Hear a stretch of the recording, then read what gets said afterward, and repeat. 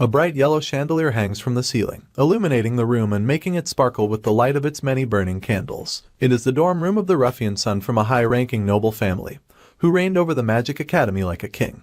The ruffian son is this story's narrator and technical protagonist. He sits in his large luxurious dorm room with a grand bed and rich polished furniture, considering his life. Unfortunately, the ruffian's luck has run out as he's been charged with many egregious and downright unforgivable sins, such as using profanity in the presence of the honorable princess like a foul-mouthed drunken sailor, wrongfully meddling in the entrance examination, disregarding decency, and smearing the family name by getting blinded by jealousy. All of these are sins that his household cannot overlook. To cut a long story short, he's getting stripped like a harlot from the family register because he's made way more trouble than they can put up with. It feels like the god of fate is ridiculing me, he laments with his head in his hands. The ruffian's name is Roth, and his life was over. He is tossed out of his grand dorm with all his belongings packed in a few brown suitcases. His belongings are also tossed beside him in the dirt, and they don't even bother to acknowledge him once they've thrown him on the floor. Thank you for your hard work, they say without a drop of sincerity in their tone. Other students jeer at him when they spot him. Some students point him out in shock, and others try not to make direct eye contact like they're scared of catching a disease only he can spread. Ed has become the gossip of the academy, and some of the students wonder about the point of walking on eggshells around him. After all, he was disowned and thrown out of his dorm room, so he has no power to use against them. They likely won't even see him in the next semester. Some of the students blame him for his own misfortune. They felt he should have known better than to attempt to rig the entrance exam, and they call him a filthy noble. All these insults echo through the halls and gardens to Ed, who is left stewing on a bench with suitcases by his side while a dark, depressing aura surrounds him. Ed thinks this is all unfair, and that sort of thinking is to be expected. After all, the arrogant Ed that all the students are jeering isn't even the same person. It turns out that the reality where the magical school exists was actually a game, and our weeping protagonist entered the game while playing on his computer back home. The game was set in the magical school called Sylvania Academy and won the award of Best Game of the Year. The game, titled The Failed Swordsman of Sylvania, was his favorite game.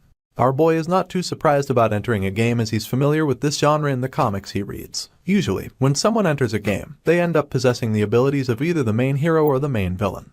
It could be someone cool like the first son of a super rich family, a genius ruffian, a young clan master, or a triple S rank hunter character who's badass and always breaks the rules.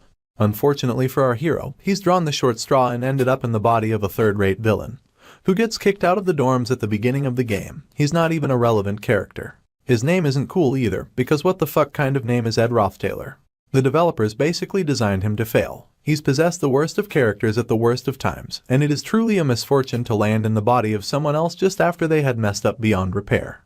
Our hero screams into the sky in protest about how unfair his situation is. He's always lived a frugal and simple life with no greed. However, the other students hear him yelling, and think the arrogant Ed is just boasting again and saying things are unfair when he's filled his life with nothing but wicked deeds. They also call him out for saying he's frugal when they know he's a shameless scumbag. That stops our boy short, and he's left gaping in embarrassment and shock. Spirit broken, he sits in humble silence as the students storm away in anger. Our boy sighs and glances to his side, and is surprised to see a status window open before him. It tells him that Roth is 17, in year 2, and a male of the human race with 0 achievements. The status window also reveals that Ed is useless with a level 3 stamina and level 4 intellect. He, however, has level 7 for talent, level 7 for willpower, and a bonus level 6 for luck, so he's not entirely hopeless. However, my guy is still heavily disappointed by Ed's pathetic stats. Despite studying in the Faculty of Magic, his intellect is next to nothing, and his stamina is way too low for a noble. He figures that this is why Ed never amounted to anything more than a third-rate villain. Because even in his memories of playing the game, Ed exists as nothing but a blur. It's so bad that he can't even recall what happened to him later in the game. Suddenly, our guy is struck with enlightenment, and recalls exactly what happened to poor useless Roth. In a corner of the game's ending credits, he remembers an elderly-looking man with a thin mustache, wearing a suit and crouched in the corner of the street with no shoes. The man was Roth, and his ending was begging on the streets like a bum. Thinking over it logically, our hero deduces that Ed's end was no real surprise. He'd been a ruffian noble who knew nothing about the world, and was suddenly thrown into the streets. The begging bad ending aside, Ed was lucky that he'd somehow stayed alive. However, the news remained depressing for the poor guy who was now stuck living Ed's miserable life. He was so scared of the future that he turned as white as a sheet, sighing once more in disappointment. He doesn't know why he, of all people, has come to possess Ed's body, and has no idea how to find out the reason behind this mix-up. However, he picks up his suitcase, determined not to let begging become his ending. He stands with determination burning in his pale eyes as he glares ahead. He declares that he will succeed no matter what. for they say, once you've hit rock bottom, the only place to go is up. Despite being a school, Sylvania Academy is more like a city with the entire Arkan Mountains as its premises. The valley is expansive with green grass growing around the white glistening towers of the school. Our guide journeys to the undeveloped forest, northeast of the academy to escape the prying eyes of the students. He is covered in sweat and exhausted, but he makes it deep into the woods and pauses to sit on his suitcase after walking for half a day. Amazingly, he manages to lug both suitcases out of there by himself since Ed is not exactly the most built noble there is. Since he's been disowned and is now the disgrace of the school, there's plenty of time for him to ponder the next step to take, even though his odds aren't looking good. Back in the game, Ed getting disowned was the extreme starting part of the scenario. Though he was disowned, Ed was not expelled. And that part is extremely important, because Sylvania Academy is a top-notch learning facility.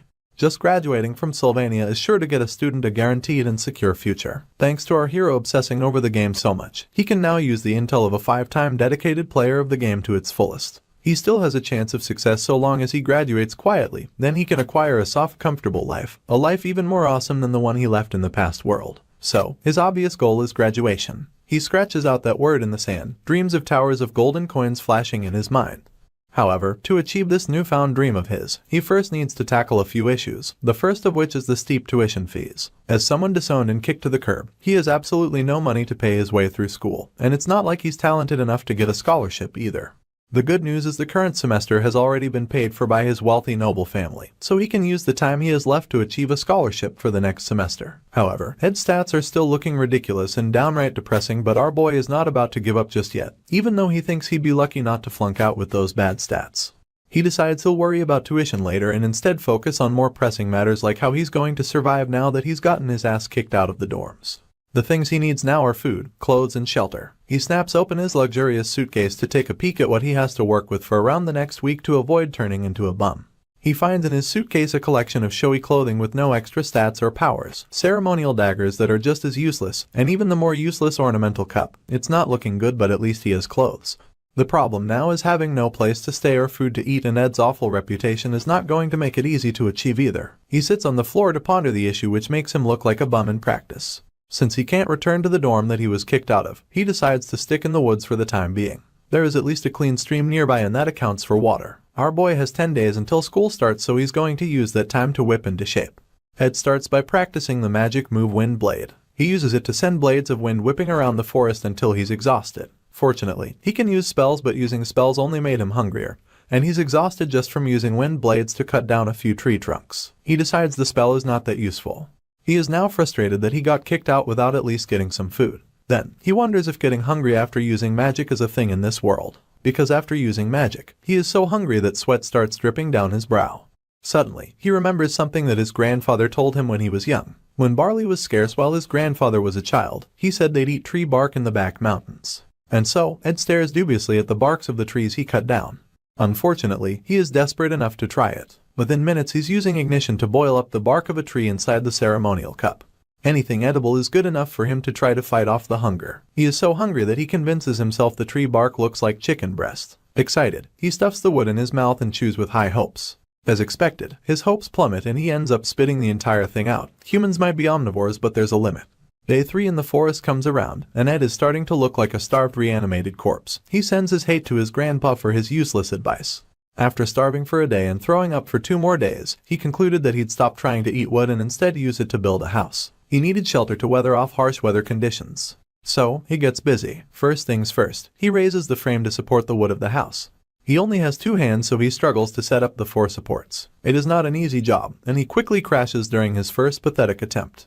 However, it's either succeed or die trying, so he forces himself to his feet again, his face burning red as he quickly ties the frame into place. He takes a moment to rest after that one success, but he's still got a long way to go. Since he can't sleep on the bare ground, he tosses his luxurious clothes to the floor and uses them as a sort of mat. It's a waste of nice fancy clothes, but it's not like he has a choice.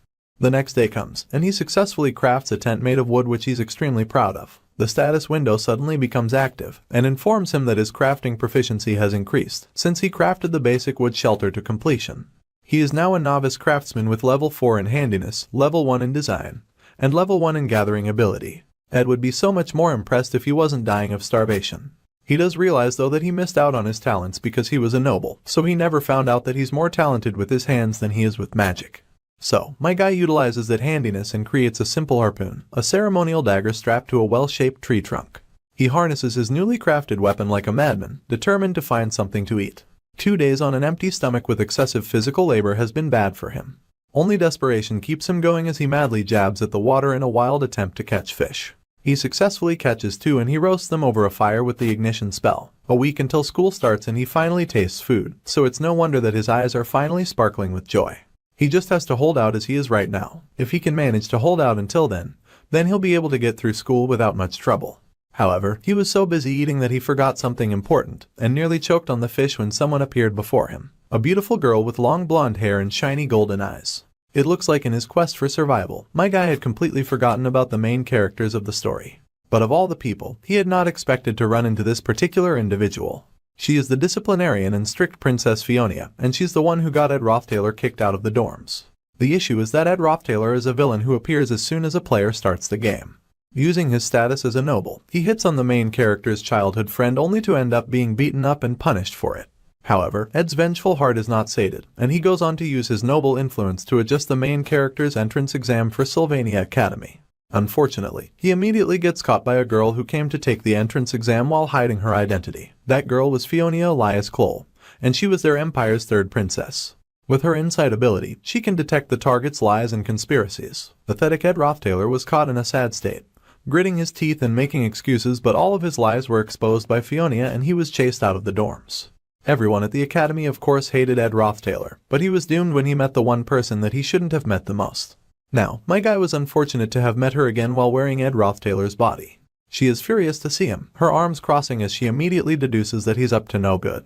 "What are you doing here?" she demands, furious to learn that he was not immediately expelled. Ed explains that he's still a student even if he was chased from the dorms. However, the princess is not having it, and she demands that he leave. She cannot stand to see a shameless person like him around the school, which would be valid if he was still the scumbag Ed Rothtailor, but he's a completely different person inside.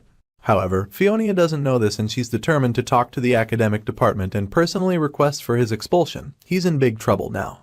She will demand that he get expelled for the crime of committing a dishonorable act as a student of the academy and for the crime of setting up a fellow student in an attempt to block their path to a better future. Yet, all Ed can think of is his precious food burning away on the fire. However, he also recognizes that his life is in a crisis now that the princess has come around to make threats because she really does have the power to get him expelled. If that's the case, then he's going to get serious. The sun will set soon, he says, his face darkening as he steps towards her, questioning why a royal like herself isn't currently being accompanied by any guards. He turns the tables around and jeers at a noble princess coming to an isolated forest alone.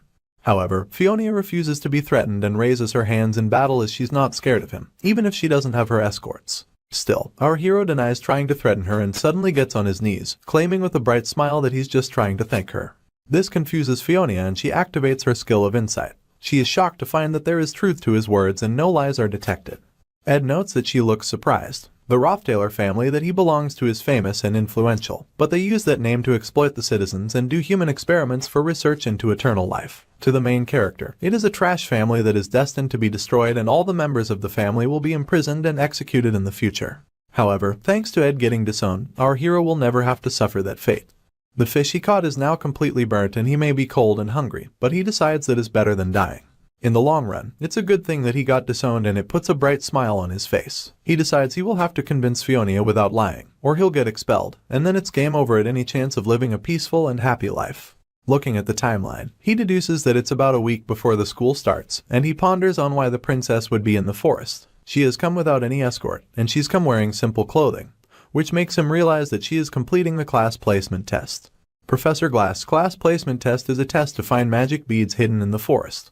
It is a vicious test, and he knows the noble Princess Fiona would be aiming for the best class, which is Class A. She rebukes him for trying to flatter her, and brings up getting him expelled again. However, Ed interjects and says that without his help, she will never be able to enter Class A. He also adds that if his words are lies, then she can have him expelled. He tells her that if she goes to the lake in the southeast of the forest, there will be a small grassy island. There, she will find a giant tree in the middle of that island, called Merrill's guardian tree, where she shall find the present that he left. Fiona follows his directions and is mystified to find the golden bead hidden exactly where he said it would be. She cannot understand it. She knew Ed Rothtailor to be a liar and a charlatan. However, the Ed she just encountered was different. She is at a loss for words as she stares at the bead. The class placement test officially ends and the professor asks them all to take out the beads they have acquired. Some of the students show up with a bunch of ridiculous beads of different colors. Some have even returned with fruits and eggs. Professor Glass tells those students that they will start from Class F. The test wasn't about finding just any magic bead after all. Only the ones who found beads with the highest magical power, the golden beads, were the ones qualified to enter Class A. Only 3 students found the golden beads. It was Ziggs, a rough boy with red eyeliner and green eyes. Laurel, a redhead hottie with green eyes and a cat-like smile. And lastly, the one who found a bead at the guardian tree of Merrill that had unusually high magic power. The person that found the last bead would be recognized as top of the class, and it looks like the princess is ready to accept that title.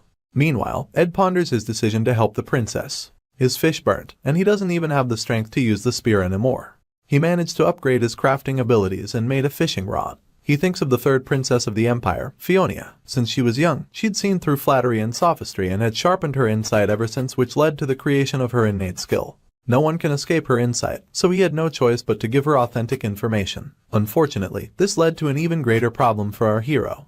The prideful Princess Fiona was supposed to earn the title the Princess of Love after facing failure during the class placement test. However, if Fiona, who has great influence over the early scenario, finds the golden bead and enters Class A, the scenario of the original story collapses.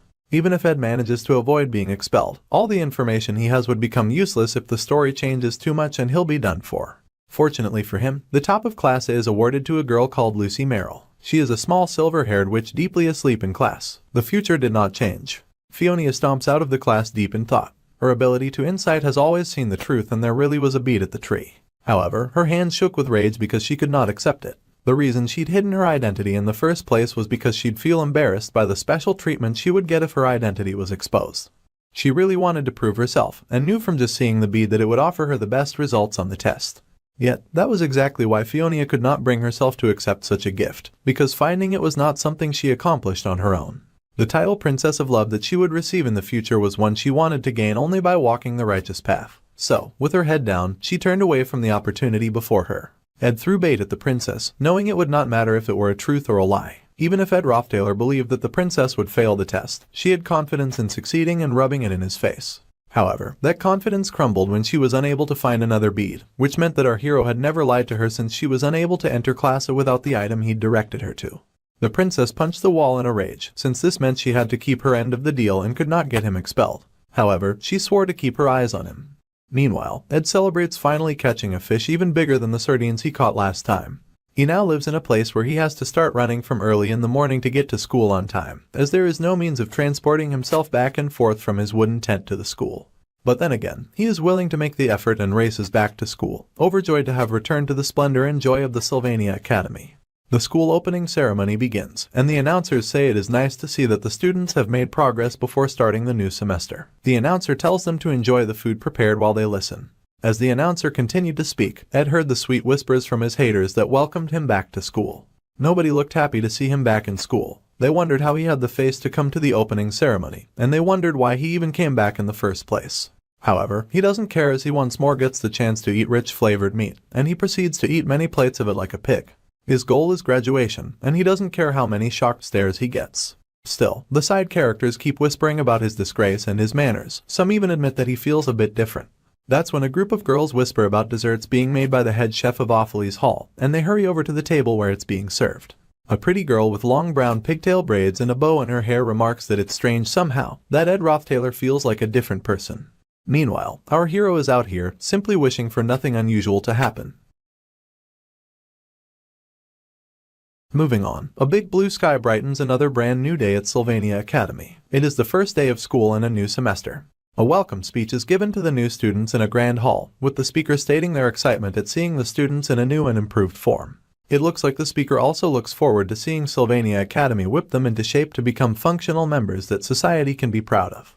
However, things are not going peaky for everyone, for on the first day of school, our protagonist Ed finds himself in the dean's office.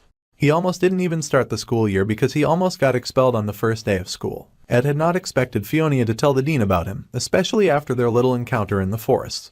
Fortunately, the dean was a rather happy fella, and Ed was surprised that the cranky old man spoke with a smile on his face the entire time. He reasons that Fiona must not have said anything bad about him. Since he barely managed to avoid expulsion, he's decided to be a bit more careful and breathes a sigh of relief. With a look of determination on his face, he is prepared to ensure that the story doesn't stray from the original because his peaceful, comfortable life depends on it. Thanks to the life skills he honed for survival, he's achieved the combat abilities of a novice fighter, with his speciality being the bow, but he's only level 1 at it. He also did some magic training appropriate for a student of the Faculty of Magic. To get the best combination of survival skills and magic training, there was no better weapon than a bow. He used these combined skills to hunt down games to eat. As his life skills become more proficient and he becomes better at making good quality arrows, he'll soon be able to cast spirit or magic formulas to the arrows. For now, he'll just hunt down rabbits and keep practicing because spirit formulas are still currently outside what he can achieve. In the middle of his hunt, Ed pauses when he sees an enchanting beauty seated underneath a tree, her hair flowing in the wind. It is the pigtailed brunette, and she sits reading a book, with a pile of books on the floor before her. This beautiful lady is Janica Failover. She is in her second year just like Ed, except that she is also top of the class and a genius spirit sorcerer, unlike Ed. The beauty glances up, her ruby eyes sparkling with beauty. She spots Ed and remarks that he is the amusing guy Merrill was talking about, Merrill being the name of the tree. Surprisingly, though she's heard of him, Janica is actually happy to see him and jovially introduces herself. He is shocked that she immediately leaps into his personal space with a bright, happy smile on her face. She asks if he is surprised that she knows all about him like some kind of creepy stalker. She explains that this forest is the territory of Merrill, a high-ranking spirit, and it turns out that Merrill is a huge gossip. She has told Janice so much about Ed. Ed is shocked that the master of the forest even has that much free time to talk about him to strangers. Janica laughs and explains that Merrill is kind of nosy, like that wasn't already clear. Merrill has her attention all over the place, so it makes sense that she'd know about an unwanted visitor. Ed is just hurt that he's classified as unwanted in his newfound home. Then again, he did kill a lot of animals and cut down so many trees, but just thinking about it makes him feel kind of depressed, and Janica realizes the awkwardness she caused with her tactless statement. She quickly tells Ed not to sweat the small stuff since it's the natural order of things for creatures in the forest to catch and eat each other. Merrill is not bothered by things like that, so Ed has no reason to worry. Ed is a little touched and blushes when he notes that even the huge wild forest master has a tender heart. Meanwhile, the more Janica looks at him, the more she realizes that Ed sort of looks like hot stuff. Living in the wild might not have done wonders for his hygiene, but his beauty stats definitely upgraded. Janica laughs and agrees that it is kind of unexpected that Merrill is a softie. Then she hurries to show him something cute and adorable, a creature she signed a contract with as soon as she saw him yesterday. This creature manifests as a sparkle of light in her hands, and she asks if Ed wants to try touching him. Ed is surprised to see the sparkle of light and wonders if it is a contract or a spirit. If he wants to become friends with Janica, then he needs to chime in at the right time, but Ed instead hangs his head and says that he doesn't know what she means because he does not see spirits. He goes on to say that he lacks the ability to see spirits, shocking Janica, who stares at him in heartbroken surprise. Ed turns away from her, saying that he only came out to get food, so he'll get going now. Only by following the original storyline can he gain an informational advantage, and Janica Failover is someone who holds significant importance in the original storyline.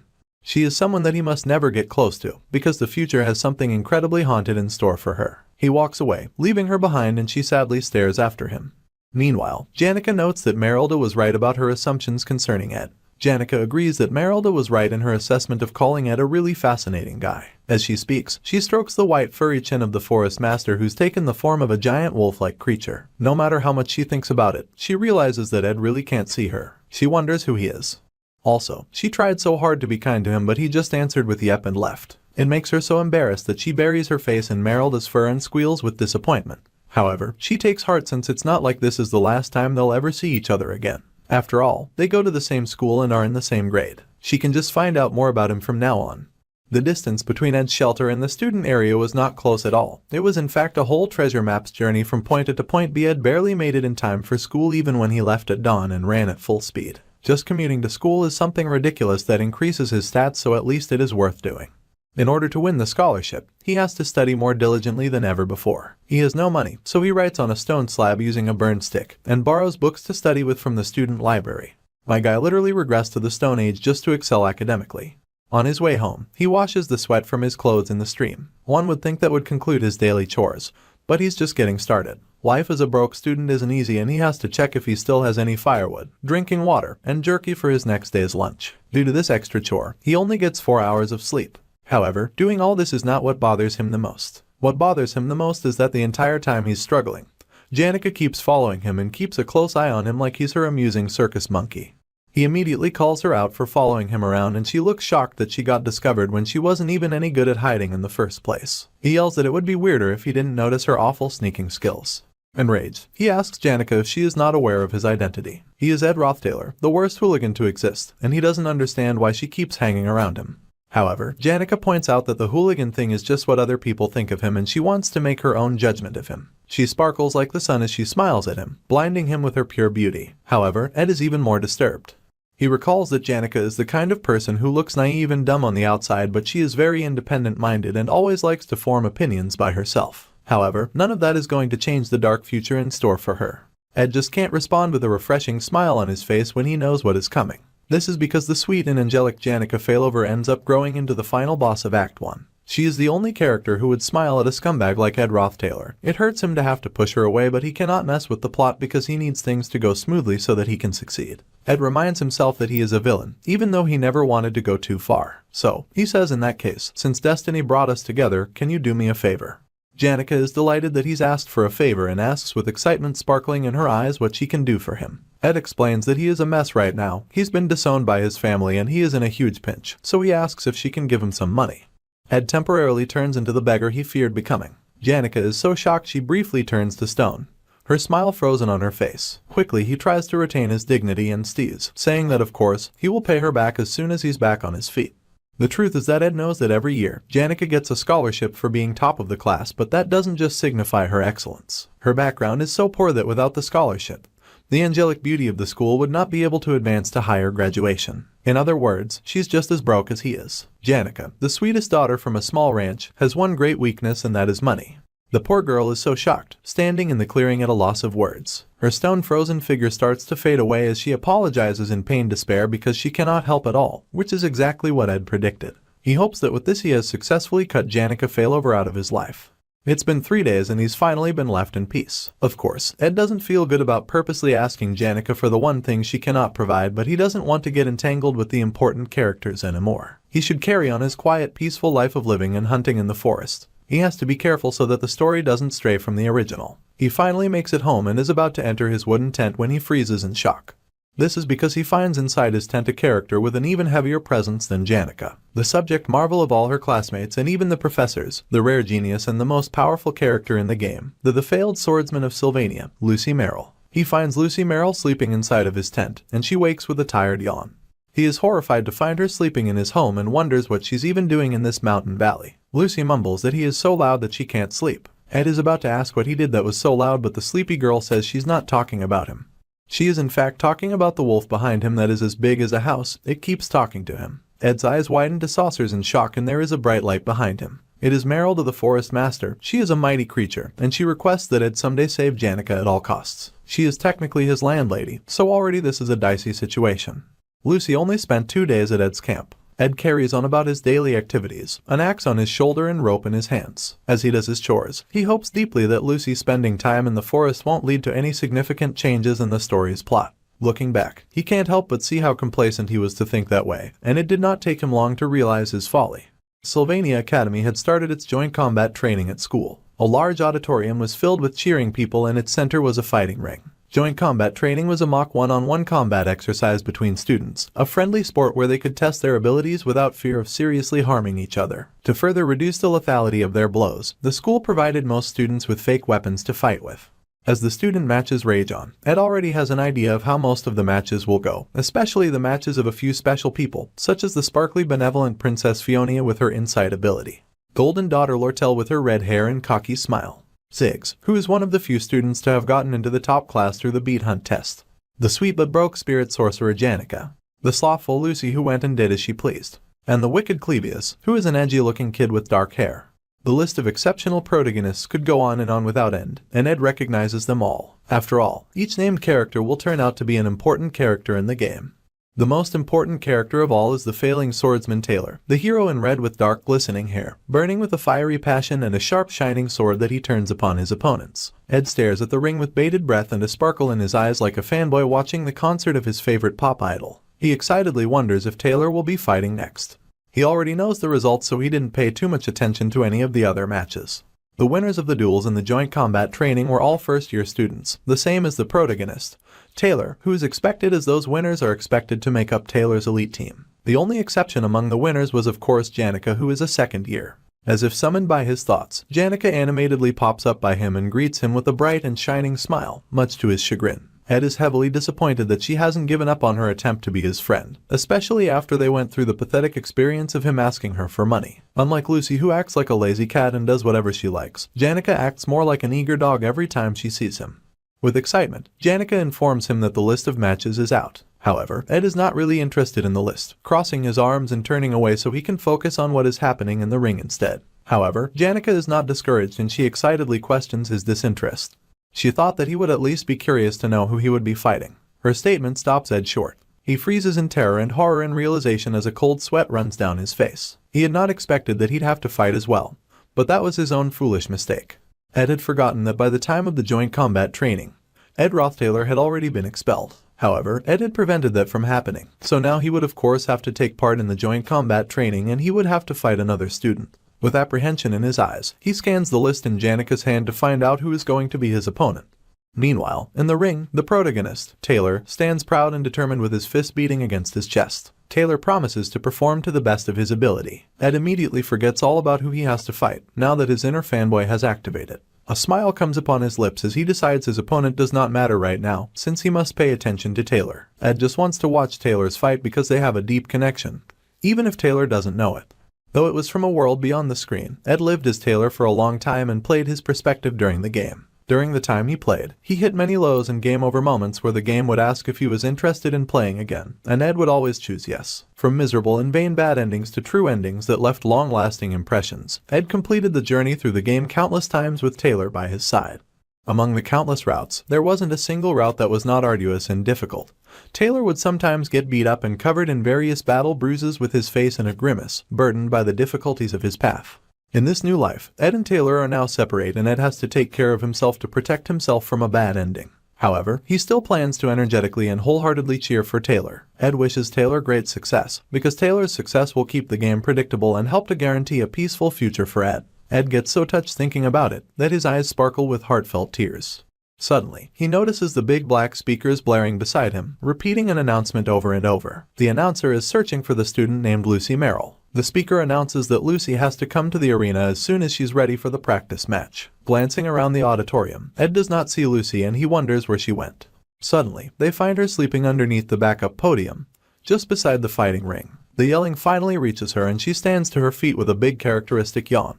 The announcer yells at Lucy to go finish her duel before she starts lazing around, but Lucy is in no hurry and she slowly trudges towards the podium to meet her opponent. First year, top of the class, Lucy Merrill is set to fight against Taylor McClure, the hero of the game. Ed already knows exactly how this scene is supposed to play out. Taylor is the character who is born to be a swordsman, but has never held a sword before in his life. Yet, with the first swing of his mighty sword burning with powerful fiery energy, he cuts through Lucy's lightning-quick magic. The spell she had thought would hit and take him down was miraculously blocked. This catches Lucy off guard, and while she is standing shocked, Taylor closes the distance between them swiftly. Still reeling from shock, Lucy retaliates without thinking with Lightning Strike, an intermediate-level lightning magic that completely obliterates the ring. Taylor is then completely overpowered by Lucy's reflex magic spell, but Lucy gets disqualified for using intermediate-level magic, which earns Taylor the honor of being the first to ever defeat Lucy Merrill. It was a scene so legendary that just thinking about it brings joyous tears to Ed's eyes. The match begins in real time and Taylor charges in with a brass knuckle on his hand and attacks with all his strength, just like Ed expected. However, Lucy suddenly blasts him on the spot and Taylor gets knocked down from just one hit.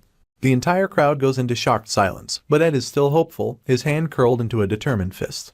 Lucy yawns lazily, the most unbothered victor in the ring as she scratches her hair. The crowd whispers in shock at the match already being over. They are greatly surprised, but they all agree that it would be impossible to win against the top student in class. They also think it was very silly of Taylor to charge barehanded at a mage like a dumb bull. They ponder his weird strategy and just figure that he's unlucky.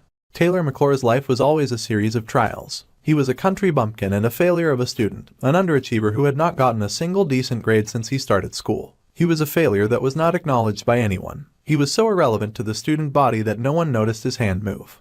While everyone jumped to conclusions regarding the match, Taylor's trembling hand grasped a sword. In an outright wicked situation, the students pitied him as Taylor staggered to his feet. Even in the midst of all this despair, Taylor, burning with the drive to succeed, never lost hope. Ed watched with excitement, cheering for Taylor as he staggered to his feet. Deep inside his inner thoughts, Ed cheers Taylor on, believing strongly in Taylor's ability to succeed.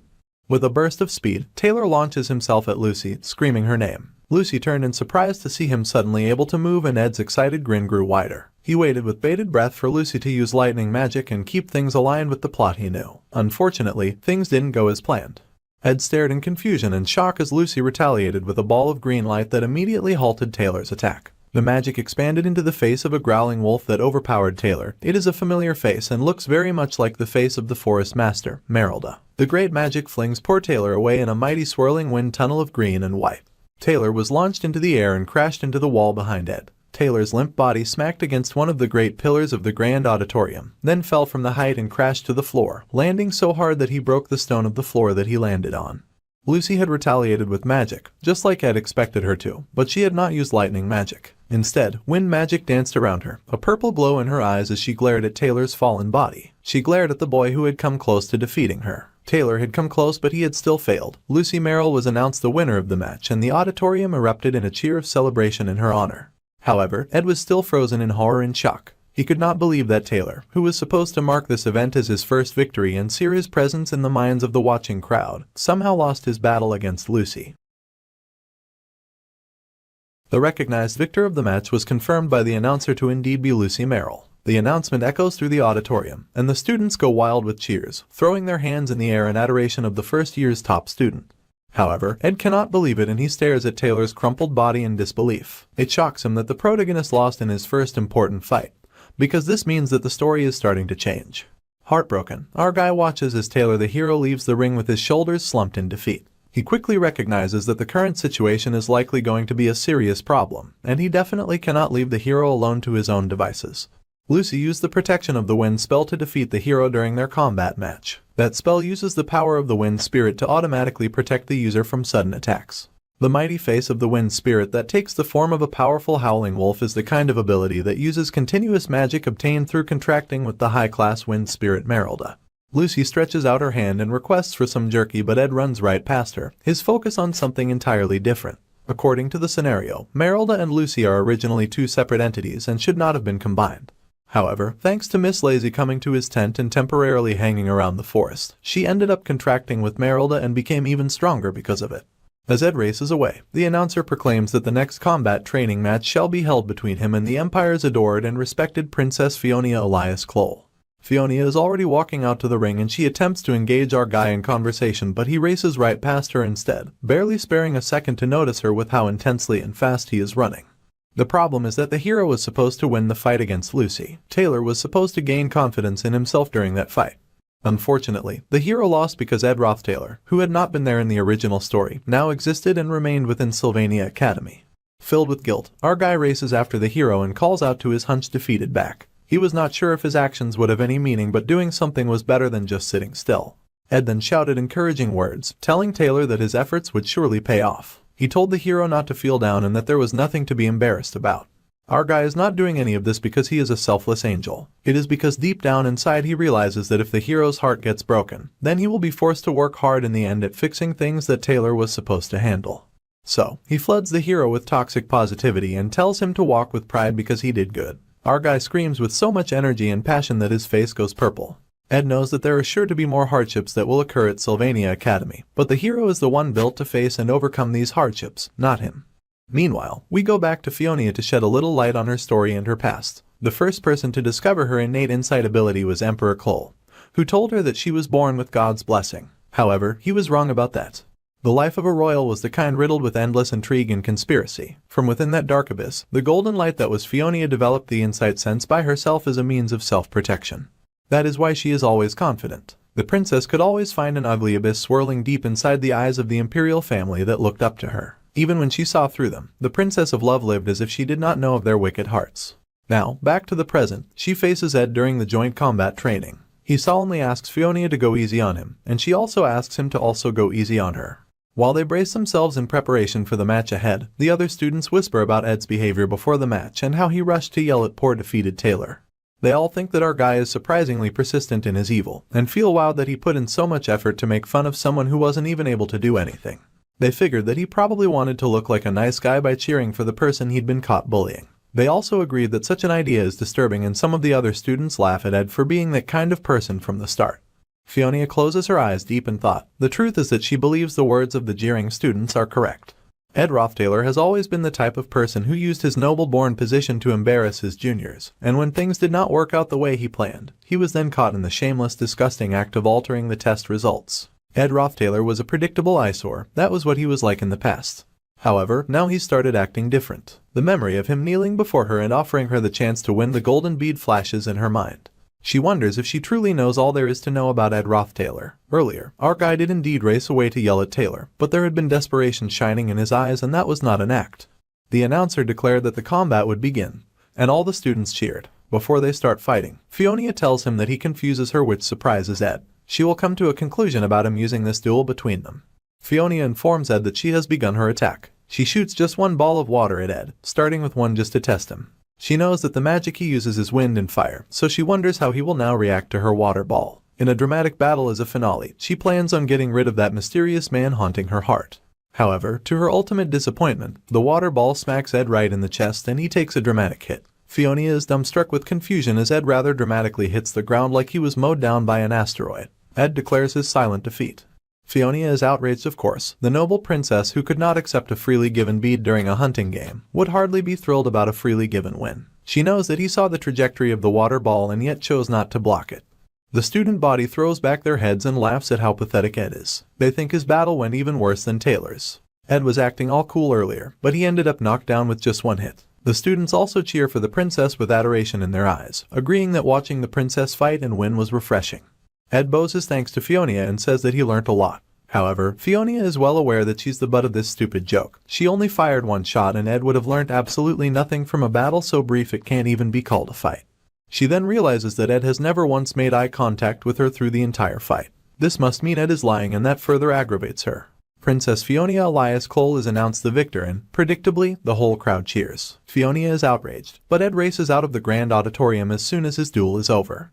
It is important for Ed to avoid the princess because she is a very important person in the present scenario. The only one more important than the princess is the main character of the world, Taylor. Ed rushes off in a desperate search for Taylor, calling him a punk while searching for him. Suddenly, a person calls out his name. Just as dumb luck, the Princess Fiona is looking for him. He asks her why she's out in the hall without any escorts. However, she will not be distracted by his questions. She angrily demands that he explain what he is, and Ed confesses that he is not sure what she's talking about. He once again tries to say that he learnt a lot from the deal, but that only angers her more. She has already figured out that he had no intention of winning, and that he just wanted to get off the stage. She was already having a hard time keeping up with the class, but the fox-like merchant redhead was only thinking about ways to take over the school. Professor Glass's grumpiness isn't getting any better. Plus, all the servants go on and on about the ways of royalty every single day. In summary, the Princess Fiona is actually quite fed up and she already has enough on her mind as it is.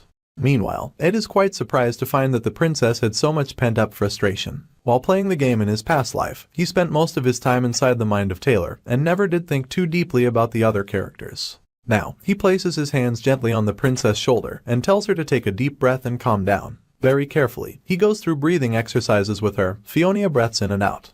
For a moment of silence, she cannot compute what just happened. She came out to confront Ed, but somehow, he ended up helping her. With a cute blush on her cheeks, she asks him to forget about what happened. Ed agrees on the spot and is about to head off right away, but the girl is still talking.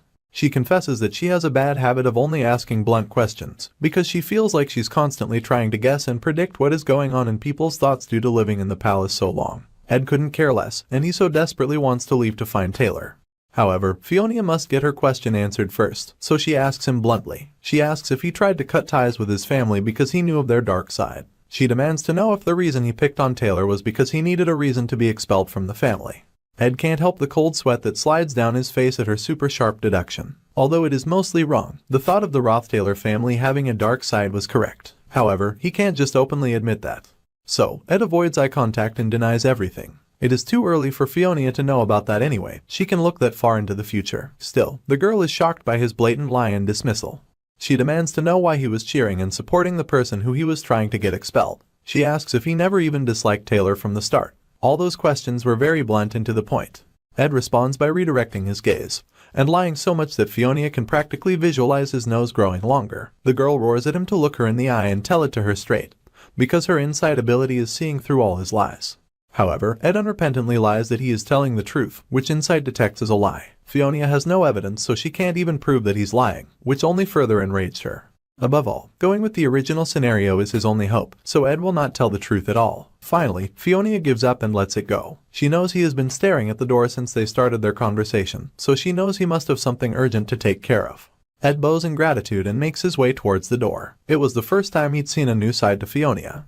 She is someone who will affect the early scenario, so she's already gotten involved with so many people and events, all of which would give Ed a headache. He admits that these new issues are likely his fault since he's a new addition to the scenario. His burdens are nothing compared to the burden that the princess carries, so he pauses for a moment. Ed tells her that it is important to pay attention to complicated politics, but she should also relax a bit. After all, Sylvania Academy is not like the palace where she has to worry about every little thing. Fiona lived her life trying to see through everyone's lies, but it was the first time that someone else saw right through her. Ed rushed away immediately, still in a desperate search for Taylor. If Taylor gives up on his story, then Ed's comfortable life would be in jeopardy, the whole world might even end. So of course, our guy is relieved when he finally finds the main character sitting by himself with his broken wooden sword in hand. However, now that he's found Taylor, Ed has no idea what to say. Surprisingly, before he can speak, a girl shows up, standing defensively in front of Taylor with her arms spread. She declares that Ed Roth shall no longer bother her friend, as he's already done enough damage. Ed slowly recognizes her as Ayla Triss, the main heroine, and basically Taylor's beloved childhood friend whom he'll protect throughout the game. Ayla fiercely remains blocking Ed's path to Taylor. She tells Ed that her man is already having a hard time, without him showing up and making things even more difficult for him. She yells that he does not need to harass him anymore. Taylor finally gets to his feet and notes his surprise that Ed is somehow still in the school. Ed meanwhile is shocked to see that the main character has revived. As the hero, Taylor's fighting spirit is the kind that never falters no matter how strong his opponent is. He gently pushes Ayla behind him and calls out Ed's name. The hero has a willpower that is clearly evident from his stance to the look in his eyes. Ed can now see that while he dueled the princess, Ayla, his childhood best friend and biggest cheerleader with the biggest melons, raced after Taylor. She ran out the door without a single glance back and encouraged Taylor, telling him that he can get through his challenges no matter what they are, since he's always been good at that. She cheers for him and tells him not to be discouraged. The hero questions Ed's presence and asks our guy if he has any business with him. Meanwhile, our guy notes that with Ayla by his side, Taylor will always be able to rise to his feet over and over again. So, Ed just mentions that the hero is great with the blade.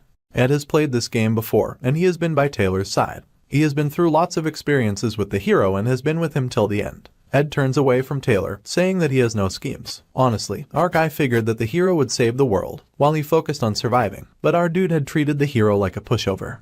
However, our guy is relieved, not because the story that strayed away from the original came back on track, but because Taylor, who he'd spent so much time with in the game, was okay. That was all he needed, so he left. Taylor and Ayla stared after him in gaping disbelief, wondering why Ed was acting like he was cool. Well, after everything, there's one thing that Ed can't avoid. As our guy walks by himself, he suddenly whips around to witness a burst of fire from somewhere within the school compound. It is already time for a significant event to occur.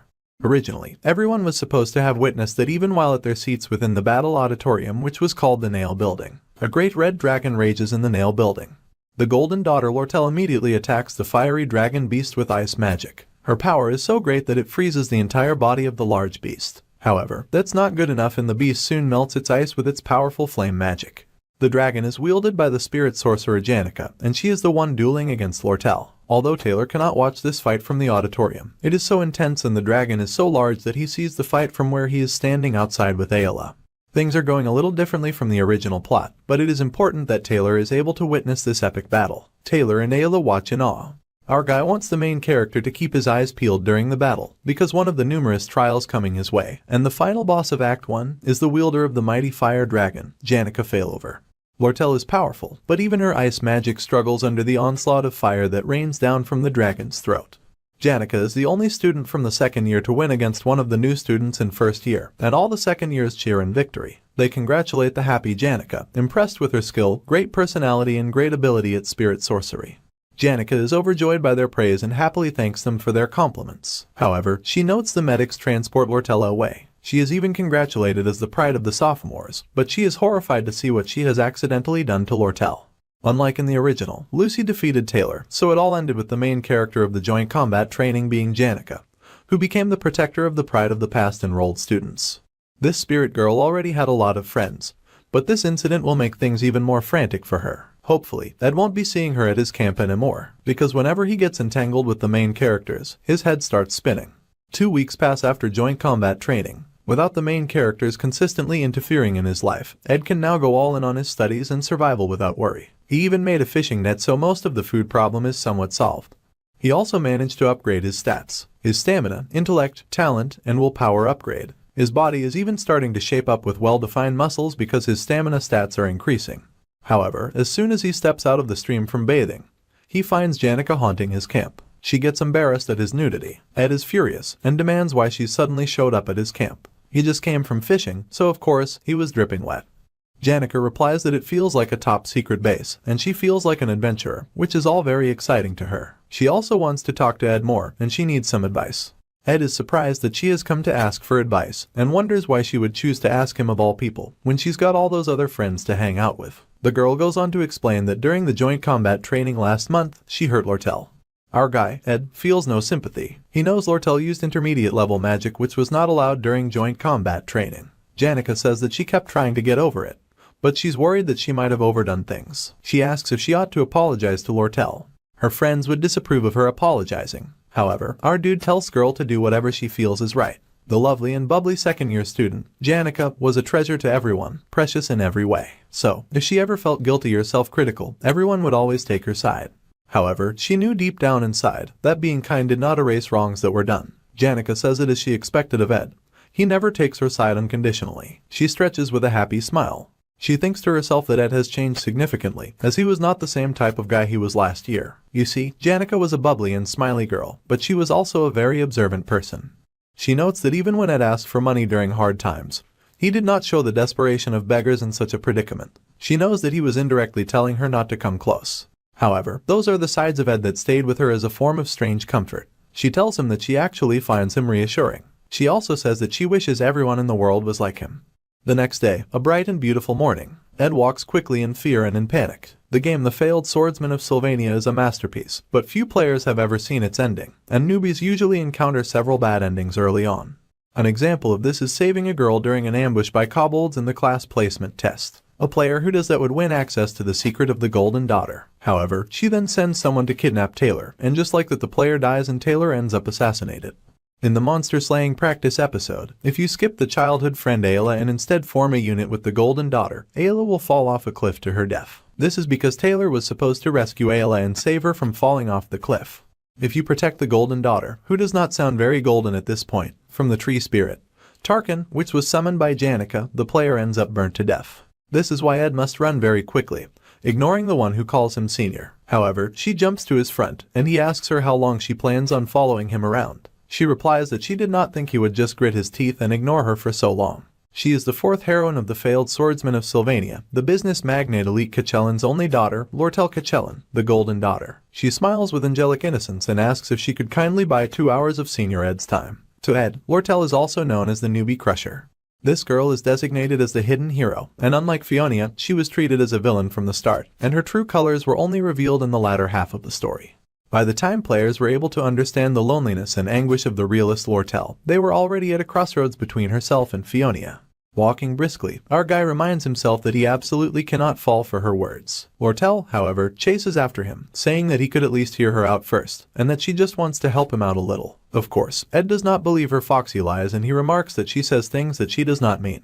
Acting sweet as a peach, the foxy girl asks Ed how he can say that when she holds so much respect for him as her senior. She even boldly declares that seeing him is such an inspiration to her. Honestly, it is easy to see how she came to a crossroads with Fiona with this kind of bald-faced lie. She tells our guy that she admires how he continues learning even under such difficult circumstances. She knows all the rumors about him, but she doesn't care. She even tries to laugh off his bad reputation. But through it all, Ed remains unimpressed. However, the fox girl will not be dissuaded, and she offers him 3 gold coins as a down payment, which is a lot of money for his poverty-stricken self. Foxy has noticed that Ed is rather close to Senior Janica these days, and she asks if he can help her befriend Janica. Our dude is slightly impressed by the down payment of 3 gold coins, because that kind of money could serve as a whole month's earnings for some people. However, he won't be swayed by her money. Foxy slips the money into Ed's pocket and asks him to keep it for now. This is because she is aware that the more people she has on her side, then the better for her. Ed knows that Lortel will eventually end up in a political fight with Princess Fiona for the control of the academy. He is impressed that she has already recognized the need to gain allies as soon as possible, and he smiles in acknowledgement. However, Ed is no naive and innocent soul. He knows that for the people who have been wealthy all their lives, a moment of poverty is enough to crush their heart. During that poverty, people who face such predicaments are often easily lured into their downfall by chump change. People like that eventually end up selling their families, their pride, and even themselves for the sake of a gold coin. Preying on the desperate is just that easy and simple, especially for the rich. Sadly, that is how it should have been. However, Ed manages to slip the money back into Lortel's hand during their handshake, and he leaves her staring confused at the gold in her hand. Ed walks away from certain danger, but he is also pissed. The truth was that accepting that money might have made things easier for him, but he can't afford to change the storyline. That night, Lortel Kachellan did not feel humiliated by Ed's clear-cut rejection. Instead, she paid a night visit to her senior Janica. Understanding the pros and cons, profit, and self-interest, the perfect businessman does not lose any opportunity that comes within their reach, and Lortel was a perfect businessman, or businesswoman in this case. The fox girl sparked the unrelenting spirit within her that desired to turn Janica Failover into one of her people. Lortel apologized to Janica for doing too much during the combat training, saying she just wanted to see how powerful the spirit sorcerer was. Fox Girl thinks that Janica is quite similar to the main characters in fairy tales, and that it would be much easier for her to just manipulate the spirit girl by using her guilt against herself.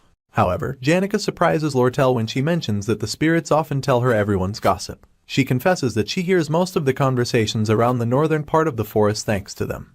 The girl sweats, as she realizes this means that Janica heard about her conversation with Ed. Janica leans in real close to Lortel and says that you can't buy sincerity with money. Then, she laughs and asks if she acted too smug about herself. It is her first time being a senior, so she might have boasted a little, which is so embarrassing. Meanwhile, Lortel notes that Janica is not as naive as she appears. The spirit girl then waves the girl goodbye and gets going. The happy senior remarks that it takes a lot of preparation to form a contract with a high-ranked spirit. Janica has been getting a lot of support lately, so she has to work even harder. The powerful spirit sorcerer takes the moment to apologize to Fox Girl for hurting her during the joint combat training. Despite being aware of the dark side of the world, Janica is a person who maintains a surprisingly cheerful personality. Lortel stares after her figure, thinking that everything is much harder than she expected. However, she notes that the girl looked strangely on the edge. Meanwhile, back at the camp, Ed hangs up his laundry, but it all comes down in a huge gust of wind. Suddenly, someone calls out and it turns out to be the senior maid of the Sylvania's finest dormitory, the Opheles Hall, Belmaya. Belmaya happens to also be the maid who kicked him out of the dorm without a single glance back at him. She is slightly disgusted by his little setup, but she is not surprised to see him living in the woods because the lady Janica talks about him a lot. Belle remarks that she is glad to see it has been a good change for Ed, especially as he's looking way more responsible than before. Our guy knew the Opheles Hall maids were an elite group of women who perform all household chores to perfection, including feeding the students. Which meant that, inside the basket Belle had brought with her, was definitely food. Food made with the finest ingredients that this elite maid gathered from the forest. Ed thinks very deeply of the events where Belmaya could impact the main plot. While he is lost in the deep thoughts, Belle tells him that he does not need to be so respectful. She also mentions that he can also talk down to her just like he did while residing in Opheles. However, Ed immediately turns down the offer, which genuinely surprises Belle. She has never known Ed Rothtailor to give up the opportunity to ridicule someone else. Ed smiles with joy as he cannot recall a single event where Belmaya had a direct impact on the main plot. So, he gleefully asks her about the basket she holds. Since they are both not heavily related to the plot, Ed cannot see the harm in two extras becoming friends. He heard about the explanations of various edible berries, mushrooms, and herbs from Belmaya. Ed also crafts a basket just like hers, and his crafting abilities get even better. He crafts a fish framing net and installs it into the water. He also has plenty of game with their meat drying in the sun. With this, Ed has plenty of meat and fish. His dietary needs are almost solved. He still only has the fire and wind magic, using 2 basic spells. However, he used them so many times that he reached his aim proficiency of level 10 without even noticing. He used his magic so much while chopping firewood or cooking that it increased his survival rate drastically. A proof of his growth is that he gets done with his work and the sun hasn't even set, so he gets to watch the beautiful sunset. Being honest, he is truly having fun with this quiet camp life. Suddenly, he notices a spark in the sky like a distant star, but it is way too early for the stars to be shining that bright. Ed was having fun, right until something fell from the sky and crash-landed in his camp, raising a huge cloud of dust. His precious wonderful camp got destroyed. Someone coughs in the cloud of dust and it clears to reveal Lucy in a simple dress like a nightgown. She remarks that something nearly killed her, but Ed is so dumbfounded to find Lucy of all people in his house. Lucy coughs out in the crater that she made, mumbling about how that fall just about killed her. Meanwhile, our dude is justifiably upset considering she almost killed him. He also worried about what could have been fatal to the most powerful mage. Lucy reveals that her attacker was Belle Maya, and Ed looks at her with heavy disbelief on his face. Lucy explains that she ditched class, which is something she does often, but she noted that Belle Maya was moody for some reason. It was so sudden that Lucy teleported out of there in fear, and she wrecked Ed's camp for no good reason. The world's most powerful mage then asks our dude if he has any jerky, but he just smacks her on the head and yells at her. Surprisingly, that actually hurts Lucy and she rubs her head in pain. Ed then realizes that Lucy is not using any protective spells. Lucy explains sulkily that she ran out of all her magic. Ed takes the opportunity to enact merciless punishment on her for destroying his precious house. It is about time that our guy gets a better and sturdier wooden house, so he visits the library to figure out how to make one. He checks out books that provide him with information such as materials for planning and other necessities. All that is left is for him to find the method of smoothing the wood and finishing the roof. Closing time in the library comes around, and a pink-haired girl with long wavy pigtails tells Ed that it is closing time. She notices he is studying hard and she remarks that it is nice to see someone study so diligently, because it really boosts her motivation to study as well. Her name is Elka Islin and she is a first year. Ed introduces himself to her as Ed Rothtailor and the girl freezes in shock. Ed is not too surprised at her reaction because of his soiled reputation. However, to Ed's shock, Elka replies that he is extremely different from what the rumors said. He even read books that are hard for her to understand in a few days. The students say that Ed acts all arrogant but they have no idea what he really is like. She laughs and says that rumors are not to be trusted after all. Ed is so dumbfounded that all he can do is thank Elka for her support. She is about to leave when suddenly, an oppressive presence shakes through the library. Elka looks up in shock as the books come crashing down from the shelves. This reminds Ed of the final chapter of Act 1 from the game, which was called the Glascan Showdown. A bright purple light shoots up from the school to the sky like a massive laser beam. At 11:30, the temporary camp in front of the student center is where most of the students gathered thanks to the efforts of Taylor and his friends. It had only been 2 hours after the unprecedented disaster. Ayla looks up into the sky, saying she recognizes the light from a book on spirit magic. The light is formed by a summoning rune which is used to summon the highest-ranked spirit of darkness, Glascan.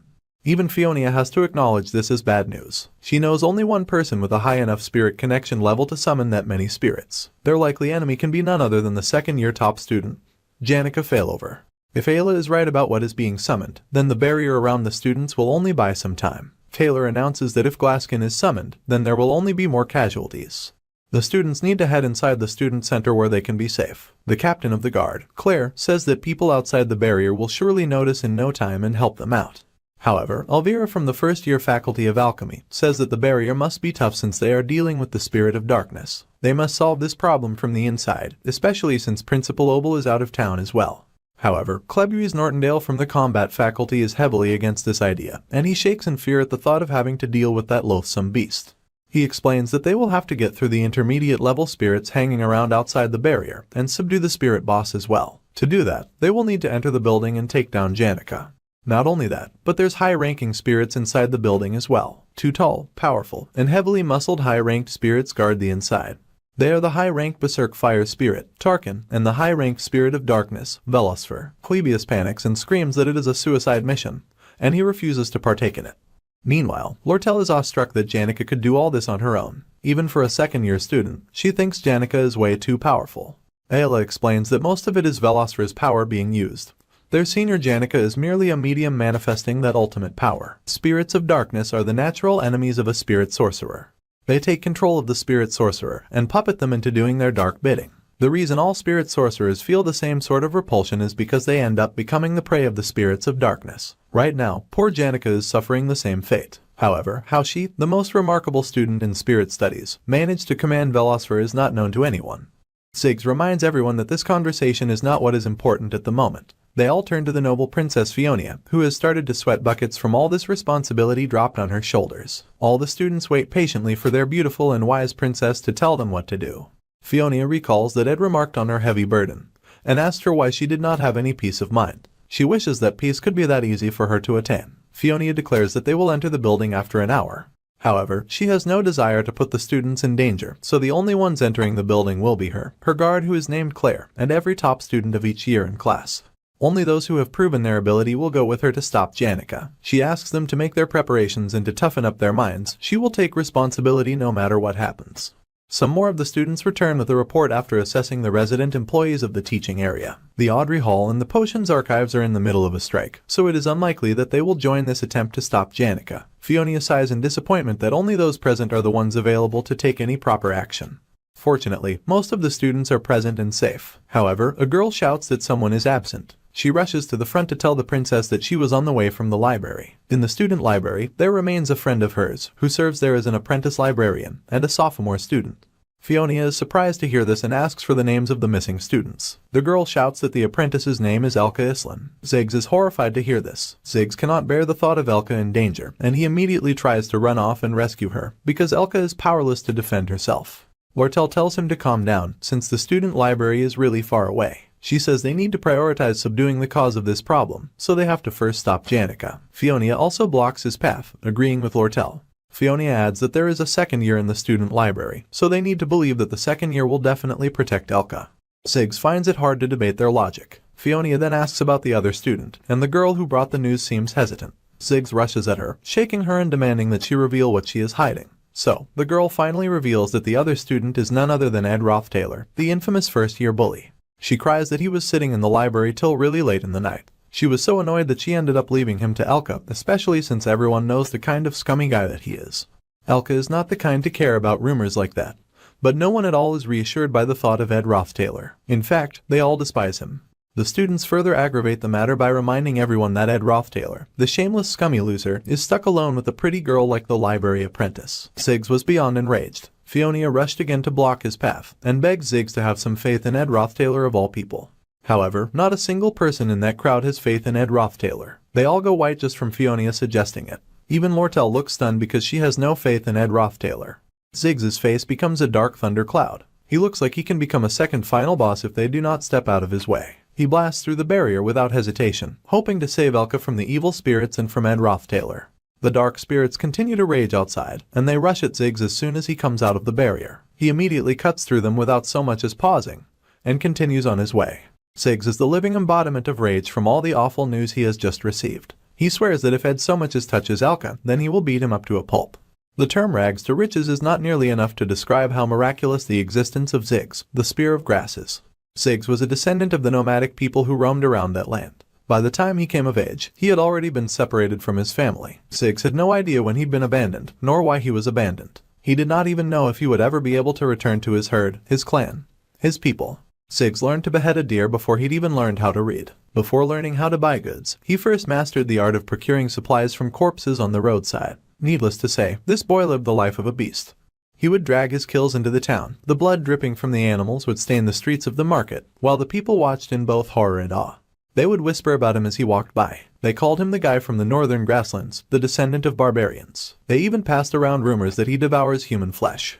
Yet, to his surprise, Elka asked for his name, treating him like he was human. He told her that his name was Ziggs. The girl smiled at him and said that he was like a wolf walking on two legs. Her smile was so bright that Ziggs realized that he had lived a life endlessly roaming the vast northern prairies. He had scavenged for carcasses on the side of the road. He had slept with the moon as a roof. He was a wolf pup abandoned by his pack. Ziggs realized, with tears in his eyes, that this whole time he had lived such a lonely life. The day he met Elka was the day that he met his first companion in life. To his shock, Elka and her father welcomed him into their family. Ziggs then spent his life chasing after the fast-paced life of civilization, learning magic with Elka and eating with them at a table. Soon, his savage life became a distant memory, and Elka helped give him a new haircut. After many years spent in loneliness, the wolf pup finally became a man.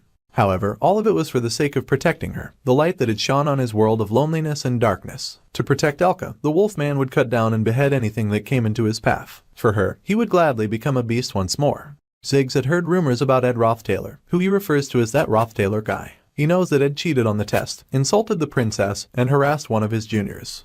To Ziggs, our guy is basically one of the worst guys around. He zoomed straight for the library, not even stopping for breaks as the thought of Elka being powerless and hurt by Ed drives him.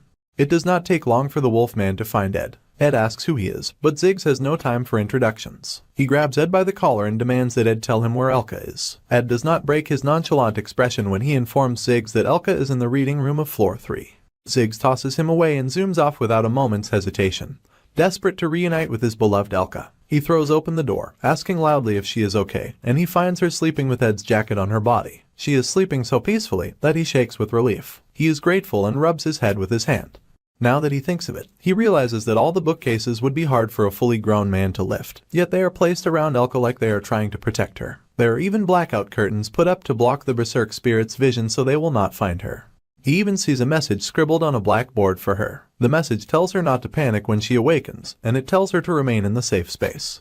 Everything will be solved before dawn, so all she has to do is stay calm and block the entrance. The message also warns her to not provoke the spirits. It ends by telling her to think of her safety at all costs, and to not act rashly. Ziggs takes it all in. The moved shelves, the curtain, and even the message. He realizes that someone protected Elka in his absence. He also sees blood on the jacket that is on her, and he recognizes that the blood does not belong to her, and neither does the jacket. All of this has been done by Ed. Despite being wounded, he did not care for his own body. Instead, like a saint who looks after others, Ed prioritized Elka. Our guy who sits resting against the statue of a woman gently holding someone who needs care, the light further illuminating him like he is some kind of saint. Ed went so far just to protect Elka, the Ed Roth tailor that is supposed to be the scum that everyone hates. Just 3 hours ago, when the library began to shake, Ed managed to heave Elka over his shoulders and catch the shelf that would have crushed them. Thankfully, he does a bit of strength training on a regular basis, so he was able to prevent disaster from striking. Judging by the summoning rune, this is the start of the Glascan Showdown. He looked out the window at the laser from the sky, and then just closed the curtains like the lazy jerk that he is, because he is sure Taylor will take care of it. He shouldn't even look at that place because it is flooded with the storyline's key characters.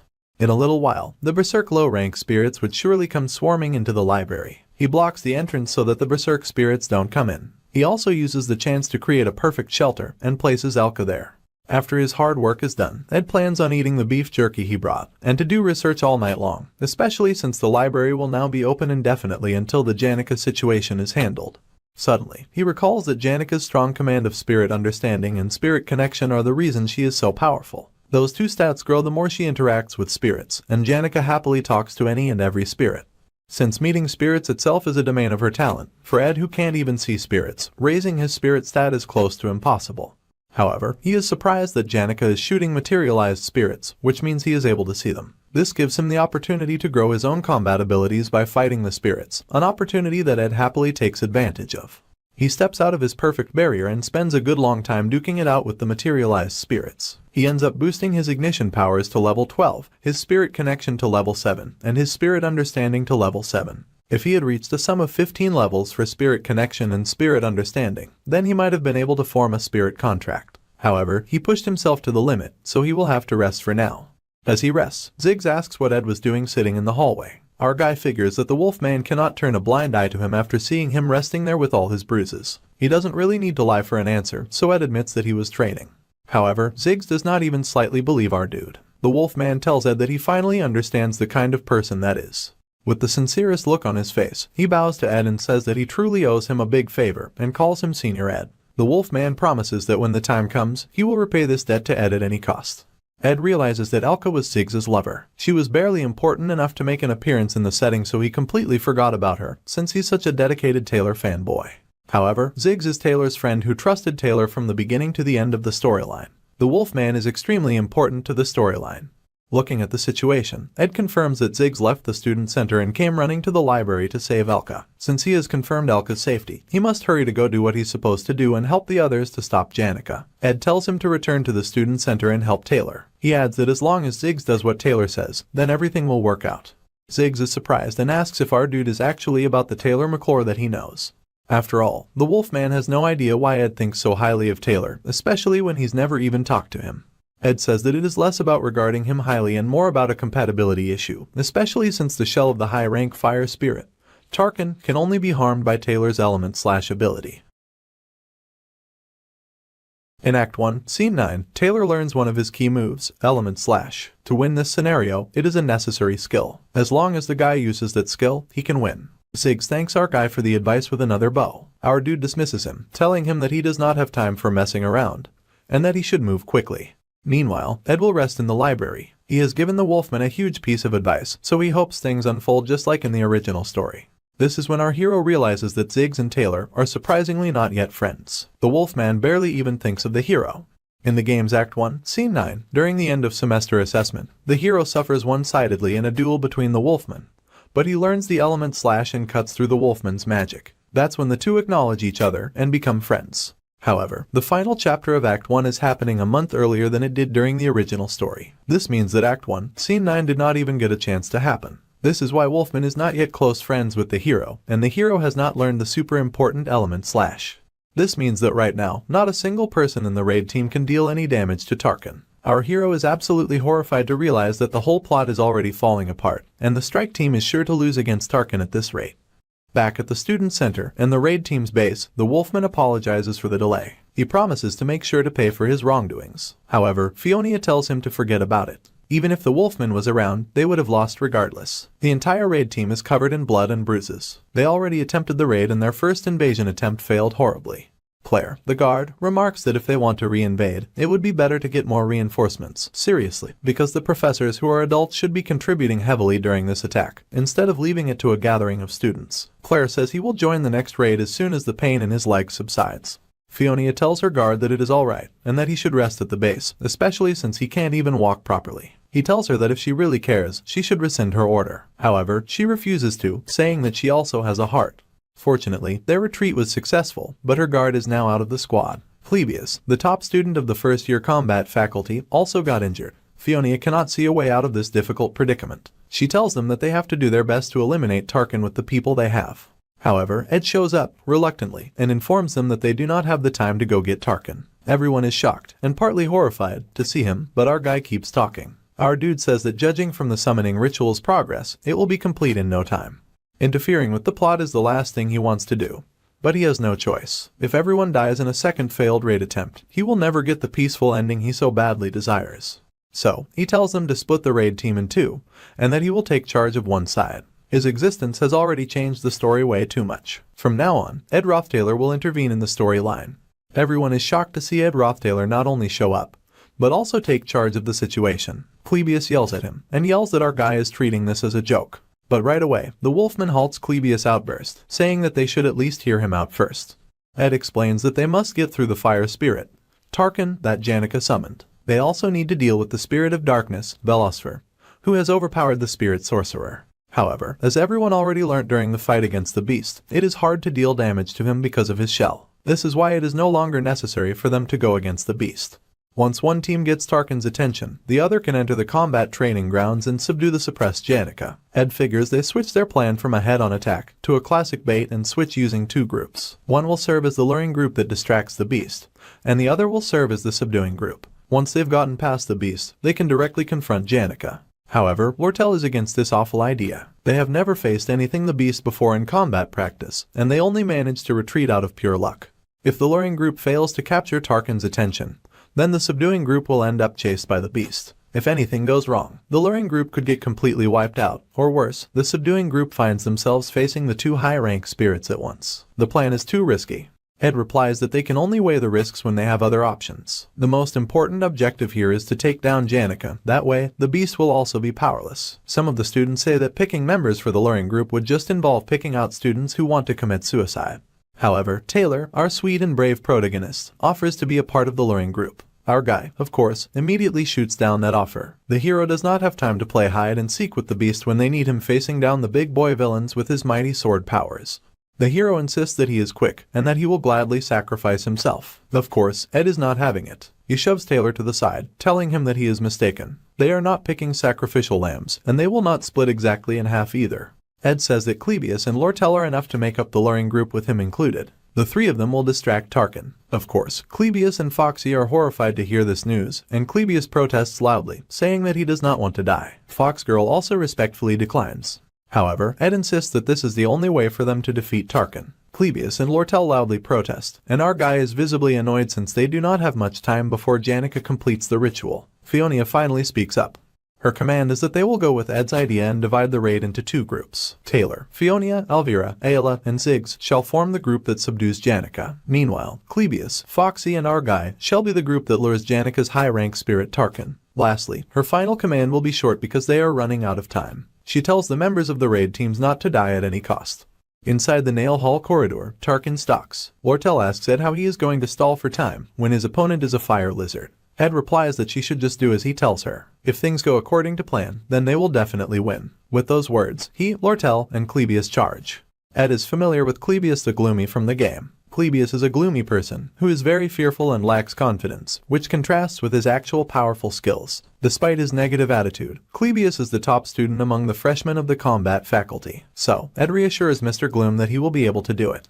Clebius is surprised that Ed is full of confidence, though he thinks Ed is a brat. He came all the way with Ed because he was convinced by the princess' firm attitude. He is worried, but since he is not alone, he feels that he might be able to muster up some courage. With a little hope in his heart, Clebius smiles. Tarkin has finally noticed them, and he is not pleased. The fire spirit roars out his displeasure, and Mr. Gloom shakes in fear at the might of the high-rank spirit. Clebius asks how he is supposed to lure Tarkin. However, when he looks behind him, he sees that Ed and Lortel are missing, and he has been left alone.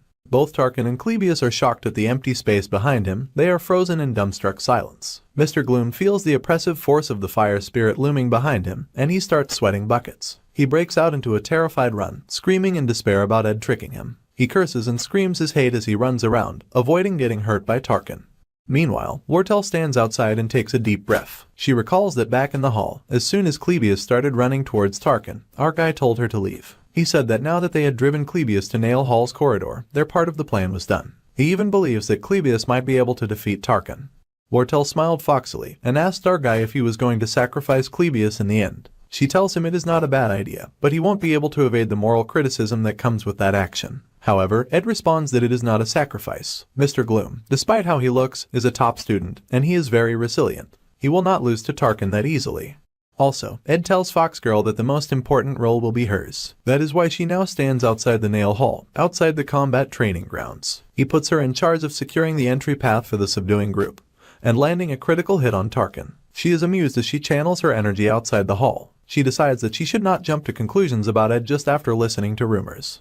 Our guy told her that he is sure everyone will hesitate and doubt themselves, but he knows they are good at this stuff. Just as Ed said, the Fox Girl's magic activates and she successfully blows open a giant-sized hole in the wall of the Nail Hall. Her power blasts through the wall and brings it crumbling down in rubble by her feet. The members of the subduing team are shocked and ask what she is doing. Lortel smirks and just replies that they gotta go in. The girl recalls that during the joint combat training exercise, she blew up Nail Hall's ceiling using forbidden intermediate level magic. She smiles wickedly as she now understands why our dude left her to do this job. Now, the entry path is all set. All that was left was Clebius. He comes running out of the Nail Hall just as Lortel thought of him, with Tarkin on his tail. He screams all about how much he hates both our guy and Lortel. Even if the plan is successful and the raid party makes it inside without encountering Tarkin, she and Clebius will still have to deal with Tarkin, since it will run around. Going against Tarkin in the student plaza means there will be no escape. Mr. Gloom is also getting anxious and pleads for Lortel to save him as he runs towards her. She recalls another conversation with Ed, when she had questioned his plan to kill Tarkin. Our guy explained that the high-ranked Tarkin could not run away. The only way to defeat him is to apprehend him. Thanks to Tarkin's shell, no attacks will work on him anyway. They already saw this during the practice match between Janica and Lortel, and Ed graciously reminds the Fox Girl that she lost that fight.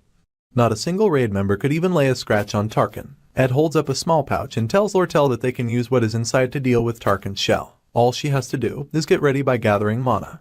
While Lortel and Clebius are handling the beast, Ed does some running on his own. The girl completely freezes Tarkin from top to bottom. It is true that without Elemental Slash there is no one in the raid party that can break through Tarkin's shell. The beast quickly breaks out of the ice, roaring in rage. At the same time, our guy kicks open a door, because what they need is overwhelming firepower. Behind the door, he finds Lazy Lucy, who had been sleeping for God knows how long. There are very few people who attempt to clear all of the additional achievement conditions that are necessary to beat this part of the game, which is likely because there are a lot of conditions to meet. However, Ed has done it countless times, and he knows exactly where to find the right kind of weapon for each scenario. In this case, that weapon is Lucy. He hauls the sleeping and lazy bum onto his shoulder. Lucy mumbles about just wanting to take a nap, while Ed barely holds back his fury. He does not even understand how she is napping in the middle of all this disaster. Also, she's been sleeping for such a long time that it hardly counts as a nap anymore. Miss Lazy had nowhere to sleep because the shelter had been destroyed, thanks to her asteroid panic. So, Lucy went to the rooftop where she usually naps. She had been sleeping that entire time because she had to be excluded from the storyline. Belmaya was irritated because Janica wasn't in good shape. So, Lucy ran away, used up all of her magic, and fell asleep. It was likely a tool in the game to exclude the most overpowered person from the Janica scenario, but Ed has rushed all the way to Obel Hall, and he has fetched her. Lucy suddenly pops awake because she smells beef jerky. She does not have a lot of power right now, so our guy stuffs her full of plenty of beef jerky so that she can regain her strength. The secret pouch he had shown Mortel was full of beef jerky after all. She does not have the privilege of being a picky eater because her target is the flaming lizard. Our dude is not sure if he will get the distance right, but there's no need to worry about that. He did a lot of throwing in the military. That's right, he does not have time to run all the way back to Nail Hall, because he is not going to make it in time to help Clebius and Lortel. So, he is just going to fling Lucy from the roof of Obel Hall. Now, that Tarkin has been lured out into the grounds, it is the perfect strategy to defeat him. Our hero screams for everyone to get down as he flings Lucy, and she flies through the air like a homing missile. It is just in time too, because the beast has broken out of his ice prison, and he is preparing to charge Clebius and Lortel. Lucy flies between Tarkin, cutting off his path to the other two present. Then, she explodes like a firecracker. She activates high-rank electrokinesis, divine punishment. The light she emits is so bright that she might as well have transformed into a nuclear weapon. Her explosion is so powerful that she nearly wipes out Clebius and Lortel along with Tarkin. She just manages to throw up a shield over herself and Clebius in time. Even our guy has to hold on to the railings for dear life, because the force of Lucy's explosion nearly blew him away. In some ways, this is the most important moment of all. Tarkin is a high-rank fire spirit with a tough shell, disallowing them to apprehend him, even if they were all to rush towards him together. However, after getting hit by Lucy's high-rank magic, even that tough shell shattered. Their attacks can finally do damage to him, and Ed races down the stairs. He knows that there will be a lot of exp left behind once Tarkin is eliminated. Now that he has come all the way here, he shall also partake in the spoils of battle. His eyes gleam at the anticipation of all the riches he can claim, so he sets his sights on securing the last hit. Janica recalls her mother telling her how she is so proud of her. She also recalls memories of friends. Her friends always tell her about how proud they are to be her friend. Teachers have told her that she is the hope of the sophomores, and that she was the only one who showcased proper skills during the joint combat training exercise.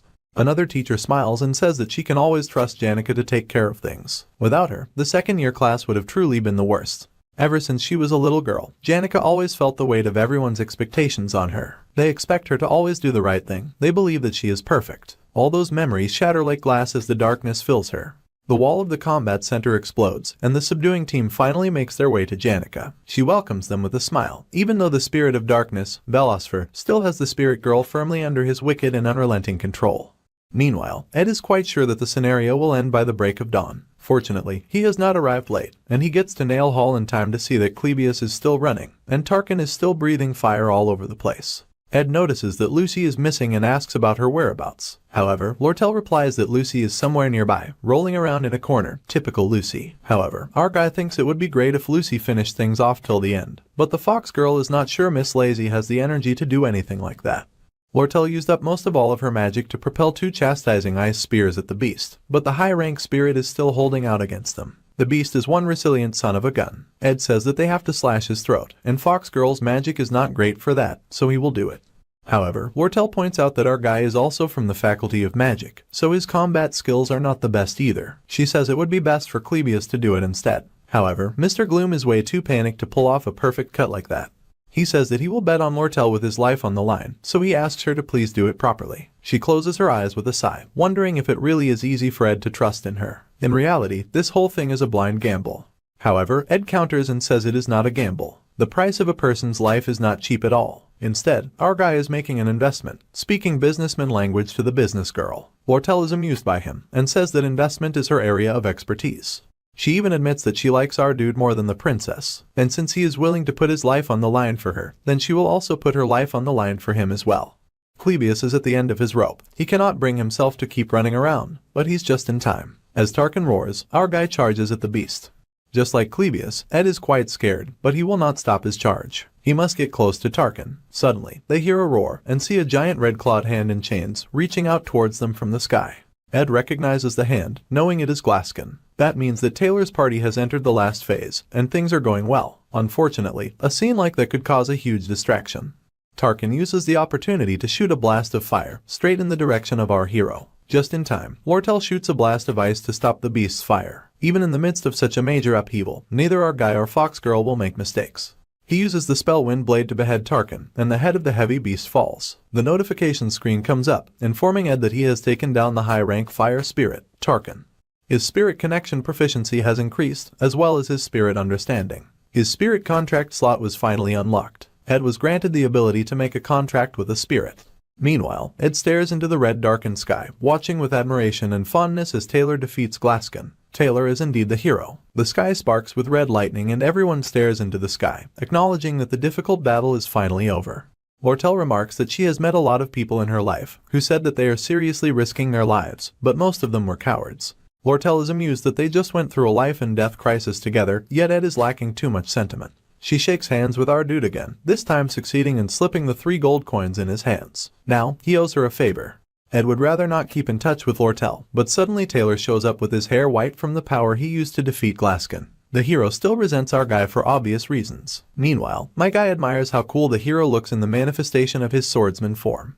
Despite how much the main hero resents our guy, he bows and says that he owes him a debt. He also thanks him with great gratitude. Clebius is shocked, and he tells Taylor that he does not need to show respect to someone like Ed. Suddenly, the other heroes show up with a dark aura and they tell Clebius to shut up. It is Ziggs, Fiona, and Elvira. While Clebius sobs, Fiona also acknowledges that our hero did a lot for them. She suggests taking a recommendation to the student council, but Ed immediately stops her. Lucy was the biggest contributor in taking down Tarkin. Taylor also slayed Velosfer and Glascan, so Ed wants them to focus on those things. Elvira is amused that Ed is tossing aside the credit for the victory. She jeers, saying it is no secret that Lucy and Taylor did a great job. However, right now they are talking about Ed, unless he's embarrassed that he helped out. Ziggs tells Elvira to show respect, and she is annoyed that they keep siding with our guy. Ed has been trying his best to keep his distance from the main characters so that it does not affect the original storyline. However, now that he looks at them together, he gets a warm and fuzzy feeling in his heart. After all, he has watched all these characters play their part and solve their own problems. Taylor will continue to grow stronger with each trial, and Ayla will grow strong along with him. Fiona will eventually embrace her destiny as a monarch, and slowly become an adult. Ziggs will find his own path in the midst of civilization. Clebius will grow in courage, and Elvira will realize that life isn't all about fun and excitement. Even Lortel grows, and will spend her life buried in gold coins. All of them are main characters with their own role to play, and at the end of their road lies the trophy called success. Knowing this, he turns away from their shine, and leaves them to live their own life. Instead, our hero heads inside of the Broken Nail Hall. Something fell off, so he had to return to check. In order to shine light on some of the protagonists, someone had to stay backstage. And sure enough, he finds Janica bruised and battered, hiding inside a chest in Nail Hall. Continuing the story, we resume from the scene where Ed finds the battered and bruised Janica hiding in a chest, inside the destroyed hall. As it turns out, Lortel had a theory on why the spirit sorcerer went berserk. You see, she once happened to see her room on the night they had the conversation in the hall, and everything in there was a beautiful symbol of sincerity and gratitude. There was a board hung with so many posts of gratitude and gifts spread over her reading table that weighed down on her shoulders like rocks. Her misery came from her inability to withstand the pressure of admiration. She was obsessed with honoring all the goodwill and sincerity she received from the world with utmost diligence. Velosfer exploited that darkness and Janica went berserk. The spirit sorcerer became the hero of the joint combat training due to Lucy defeating Taylor. Merrill and Lucy formed a contract, which was why Taylor got defeated in one blow. Miss Lazy formed the contract because she frequently visited the Forest of the North, and that was because he had built the perfect place for napping in there. Everything happened a month earlier than it was supposed to, because he still existed in the story when he should have left since the first act started. She laughed, saying that had not expected Ed to find her so easily, and most of the others forgot about her, which kind of hurt. After wreaking havoc on such a magnificent stage for everyone to see, she is now in the backseat since everything is over. She would have preferred to hide a little longer, since she is about to ugly cry. Ed recalls Merrill's message to him to save Janica. It feels like he was asked to save her from ending up as the villain at the end of Act 1. However, he can't believe that since he's the only one who knows the future. He believes that Merrill was just worried about all the pressure that she was under. He was the person trying to keep his distance from her, so he would have made the perfect person for her to rely on. Unfortunately, everything failed. Janica tried to form a contract with a high spirit, but her haste during the summoning ritual made her fall prey to the spirit of darkness. This destroyed the faculty building in the process. She studied magic till late in the night. She always smiled at her family, friends, and teachers who genuinely cheered her on. But while seemingly living up to everyone's expectations, she was having a really hard time in private. Since the process was beautiful, the failure itself was also beautiful, and she remains beautiful even as she cries. Our dude is not sure how much comfort he can provide, but he tells her that she has worked very hard. Atop the stage, the main characters parade among the applause and praises of the school. However, behind the stage, it was quiet and dark. Ed and Janica are alone. Janica, the Act 1 villain, exits the stage as the main characters move forward. and she cries. Ed has witnessed the completion of the first act countless times. He raises his head in awe because for the first time, he can see the beautiful spirits that surround her. As she cries, they stay near her, and he feels like he has now properly seen Act 1 to the end. His spirit connection and spirit understanding upgrade to level 10, and many spirits take interest in him. 10 days have passed since the end of Janica's disciplinary committee trial. She acknowledged her mistakes and testified that she would willingly accept her punishment. However, during the first trial, all her professors and friends expressed utmost support. During the second trial, Fiona said that the spirit sorcerer would not be tried for the attempted murder of royalty. She testified that Janica had been overpowered by Velosfer and had not tried to intentionally hurt anyone. Lortel also came forward to address the loss incurred. The Elite Merchant Association completely compensated the funds for restoration without asking for anything in return. Although, they did add a conditional clause in the contract to reduce the customs fees on the school supplies that they distribute to half. At the end of the day, the outcome was that Janica suffered the removal of benefits given to yearly top students, the retrieval of all prizes and decorations of glory, and the disqualification from entering the Ophiles Hall for the next semester. She was given probation for 10 days and suspension for 20 days, but her expulsion was revoked. It felt like they had shot a heart-touching montage in a coming-of-age drama with the number of students and teachers that rejoiced at the news. Everyone was relieved, but the students began to notice that Janica seemed under a lot of stress. So, her best friends, Clara and Annie's, worked hard to alleviate her worries. They prepared for her a wonderful tea party spread, with delicious delights to chew on. They also reminded each other not to mention the disaster or bring up anything that would bother her.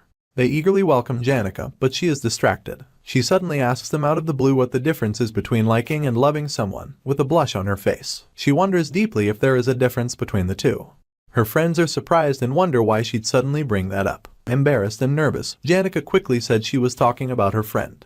Her friend had a dream about a beautiful garden where she was surrounded by flowers like a princess. Suddenly, a nonchalant-looking boy came riding in like a knight on a shiny steed. There was love shining in his eyes when she placed a flower garland that she'd prepared specially for him. Of course, this friend was Janica, and the knight in shining armor was Ed. Then they held hands and skipped merrily through the garden, laughing like a Disney pair. Janica says that her friend has apparently had this dream over and over. However, her friends can immediately tell she is talking about herself, since she was on probation for 10 days and would not have gotten the opportunity to meet any friends. Annie's decides to go along with it, and she asks Janica what else her friend said. Janica replied that her friend would stare into her room blankly, and suddenly that person's face would come to her mind. Unable to withstand the immense pressure of second-hand embarrassment, Annie's flees, saying that she suddenly remembered that she had to help the assistant professor. This leaves Clara by herself, diffusing the bomb that is her delicate feelings. Clara needs to approach the situation carefully, so as not to break her heart. If things go wrong, the whole student body will find out. The love story of the Janica failover would circulate everywhere. Clara suggests that she think of the situation without much complications. She says that emotions can be a mystery, and it is hard to determine which feelings are negative or positive. Clara says it is better for her to just be honest with her emotions right now. Then she backtracks and recalls this advice is supposed to be for Janica's friend. Motivated, she agrees with Clara. She also tells Janica to be careful when she talks about such sensitive topics, especially as it would not be great for her friend's reputation. She gasps in surprise and once again agrees. Clara has managed to prevent rumors from rising for now. She amicably thanks her for the genuine advice, but now needs to return to the Ophiles Hall to report her suspension. Clara decides to linger in the garden for a bit while she sorts out her thoughts, and waves her a happy goodbye before her head hits the table in relief. She has now successfully defused the Janica bomb. Meanwhile, Ed recalls how he relentlessly saved money. However, thanks to Fiona's petition, he was waived from the next semester's fees. With the money he had left, Ed happily bought a few tools with his gold coins. He was surprised to see Janica waiting for him at the camp. He had avoided her all this time, but now that the first act that involved her is over, he will now interact with her casually. Ed greets her but is shocked to see her leap from where she stood to hide behind a tree. He is so confused, but Janica recalls Clara's words, telling her to be honest about her feelings. However, unable to overcome her nerves, she flees, saying she has stuff to do at Ophiles Hall. For her, confessing her feelings was a task much too difficult to do. Our guy, on the other hand, was frozen with white shock. With his new tools, Ed prepares to get busy, since he is finally going to make the hut that he has long desired. On the first day, he chose the location to build the hut, a wide area under the shade that would not stand out too much. He started his work without interruption. On day 3, he gathered wood. He had become rather proficient at wind blade, so that also went smoothly. On the 4th day, he paused the wood gathering to check the end of semester results. He also got pretty high scores for his practical, and his results for the theory exams were higher than the average freshman, so all his studying was paying off. Special incidents that occurred were that Janica continued to ignore him, and her friends, Clara and Annie's, looked at him as if he should not dare show his face around them. Day 18 brought the lumber work to its near end. Ed wondered if there was someone who ever got this good at using Windblade. Day 20, and the school vacation had begun. Now, Ed could put all of his time into building the hut. A special incident occurred when he went to check the trap he'd set for the game, just to find Lucy caught in the trap and sleeping peacefully. He makes the mental note to stop using beef jerky as bait. On day 27, the senior maid, Bella Maya, came to give Ed some herbs and mushrooms. She asked how things were going with Janica, and when Ed said the spirit sorcerer might hate him, Belle tilted her head in confusion. On day 30, with one pillar as the center, the outer lumber walls collapsed. He realized that simply making and fitting joints properly was not enough to make it stable. Later that day, he once again ran into Janica's group at the bakery, and she flat out ran away the moment their eyes met. Once again, her friends glared at him like he was the problem. On day 37, Ziggs came to Ed to offer him some assistance. He also came with updates that Ed's recommendation was correct, and that Taylor was a good guy. He is satisfied that everything is once more moving as per the original storyline. Then our guy tells Ziggs which side of the house is set aside for the chimney. Ed marks the wood as the days pass. On day 45, he can sit in the house. Neither the flooring nor the walls are tacked. There's not a single piece of furniture either. It is just a hut made of crude logs of wood. However, there are outer walls and a ceiling too. If he shuts the door completely, insects can't get in. He smiles in satisfaction as his log hut is completed and his proficiency in creation once more increases. Finally, after many days of hard work, he has a home. As he rests in his log house, Janica watches, her hands curled and her cheeks flushed.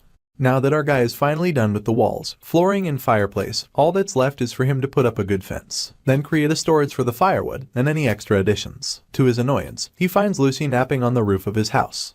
Suddenly, Janica musters up the courage to say hi. Belle had earlier informed her that she'd seen Ed building a remarkable house in the woods. The talented maid compliments his craftsmanship, and further adds that it would be a great idea to look inside, pushing the shy spirit sorcerer to go check it out. So, Janica shows up and loudly voices her curiosity about the house and how natural her curiosity is. It's only a recent build, but she loudly compliments it. When Ed asks if the spirits told her about it, she blushes since the spirits were only interested in filling her in on how hot and steamy he looked while he put that house together. So, she lies that she hasn't been talking to them much.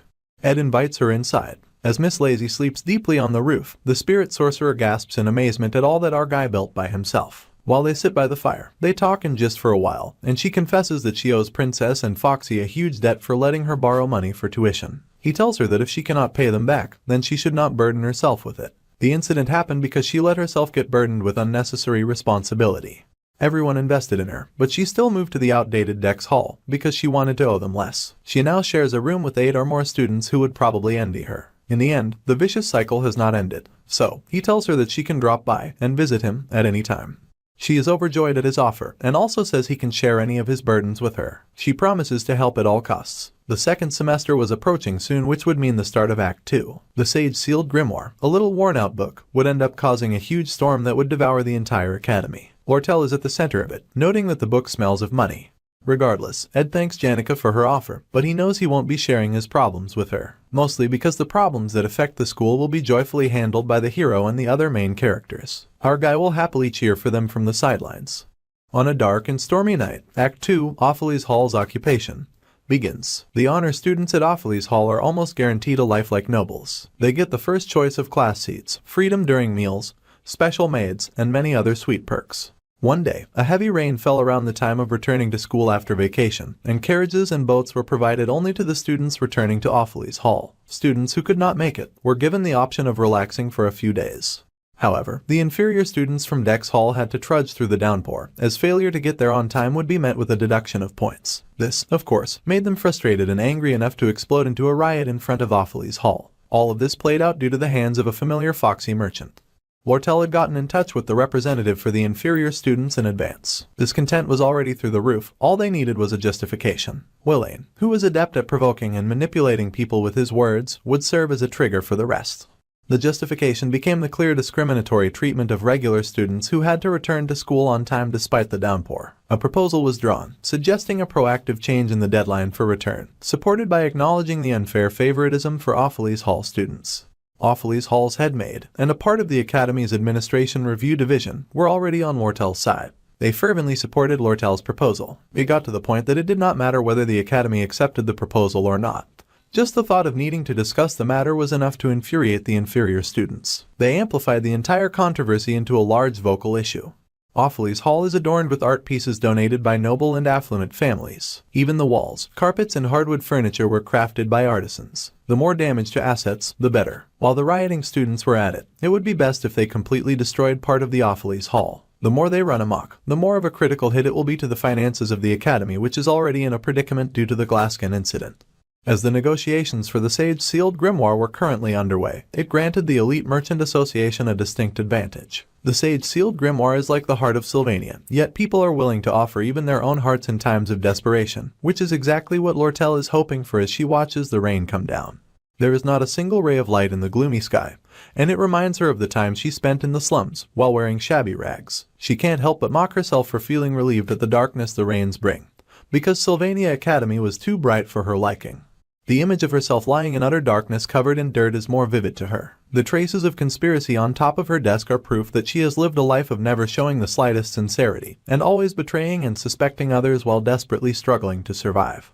While doing all that, she still frantically searches for her own kind, even in Sylvania, which is full of bright and radiating people. There must be someone among them who would acknowledge the disgusting life of a gutter rat covered in filth. She was lonely. However, her true self would never change. She makes it through the miserable reality, always taking the same stance. She was the dark curtain that covered the gloomy reality behind the stage at all times, which is why gamers call her the hidden villain. The raging students protested loudly and angrily. In the original storyline, the Awfully's Hall occupation incident is a story of how the main character stops the inferior students who were provoked by Lortel. There are middle bosses from the 1st to the 5th floor of Awfully's Hall, who interrupt the main character and help the inferior students. The middle boss of the 1st floor was Tote the Decoy. He mocked Taylor by calling him a loser and got beat up by Taylor's friends, so he held a grudge against them, and was bought off by Lortel. His role was to overpower the rookie maid protecting the 1st floor. Then Tote would open Awfully's Hall's door and let the rampaging students in. They rushed in, shouting that they would make their voices heard. Once the students got through the 1st floor, the Act 2 Phase 1 middle boss Tote played a certain role. The role of stopping the main character and his friends who would come after them. Originally, this role was supposed to be Tote's, but to Ed's great disappointment, he wonders how he ended up as the middle boss, the one that Lortel bought off. Much to his annoyance, Ed became the middle boss of Act 2. To explain why this happened, let's rewind to 2 days ago. Ed was back to hunting. With no talent for combat skills, he forced himself to use a bow while hunting. Even after a semester and half of the vacation, he is still pathetic with the bow. Also, he keeps getting frequent visitors to the camp, since so many people now know that he is living in the woods.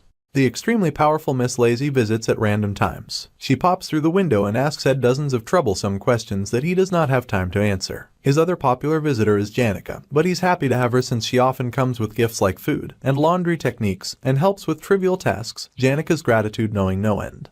When he tries to compliment her though, she blushes and acts weird, which confuses him, because she used to be so easy to read. Sometimes she acts off because she's jealous of how often Lucy comes around. The last visitor is Lortel the Golden Daughter, flouncing in like she owns the place. He figures she's trying to gather pawns to use for occupying Awfully's Hall, but he does not want to get involved. However, Lortel explains that Tote has passed out. Ed immediately asks for an explanation because this will mess with the scenario. Tote picked a fight with Taylor, like in the original, and mocked him. However, Ziggs took Tote down with one punch because he dared to mock Ed. Alvy had never seen the Wolfman that furious before, so Lortel gives Ed Tote's job. She needs someone who won't rat her out to the investigators, so she came to him thanks to his shitty reputation. She figures he must want revenge since he did get kicked out of Awfully's Hall. He doesn't want to do it, but he has a few conditions for taking the job. He bargains 20 gold coins to carry out a moderate role. He will just set everything back where it belongs. The Awfully's Hall occupation started before the fight over the Sage-sealed Grimoire started, and Lortel's plot is to drive the Academy finance into madness. In the storyline, she succeeds with her conspiracy and forms Merchantry, a profitable group in the Academy, which creates a structure that rivals the Princess's student association. The idealist saw, and the realistic, Merchantry. What matters is who Taylor chooses, because that side becomes the winner. Ed just needs to remain a spectator and join the group that seems like they'll win since he needs to survive too. Janica comes to visit, happy that she can come and go like she's on a camping trip. But Ed has to stay alone even during rainy days. Janica is about to move from Awfully's to Dex now that the semester is over. She reminds Ed to come to her if he ever needs anything. He agrees and she has extra pillows, cushions, clocks, and lanterns, many necessities and supplies. Dex is smaller and it feels a waste to throw those things away. Ed agrees to accept anything she does not want and Janica is overjoyed. Then they note that Lucy often stands on the roof in the rain. Her extraordinary powers don't come for free, and she has lived a life of laziness as an excuse, turning her eyes away from her promised fate for many years. She only reflected on her life during rainy days. Ed says he doesn't really pay attention to her, and Janica is thrilled to hear this. When the Opheles Hall gets occupied, protection runes will activate on a large scale and lock all students inside their rooms. Janica can get out on her own, but Ed asks for a favor. He tells her to come to the Rose Garden in front of Opheles Hall at 9 o'clock in the evening, and says that he'll tell her the reason on the next day. She starts blushing like crazy with joy. Ed doesn't want Janica in the building in case something happens. The Rose Garden is far enough away and she can avoid the rain. She runs off, blushing hard like a beacon, and Ed sits and watches the rain. Around the start of the semester, the rain will stop, then he can enjoy the bright sunny sky. The long vacation is ending soon. Finally, 9 p.m. arrives. Ziggs is doing his exercises in his room, pondering emotional control, when he spots Ed outside the window, racing to the dorm. Most of the maids have gathered in the meeting room to discuss an important agenda. They'll block the entrance once all the maids are in. The person in command was bought off, so things are working quickly. The maid working with Ed also prepped goods that were asked for in advance. Preparations are all done. Our guy stands beside a mysterious bucket. The Opheles Hall occupation begins in the inferior students' rampage, led by their rep Willain. The doors are opened and they race inside. Willain is surprised to see Ed is the one Lortel bought off. Ed gives a half-assed speech about siding with Willain and believing in his cause since he got kicked out of Opheles Hall. The inferior rep is somehow very touched by his very fake words. Our dude, meanwhile, is annoyed that Willain has caused all this mess and sends him upstairs so that the plot can move on. The inferior rep will end up taking the blame for the chaos in the end. Our guy does not stop the fleeing maid either, as her superiors are all locked up, so she has no one to report to. The chief maid Alice, who controls the protection runes, is in Lortel's hands. So, all the students are detained in their rooms by the protection runes. Everything is going as planned, and the hidden villain, Lortel, finally comes to the stage. Moving on, we know that the academy employees will repress the rampaging students in no time, so our party needs to finish things quickly. This is when Lortel suddenly asks Ed if he's ever killed someone. He of course replies that he hasn't, and she admits that she has not either. However, she's done things similar to killing people in a need to survive. She's crushed lives and stabbed others in the back. She lived her life forgiving her own sins and making excuses for herself as she built up her wealth, which is precisely how she got the name of the Golden Daughter. She knows she deserves no sympathy, so she searches for it from others. Like a possessed person, she asks if he can sympathize with her. Good or evil, all people feel lonely, and some search for people who roll in the dirt like them. They only find redemption in people who are as bad as they are. However, Ed does not sympathize with her, and he tells her that she needs to take responsibility for her own decisions. She quickly masks into her nonchalant self and says that they need to get to work since they don't have time to waste. Our guy relaxes in relief now that Foxy will talk to Alice about their plan going forward. Once they make the defense magic of Opheles Hall go berserk, and hand over the command of the runes to Willain, the story will unfold with current events intensifying. Willain, packed with the dense protection of Opheles Hall's defense spells, will transform into the boss of the 4th stage. This scenario is about defeating Willain, who will lose his mind and go berserk. All our dude has to do is sit quietly and wait for the hero to storm into Opheles Hall. He'll put up a mediocre fight and lose, then Taylor will handle the rest. He does not mind taking a few hits as he views that as a necessary sacrifice. Meanwhile, Janica sits in the Rose Garden, dressed warmly as she waits for Ed. She even finds a note he left for her, telling her that he'll be a little late. She blushes, thinking he is preparing something special. The golden horse carriage near the garden was not important to her, and she wasn't going to leave because she'd thought about him for the past 3 days, to the point that she couldn't even sleep at night. Despite everything, Janica had kept tabs on everything that happened at Ed's camp with the help of Merrill, and she knew everyone who visited. Unfortunately, most of the visitors were women, and that was very heartbreaking to her. That's why she was going to wait for him no matter what. That was until she made up her mind to switch up her hairpin, so guess who'll be showing up unexpectedly at Opheles Hall? Alvira, meanwhile, is freaking out about needing to enter Opheles to preserve her herbs with magic. She drags Taylor and Ayla with her to help her. Redhead is so upset that Ayla fears she will go on a rampage. The angry Redhead rushes in with the other two close behind her, and who do they find waiting but our main dude? The hero is surprised to see him and asks why he's here. Alvira can see the traces of the students that stormed through, and the entire place is a mess. Ed sits silently with his back to the stairs. She did not expect that he of all people would try to stop them. He confirms her guess and says that he cannot let them pass, like he's Gandalf. Alvira laughs, knowing he can't beat them alone since the people on her side are very skilled. Taylor, on the other hand, cannot understand why our dude would stand against them, and demands to know what is happening. As he gives no response, the hero charges at our dude. Ed of course blocks him with magic, and Alvira identifies it as the basic spell Wind Blade. However, the spell has now become so advanced thanks to his continuous use of it, that it does a lot of damage. The students at Awfully's panic. Well, Clebius panics, wondering what is going on. Elvira, Taylor, and Ayla fell from surprise at the attack, and Elvira realized with horror that he cut her hair. She realizes he's going to be serious about this fight and reaches for her potions, but Ed sets the place on fire with ignition. The battlefield was set, so his judgment was quick and precise. Meanwhile, Elvira thinks to herself that Ed is showing talent far beyond just high mage proficiency. As the alchemy faculty's top student, Elvira represents their main forces. However, the biggest flaw of alchemy is that, without relying on magic tools or elixirs, their raw combat power is close to zero. Most alchemy students carry a magic ring or necklace with them. But Elvira had never thought a genius like her would need that kind of thing. Rookie mistake, because it seems Ed knew that as well. He dropped the chandelier and used the opening to cast Firewall, just to separate Elvira from her bag. However, she wonders why he went for the strap instead of destroying her bag and its precious contents. She is not out of options yet, and she cast a fire-resistant formula, amplified its strength, and made it go berserk. Meanwhile, Ayla hurriedly sought out a spell to put out the fire.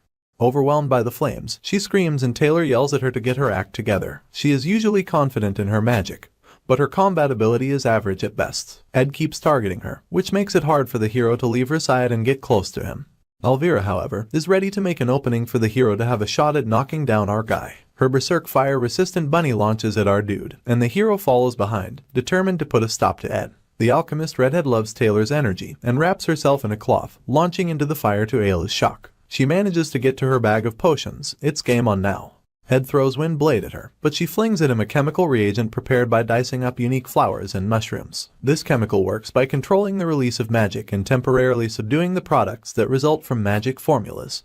Our dude successfully takes down the Berserker Bunny, but the hero uses the chance to race at Ed. However, our dude suddenly turns tail and runs. He brings down a huge table between them and sets it on fire. Elvira is horrified, screaming that a fire would surely kill all the students trapped in there. However, the hero is sure he can slash through any fire created by magic with his elemental slash. They need to make haste while Elvira's chemical reagent is in action. Taylor rushes at Ed, even as Elvira shouts for him to wait.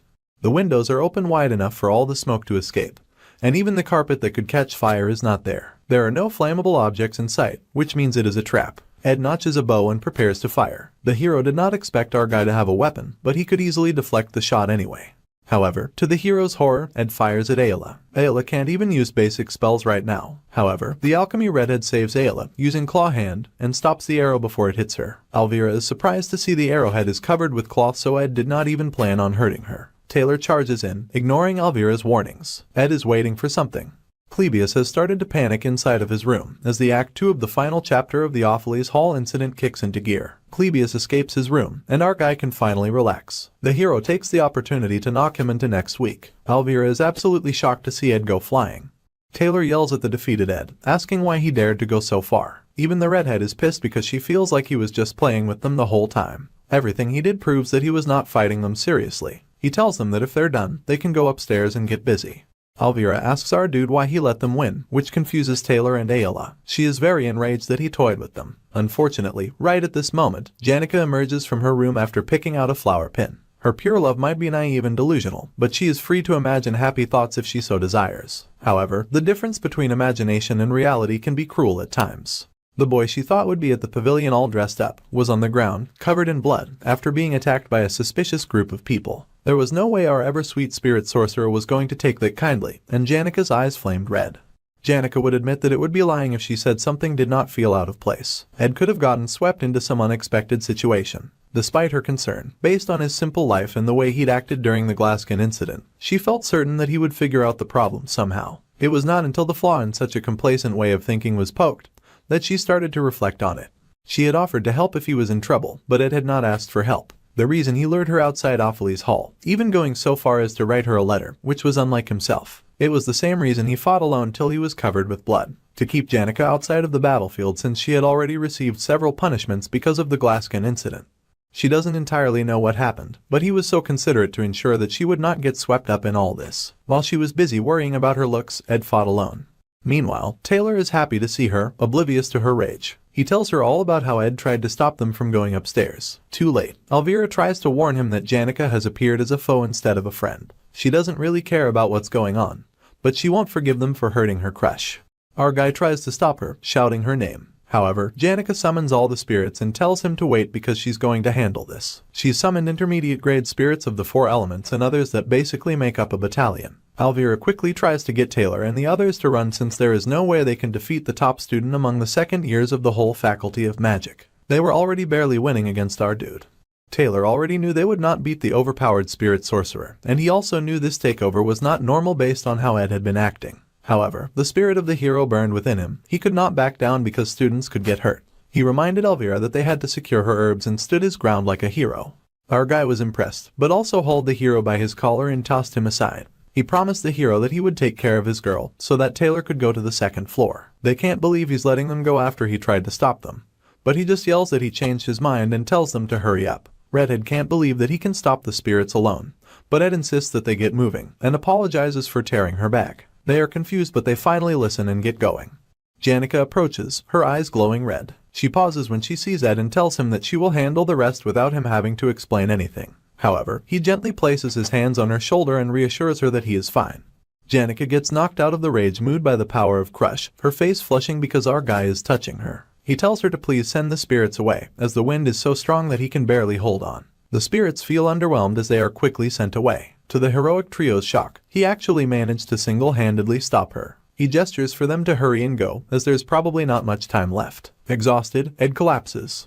Janica scolds him as she helps him, asking him why he keeps getting hurt, and why he did not ask her for help. He assures her that he'll ask for her aid in the right situation. She thinks the trio is excessive in beating him up, and she will get really angry with them the next time they meet. She asks him to promise to stop getting hurt and he thanks her for worrying. The plan went a little astray, but he did his job as the first floor boss and now he can rest assured and focus on his camp. However, just as he's about to relax, Janica informs him of the huge golden carriage she saw by the rose garden. The carriage shaped like a golden crown is the symbol of the Elite Merchant Association. Lortel's adoptive father, and the one who killed her biological father, the fake boss, will eventually disappear after losing to her. In the struggle of the second act's last episode, Sage sealed Grimoire the Golden King Elite. More importantly, the fact that he came to the academy earlier than expected means something else is going on outside the scope of Ed's knowledge. The rains come down heavily, and Lortel informs Alice that she was dumped by our guy. While they are on the 5th corridor of Ophely's Hall, Alice mentions that she had not realized that he was Foxy's type. Foxy admits that his looks are not all that bad, but she thought he'd be able to sympathize with her. However, he had dumped her without mercy. She adds that people like them get used to hearing that all their lives. Alice was the chief maid of Ophely's Hall, a senior maid who had worked there for over 20 years. She started from nothing as an apprentice maid at the age of 15 and eventually proved herself by becoming the Ophely's Hall manager. Lortel had invested in Alice, spending the most trying to bend Alice out of her uprightness. The losses from that had burnt a hole in the financial ledgers. However, Lortel considered it a worthy investment, because she had finally found someone like her, someone who would abandon their rigid values for gold. Lortel had lived a life in the slums, stabbing first so that she did not get stabbed. Willie and the inferior students rep would take over the 4th floor's control room, and they would hand him command over the berserk defense magic at the right time. This would destroy the whole Ophely's Hall from the inside without anyone knowing anything. Regardless of the unfortunate past, or the sad story that pushed her into this predicament, Lortel is clearly an evil character, a hidden villain. Since everything is going according to plan, she will head to the storage room to put on the act of innocence and fear. She is a poor pitiful human, unaware that a person that can be bought by her can be bought by others too. Lortel has never loved someone or had someone she considered family, so she'll be alone even in death, as Alice informs her that she is not exactly her kind. She freezes as Alice holds a sword to her neck. It doesn't take long for Taylor and his friends to make progress. They clear the 2nd floor boss, overpowering Clebius and forcing him to join their party. Then, they stop the maid and 3rd floor boss, betting washer Kelly. She was no match for them without her older twin sister. Everything was going unexpectedly smoothly and they finally reached the Ophely's Hall 4th floor. Only the 1st floor had been a real challenge. They get to the 4th floor just in time to see Willian go berserk. He had become hostage to the defense magic, placing the crystal ball that triggers the magic circle control system in the control room's dead center. For everyone to see was Alice and Lortel's scheme. The self-defense magic formulas carved all over the building were installed to protect students from invaders. However, in Willian's hands, it was like a child holding a loaded gun. Taylor, Elvira, and Ayla helped the fleeing students to evacuate. The students inside their rooms panicked at the quake this caused, thinking the building was about to collapse. They used their powers to escape the building in their own ways. The whole situation slowly became a catastrophe.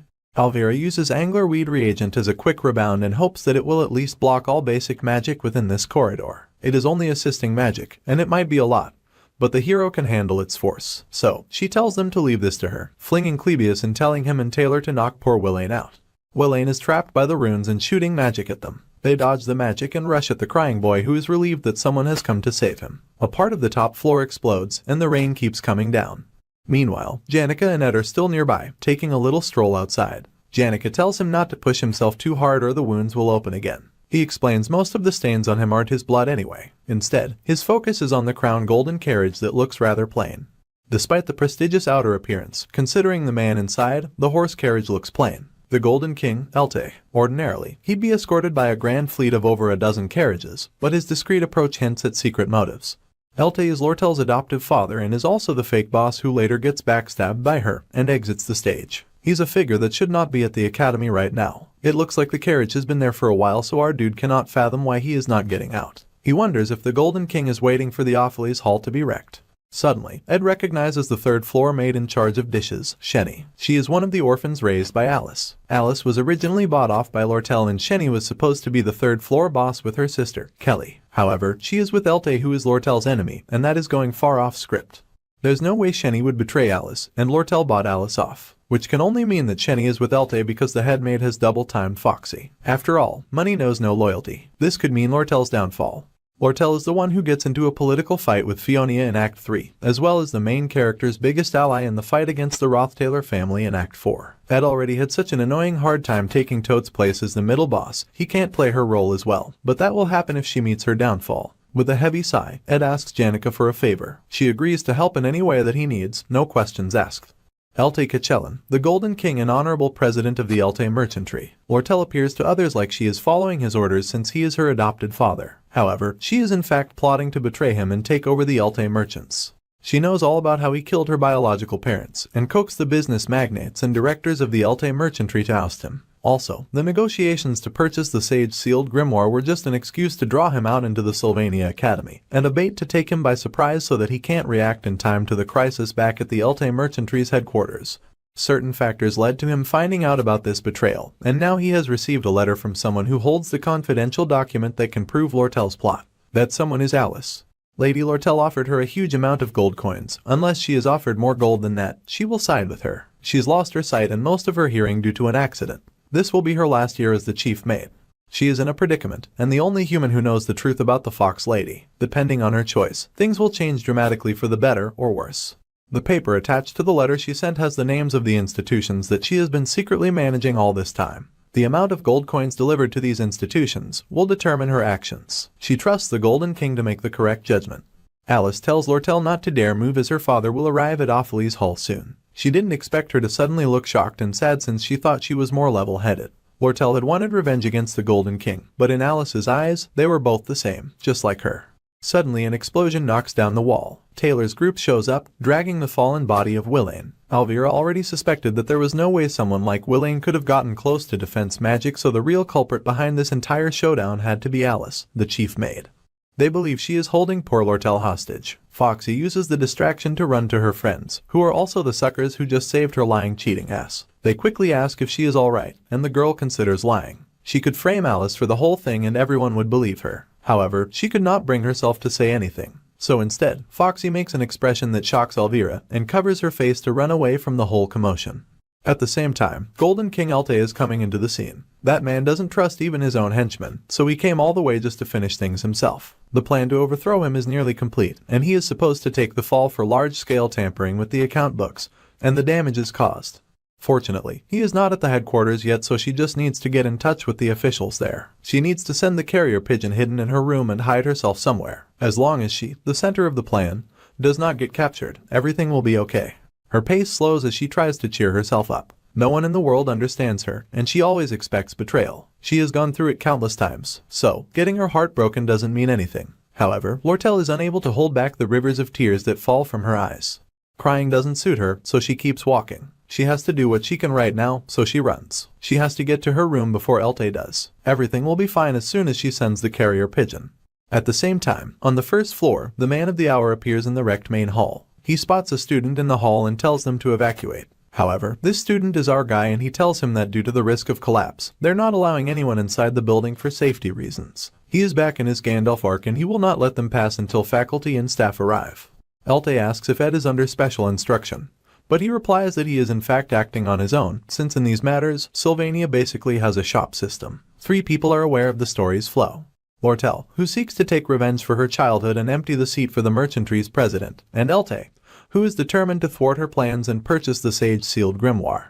The final player is Alice, who is using both Lortel and Elte, and she is the root cause of the twist in the story. Ed expects her to be on the 5th floor with Lortel, though he is not sure why Alice betrayed her. Ed wonders if he needs to go to the 5th floor to get rid of her, but changes his mind since Taylor's party will run into her anyway. He leaves the fight against Alice to the heroes. He trusts very much in their battle skills and ability to overcome difficult foes. The matter that he has to handle is whatever Elte has planned for Opheles Hall. As long as Ed keeps him out, the events will continue as they should. He bows in recognition of Elte Kachellan, the president of the Elte merchantry, and asks him to speak to the academy to ensure that he is treated with the respect he deserves, trying to get him out of the hall. However, the man forms his own conclusion about our dude, and says with strong certainty that Ed is working with Lortel against him. The next chapter starts from 10 minutes ago, where Janica and Ed had wandered back into the Opheles Hall, and our guy was surprised to find Ziggs still exercising in his room. The Wolfman explains that he was just avoiding taking rash actions, since it was not like the building would fall and kill him. He also asks why our guy destroyed the wall because that would make the room cold, but our dude is thinking of how Ziggs doesn't even look like a mage with those 6 pecs. Ziggs, of course, greets Janica and they both apologize for the rough encounter during the Glascan incident. Then, the Wolfman makes an observation, and asks if Ed and Janica are dating, which of course makes the spirit sorcerer freak out. Our dude isn't bothered though, and Wolfman apologizes for asking such a rude question out of the blue. Then, Ziggs asks curiously why they came all this way to find him, and our dude asks him for a favor. Back in the present, our guy is trying to convince Elte to leave Opheles Hall by convincing him to talk to the Academy's administration first to make sure he is treated with respect. However, the Golden King sees through that ruse and deduces with a malicious glint in his eyes that our dude is supporting Lortel. He asks if he fell for her looks, then tells him to take advantage of getting into his own good books instead of siding with Foxy, because he might not get paid if Elte wins. He tells our guy that she was born with the blood of a fox and backstabs everyone she sees. Since he raised her as a child, he knows her better than anyone else. He will give Ed double the gold coins she offered, if he gets out of the way. Our dude thanks him for the offer, but he is unimpressed, and confesses that he was promised a total of 0 gold coins, so there's no point in doubling that. Elte is surprised, but he will not back down and switches to violence. He tells his henchmen to dispose of Ed quietly and they all launch at him. They corner him so that he cannot escape, but Ziggs uses his magic to blast them away. Ed leaves Ziggs and Janica to deal with them, saying he'll come back after he checks out a situation. They happily do his favor and fight the henchmen and Elte. The Golden King tells the henchmen not to hold back while fighting them and the battle begins. Meanwhile, Ed runs. He races, wondering if he should go find Lortel to ask her about the situation. To his shock, he immediately finds her and is surprised that she's still in the building. He says they will go to the back door and get out, then asks if she can run. She must not fall behind and she must run as fast as she can. There was always a reason for all goodwill and trust. Even Cheryl, the elite merchantry's receptionist, acts all flirty with Lortel because he anticipates that she will give out some money-making information by mistake. Cadden, the merchantry's employee, becomes quite lively in front of Lortel because she'd often tip him off about stuff. Even Teeny, the pet bird raised at the academy, clings to her because the feed she provides is of the highest quality. All goodwill has always come with a price in Lortel's world. Ed races ahead of her, saying they don't have time to go into detail but Alice has betrayed her. Lortel blames herself for a stupid, foolish mistake. Janica grew up receiving the love and goodwill of others so much that she treated the world with the exact same love and goodwill. Lortel was not like Janica. The day she made Ed the offer, she had seen the love-struck way the spirit sorcerer looked at him. It was the look of someone who loved something without needing anything in return. Foxy had thought that she might have a chance at a relationship like that too and ended up spilling all of her plans to Alice. She had not realized that her hopes would be put to shame. Usually, her attitude in life was to trust no one. In fact, even after seeing Alice like that, she should not have lost sight of her own gloomy, grimy self. She should not have dared to think that someone like her could live a romantic life. Her goal had only been to occupy Opheles Hall, and she bought 5 people to achieve that goal. However, Alice, Shenny and Kelly joined hands with Elte. Willain also wanted to join Elte so he would not take her side. She does not expect our guy to side with her either. She apologizes, even though she knows that she should not. He is her last remaining ally, but she confesses that she has no money to pay him for his loyalty as the situation right now is unstable. However, he is unimpressed and reminds her, loudly, that he did not ask for a rundown. They don't have time for her depression because if Elte catches her, everything is over. He tells her that in order to plan any future, they have to escape first. Goodwill and trust. Lortel always believed they happen for a reason. If there is no reason, then those people cannot be trusted. That is how she learnt to live her life. She explains that the merchantry headquarters planned to rig the market prices. After the massive hunt of the monsters in the eastern mountains last summer, the price of armor fell. Then they purchased and monopolized all the armor and traded them internally. So, in short, the plan is manipulative trading. For that plan, her father needed money urgently, so he found someone who would buy the sage-sealed grimoire at a good price. He sent her to Sylvania to steal the book. Ed now understands the plan.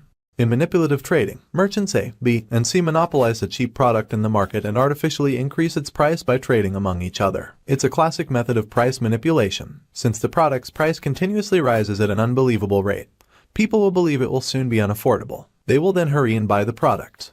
If they sell the products they've gathered at this moment, they can make a ridiculous amount of profit. However, such manipulative trading is founded on trust. If merchants B and C sell the product without merchant A's knowledge, the price would instantly fall. Merchant A, who desperately sold off their bonds in order to mass buy the product and monopolize it, would suffer bankruptcy. In this scenario, Elte is merchant A, and he would be put in a difficult situation where he could lose his powers because of the sudden huge loss.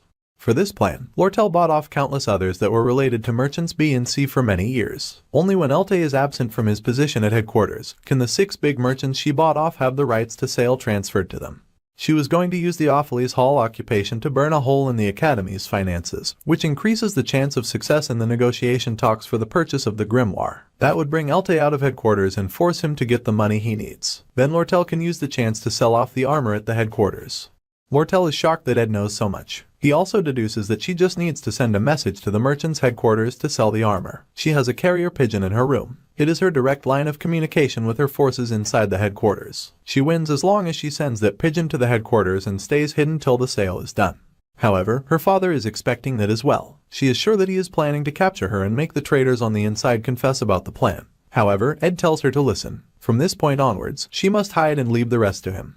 If he was in Elte's place, he would have people stand at the 2 bridges that lead to the Arkan Mountains. They'll definitely try to track them down. Lortel needs to talk to the horsemen in the quarters and send the empty carriage to the Arkan Mountains. The horsemen should then leave the carriage at a suitable spot and run away from there. That way, they'll think she is on the outskirts of the Arkan Mountains. Ed then tells Lortel to go to the incomplete hut in the forest in the north. She just needs to hold out there for 3 days. He will send the pigeon in her room to the headquarters. A simple message will make her allies take care of the complex matters. He shakes her and tells her that someone is guarding the back door, so he will take care of the outside and run to her room. She just has to wait till he's gotten rid of the guard, and then escape to the quarters. Like a long-time ally merchant, he perfectly and harmoniously made a move and handled matters without wasting any time. Lortel actually believes she can trust him and leave things to him. He asks why she is so out of it and she replies that she understands what she has to do. It might even work, but she asks him why he is even helping her. He sighed heavily with a groan and just said that he felt like he should. Then he walks away.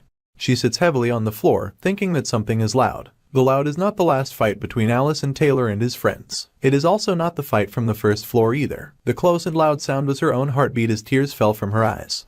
Ed pops out and finds Shenny the dishwasher guarding the door with a weapon in hand. He calls her bland as the supposed last obstacle. Now this painstaking attempted takeover will reach its end. All of Opheles Hall's runes went to the one with the command. The swordsman who could hold her own in front of the combat faculty students, and an intermediate magic user without a single flaw, the chief made Alice. Despite all that, she could not defeat Taylor McClure because he was the main character. Act 2, Scene 3, Conquest of Chief Maid Alice, the final battle begun. Meanwhile, Ed faces off against Shenny. He is almost out of mana, but he's got 2 or 3 more basic spells left in him. Shenny charges at him lightning fast with her sword in hand. He manages to dodge her first attack, knowing that she would aim to stab his leg. He already knew her pattern of fighting, as well as the scope for prediction preceding her reaction speed. He catches her hand before she can pull out one of the daggers strapped to her thigh. The privilege of the twin sisters, blessed by the same star from birth, is called ability sharing. Once per day, they are granted the ability to share a skill with their twin.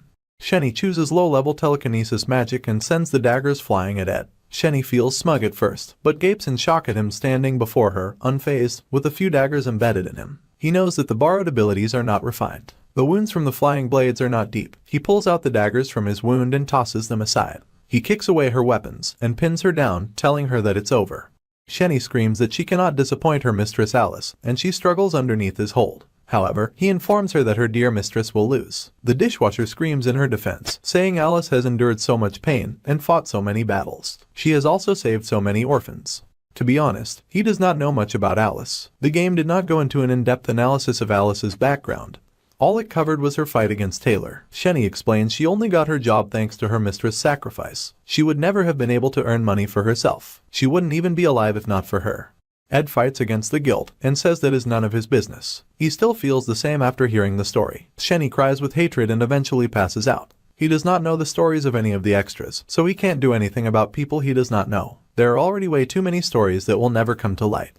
All the losses faced from the Ophelia Hall incident far outweigh the time Alice spent rescuing orphans. People who decide their course of action based on such philosophies are the ones with lives worth living at the moment.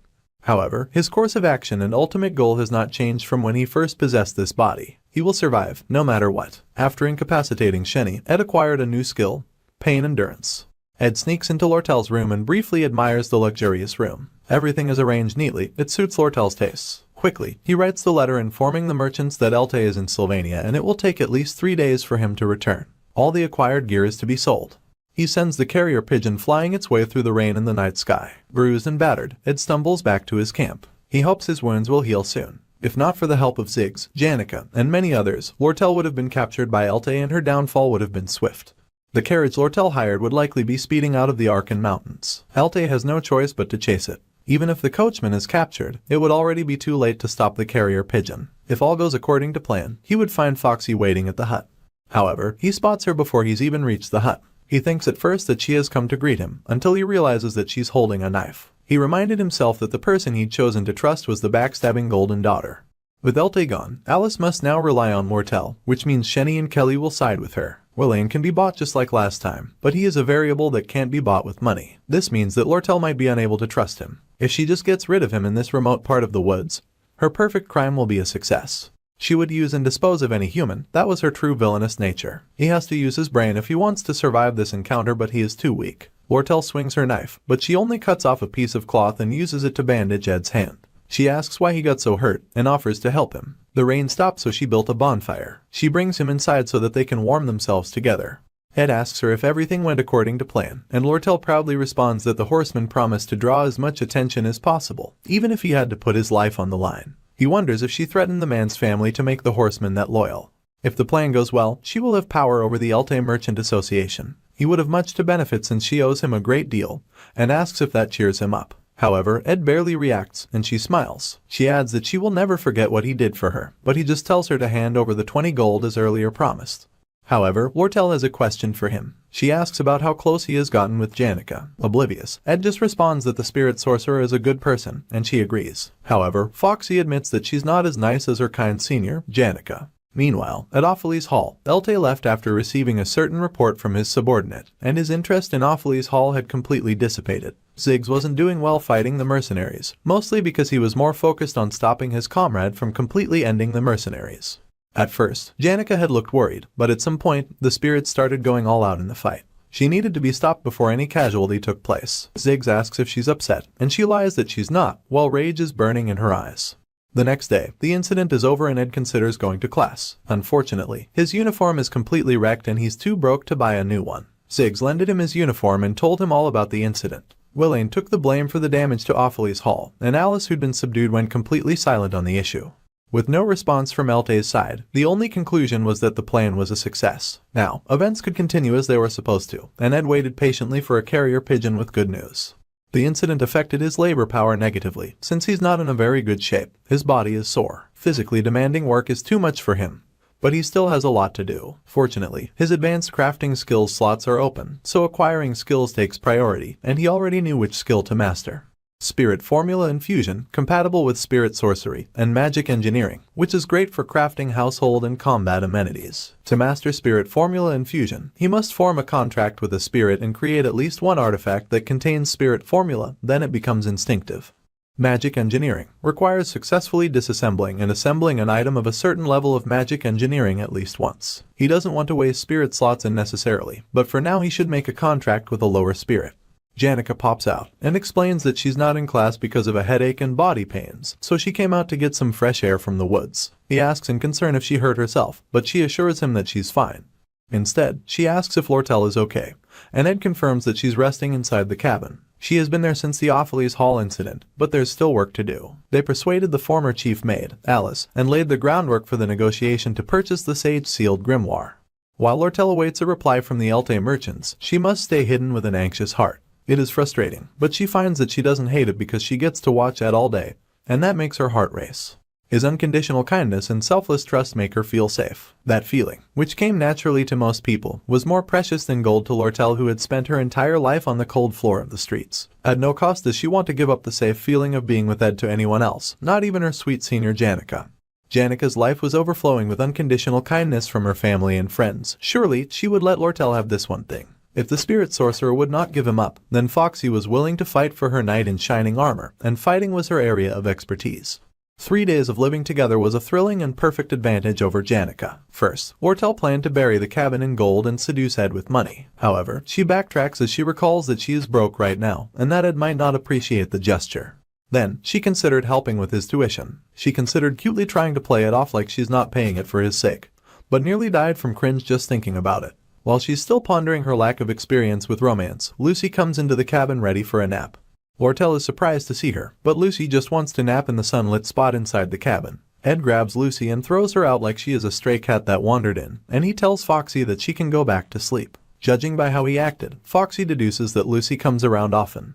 To Lortel's great disappointment, she finds that she has yet another rival. However, she is confident that she'll settle the score in just 3 days. On the second day of Lortel's cabin life, she finds Janica has come to visit again, erasing her plans of spending time alone with Ed. She also finds Lucy napping in the cabin again. Meanwhile, Ed crafted some handmade bricks, learning the skill stonemasonry. He also finally created a brick fireplace, and his crafting proficiency increases. Resting after the day's work, he eats with Janica and Lortel the pastries brought around by Belle. Nothing much has happened since the Opheles incident, so Lortel assumes that things are going as planned. He says that they should not let their guard down just yet, since there are things to do. Lortel agrees since she is yet to compensate him for his 20 gold coins, and asks if he'd prefer goods instead of cash. While Janica glares with jealousy, Ed mentions that he would like some construction materials, like excess magic engineering equipment. Lortel promises to check the inventory and tell him if they have any spares, but she'll also try to remember since she has most of the inventory memorized. Then, Ed asks Janica for a favor. He wants her to teach him how to form a spirit contract with a lower spirit. Janica is happy to help, ready to help him form a contract with even an intermediate level spirit. Ed is impressed and she immediately begins the lesson with spirit connection. She summons a small bird called Karis to see if Ed can communicate with spirits. Ed can hear the bird faintly, which assures her that he will progress faster than expected. However, Karis then loudly complains that Ed doesn't have enough time in his routine for magic training. He also adds that they know this thanks to the weekly report meeting they have. He also complains that our guy should concentrate on the cabin construction instead of getting distracted. Janica immediately shuts down the connection with Karis and asks with a forced smile if Ed heard anything. He mumbles something about a weekly report meeting, but she has no answer to that response. Lortel then pops up with information on the magic engineering equipment. The inventory does in fact have more leftover stock than expected, so she has enough for Ed. He asks if they can sell them at a discount price that the 20 gold coins can cover, and she laughs. The amount of magic equipment is not large and they're basically a dead asset. However, to give them for free is unthinkable. So, Lortel asks that he comes to the Merchant Association once every 3 days as payment. She can sell it at discounted price, and when he comes around, they can have some tea and talk a bit. Janica asks why she can't give him for free since he helped her so much. However, Lortel is a merchant and a professional, and she refuses to give it out for free. Meanwhile, Ed's mind was only on magic engineering and spirit magic. Suddenly, Belle, the new chief mate of Opheles Hall, arrived with a message for Lortel. She apologizes for showing up when things aren't peaceful, and she apologizes for being the bearer of bad news. However, she has a message from the former chief mate to Lortel. What do you think this message is about? Moving on, we see that Clara had something very important to discuss with Belle while she did the laundry. She is so sure that Belle will be shocked to hear the secret, and she makes the head maid promise not to tell anyone. She believes that Janica likes the dastardly rotten Ed Roth Taylor. Now, this is all old news to Belle, but she notes that Janny's friend must be worried because of his terrible reputation. However, Clara does agree that he has been improving of late, so she will support Janica as her friend. Another issue is that the spirit sorcerer has been complaining about Lortel of late. Foxy missed the opening ceremony along with Ed, and they were both absent yesterday as well. Clara is worried that angelic Janica doesn't stand a chance if Foxy already has her eyes on our guy, but she doesn't understand how he hasn't noticed Janica's affections yet, and wonders if he's toying with her. Belle just says that perhaps he is too occupied to have time for romance or dating, but the other girl is sure that our dude is simply messing with them, and he's so lucky to have girls pining over him. Belle considers Lortel a sly thieving cat in front of a fish shop, Janica is a trembling kitten, and Lucy, who is always there, is just a cat. Just thinking about them gives her a headache. But more importantly, she has an important message to pass to Foxy from Alice. The flickering bonfire drives away the darkness of the night as Belle carries Lucy and leaves Ed's camp with Janica in tow. It bothers him that Foxy's whereabouts were exposed to someone related to the Opheles Hall. Ed puts on his worn-out uniform while Lortel reads the letter of victory that was finally delivered by the carrier pigeon. It is now time to return to school. She deduces that her father must be making his last stand at the headquarters of the Merchant Association. It is a futile last struggle, but he'll finally be too busy to care about her. There are chances that Elte might have a few tricks up his sleeve. But Slog, who aspires to be the next association chairman, supports her, so she will trust him. Her biggest concern was Alice, but she's also been taken care of. Alice will not reveal Foxy's manipulation because she needs the money of the merchant that wins. The parchment that Belle delivered was filled with the list of orphanages she sponsored, the maintenance cost a year, and how to support them. The workload of the former chief maid was relentless, and her health deteriorated, but the academy ignored her complaints. Eventually, she became unable to work and care for the orphanage. So, she made a bet with her life on stake. No one guessed how dire her situation was, due to her stoic and unemotional nature. Of course, her followers seem to understand her. Alice is only siding with Lortel because it looks like she will win. Regaining trust will be difficult, but the former chief maid is willing to try again. There's no such thing as sympathy in the world of merchants. She knows this better than anyone. But she looked relieved that Alice had repented, saying there are no permanent enemies or allies.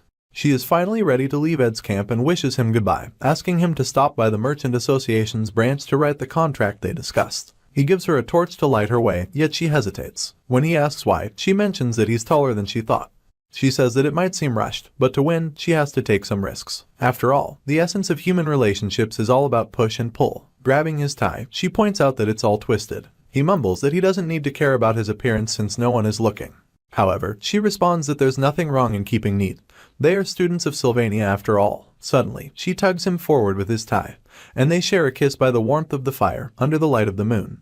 She giggles and mentions that the raspberries they ate that evening were delicious. Just thinking about them makes her happy. However, he just tells her to stay within her limits. She is a little disappointed that he's not as excited, and she decides to leave the ball in his court. After all, she needs to practice pushing him away too. Lortel leaves, walking then running away. Although our guy tries his hardest to avoid getting involved with main scenario characters, as expected when it comes to life, nothing goes according to plans, and he can barely hide his blush. The stars he sees from the forest are still beautiful, and the moon is bright. The sound of crickets chittering, and the crackling of the campfire are the same. He feels the trajectory of the scenario he gets involved in continues to go astray. Regardless of his will, he feels a sense of discomfort as if he's being sucked into the center of the story. His plan of watching the scenario unfold smoothly from the sidelines has not changed. He has no greed and he will ignore what happened that night. He shall get his diploma and pay attention to his stats. The realization that what felt like an easy plan was actually a reckless and challenging endeavor came not too far into the future. Soon, the summer passed, and fall came around. On a bright sunny day, the spirits brought the news of the kiss to Janica. They tell her that they cannot sit by, and that they must intervene. Even the fire dragon spirit, Tarkin, compliments Lortel's ability to play with people's hearts. The spirit sorcerer is horrified and asks how our dude reacted. The spirits who have front row seats to this chaotic love story tell her of how Ed seemed to reject Foxy. Tarkin reports that our dude was so cold to her that he even cringed. This means that either he is impotent, or he does not see her as a woman. Janica is greatly relieved to hear all this, but Tarkin adds that men aren't good at being defensive, they are better at being proactive. In his experience, people like Foxy cling and burn more intensely the more they are rejected. The spirit sorcerer thinks that's not such a big deal since he does not return her feelings, but Tarkin scolds her. They point out that Foxy will steal him away at this rate. She is supposed to teach him spirit magic and use the opportunity to kiss him when they are alone. While Tarkin is being dragged away by the other spirits, another spirit tells Janica that she should just be herself. She should emphasize her naive and cheerful vibe so that she can experience a thrilling, exciting moment with Ed. With a blush, she admits that she would not mind feeding each other. Unfortunately for her, Ed is already spoon-feeding Lucy. She spits out in disgust, and he admits that the taste is bland. He is using her as a taste test machine for honing his cooking skills. However, he decides he'll postpone that until he gets a wider variety of ingredients. Key stats greatly influence the proficiency of living skills. Raising just one stat drops the efficiency, so he needs to increase them all evenly. The only problem with this plan is that he's too busy and has been occupied since school began. Even if he cuts back on sleep time, he only has 5 or 6 hours for survival activities outside of school. He's worrying about the efficiency of his survival activities because he needs to check if the scenario is progressing well. Even in his regular life, he kept a close watch on key students, like Taylor and the 4 heroines. The hero seems to be growing well, with Ayla doing her role to support him. Princess Fiona also seems to be having no problems, though it's about time for her to clash with Lortel. Clarice will enroll next year, so he's not worried about her. Instead, he watches the Golden Daughter like he's walking on thin ice. With Elte's early dismissal, it is uncertain how this will affect how she acts. It seems her plan to get her hands on the sage-sealed grimoire remains unchanged. The reason Ed has been needing more time of late is because it is about time he started checking up on the faculty building. Because the final boss of this second act is Professor Glass, and he's looking into the hidden mastermind behind the Awfully's Hall takeover. Assistant Professor Claire Elfin is the one to report her suspicions concerning a hidden mastermind. He believes strongly in her good intuition, but tells her to be careful not to miss the important stuff, like the thesis on divine science that he asked her to find. She shakily promises to find it by the next morning. In the assistant professor's office of the Awfully's Hall faculty building, Annie's reports to Claire that she has gathered the materials related to the Awfully's Hall takeover incident. The assistant professor thanks her and goes through the report. She wonders if she needs to be concerned about a case that has mostly been concluded. Besides, she is so tired already. However, no matter how she looks at it, something is off. Meanwhile, Lortel meets up with Ed at the Elte Merchant Association. She apologizes for her tardiness and suggests that he visit her again next week. She's even prepared some tea and refreshments as an apology. The magic engineering equipment is ready, so he can pick it up at the counter. He comments on her fancy clothes, and she explains she had to dress up a bit for an important appointment. She asks how she looks, but he quickly changes the topic and asks about the appointment. She asks about updates on the cabin, and he reports that it is in its final stages. She notes he will need furniture, but her products are too high-end and expensive. She can't give them for free since that goes against her professional ethics as a merchant, so she breaks a chair and says she'll hand him the damaged item since woodworking is his talent. He tries to refuse it, but expresses his gratitude anyway. She marvels at how he has no change in expression at all. Even after she made the winning move, he still refuses to see her as a woman. She sees him as a man, and even offers him aid because of her ulterior motives. He is not sure how to respond, but she does not expect an answer since she does not engage in fights that she cannot win. However, she promises that someday she won't be the only one that can't contain herself. A seductive smile is the same, whether the odds are in her favor or she's in a tight spot. It is in a merchant's nature to never reveal their feelings, but she can't stop her hands from shaking. The next day, Janica meets up with Ed and is eager to begin their lessons. She summons a fire spirit and asks him to try focusing his magic and forming a connection. He gives it a go, and is finally able to hear the small spirit speak in her hands. Mug, the low-rank fire spirit, appears and is honored to contract with him. He relays that in accordance with the agenda of the last report meeting, regarding the proposal for the selection of a contract spirit for our guy, he passed the voluntary round, topped the interviews, cleared the third round of the council's agenda, and completed the fourth round of qualification verification. He also has the highest performance in magic efficiency practice independently conducted in the Northern Woods, and prides himself on having the best unspoken connection amongst low-rank spirits at his level. The overwhelmed Ed is shocked to hear Mug vow to set his heart on fire to serve him. Our guy had once gotten a spirit-type skill while playing the game, and he often laughed, joked, and cheered with his spirit. They created a strong bond back then, so Mug has a completely different vibe. Ed is surprised that he's so strict, and she explains that selected a spirit with a good magic power efficiency ratio among those that she's contracted with. In the process, there was a slightly complicated selection process that Tarkin planned between the spirits. Mug, the low-rank fire spirit, was victorious, so she gently hands over the spirit to Ed. He marvels at his warmth, and she informs him that when he connects with a contract spirit, he will be able to feel their physical and magical power, even when they're not manifested. She warns him not to connect too hard or he'll get too hot. He should also ensure to keep it in control. He asks if the level of connection changes the fire power, and she says that makes Mug sound like a machine. However, Ed is amazed to see the tiny fire spirit in his hands, and Mug asks for his orders. The little guy is like a portable heater. It's an unbelievably useful survival tool, and he doesn't even consume firewood. Janica expresses her joy at his excitement, since he always looks exhausted.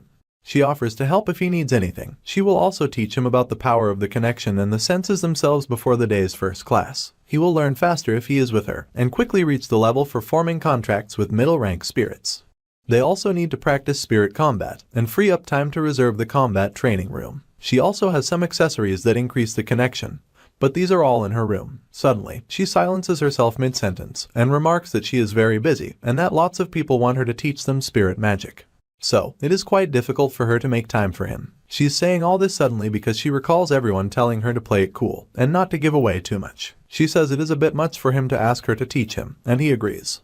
He wonders if he should try to pay her, but she is horrified. She knows he is struggling as it is, so she will not take his money when he needs to save it. They are close enough not to need that, and him saying that makes her sad. However, he points out that she asked for compensation. With a blush, she confesses that Clara talked to her about push and pull and about how she's too generous. He agrees with Clara, but she says that she's not like that with everyone. She will tell him the details later, but for now they will meet at the combat training ground next time. So, she will reserve it and let him know. She also promises to bring a good accessory, and she'll bring textbooks if he needs any, then she waves him goodbye. He also waves goodbye and little Mug salutes. Ed has now acquired the advanced crafting skill, Magic Engineering, an advanced crafting skill. The magic engineering supplies that he got from Lortel were surprisingly simple enough that he could analyze them in no time. He finally learned a proper advanced skill. If he ever runs out of fuel, he can use Mug, and if he runs out of mana, he will use the fireplace. Now, he can reliably warm the air. His living environment is now guaranteed to be stable, and just knowing that little fact makes him feel like a huge weight has been lifted from his shoulders. It's already late, so he goes to check on the traps. Meanwhile, Assistant Professor Claire wanders the woods in search of the hidden mastermind behind the incident, and she believes Ed is the culprit. Everyone at the scene was a student or staff of Awfully's Hall, but Taylor and Ed have no direct connection to the incident. Taylor also helped in solving the incident, which leaves our guy looking suspicious. She came to the woods since she heard that he appears here often, but unless he's eating and sleeping in the forest, she doesn't expect to see him in the middle of the night. To her absolute shock, she sees him hauling Lucy and a dead bleeding deer through the woods. Principal Obel is a great man comparable to the Archmage Glocked or the Great Safe of Sylvania. Yet, even he would have to use all of his powers against Lucy Merrill. However, to her horror, she sees Ed casually carrying Lucy's unconscious body and is sure that he must be the evil mastermind that she is searching for. Seeing Ed carrying the powerful Lucy through the woods, Claire is sure that she has talent for being a detective. She sees him drag the powerful mage to a cabin in the woods, like the start of a horror movie. He throws down both Miss Lazy and the deer, mumbling about how he has so much to do and should go to bed early. While he is inside, the assistant professor sneaks into the camp to rescue Lucy. Quietly, she reaches for her leg, but she suddenly summons her magic in defense and demands that the assistant professor confess her identity. Claire introduces herself with a nervous laugh, and is shocked to see Miss Lazy crawl back into the small wood tent outside, glaring at her like a cat. Lucy then zooms off into the sky, leaving the assistant professor speechless. Claire rushes back to Professor Glass, asking if he remembers Ed, who was ousted from his family, but he does not remember useless trash. So, she asks if he knows Lucy, because our guy overpowered the powerful lazy mage to the point that she could not use her powers. She rambles a bit and he points out that her story is all over the place. She says that what is important is that she used magic that records memory on the first floor of the Awfully's Hall. He asks her to write an apology for using that kind of magic without permission, but she already wrote it in advance. Regardless, she can plead that these were extenuating circumstances, because Ed sits and acts like a mastermind. Professor Glass is speechless at her reasoning. He asks if that is all the evidence she has, and she adds that our guy carried an unconscious Lucy. The brooding Professor Glass asks if he was just moving her while she slept. Now, Claire is speechless because she had not thought of that. He sends her out and tells her to return with her apology letter and explanation. Meanwhile, the broody professor looks over the reports and notes that our dude tried to stop the hero and his friends, but the heroes had been victorious. Someone ordinary like him could not stop that group, but he pauses when he sees something in the recorded memories. Meanwhile, our dude crafts again and successfully creates the ceremonial dagger, Explosion. It is the dagger he had ever since he started living on his own, and now he's been able to engrave it and turn it into something useful. Mug cheers him on and compliments his craft, saying that the more it is used, the more efficient it becomes. He is proud of Ed for advancing again in skill and sings songs of praises in his honor. Ed, however, feels awkward and stops Mug by pulling on his wing. The low-rank spirit cries about not knowing what he did, and our dude finally tells Mug to drop the formalities. Low-ranking spirits elevate their status through contracts with spirit sorcerers, so he understands why they are pleased to have a contract with a strong sorcerer like Janica. But he barely has any spirit power and asks if Mug got bribed by her, because he is way too excited to be contracted to him. He insists that the spirit confess what is going on since they'll be together for a long time. Mug finally breaks down in tears and confesses the truth. He is ambitious and desires success. He has formed a contract with our guy to receive refined magic from the vicinity of Janica, since this will allow him to grow at twice the rate of low-ranking spirits. He also heard the rumors about the tyrant Ed, and about how he has a strong authoritarian temperament, so he's been acting this way to appease him. He had a really hard time being such a low-ranking spirit, because higher-ranked spirits are kind of mean.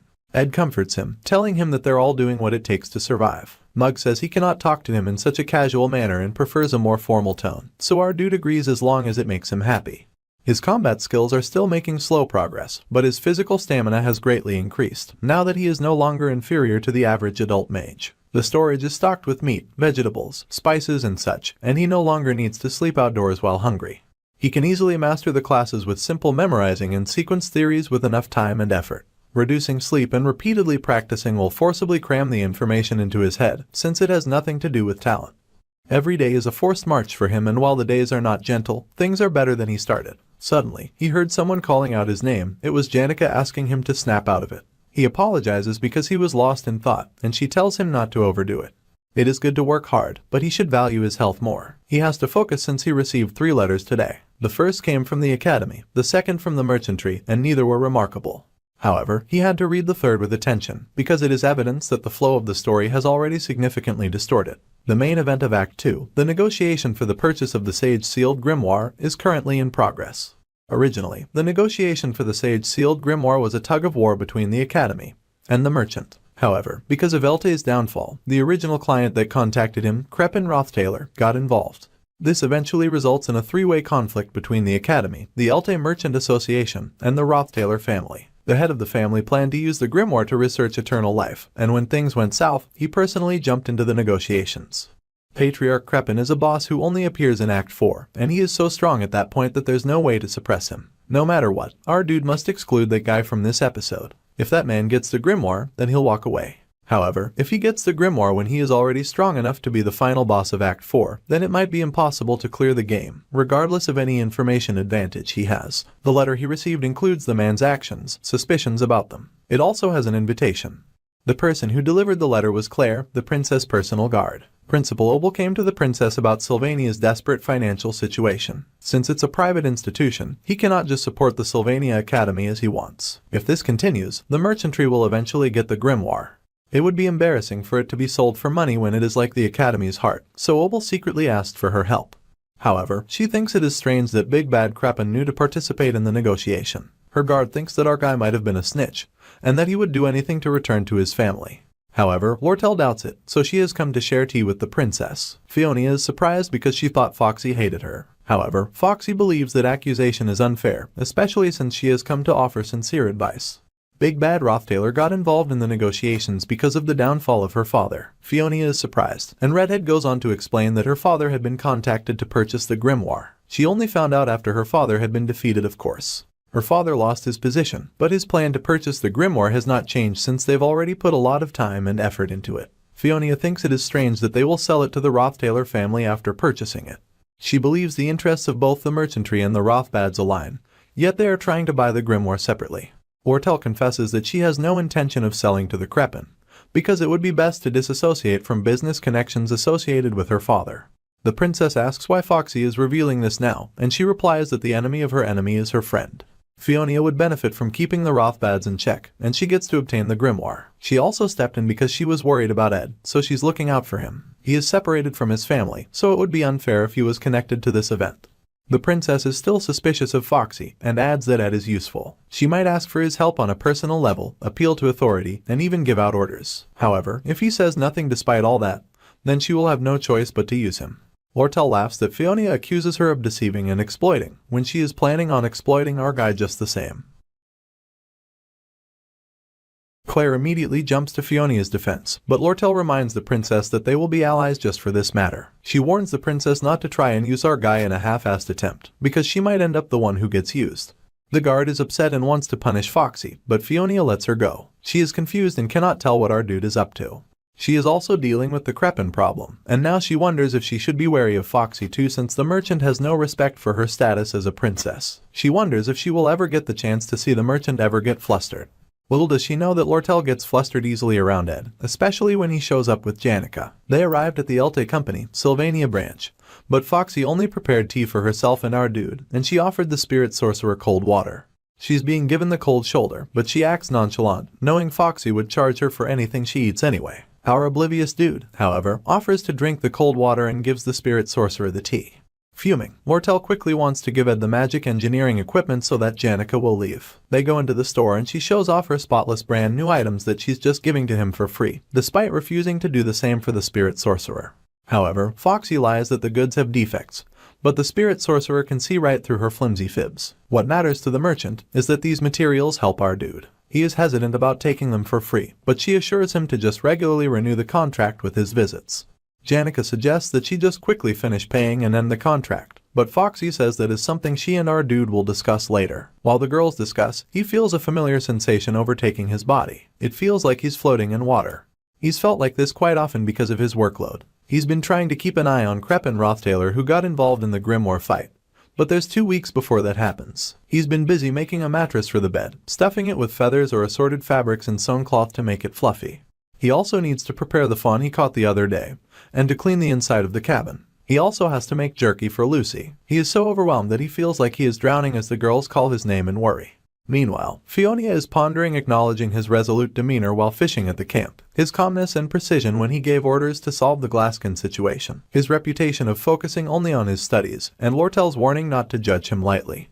Fiona wonders if her insight was off for the first time, so she needs to make sure one more time. That's why she ordered him to come visit her at the royal residence. However, her guard reports that he will not be joining them. She is surprised and asks how he can refuse a royal command, and Claire explains that he has passed out from overwork.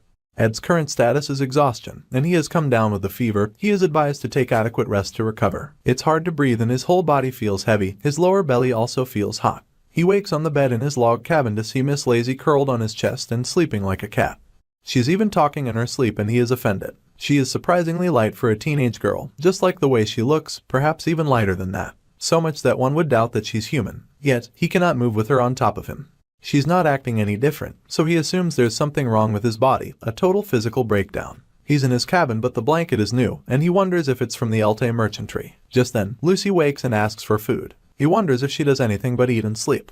Suddenly, she congratulates him for waking, and informs him that his mana was horribly distorted. He's been overtraining in magic and learning spirit magic, as well as repeating that for months without rest. He asks if she was like this the whole time he was asleep, and she admits that it was not difficult but it was boring, and she fell asleep several times.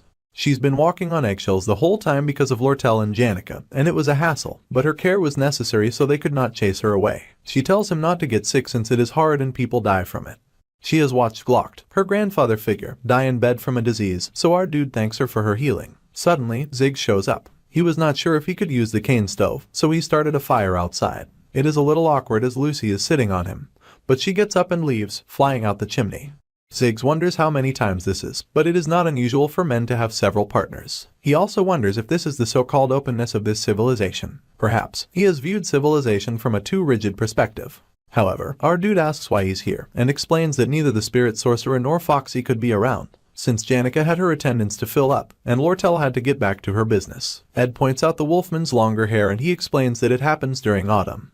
Our dude gets embarrassed about being fed by Ziggs, but there's nothing they can do about that, though perhaps it would have been better for a woman to help him. However, Foxy had said no women were allowed to have this task. As usual, Ed feels he must check out the scenario for changes and asks about students secretly mass-producing mandragoras that cause an incident. Ziggs admits that Alvira was behind that, but Taylor and Clebius handled it. This means that Act 2, Scene 5, Academy Exploration, was wrapped up nicely. He also asks about the monster handled by the Telos Order which snuck into the Academy's underground water system, but Taylor and the Wolfman also took care of that. This covers Act 2, Scene 7, Demon of the Sewers, which went by without any problems. The only major event left is the struggle for the Grimoire, and he asks how much time has passed. Ziggs informs him that it has been 10 days to Ed's shock. Oblivious, the Wolfman goes on to say that the girls can't visit him today since they are busy. But Ed's mind is on something else entirely. He thought he'd passed out for a day or two, but he was out for 10 days, and he gulped down the bowl of food. He needs to send a message to Lortel immediately, because they do not have time. The day after he woke up, Act 2, Scene 10, the one full of variables, began, and so did the struggle over the sage-sealed grimoire. The ones involved are the Princess Fiona Kloll, the representative of the Elte merchantry's leader, Lortel Kachellan, and the man who strayed from the original storyline, patriarch of the Duke family, and the final boss of Act 4, Crepin Roth Taylor. He greets the Princess Fiona, remarking on his pleasure at her health. It's been some time and he never got the chance to formally apologize, especially since she had such a tough time due to a foolish and thoughtless member of his family. As she ordered, he was disowned, but he still would like to apologize once again. She assures that everything is fine and he should not worry about it too much. Crepin Roth Taylor is of the same bloodline of Ed, but he's also a noble, dignified, compassionate, and wise head of a ducal family. She can feel the respect that his attendants have for him in their every action as they serve him. However, his eyes see the true him and he is clearly evil. He also greets Lortel, the proxy of the Elte Trading Company. She introduces herself and says it is an honor to be in his presence. She is also the daughter of the Golden King, and he has heard much about his insight and adventurous spirit. She says that they go wherever there is a good profit to be made. After all, they always follow the scent of money. Negotiations for the purchase of the sage-sealed grimoire proceeds as follows. The negotiation team is assembled. Then they have lunch and check the condition of the item after. After that, the purchase method is confirmed. Each participant writes down their proposed bid price, and the highest bidder gets to buy it. The grimoire is a treasure of the Sylvania Academy. The Academy cannot afford to let it be publicly known that they're selling the valuable item due to financial difficulties. So, Principal Obelfrisius came up with a plan where Fiona will vouch for it, as an observer with her status as a princess, and the principal's proxy, Vice Principal Rachel, will quietly conduct the auction. The method is simple. Right there and right now, the highest bidder gets the grimoire. She had heard about the trading method in advance and looked into similar book trade, such the trade for the Book of Order, the Book of Similitude, and the Magic Travelogue. Intrinsic magical value, academic value as a research subject, and value as a simple luxury. Foxy probably knows the prices and transaction records of way more books by heart. However, the person who will take this book will be Crep and Rothtailor. They all write their bids on a paper and maids take the bids to the vice principal who officially receives the bid amount. She thanks them for presenting their valuable opinions. A single bid auction with no upper limit. The key in this rule is knowing the opponent's maximum bid amount. Lortel intends to make a profit, so she would not make a bid more than the highest book transaction price of 8,100 gold coins. Anything higher would be hard to resell and surely result in a loss. Also, if Crepin simply bids a bit more than Foxy's highest possible bid of 8,000 coins, the grimoire will be his. The vice president prepares to reveal the bid amounts, and she reveals that Crepin bid 8,500 gold coins, just as Fiona expected. The Rothtailor Patriarch is not someone who would visit the Academy, just to make a profit from books transactions. The important question is why he wants it enough to pay such a large amount. Then, Lortel's bid is announced, and it is revealed that she bid 9,400 coins, much to Fiona's shock. The sage-sealed grimoire is then sold to the Elte Trading Company, and the princess is shocked that Lortel was not after profit.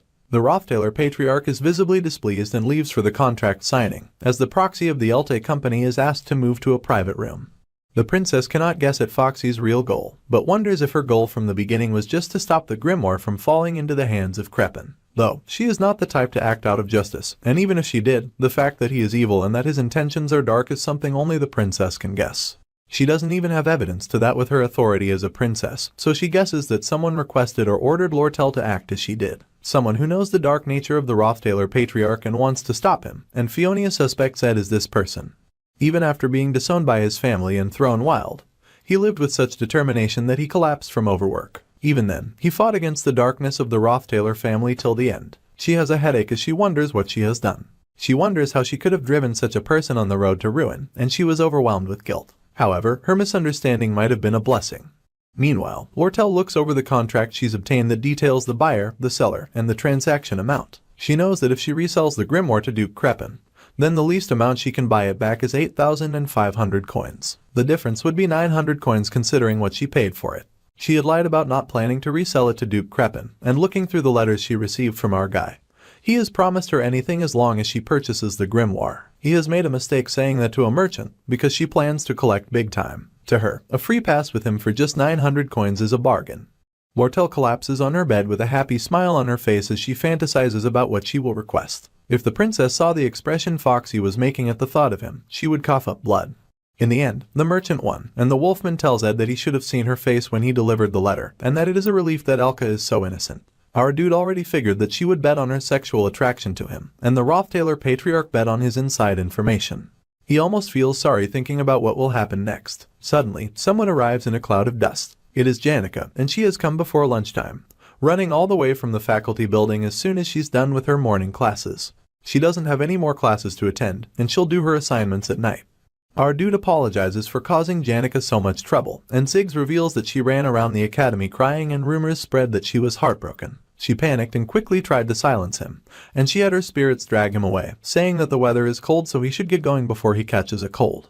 This leaves Janica with Ed and the crying mug, who in a dramatic outburst asks our dude to execute him for letting push himself so hard, which led to his illness. He had not even noticed the little fire guy's presence, and the spirit apologized that he feared his presence would affect his mana, so he got mana from her instead.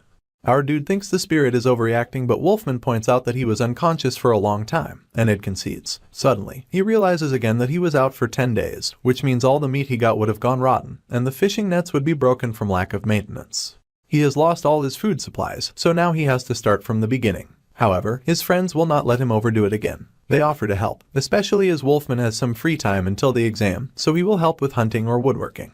When it comes to work, our dude should just handle things as they come, and everything will work out. It suddenly occurred to Ed, while looking at his little wooden tent, that not long ago, he slept under a hastily built wooden shelter with not even a penny. He slept alone in darkness and was bitten by insects with no one to rely on. A lot of things were tedious, but he resolved way more issues and survived until now. Ziggs was right, everything would work out, and Ed smiles. Meanwhile, Janica is worried about how tired he looks. She recalls that Merrill told her this is her chance. While Foxy is busy with negotiations, she should take advantage of the time. Foxy is clever and the spirit sorcerer must learn from her. In order to win a man, she must also become a fox. The forest spirit tells her to fix her outfit because she looks like a country housewife, and she agrees that her dressing looks shabby. The great wolf says that is perfect, since guys fall for the side of her that is good at managing everyday tasks. So, the spirit sorcerer should slyly and subtly show him that side of her. She should also roll up her sleeves more while she is at it, and show off the vibes of a wife who can go through hard times at his side. She must make progress when she goes to see him. Merrill is giving all this advice as a high-ranking wind spirit and dating expert. But she has absolutely no dating experience. Janica is curious about what kind of progress she should be making, but she's not to worry about that. Instead, the wind spirit asks what she was planning to do, and how she plans on getting closer to him. She says she wasn't planning to do anything, which infuriates the great wolf. She howls in sorrow so loudly that she shocks the birds out of the trees. At a time like this, the spirit sorcerer should not be wasting her opportunities, and Merrill scolds her for being ridiculous. A tough guy like him won't struggle for long, and he will grow at a ridiculous speed. She adds that there's no better winning strategy than being with him during the hardship. Janica is advised to use her position as the person who supported him during tough times, even if it requires calculation and cunning. She quickly says that she had a plan in mind and whispers her idea to the great wolf. Grudgingly, the wind spirit agrees that the plan is pretty good. It was quite late at night, and the stew that Janica made was really good. It was on a different level compared to what Ziggs made, and Ed wonders if he should also learn to cook from her. More importantly, he must focus on recovering. After all the help he's received, he can't keep looking tired forever. He might not be entirely in good condition, and his headache and slight fever are coming back, so he rests a little on the bed. Janica pops into the room, mentioning that he looks tired. He is surprised to find that she's still here, and she giggles. He cannot imagine what she is planning. Ed is really surprised to find that she is still around, and she giggles with a cute smile. She says she is not trying to do anything, as she sits beside his bed. He does not have to pretend like he's not having a hard time, since everyone gets exhausted and it comes at them both mentally and physically. She knows he is working hard and enduring a tougher schedule than anyone else. Quite a lot of people helped and comforted her when she was struggling, but what ended up helping her the most was when he had quietly stayed by her side. He is having a hard time right now, so she tells him that he is doing a great job. He tells her that she does not need to go that far, but she wants him to acknowledge that he's been struggling so that he can get some rest. He flops to the bed with a sigh, and finally agrees that he's had a hard time. He takes a few breaths, exhaustion finally taking him as he admits that it has been a really hard time, and she rests her head on the bed. The next morning, sun streams in through the window, illuminating Ed, who sits up with a sigh. He looks to his side and finds Janica sleeping with her head on the bed, drooling slightly. He tries to hold his laughter, but is soon chuckling at how ridiculous and adorable she looks. He has finally made a full recovery. His life skills have improved significantly and he is now an intermediate level craftsman. He has also improved his magic engineering and has collected crafting formulas. He could not make much progress as he planned to in 10 days, especially in the research of magic engineering products. Advanced crafting skills greatly affect core stats and are far more versatile than general skills. The problem is that there is a clear limit to how much one can grow. Just by self-studying via reassembling magic engineering items, most magic engineering products recipes are rewards from main scenario quests. So, as someone who doesn't want to interfere with the scenario, it's hard for him to get them directly. Unfortunately, Taylor is not particularly interested in magic engineering. It is probably because even with the recipes, magic engineering doesn't make useful products right away. To craft, one needs material that may be obtained only in the later stages of the original scenario. However, his situation is different, because he has someone who can procure any material from even the other side of the world. That person, of course, is Lortel, and she is relieved that he has gotten better. He mentions that he is glad she looks healthy too, but she says that is only in her looks because she is suffering from chronic fatigue. Her hair is dry, her skin is rough, and it was a struggle to get it back to normal. She seats beside him, and he asks why she came all this way when she's very busy. She says she needs to rest and tell him something. It's weird to call the merchantry after her adopted father when he has already been thrown out, so she will change the name to just Trading Company and restructure the business. She also needs someone to help her with employee management, asset management, product flow, and external affairs. Someone who will stand in as a co-executive. He already knows where she is going with this, and she smiles as she asks him to imagine. He could wake up in the morning and go to work at the trading company, and they'd only be a wall apart. He would get great benefits as a co-executive of the Alte trading company. She would give him shares of her personal assets too. It would be like marriage. She giggles, saying that she might be rambling, and he calls her back to reality. It is weird for her to go that far for him, and she mutters that he does not know anything. She pulls her hood over her head, stating that she knows how he feels, and that he must think that something is wrong with her. He also might not want her to make such an important decision based on the fleeting emotions of a young girl, and he probably wants to keep things professional till the end. This is all exactly what he wants, but he cannot say it. However, this is all because he has no idea how she feels. She lived in a world where hundreds of gold coins come and go, and where people get betrayed if they do not betray first. What becomes most important in that kind of world is someone who will never betray her. Someone who will stay by her side, even if all her wealth is gone. Someone who will stay even when the whole world turns its back on her. Some people have family, some have lovers, and some have friends. However, Lortel, who had seen countless wealthy and great merchants rise and fall, feared falling through betrayal. No more, no less, she asks if he can stay by her side. He stares at her in awe and tells her to at least say that without fighting to hold in laughter. She can barely stop herself and laughs that her words did not work. She thinks it's a shame because she almost had him, and he points out that her change in tone gave her away. She is human after all, bound to make mistakes, but she asks him to rate her performance and if he felt a little protective of her. Usually, when she leans into her timid and adorable side, it touches people's hearts and makes them waver. She sighs again, saying it's a shame that it didn't work this time. However, her words were not a total lie, and they sat for a moment in awkward silence. He told her that he plans to graduate from Sylvania, so he won't leave the school until graduation. Her face is dark and she says nothing at first, but he adds that if he has no other option for a job after graduation, then he'll consider her offer, and she grins wickedly. She says that she can wait until he graduates, but she is not giving him an actual choice. She might use the free pass that he gave her soon, and it was great seeing him after so long. He worries that he has done something terrible. Just thinking about the future stresses him out. Meanwhile, Lortel is also nervous. She had planned on telling him that he belonged to her, but seeing him so tired and stressed messed up her plan. If she had waited any longer, she would have shown her real face. She even brought the change from the magic engineering products payment, and it would be awkward to go back to give him the cash. She decides to just leave it in the wooden house, and strolls over there. The door is thrown open and Janica runs out of the house, saying that she should make a snack before Ed comes home. Foxy is horrified to see her acting like Ed's housewife. She demands the spirit sorcerer explain why she's coming out of his house, and she demands why Foxy is coming from the river where he was resting. It was the beginning of a new disaster as their rivalry became official. As he worked, Mug nagged about him not eating enough meat and vegetables. He also needed to make up for it at dinner and drink enough water. The little spirit says he really will die if our dude collapses again, even with his reassurance. The little spirit begs our guy to live healthily. He wants him to maintain their contract relationship for a long time. Our dude figures that he got scolded by Tarkin, which is why he's making a fuss, and apologizes to the little fire spirit. Thanks to Ziggs and Janica, he now has enough firewood. And thanks to Lortel, he can now furnish the place. The only thing on his mind are the 3 letters he received before collapsing from exhaustion. One was from Foxy, warning him to be careful of Elte. Another from Fiona, regarding Crepin's movements. And the last from the Academy. He was shocked to receive a letter from Professor Glass of all people. He sent a letter telling him that he wanted to have a private conversation after the conference. Unfortunately, Ed could not meet with him because he was unconscious. He has no idea why he's been summoned, especially as Professor Glass is the final boss of Act 2, and Act 2's final scene has already begun. He recalls most of the content of Act 2's final scene, and that Professor Glass always believed that a select few with talent would change the world. To revive Sylvania, the great sage with the most talent in history researched a spectral magic which could distort the laws of the world. To complete a spectral magic, he needed the sage-sealed grimoire, but Sylvania Academy fell for Lortel's plot and sold it. In his desperation, he stole the sage-sealed grimoire and tried to inject Sylvania's spirit into Ayla's body, who was born with a spectral magic, to usher in another progressive era. It was literally a madman's narrative.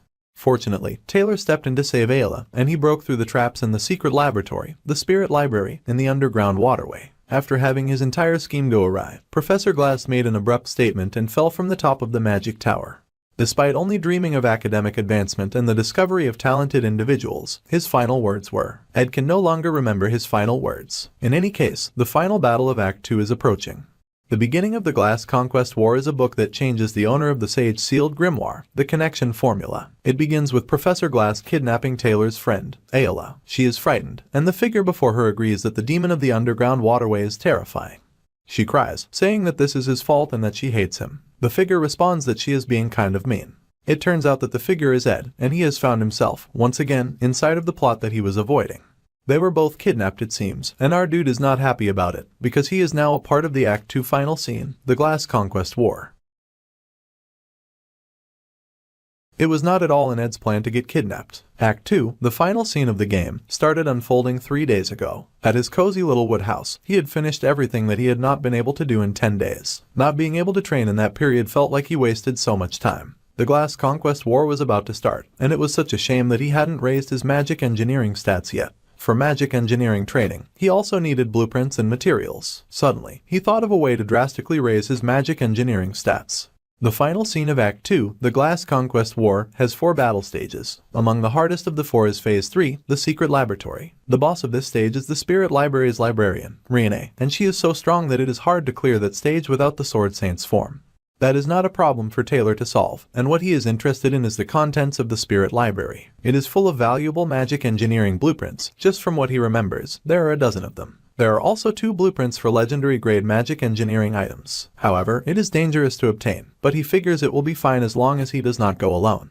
In school, they learn that Adele from Class B and Ayla from Class C will be joining Class A in the next semester. There are a lot of talented people this year, so even if they join midway, there won't be any disruption to the class content, and there's no reason to worry. However, the top class only had 3 students, Ziggs, Lortel, and Lucy, so the students were rather doubtful about the large number of talented people. There even had been years where there were no students in this class, because Professor Glass was extremely strict about the selection. Ayla may not be great when it comes to combat, but they say she has a great affinity for spectral magic. Suddenly, the Wolfman gets to his feet and asks if the criteria for the top class must be strictly determined by talent, because students who put in effort might bloom in unexpected ways as well. The professor asks if he thinks he is ruining or underestimating them by denigrating and neglecting their efforts. He does not share this sentiment and believes that the surest way to ruin someone's life is to instill premature confidence in vague talent and support them inadequately. Before entering Sylvania, Lortel had already looked into the academy faculty, and she knows all about the professor's self-righteous and almost obstinate obsession with talent. This is because of his only daughter. She was an average mage, but he had endless faith in her. It was a natural behavior as a parent. However, Muri, his daughter, took it not as his trust, but as the faith of a professor from the faculty of the magic department. In the end, that faith made her prematurely join a monster raid at a young age. Unfortunately, she did not survive the expedition, and Professor Glass completely broke down. Since then, the professor became obsessed with proven talent. During most of his tenure at Sylvania Academy, he devoted himself to researching the enigmatic spectral magic. If you know his past, you can understand what he is pursuing is not a spectral magic, but its creator. Hailed as the most talented in history, the greatest sage, Sylvania, a powerful woman with flowing silver hair. He's probably bringing Ayla into the top class for his research on spectral magic. Suddenly, the professor calls her name, but changes his mind and tells her not to bother. His face looks more emaciated than before, and he tells her that he'll call her separately since it is not related to the lesson. She wonders if this is about the sage-sealed grimoire. He must think it's a shame that she has such an essential part of the research of spectral magic. However, nothing he says will be of any use, because the connection ceremony for the passing over the ownership of the grimoire to her is just around the corner. The sage-sealed grimoire's connection ceremony is about to start, and all lessons are dismissed. It was a close call, but Ed had completed the plan, and the core of the operation he had developed was to follow right behind. He would follow Taylor when he barged through his course, from Phase 1 to 5 in a bid to save Ayla. While the hero charged forward, he would stop and pick up the leftover items. He made a list of must-have items, especially in Phase 3. He will grab all the magic engineering items in the Spirit Library. The items he's going for include Glock's Eye, Delheim's Hourglass, and many more. Although, the effects of these items may seem rigged because of the difficulty of farming its materials. They can only usually be crafted in the final stages of the scenario, so they won't be of much help to the hero anyway. This is why Ed shall take them instead, and while he is there, he will admire how Taylor is doing in Phase 5. After all, he is still a fanboy. Then, he will return to camp. The plan was flawless. The Glass Conquest War begins on the day of the Grimoire's connection ceremony. He told Janica that he lost something in the underground waterway and that they should go find it together. He thought she'd hate it since it was dark and narrow, but she seemed strangely enthusiastic, which made him feel sorry because he could tell she was concerned for him. With a friend great at combat, his plan was perfect. However, the assistant Professor Claire informed Ed that Professor Glass was calling for him. He had heard that the assistant professor had recently visited the cabin, and wondered if this was the issue she had come to talk about. The connection ceremony was the next day, and the professor must be very busy, so Ed wondered why he was being summoned. He did not respond to the last call since he was passed out, so he will respond to this one. He figures it must be important. However, when he shows up at the office, he is shocked to see Ayla waiting there too. She looks anxious and wonders why her reaction is a bit much when he hasn't even done anything to her. Even if it's been over 10 months, it makes sense if she still has bad blood with Ed Roth-Taylor. After all, he did shoot arrows at her that one time. More importantly, he wonders why she is here when she is supposed to be kidnapped when the Glass Conquest War starts the next day. Then, he worries in horror about why he was called. He is starting to get a horrifying guess at what is going on. He flings the papers before him and sees that they are research records, notes, and grimoires. Nothing is indicating a change in the future he knows of. The only connection to Ed Roth-Taylor found in the office is the form submitted during Claire's investigation of the Opheles Hall incident. He wonders if the assistant professor reported what she had observed about him. If so, then Professor Glass might have figured out what he did in Opheles Hall. However, that has nothing to do with the current incident. Suddenly, his eyes widen, and he whips around with a dagger drawn in defense while Ayla shrieks. The door flies open, and the professor stands before them. She races to him, fearing that our dude has a dagger. The professor's eyes widen and he casts a large magic circle. He casts a spectral magic, and uses the time prison to lock her in place. He turns the same magic on Ed, stealing the dagger away from him. However, to his absolute shock, Ed unleashes Mug and the fire spirit attacks, shocking Professor Glass. An explosion of fire stops Ed from getting snatched, and the professor comments that he was quick to catch on to what was going on. His response is also exceptionally smooth, and he asks if he scanned all his research materials in that short time. However, the professor finds it strange that just scanning a few documents would inform our guy of his intentions. He asks if there is a reason the professor is trying to restrain him, when he only needs Ayla's affinity with a spectral magic. Our guy mentions that the professor has achieved his goal, so there is no need to restrain him,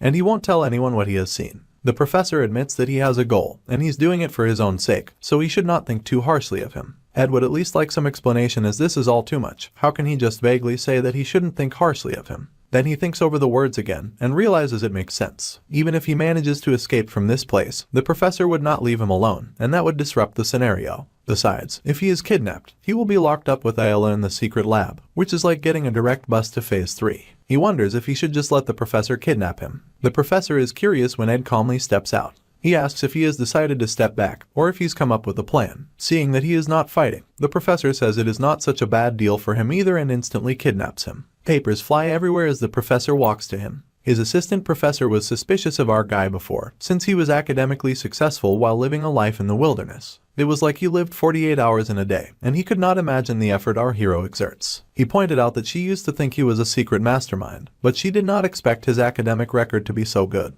The professor had seen him in combat in the Crystal Ball, and he had noticed his knack for combat was extraordinary. It was, however, the approach of a weak person, to analyze the opponent thoroughly and use all available means to win. A product of effort, and not that of talent. Our dude's expression showed no hint of unease while getting kidnapped, and it reminded him of something that he had lost in the past. The daughter who had said that she would bring honor to his name through her achievements. Ed reminded him of her and her memory. The professor was so deep in thought that he did not notice Mug sneak out of our dude's clothes and zoom out through the window. The little fire spirit flew quickly and far, flying right for the little wood cabin, where Janica was cooking and waiting for Ed, thinking that he was running late. A new chapter begins from this point on, and we do a little bit of catching up as we witness a writer bring his magic travelogue of the southern continent to an end. As he traveled the world, he realized that there were many magical truths that he had yet to discover, and that his title of the Archmage felt underserved. His late master Sylvania, who passed away at a young age, remains in his memory as a beautiful woman. Looking back now, those years where he felt lacking were indeed full of ups and downs. The sorrow that gnawed at his heart on the day that he lost his master accumulated over time and now remains as an old reflection. In his long life, longing pushes its way forward. The writer is revealed as Lucy's grandfather, and he thinks of how sometimes regrets over what was lost paralyze his rationality. There are times when he has the urge to shatter the natural principles of the world and twist the truth just to see her face one more time. Unfortunately, what is lost, and those who have lost must become stronger. So, he tells Lucy to be strong, for she has become the full stop of his life, and she sits beside his deathbed with a book in her hands. He dedicates the last sentence of this book to her. She cries as she holds the magic travelogue of the southern continent. Glocked, excerpt. Present day, and Lucy is sunning on Ed's roof, thinking of how she misses her grandfather. More than anyone, Glocked acknowledged and accepted death and waited serenely. So, the girl had no choice but to let him go. She wondered if there would come a day when the pain of loss healed completely without leaving a scar. The only thing that temporarily helps her forget that longing is the satisfaction of a pouch of jerky she has. However, she is now out of jerky, so she looks around and sees Janica at the camp, receiving news from Mug. The more the spirit sorcerer listens, the more thunderous she becomes. Even Lucy gets curious about that behavior and wonders what is going on. At the Tricks Hall, main conference room, the clandestine connection transfer ceremony of the Sage's Grimoire. Scholars looking to sell, and merchants looking to buy gather around. Only the elite members of both groups gathered. Among them, attention was drawn to the leaders of each group. Lortel Kachellan, the acting head of the Elte Company, and Obel Frasius, the headmaster of Sylvania Academy. She is surprised to see he is around the same age and has a similar image to Crepin Roth Taylor, but compared to him, he is different to a strange degree. After the negotiations to buy the grimoire were over, the Roth Taylor patriarch came to find her, and he requested that she hand over the grimoire. She was surprised at his audacious request. That was the plan from the start, so she was not planning on being discreet.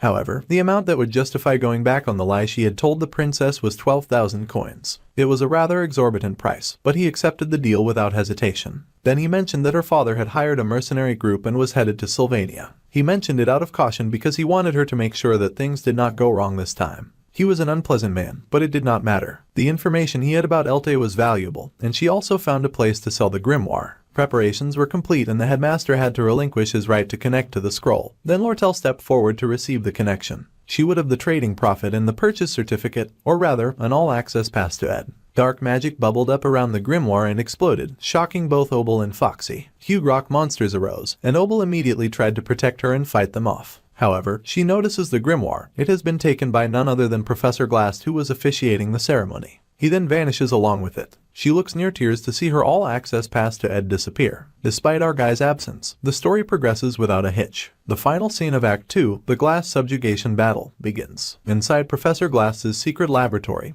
Ayla screams. She asks why he is here and says that she hates him, shivering and crying in fear. He figures that by now, the professor must have seized the grimoire and is surprised when someone tells her to fall silent. If she keeps yelling, the monster of the underground waterway might wake up. It is Coombe, a researcher of aspectual studies, and he says that they should consider themselves lucky that the professor asked him not to use them for his experiments, because they are important people. Ed mumbles if that is so, and Coombe is unnerved by how calm he is about the situation. Anyway, he shall closely monitor the prisoners while reviewing the research materials, so they must not entertain foolish thoughts. There is nothing for more to do now. Our dude will now wait for Taylor to bring the subjugation squad and cause a ruckus. By then, the library that the hero passed through will already be devastated without any hindrance. This will give him the opportunity to sweep up all the replica magic engineering recipes from the magic books. His operation will be complete. He would not have to do anything important or get rid of anyone. The only thing bothering him now is how easy it all seems, which is pricing at his conscience a bit. There is also the fact that he has to be with Ayla, who is still making a wild fuss. She screams that she will scream if he takes any step further. She threatens to bite her tongue and that she is not bluffing.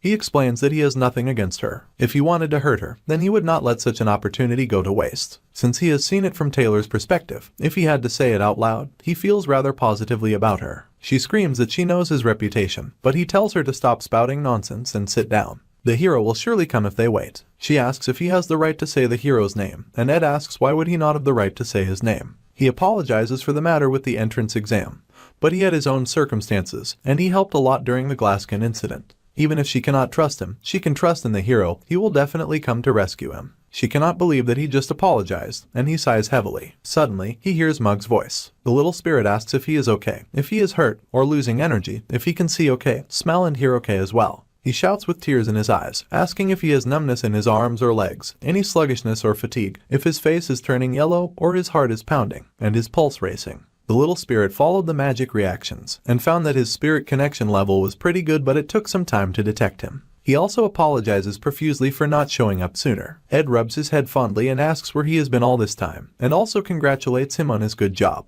Ayla is surprised to see a spirit, and that he can control spirits, because he used to be terrible at basic magic. He rudely says that it is none of her business since he finally has a proper partner to talk to. She believes the spirit can send a rescue request to the outside, and get the message to a staff member or a professor with strong spirit connection. However, there is no need for him to do something like that. Mug also reassures him that he has been thoroughly trained in emergency reporting systems more than anyone. It took him half a day to avoid the eyes of numerous monsters and the golem researchers to get here, so it must have been 2 days from then. However, he recalls how beautiful Janica's enraged face was, and her cold fury when she heard the news. Not only that, but Lucy was also interested in the news, and the spirit sorcerer thought to ask the vixen merchant for help, which would be like having 1,000,000 troops on their side. Mug reassures him that one way or another, they will be rescued, so all they have to do is stay calm and wait. Meanwhile, Ed is furious because the story has now been altered too much by too many people knowing of his capture. The poor spirit cannot understand why he is making such an angry face. With anger, he grabs Mug's head and flings him with rage out of the cell. Ed then announces to researcher Coom that he has changed his mind and that he does not want to stay trapped, and that he must get out.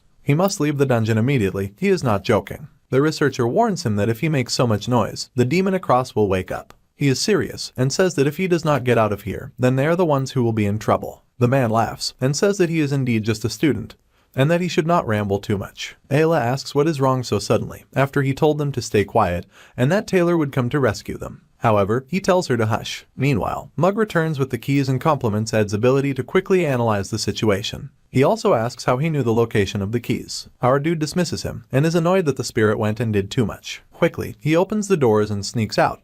But he shuts the door on Ayla and keeps her there. She is shocked, and he tells her to answer his questions with only a yes or no. There are all sorts of monster experiments and haunted magic tools out there. It is too dangerous for her to come out. He tells her to cooperate with them, and if they notice that he is gone, she should tell them that he escaped. She must sell him out immediately, that way they will not hurt her. He also adds that she cannot run properly with her legs given out. She tries to speak, but he tells her not to argue, and to reply with yes or no. She is hesitant at first, with fear in her eyes, but she replies with a yes. He is satisfied and tells her to stay quiet and still, then he runs away, saying that he will handle it. New twists inevitably find their way, and he can recall the raid bulletin board from the game, explaining the requirements for the final chapter boss of Act 2. He can handle the minor variables one way or another. His stats have increased enough already, so he can solve most problems by using the information advantage. However, there are bound to be variables that he cannot handle on his own. If Janica or Lortel join, then somehow he can manage. However, even game freaks and veterans who had invested hundreds of hours could not find a solution to the completely unbeatable enemy that would arise if Lucy joined the fray. When she joined, it led to a bad ending.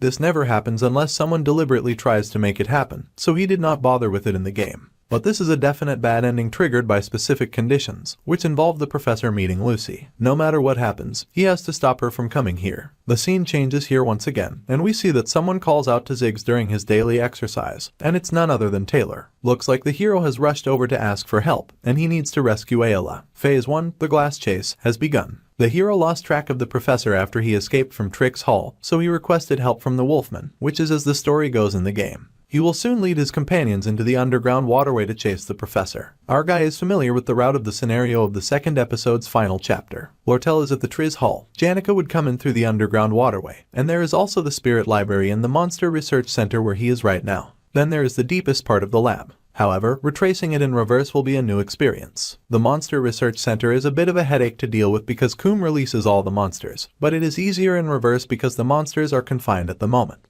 It is a relief because the encounters between Lucy and the professor are destined to lead to a bad ending. He must hurry to prevent it. The problem is that the Spirit Library is guarded. It is guarded by Riene, the librarian, and a banshee. He is familiar with her patrol pattern, so fighting her is not the issue. The problem is that she is someone who will grant the hero a valuable experience. In the later stages, there will be enemies that cannot be defeated without Taylor's swordsman form, so if he does not train well enough, the future scenarios will be harder to clear. He is supposed to progress the most during this arc, and he is to meet the ones who will help him learn essential skills which are critical, such as the revived demon of the underground waterway, and Rihanna, who will give him the most experience. So, he will just take only the necessary magical tools for the route and sneak out. He snatches the Column C thunderclap generator and the one-way light dimmer. He will definitely come back when this is over, because it would be a waste to leave all those magical items behind.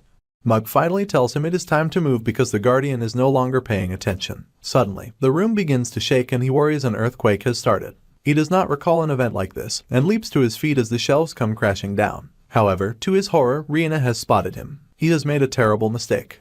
30 minutes before the earthquake, the rock monsters run amok, scaring faculty members. They raise their giant fists to attack, but Lortel uses her magic and freezes them in place. She appears from behind the monster, complaining that if the deal had not been done so quietly, then Sylvania Academy's reputation would have surely been ruined.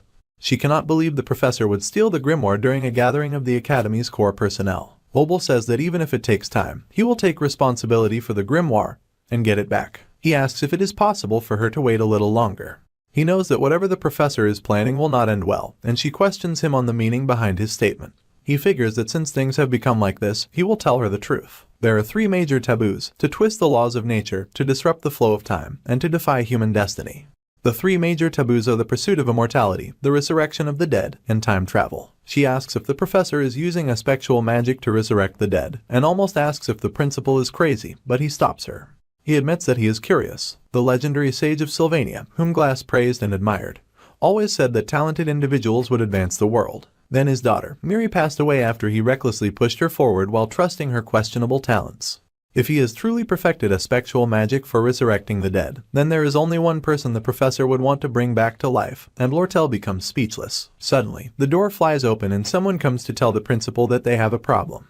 Several minutes ago, the hero was seen chasing the rogue professor, and he fled towards the underground waterway. According to testimonies, not only did he steal the Grimoire, but he also kidnapped students. The members of the faculty are dismayed to learn he kidnapped Aelatrice.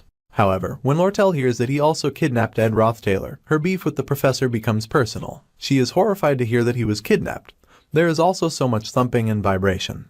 Headmaster Obel is the greatest mage of this era. He promised to bring back the Sage's Grimoire if he steps in. He can easily rescue our guy. The most sensible thing to do would be to wait for that to happen. But she's already taken off running. The familiar sound and the direction of where the tremors are coming from are near the entrance to the underground waterway. Looking through her binoculars, she spots Janica and Tarkin going on a rampage. The spirit mage is crying in dismay and Lortel is speechless once more. Since she is going, Foxy decides to go as well. It is seriously a pain, but seeing the principal be so nonchalant about the Grimoire, she will personally retrieve it. That is what she says, as well as telling the others to minimize the negotiation personnel and follow her. She has not officially joined the battle.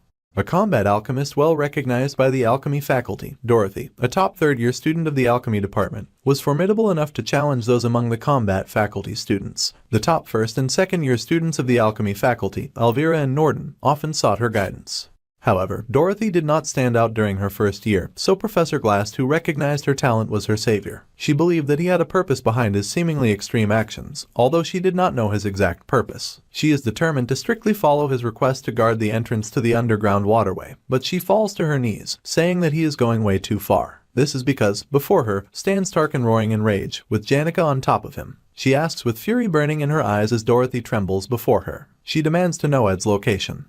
Poor Dorothy is so horrified that she froths at the mouth. Meanwhile, ignoring her, the spirit sorcerer is trying to figure out where he might be, with her other spirits in tow. She tries to remember which way to go, mumbling to herself with confusion in her eyes. It's much later that she recognizes the top student of the alchemy faculty's third years, who is still frothing at the mouth. She is worried that she scared poor Dorothy and tries to cover her up. Suddenly, Lortel appears with a few others behind her. Foxy knows that Janica, excluding Lucy, is among the top students of all years. She is an ace of Sylvania and boasts the most brilliant force. She will do anything to ensure our guy's safety. However, if she succeeds, then she would carry him away all lovey-dovey, and they would go back to the camp together. Then he would be so infatuated with her, his face blushing with love, that they would end up married, and plan to have many children. The merchant is often known to make the most rational decisions about everything in life, but when it comes to our guy, her judgment regresses. So, she tells the spirit sorcerer that he has already been rescued, and that he got hurt while being kidnapped. She also lies that he is lying in bed at the camp, asking when she will come to his side. Foxy wants to be the one to save him, so she will get rid of the spirit sorcerer first.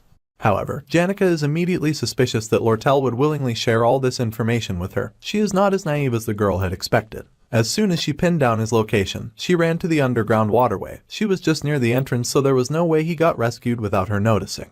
She also got here before everyone else, so who rescued him and how did they do it without her seeing them? She usually seems so thoughtless and naive, but all of that disappears, and she becomes very sharp when it comes to our guy. Foxy tries to redirect the conversation, and Janica deduces that she is using the trading company's employees to rescue Ed. They are not trained in combat and she thinks the merchant is acting too cowardly, then says dangerously. Lortel is annoyed that she is so logical all of a sudden. The spirit sorcerer already asked Lucy for help at first, but she just yawned and walked away, since she never listens to others and prefers to do things her way. So, she is also alone, just like the merchant. The merchant has to agree that this is not the time to get in each other's way, especially since they have no other competitor. She asked all her employees to wait near the entrance, and no more words were needed. Janica will search the east side of the waterway, and Lortel will search the other side. The important thing is to rescue our dude who is in grave danger. So, they both run at max speed in the opposite direction, both of them determined to be the one to find him first and save him. Meanwhile, Ed is in serious trouble thanks to their ruckus because now Rihanna has spotted him. Who will be the one to rescue him from this dangerous situation? Just as we wonder that question, the ceiling above cracks with lightning, and the rubble from above falls on top of the library guardian, scaring Mug, who wishes now that it was just an earthquake. The person standing on top of the fallen Riene, stretching her arms and sitting in the spotlight, is the lazy Lucy that we all know and love. Looks like my girl got bored sitting in the shelter, so she came to help our boy get out of this mess. And now that she has entered the scene, we already know that this is game over for everyone else involved. The scene changes in the next chapter, where the sun shines upon Principal Obel as he stands on the balcony. A man asks if he is sure that it is fine to sit back and do nothing while children fight their battles for them. However, the principal says that it is a good opportunity for them to grow, because flowers bloom where the leaves fall. The person asks if they need to be pushed this hard, since this is the greatest golden age in the history of Sylvania Academy. Across the entire history of Sylvania, this generation of students is a rare find, and each year's class has so many promising students, whom they have so many expectations of. Like stars, they are countless. However, the principal feels like this is a warning of upcoming trials that makes him believe even talented people will struggle. That is how intense it has to be.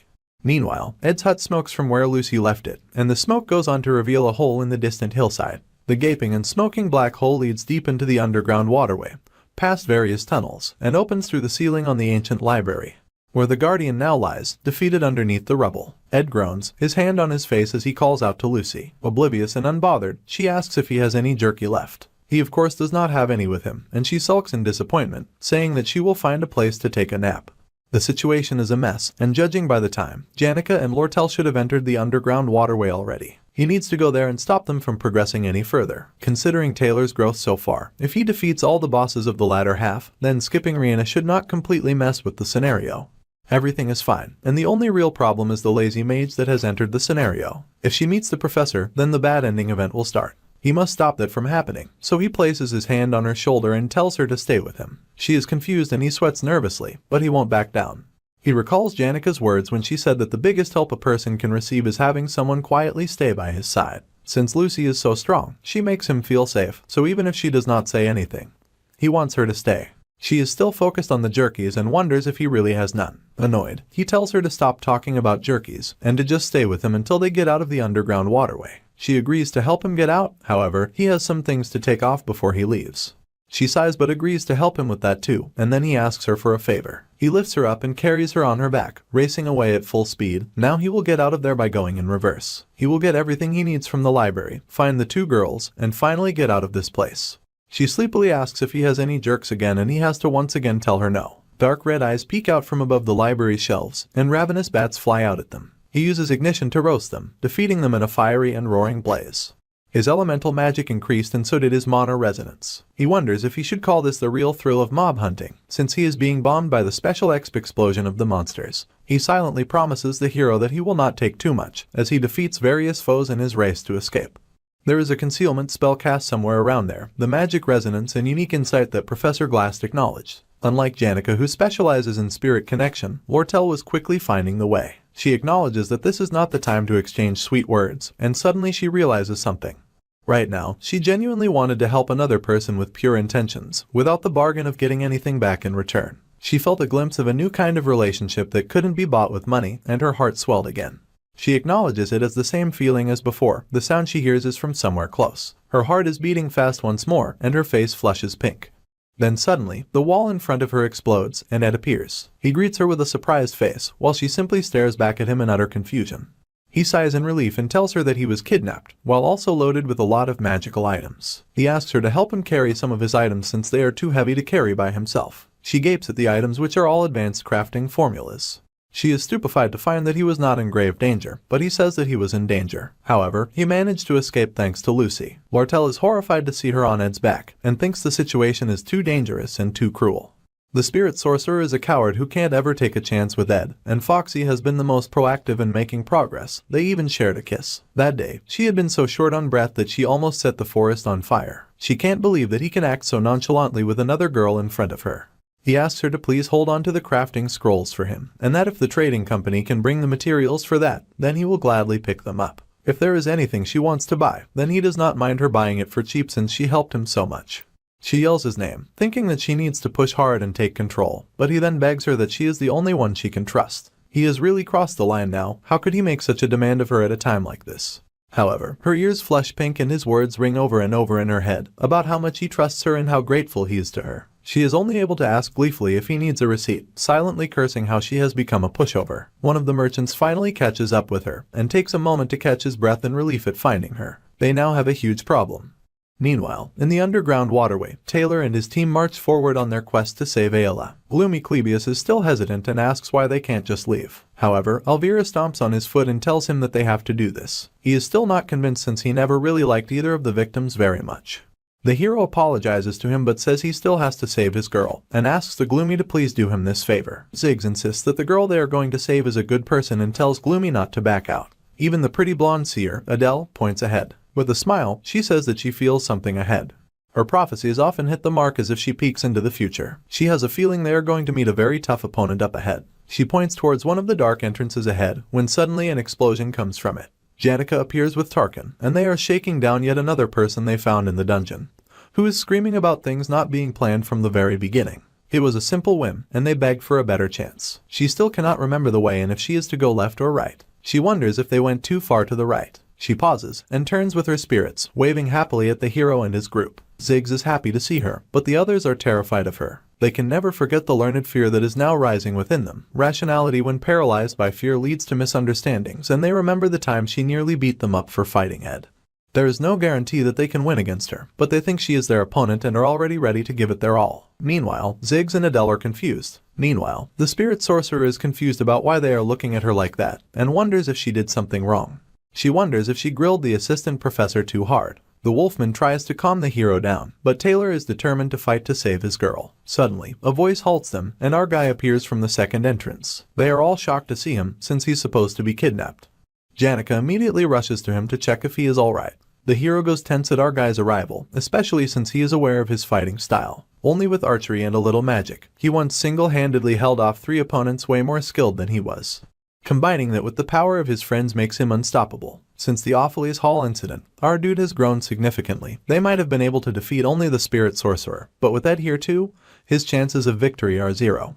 Ed marches towards the tense hero, his face an unreadable mask. However, he just encourages the hero to continue his quest, telling him that his girl is waiting as he walks past. It is Taylor's job to catch Glass. He will not interfere and keeps walking away with Lucy on his back. It is time for them to play their roles. The hero will handle the scenario, and our guy will take care of the variables outside, which includes Elte's surprise attack. In other words, he's going to catch Foxy's father. The issue reported by the trading company's staff was bound to blow up eventually. News came in that the mercenaries hired by the Golden King had entered Arkan Island. The mid-boss of the second episode in the original story was thoroughly defeated without even a chance to recover. The Golden King fell from power at a different time and in a different way, and because of that, he was able to escape unlike in the original story.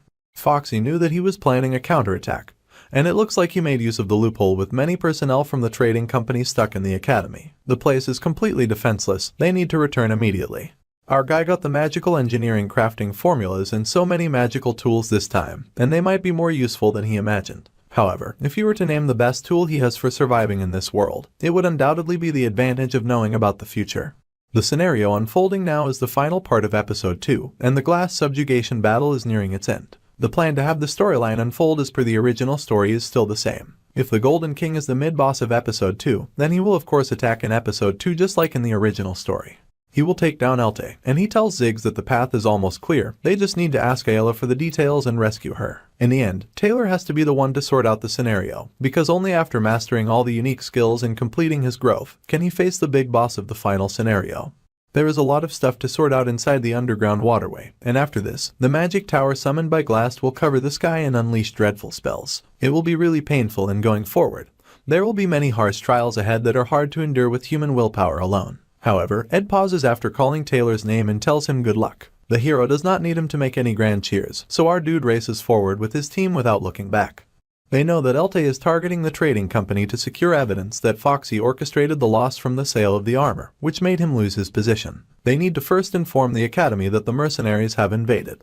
The spirit sorcerer asks them to pause a moment, but our dude tells her that they are in a hurry. She grits her teeth in annoyance and yells that he will get hurt again. He was just kidnapped and barely escaped, yet he is rushing in to fight the Golden King.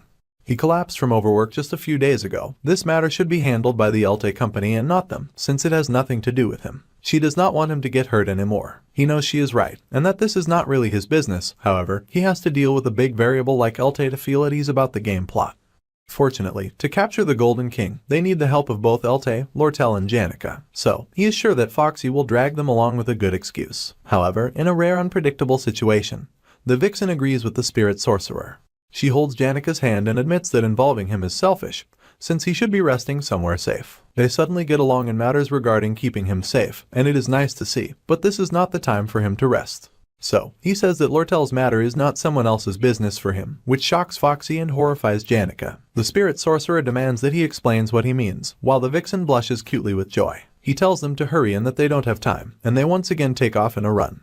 He tries to think of how to explain his words, but coming up with a reason is always hard. Suddenly, the Spirit Sorcerer offers an out by saying that it is because of his contract with the Vixen. If she lost the trading company, then his magic engineering supplies would be disrupted too. That is why it is not someone else's problem. He pauses for a moment, but he is so desperate for an out that he immediately agrees with her. Meanwhile, Lortel is still blushing in bliss at his words. He thinks the Spirit Sorcerer is pretty smart, which is as expected of the top student in their year. All that aside, he glances at the complete chaos inside the tunnels, and the many fallen bodies of the rock monsters that must have guarded the entryway. The hero was so horrible without any regard for seniority in this situation, that at times like this, he was really heartless. However, he soon realizes the chaos was caused by the very guilty Janica. She cries that she did not mean to do it, but somehow things turned out like this. Lortel laughs that she is heartless, but the spirit girl insists that she is not a heartless person, and that they are just misunderstanding the situation. Anyway, they are almost at the exit now, so they will talk more outside after they have helped the academy. The carriage she came in is at the entrance with the staff. They emerge from the underground waterway to find chaos outside. The carriage has been destroyed and the bodies in the water beaten up. Foxy chuckles with a dark grimace and notes that the Golden King was faster than she expected. He stands before them with his arms crossed, a dark shadow over his face. She greets him, calling him father, and he asks who taught her how to manage documents so that there would be no evidence in the company's records even if he scours through them. There was a gap in her personnel management. All he had to do was threaten the worker and he revealed that she was headed to this waterway. The man apologized for his betrayal and she smiled. Elte mentions that it took a long time for her to master that expression. It is a pity that the only evidence left is her confession, and it will be a waste to ruin her with torture. He waves his fingers and red light gleams in the eyes of the fallen bodies. Suddenly, with a whoosh they spring from the water and launch themselves at them. They raise sharp weapons and attempt to slice at our dude and the fox girl, but she blocks their attack with magic. She knew that he would not be alone, but he really loved to bring mercenaries into the academy, just like last time. The professor fled with the Sage's Grimoire, but there is no need for comparisons with last time. This time is different. This time he has come with the continent's best mercenaries, and they far outnumber them. He tells his hired men that he only cares about Lortel's life, so the others can be cannon fodder, and he wants them finished off quickly. The mercenaries attack, firing arrows which soar through the air at them. But Janica blocks off the attack with her magic. Arrows fly close to Ed, but no arrow can touch him as the girls protect him with their magic. The Spirit Sorcerer uses her defense bird magic to protect him from the arrows, pushing them aside. She warns him to be careful because their movements are well coordinated. He thanks her and notices Elte's annoyance. He says that Spirit Sorcerers are always a hassle to handle, but this time is different, and he pulls out a suspicious-looking paper. It is the legendary grade magical engineering item, Valerius Prejudice. It suppresses the surrounding mana for 10 minutes. Despite being a single-use item, it costs dozens of gold coins per sheet to use, based on the magic restriction of the night butterfly flower reagent that Elvira used. Belarus Prejudice is its high-ranking variant. It has the drawbacks of taking time to activate and the preparations to trigger it being fatally obvious, but it is a very dangerous item. They are already at a numerical disadvantage, while their opponent has the combat power of a veteran mercenary group that he can't get through during the time needed to activate it. Most importantly, their entire party consists only of mages. He already knows their powers, so Lortel is not surprised that he came prepared. If that thing activates, they are done for. The Golden King will be held accountable by the Academy and is asked how he will deal with that. He laughs maniacally and says it is better than losing his life. A third-rate villain who should have been eliminated early in the story. Even the butterfly effect caused by a third-rate villain can shake the world significantly. Our guy knows it well because he is the same. Their opponent is a mid-boss. If he survives, he likely will be a big variable in this world. The Golden King is the villain who gets backstabbed and exits the stage. That is how it was supposed to go. He killed her parents and did whatever it took to achieve his glory and prosperity. He is an absolute villain. However, our guy does not feel the slightest bit of animosity towards him. This is because ultimately, he is persistently blocking their path so that he can survive, just like him. However, he has no intention of giving Elte the chance. He will not lie and say it's because he is ready to handle all the variables he has created. He doesn't mind if he is called selfish. This is his story, and he finally calls on Lucy on his back, telling her to wake up. She steps down from his back with a big tired yawn. She mumbles that they are so noisy and her magic powers activate. Light floods the area and her magic power sparks around her in waves. This is where Lucy the Slothful awakens, and only judging from this one panel alone, I'm pretty sure this Elte dude is straight up fucked. The book, Glock's Travelogue, which was written by Archmage Glock in the final years of his life, was crafted in a humble little cabin that did not quite match his fame. It was known by almost no one, except Lucy, of course, as she was his granddaughter. While she lazily slept and hovered in the air near him, he would often tell her that her natural talent was no reason to stop learning. He told her that she should always continue to learn, to be humble, and use her powers for the benefit of all. He warned her to be wary of the loneliness and bitter solitude that comes with overwhelming strength. At the blank look on her face, he pauses his lecture and finally asks her to promise him 3 things, and she listens curiously to his request. The first promise is that she will not kill anyone. The second is that she will avoid anything that might stain her hand with blood, even by accident. And the third promise is that she will live the life of a student during her time at Sylvania. Present day, dark purple lightning flashes around Lucy as she activates her powers, and she looks dangerous. It is evident that Elte prepared the best mercenaries from the fact that most present were veterans. They had survived for long in the mercenary life, and the very act of crossing the line of death multiple times already signifies strength. They had honed an instinctive sense of situational awareness, and their quick responses had become second nature. Right now, those very instincts screamed at them to halt their fight immediately. Elte screamed at them to keep fighting, but they weren't about to do that against magic that surpassed their understanding. However, most of the relatively young mercenaries do not have this survival instinct, and they rush at Lucy with their weapons raised. She shoots them a cold bored stare. Despite being a mage, she does not use magic very often. Just the flick of her finger renders maximum damage to the charging mercenary and sends the mercenary flying. She does not use magic because she can simply use the physical force generated from the overwhelming compression of mana coming from her. Simply put, she doesn't need to use magic when she can just use violence, and the eyes of her opponents widen in fear. Seeing the table turning, Elte checks how much time he's got before he can activate something. He just needs a little more time. However, she locates him and identifies him as the leader, so she will just have to take him down. However, Ed places a calming hand on her shoulder while the Merchant King falls to the ground in fear. Our main guy tries to say something to her, but turns in shock when he thinks an earthquake starts. However, it is not an earthquake and purple lightning flashes around the school. On a night when the 7 brightest stars align in a straight line and are visible, Professor Glass's advanced spectral magic distorts the laws of nature. Thus begins the descent of the magical realm, and purple magical light floods the area. The magic tower that covered the sky in the final stage of Episode 2's last battle, our main guy sees it and thinks that this is good timing. The hero and his team should have defeated the monster in the underground waterway and learned the necessary skills by now. Now that everyone who is necessary to clear the episode is together, even if it might take some time, Taylor will be able to stop Glass. The scent of the magic realm was triggered at the same time it was triggered in the original storyline, which means the scenario is progressing without any issues. Of course, since this magic is so alien and different from any other, everyone except him must be confused. This is even beyond the comprehension of Janica and Lortel, who are top students. However, to his surprise, Lucy suddenly looks into the sky and says that each of the 10 magic towers plays a role in absorbing aspectual magic. She flies into the air, saying in the case, bringing back the dead might actually be possible, and Ed watched her with worry in his eyes. In the epilogue of Episode 2, the players find Miss Lazy after the incident, and when she wakes, she lazily shrugs off the incident. She was supposed to be napping on the roof of the Trix Hall for the entire scenario. However, if she is woken early in Phase 1 before the scenario is over, and brings her into the party, then the cornered Professor Glass makes her an offer. He offers to resurrect with a spectral magic, not Sylvania, but her disciple, Archmage Glock, the prodigy's grandfather. That is how Lucy turns into an enemy, and the entire party gets annihilated. It is an unavoidable bad ending. In the end, they only see her slowly disappearing into the underground waterway to join the professor and accomplish their dark quest.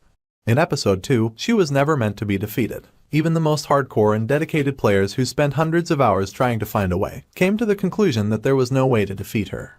Unexpected disruptions in the main scenario caused by variables that were not part of the original plot can still be patched up if our main guy intervenes. Sometimes, those variables can even twist the predetermined bad endings. Elte uses the moment they are distracted and activates Belarus Prejudice, thus suppressing all the mana in the vicinity for the next 10 minutes. Miss Lazy feels her mana draining, seeping away into the golden pitcher he summoned.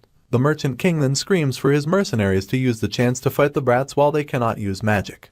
Heeding his call, one of the mercenaries draws his sword and rushes at Ed, but he stretches out his hand and activates Windblade, to their almighty shock, and blasts the mercenary away. While our guy is also an unexpected variable in the scenario, there are entities that even he cannot stop. The Merchant King is shocked that our guy can still use his powers, and a nervous sweat drips down his face, because even the overwhelming suppression power of the legendary grade magic item, Belarus Prejudice, has its limits. Those limits happen to end and begin at the vast amount of Lucy's mana which flows like an endless sea. After all, it is impossible to drain the sea using a bucket. She says that she will clear the way, her eyes glowing menacingly as she announces that she has somewhere that she wants to go to. The Merchant King's experience is no lesser than a veteran mercenary's. The sense of survival honed by being on the edge of life and death now warned him of his certain death as he knelt before her. He knelt defeated and overwhelmed before the unstoppable might of the young prodigy. She gathers mana in her palm and lets the force of it fill her fingers as she prepares to flick them. She asks the Merchant King if he is aware that he can die, for she knows as well that Elte is no match for her. However, our main guy placed himself in front of the kneeling Golden King and reminded her it was not fine to kill others. It was odd for him to be so concerned about Elte's life, however, she hesitated because she remembered her promise. She had promised her grandfather that she would avoid anything that would stain her hands with blood. The person Ed was worried about was not the one who was going to die. He stared into her eyes with worry, concern, and determination, and her hand which had been ready to flick, faltered. She turned and agreed to let it go. He asked where she was going, and she said that she needed to go somewhere. Conversations with Ed Rothtailor always go like this, and he asked if she was sure that she would not regret it, which made her pause in the air. She had not expected a reply from him, and she hesitated in the air with her back turned while he waited on the ground. He stared at her in worry, and she remained deep in thought. She recalled the last chapter of her grandfather's book, What's Lost is Lost. Sadly, those who have lost must become stronger. She was told to become stronger as she hugged the book to her chest.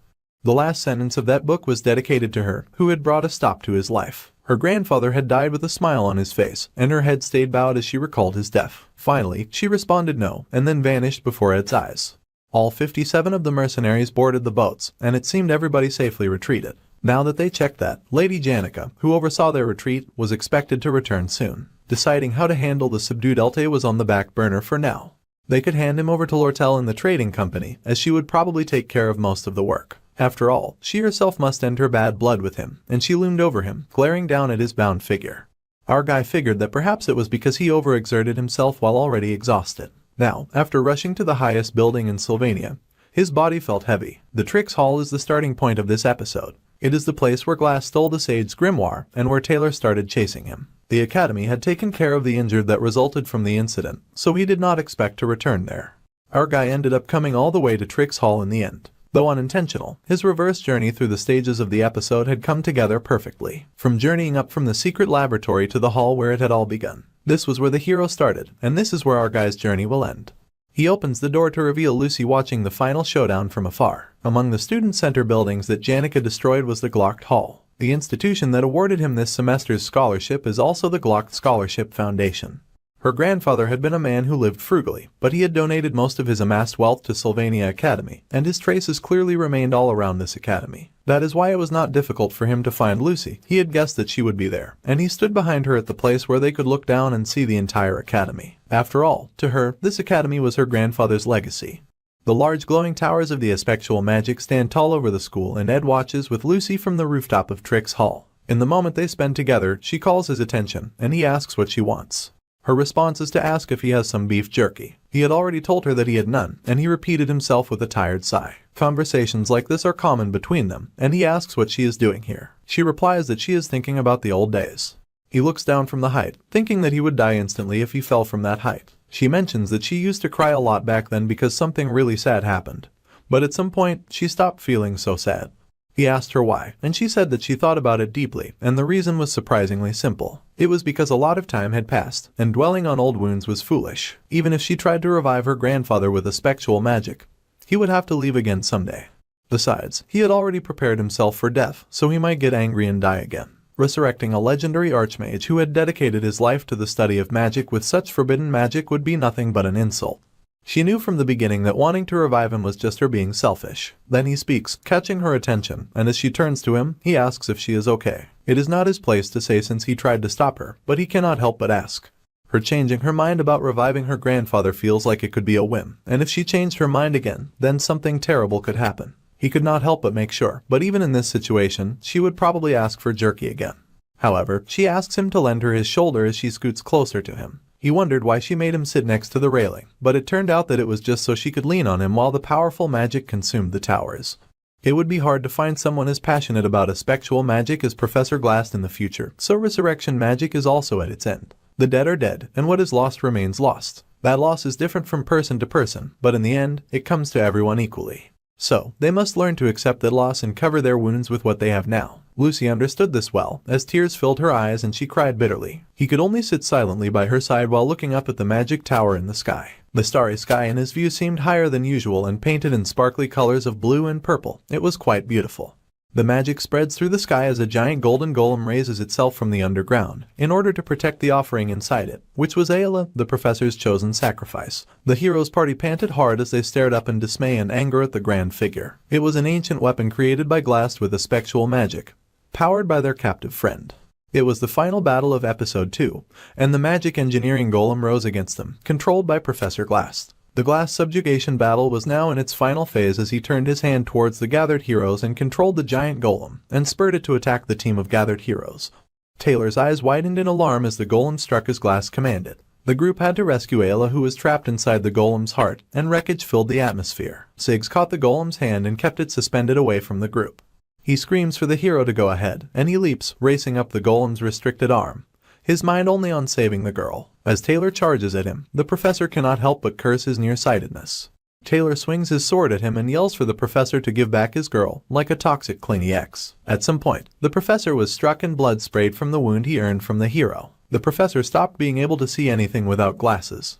His eyes widened as he acknowledged that life as a teacher was bound to be static. His days were almost always the same, sitting at the large desk in his personal lab, reading ancient grimoires, analyzing a spectral magic as the books on his desk started to pile up. He was also involved in managing academic curriculums and reviewing materials to teach students. As he kept doing that, the scenery outside the window continued to change. It was snowing when a first-year elemental studies student kept coming to his personal study. She said that she wanted to study intermediate magic and advance. It was raining when the youngest professor who caused trouble always came begging for forgiveness, flustered with tears in her eyes. The wind was blowing strongly when the highest-ranking dean out on business stopped by for his usual cup of tea. Even after he became the principal, that did not change. As the weather kept changing and people came and went, Professor Glass sat in the same place, buried in his work, thinking that the painful memories would eventually disappear as well, but they never went away. In the present day, he spits blood and his body trembles from the force of channeling the power of the Grimoire to subdue the hero's attack. He manages to blast Taylor away with magic. He activates a spectral magic, small-scale time travel, and heals himself. The painful memories do not disappear. His eyes redden and the dark magic thrums to the air as he unleashes attack after attack on our brave and fearless heroes. Clebius screams in question on the nature of the attacks. The professor activates another blast of a spectral magic and the shimmering purple magic floods the towers and shakes the atmosphere. He activates multi-time prison and all the students become frozen in time. Ziggs notices on time and screams at Taylor to dodge, firing a blast of magic to push him away. The Wolfman ends up frozen as well, but Taylor manages to avoid it, and Ziggs freezes while Taylor barely escapes, falling by stabbing his sword into the magical wall of the purple tower. Professor Glass is stained with blood and his head is downcast. His vision blurs, and through the long darkness beyond his eyelids, he sees what he lost, his daughter smiling brightly at him. He remembers then that he was almost there.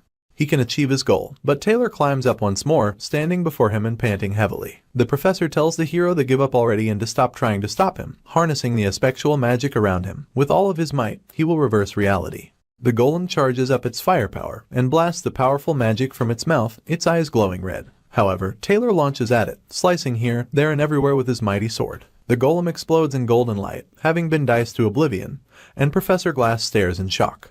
His eyes widen in awe as he takes in the power thrumming through the hero and his white hair. The professor asks the hero if he is using a swordsman form. Not waiting for an answer, he activates a spectral magic, time reversal, and time rewinds, even for those who had been frozen in time, and the hero's party soon starts returning back to normal. The professor shouts that it is pointless for them to resist him so much, even if it costs him the rest of his life. He is determined to do what it takes to achieve his dream. However, he spits blood, as someone activates intermediate ice magic, ice spear, and freezes the man in place. It was Ziggs, and he shouted for Taylor to attack now. All the party members leap forward and they attack the professor and his dark magic as a team using the power of friendship. He stares at their incoming attacks and wonders if this is the end. His eyes widen and the golem throws up its hand in final defeat. There is a large and golden explosion, and golden smoke pours from every crack of the mighty golem. Its destruction makes such a loud noise. Ayla is finally freed from it and she falls into the arms of Taylor, who was waiting to catch her, and he carries her in his arms bridal style with his hair a beautiful snow white, while the golem and the professor's years of work fall to ruin behind him. After the chaos comes the smoke from the fading magic, and inside the smoke, the professor heaves a defeated sigh. He admits that the children won, and he falls back from where he stands, tipping from one of the beautiful flashy purple towers and falling from the sky. He falls a great many feet down, his body limp from defeat as he descends from the sky, his body covered in bruises and his glasses cracked, his hair flying in the wind. Professor Glass is a defeated man. As he falls, the pain of losing his daughter remains and he mumbles that he misses her. He calls her name Muri and draws closer and closer to the ground. However, before he can finish the process of falling to his death, a magic circle appears beneath him, catching him. So it is that the professor vanishes into thin air. The magic circle reappears in the woods and he is deposited there. He used a spectral magic and spatial leap, and he leaned against a tree while he caught his breath. He left that magic circle for the final escape, and he coughs out blood now in the forest with his head bowed. For some reason, he escaped way too late, and even using magic to stop the bleeding seemed pointless. His hand slid down the tree as his knees gave way and he slid further down the grass, barely keeping upright.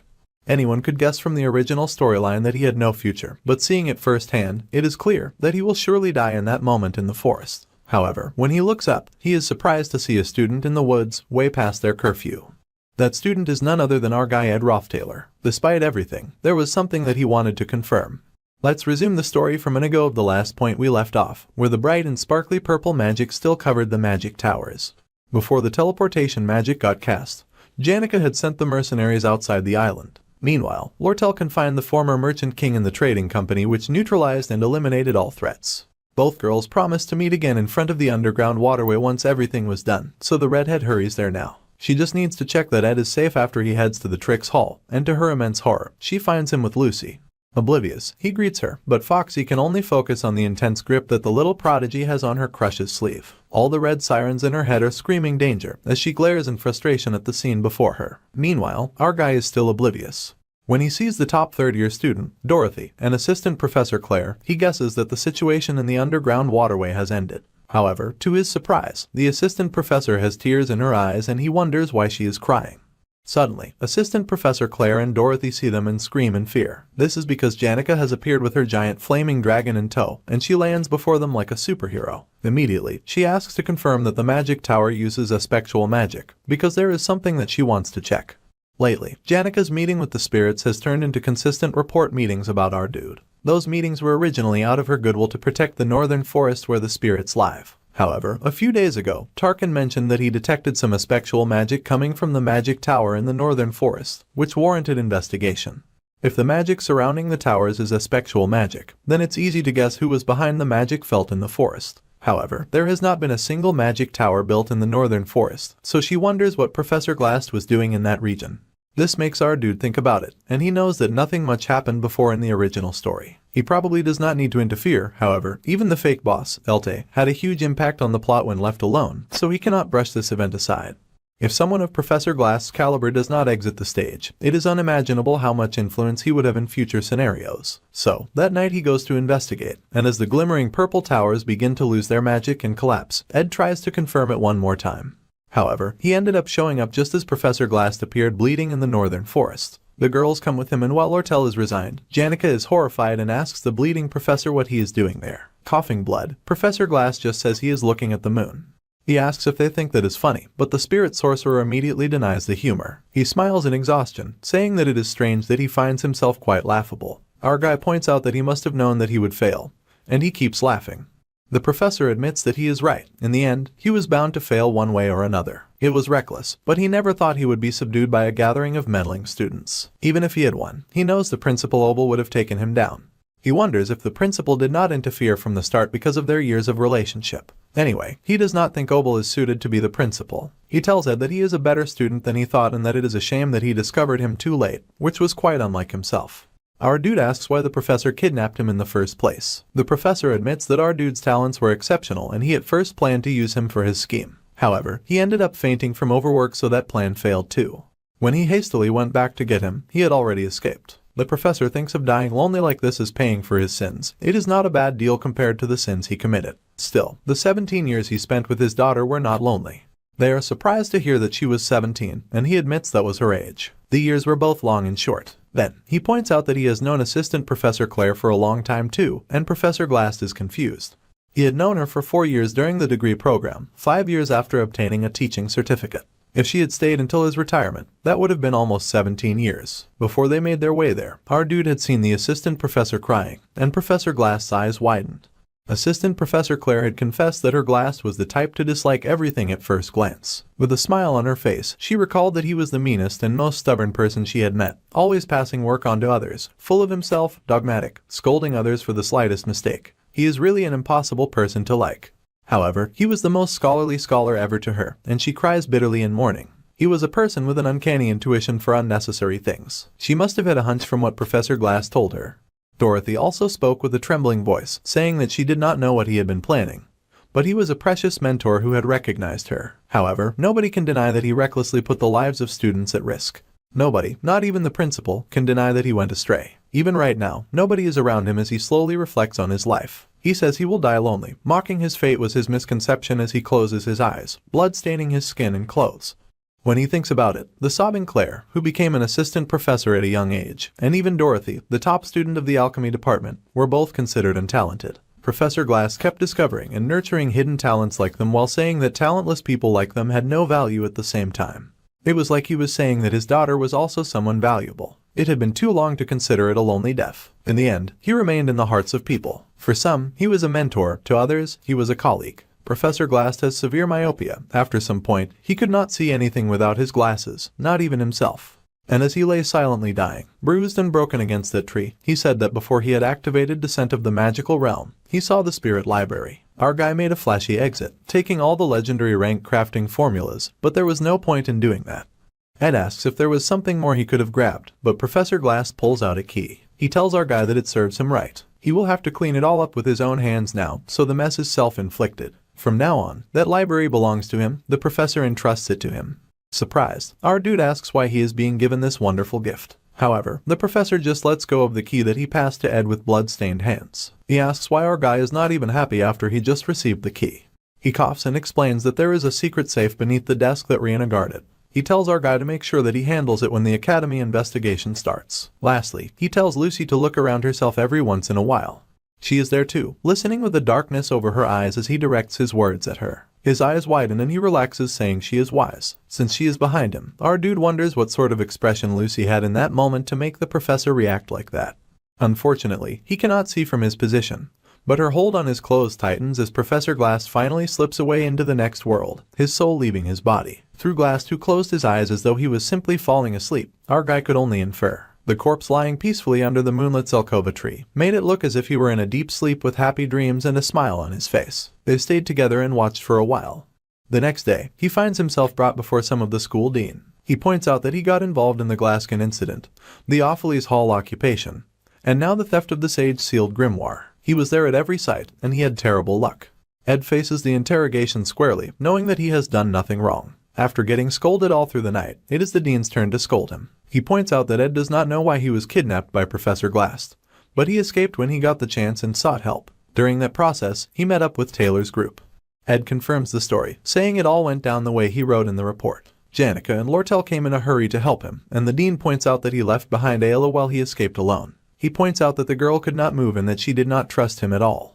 So, he went alone to call for help, or so he says. The dean confesses that he is honestly rather suspicious of Ed, and looms over him menacingly. Even if the story makes sense, the repeated coincidences are way too many to excuse. From the dean's perspective, it all looks very suspicious. He points out that Ed acts like he knows nothing, but he gets the feeling that he knows a lot. Our guy faces the flames of the dean and nonchalantly thanks him for such a flattering evaluation. The same goes for his sly behavior. However, because of the Awfully's Hall incident and the recent event, our dude is a student who has suffered due to the Academy's negligence. Ed stares at the report and realizes with surprise that it is not the report that he wrote. The report the dean was looking at was his report card. The dean acknowledges that he has worked hard. He will acknowledge Ed's hard work, and the Academy wants to reward him, much to his surprise. He leaves the dean's office with a skip in his step, and someone calls out to him. It is Janica, and he apologizes for making her worry. He asks her if she got hurt since it looked like she fought and he was worried. However, she assures him that he has no reason to worry and that she is fine. Then she gets a message from her spirit bird tweeting on her shoulder. Then Janica doubles back and quickly says that she might not be completely unscathed. She asks if she should say that her body feels a bit sore and that she got hurt a bit while saving him. He is surprised to hear that she got hurt and he asks of the specific place she got hurt. Throwing it back, Janica groans that her back aches. Perhaps she sprained it. He then mentions that he realized something from this incident. She is always the one who works hard and suffers whenever things like this happen. He believes that he took that for granted too much and now she has gotten hurt. It struck him after seeing their professor's last moments. He said regret always comes last. He is eternally grateful for everything she does, but he seems to be a burden to her. Hearing this, Janica starts to panic. He apologizes and says that because of him, she gets hurt, so maybe she should not be involved with him anymore. She immediately screams that she was lying about getting hurt and sobs her apology. Then, he adds that her dorm is the Dex Hall, because starting next semester, he will be moving to the Dex Hall and she ends up way more overjoyed than he expected her to be. A lot happened, but it was wrapped up quickly. Episode 2 ended pretty neatly too, and he could say it is all finished now. The dean told him to end his lonely life as a wanderer and to return to normal life as a normal student because he deserved it.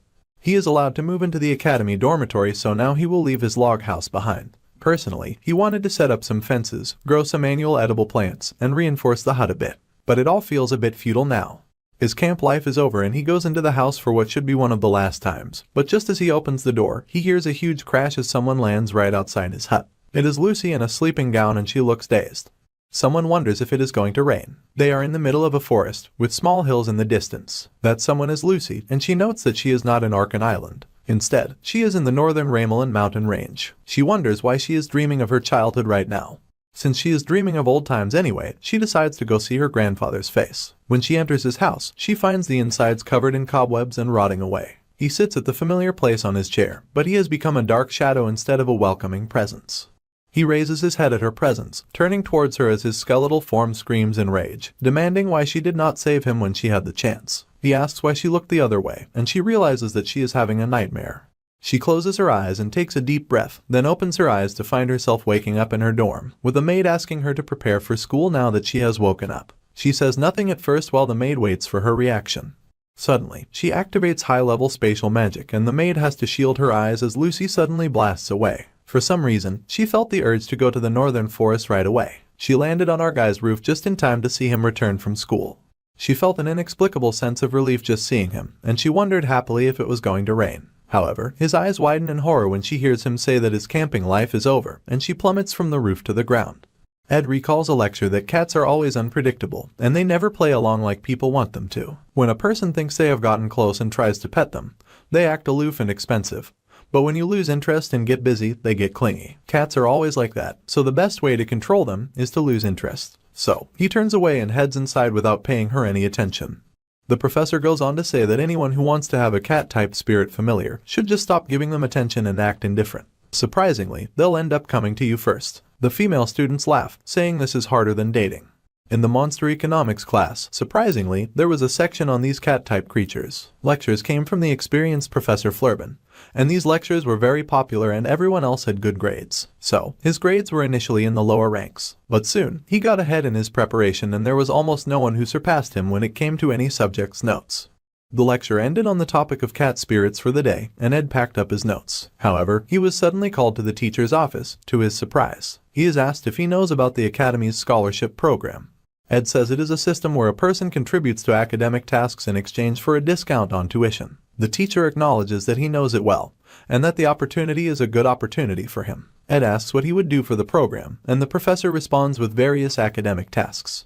He could assist Assistant Professor Claire since there were quite a few things that Professor Glass was handling alone. Annie's is remarkably capable, but it is too much to handle alone. There is also the duty of semester-end evaluations, and during the break, he will handle the academic society's agendas. At the end of the break, he could handle the freshman class assignment test too, and he tells him not to be too strict with the freshmen. Our dude thinks about it and realizes that guy will also be there.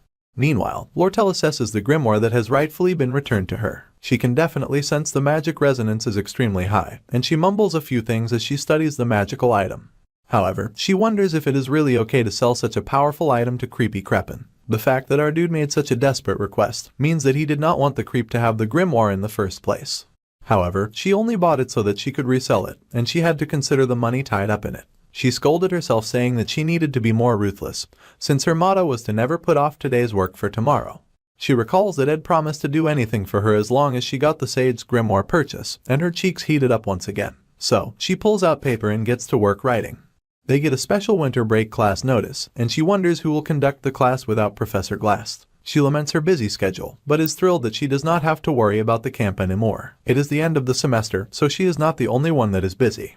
Janice and Ed must both be occupied, and Lucy, well, she thinks there probably won't be any immediately noticeable changes. However, her hand falters as she writes and sweat drips down her head. She wonders why she feels so uneasy. Meanwhile, back at the camp, the lazy prodigy points out that they are running out of firewood. Our guy turns in surprise and she says that he mentioned they would be short of firewood when winter comes. She sulks while eating beef jerky. He admits that is true. She also asks why he has not been hunting lately, and he wonders why she is suddenly saying something productive. It is not a surprise though, and he has been neglecting camp management on purpose. He is thinking about going to the Dex Hall. If that happened, he would not see her as much and maybe scenarios would unfold with more stability. Just then, Janica arrives, greeting them cheerfully as she rushes over, saying that classes must be over. He agrees that Professor Marie's late afternoon class got cancelled, so he came to the woods to rest. She says they won't be able to stay at the camp once winter break starts, so she has got to come here as much as possible while she still has the chance. She really enjoyed spending time at camp, but thinking that this was going to be over made her feel a bit sad, and Lucy listened closely while munching on jerky. The spirit sorcerer says that she really liked the camp. She adds that it is really unfortunate that she won't be able to hang out there anymore, but his environment is important too. If he decides to move to the Dex Hall, then he should make sure to call her. She says all happy and flowery while he thinks things over. She promises to help if he has anything that he needs, and since he has a lot to do. She goes on to say that most of their classmates are in Dex Hall. They will see each other more and maybe eat early, and she can show him around on his first day, so she will meet up in the morning, also in the study rooms. If he has trouble finding people to use them with, he can call her. Meanwhile, Ed studies the key he was given and figures it is time to unblock the secret vault in the library that Professor Glass mentioned. Then Janica presents him with an application form for Dex Hall, and warns him that if he applies late there is a chance that he will miss out, so it is better to fill out the form early and then think about it.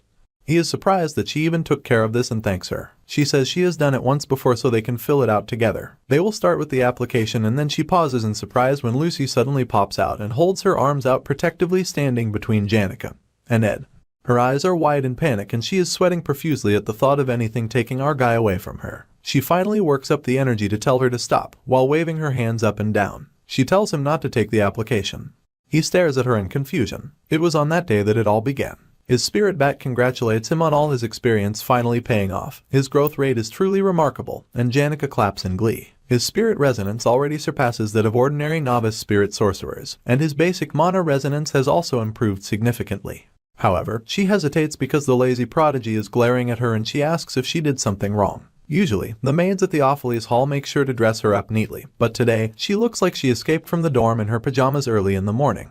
His magic power must have increased too, so he tries some intermediate level magic. As he reads, Lucy sprawls on his leg like a cat. He finds her lurking even when he goes to the dorm for meals. She wraps around him like a coat, hanging from his neck. He wonders what is wrong with her, and the spirit sorcerer apologizes again in confusion when the lazy prodigy hisses at her. She seems to be particularly hostile toward Janica, and he wonders if instead of being hostile, she is afraid. Anyway, intermediate magic is harder to learn than he thought.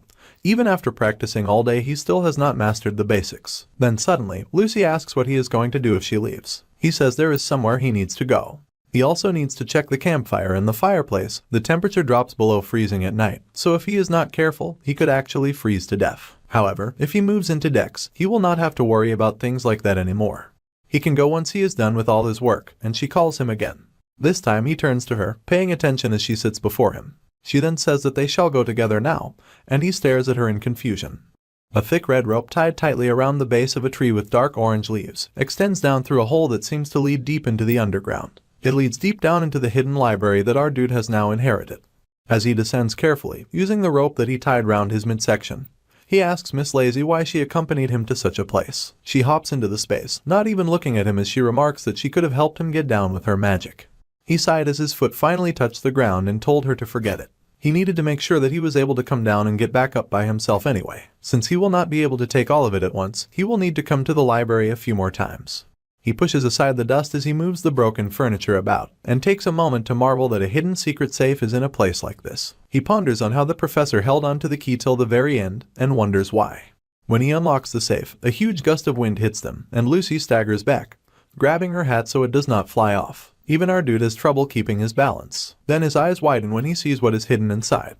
It is late at night when they finally start crawling out of the hole, and the tree is bathed in the light of the moon as our guy mumbles that they will soon be outside. It was almost time for Foxy to send the magic engineering item materials he asked for.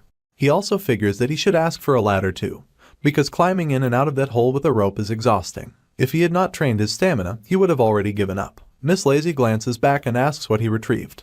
It was a legendary rank magic tool, Glass Golden Phoenix Ring. It distorts the timeline and brings the magic a person possesses in the future to the present. It is very difficult to craft, yet it sits so beautifully in the palm of our dude's hand. He can use his future magic in the present, so he'd be able to use high-level magic right now, in theory. However, depending on the amount of magic borrowed, he won't be able to fight for a long time. If he uses it impulsively, the price may be huge. That means there's only one way he can use it in battle, and that is when he is driven to a corner and about to be overwhelmed by the opponent's power. He shall use it as his secret card in a final attempt. However, if not in battle, then perhaps his spirit contract. Janica can use so many spirits because of sensitivity, and because she has a huge amount of magic. For beginner spirit sorcerers like him, he only has 1 or 2 slots, and the reason he needs so much practice to even hold a conversation with a low-ranked spirit is because his maximum magic capacity is lacking. If he were able to temporarily increase his maximum magic capacity, he would theoretically be able to make a contract with a high-ranking spirit. However, that is a reckless guess and there are risks. If he had the time to make that, Lucy believes the professor should have used it for his own gain. However, our dude disagrees, because it is all in the past, and even if they search through the whole library, there will be nothing more precious than that ring. There is no way the professor would have wasted time. Their Professor Glass said it was a sin to promote those of ambiguous talent. But this is an object that can destroy the wall of talent called maximum magic capacity, and our dude ponders that as he makes his climb up to the surface. This ring must have been the reason the professor researched magic engineering items, and the reason he hid it all, so that no one would know till the very end. It was all for a gift for his daughter. The night sky is full of fluffy white clouds as they ponder. In the past, one of Lucy's sleeve buttons fell off, the button on the very end of the sleeve. She never noticed it when it was on, but once it was gone, her sleeves were so loose that it was uncomfortable, so she suffered for a long while.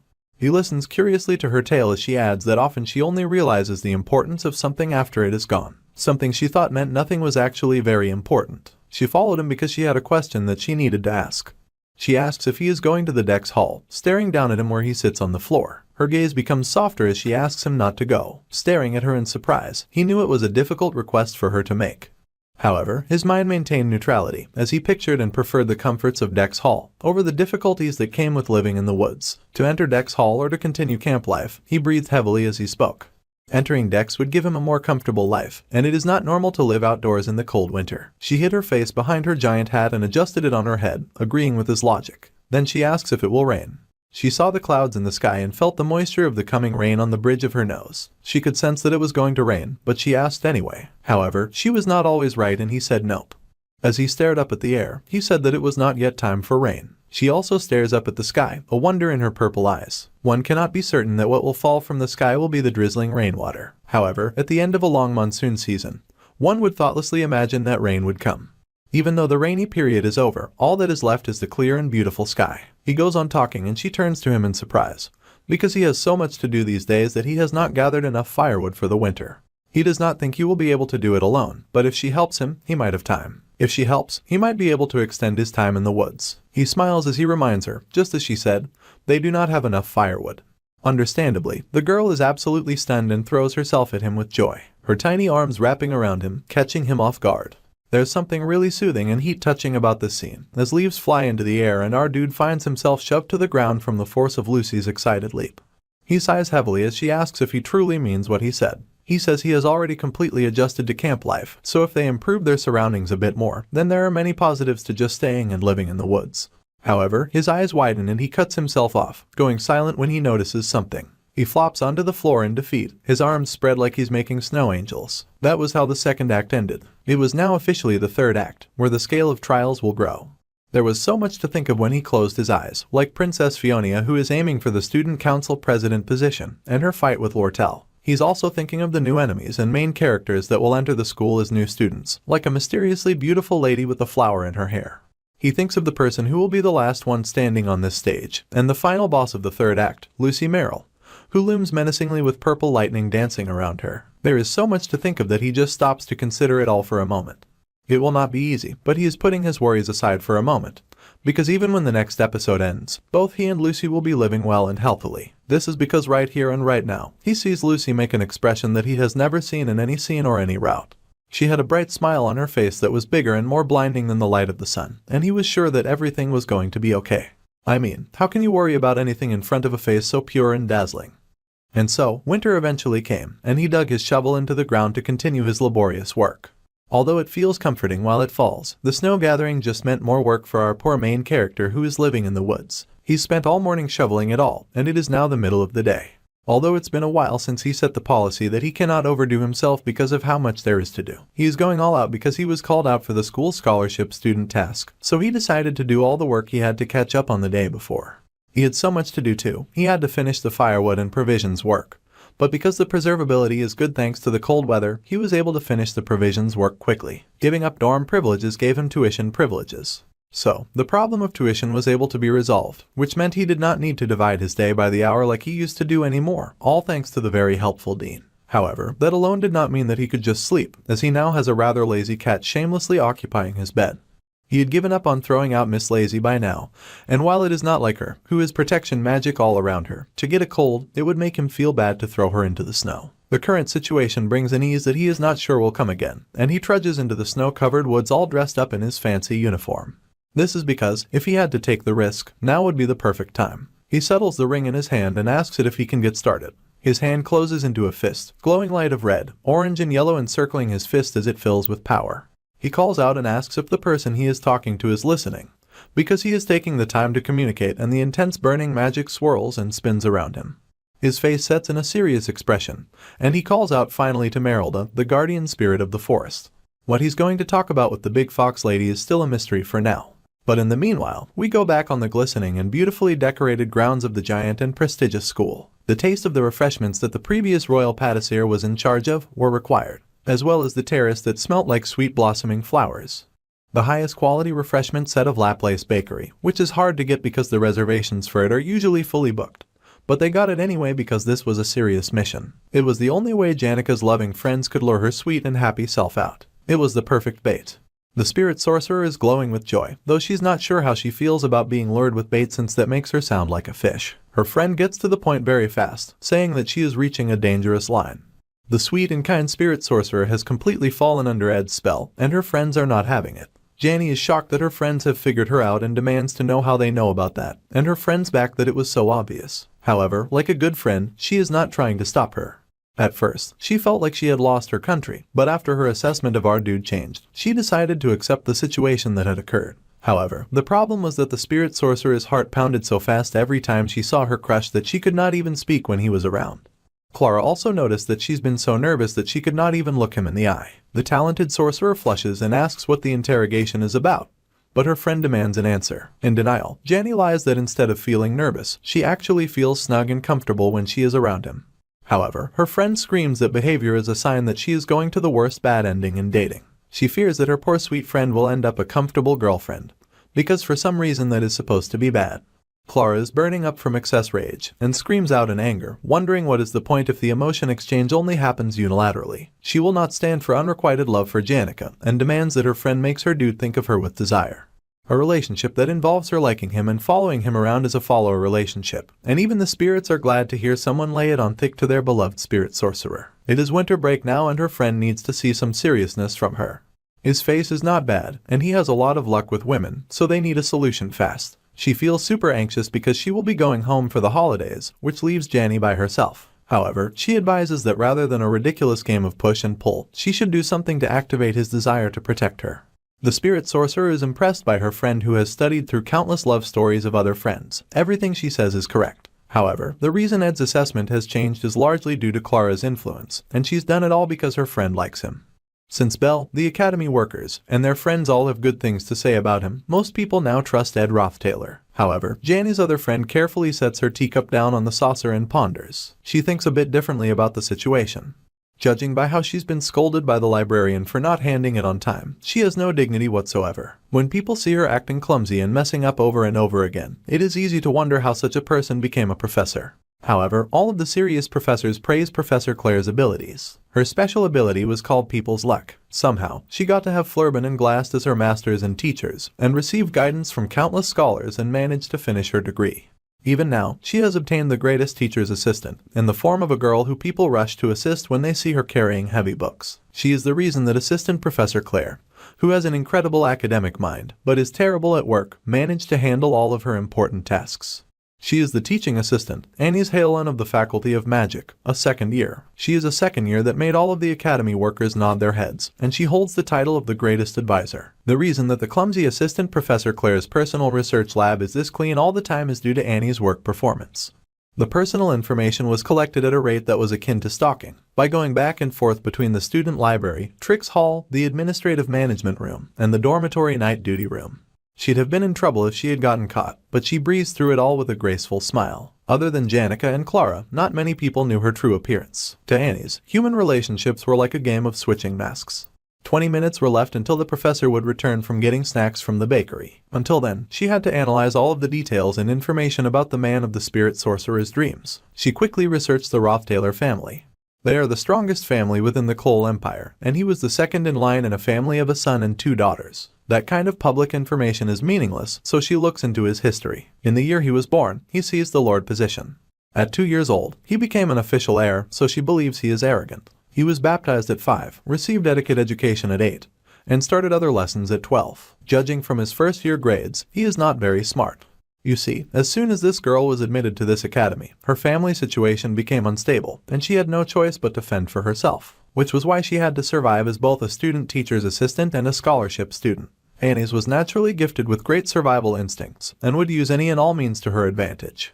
She even thought of Lortel, a student 1 year her junior, as a role model. Of course, she did not have the ability to read the flow of money, but she had her own methods. She searched into the Roth Taylor family history, focusing specifically on every piece of information she could dig out about him.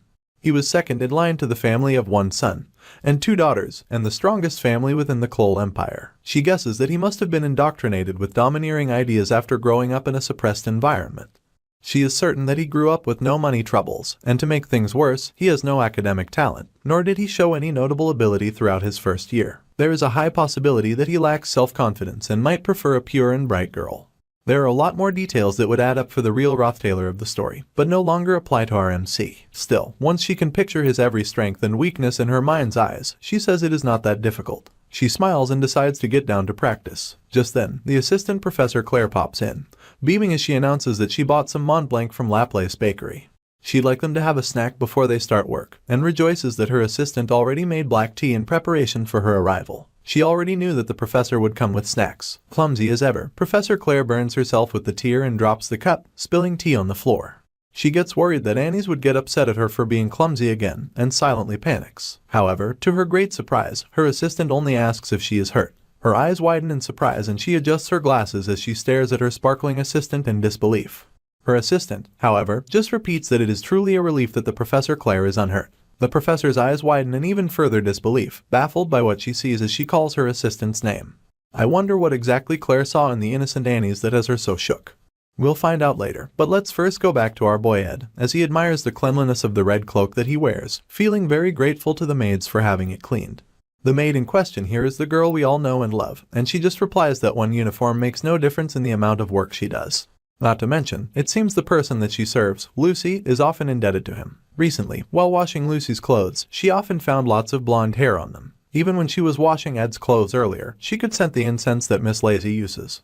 She also found some white hairs on his clothes as well, and he is nervous about how close the talented mage has been sticking to him of late. She always lays on him like a cat, so it creates an awkward situation. He is also impressed that the maid caught on to that just from washing clothes, and he wonders what this person would have done if she was not a maid. The maid, Belle, asks why he is speaking so formally with her. He replies that this is more comfortable for him, and she replies that it is more comfortable if he speaks informally. However, he insists that formal speech is more comfortable for him. In all honesty, being the chief mate is a senior-level position among the workers at the academy. So, it is a bit uncomfortable for him to speak informally to her, as someone who is no longer a noble nor a student of Opheles Hall. She is always stubborn about this, but he insists that he will continue to speak formally as it is comfortable for him. She is the chief maid and manages a lot of people. However, she points out that he should speak informally as it is comfortable for her. Besides, he also has a gathering of people that he manages, and she is referring to all the people who flock around him. Worrying too much can be a burden. Regardless of what the ladies decide, it is his decision in the end. She will do his laundry whenever he likes. It is fine now that the workplace has stabilized and the restoration of Opheles Hall is complete. To think it was fully restored in a single semester, the academy must have used all their energy to restore it. The maid adds that new students will be entering soon.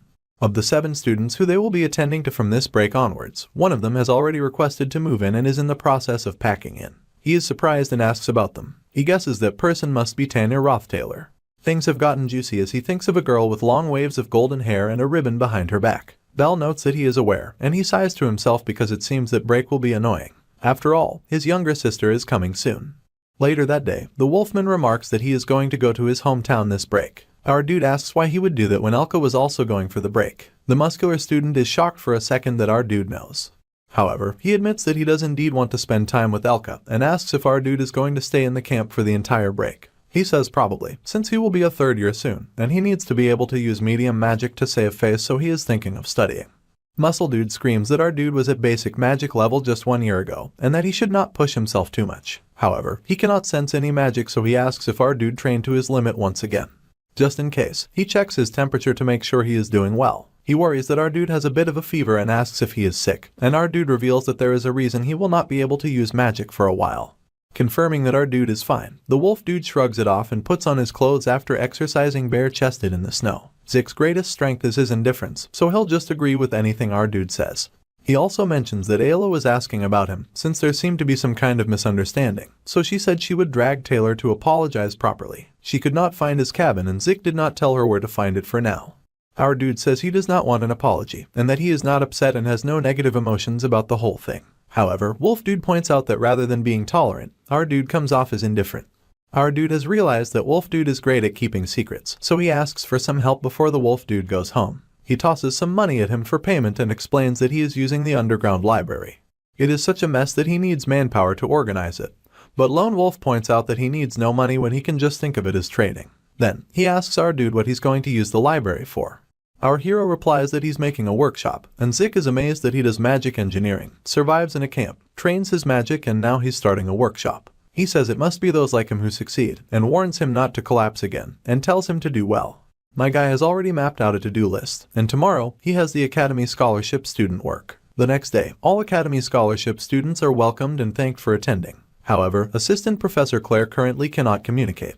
She had to do some academy work, and tomorrow is the deadline, so she has been awake for 44 hours. Instead, Annie's will communicate the important things for her as the teacher's assistant. The academy scholars need to do the basic preparations for the class assignment exam for the new students, as well as provide supervision during the exam.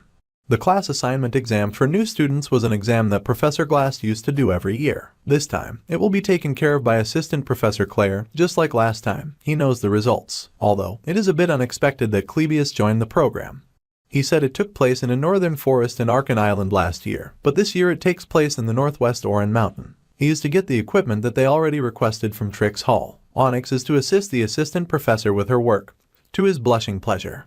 Ed stands nonchalantly in the corner, unaware that Annie's believes there is something that both Clara and Janica are overlooking. There are too many girls near our dude and he looks like a player, so working with him as a scholarship student is a good opportunity to test him. After looking at the research, she perfectly created the type that he might like. She will see if he cannot resist her seduction, and is a pathetic man who will fall for her game. She says that he will go with her to conduct a field survey, while glistening and glowing like a supermodel. If he turns out to be a fraud, it will be her responsibility to rip him away from her dear friend. Northwest of the academy, at the Oran Mountain, the trees and landscape are covered with snow, and a lady observes that though not very big, a mountain is a mountain. There were some dangerous parts and some students might get hurt slipping on the snow. It is tiring climbing up the mountain, and she turns to her partner Ed, who does not seem tired at all from their trek up the mountain. He decides to call for a rest since she is so exhausted. Relieved, she tucks her hair behind her ear and laughs. She admires his stamina and also notes that he is very considerate. She had heard a lot of misconceptions about him, but she is glad to see that they were not true. He asks about the misconceptions, so she explains that she is close to Janica to some extent. She was worried that the kind and sweet spirit sorcerer might have been spending time with a bad person, so she had acted so cold towards him. However, he just says that it is fine since he does not care about that kind of stuff. The next point that has to be checked is noted down since they must finish things quickly. He points out that she must have been tired from being a student teacher's assistant all by herself, and that she has worked hard. She acknowledges her hard work, but says that everything is fine since he is here now, and smiles at him. Of course, the other two people are plenty helpful, but she feels supported by her side. She apologizes for bringing up a hurtful topic, but asks about him being excommunicated from his family. She was the same, and she narrates how her family became unstable as soon as she entered school, but she wanted to continue with the school so she endured on her own. She takes a moment to breathe and the wind whips through her hair, as she adds that she felt alone for a miserably long winter. He definitely gets the impression that she has a strong ability to survive, and that she solved all matters on her own, whether they were financial or otherwise. He tells her not to be too distressed about it, and that she endured well. However, there is something off about her image. She laughs and holds onto his sleeve, smiling with a blush as she adds that they have a lot of similarities. Despite this, our dude cannot shake the feeling that rather than being emotional, she was more cool-headed and realistic. Suddenly, she trips on some of the fallen snow and nearly crashes to the earth, but he catches her quickly and pulls her to his chest as snow dances in the air. She apologizes with a blush on her cheeks, saying that she slipped on a stone in the snow. Our dude is a little surprised by that as he sees no sign of any stone on the path she was walking, and he turns in time to see her emphasizing how warm she is, with her face getting more and more heated with each passing second, even when she fans it with her hand. She asks for a moment to calm down, so she suggests that he sit at this spot and wait. She will return eventually. Our dude is confused, but he does as she asks, and she wanders off to find a quiet place to think. She did not expect him to appear so reliable and trustworthy, and a part of her wonders if it is all an act. She finds the whole situation ambiguous, since she had appeared like a comrade who endured a difficult academy life, and she formed a relatable affinity point. An impression that she is competent, but on the inside, weak, which should have made him want to protect her. She was not sure if he liked mature girls or the cute and young, so she tried a mix of both. She tried creating some points of contact a few times, and one more at the end of the facade of an accident. It was all going almost according to plan, everything but him revealing himself as a self-centered jerk. She pondered on his strong and healthy body, and how he acted like a nerd but was very muscular. She had expected that he would be a noble family young master who grew up knowing nothing, but he is better at work than she expected. His appearance as well is something of note to her as he looks drop-dead gorgeous, shining and sparkling with glowing blonde hair. She now sees why Janica fell for him. She takes a moment again, her cheeks a little flushed as she thinks. Then, her eyes widen as she suddenly reaches a conclusion. She realizes that his whole act is how he makes women fall for him. It is the only explanation. However, she is different and she immediately gets serious about her mission. Meanwhile, our dude just sighs, looking out into the landscape beyond. He cannot help but admire the beautiful view. Oran Mountain's view made him briefly forget all of his worries, but there are some things that he just cannot think of any solutions for.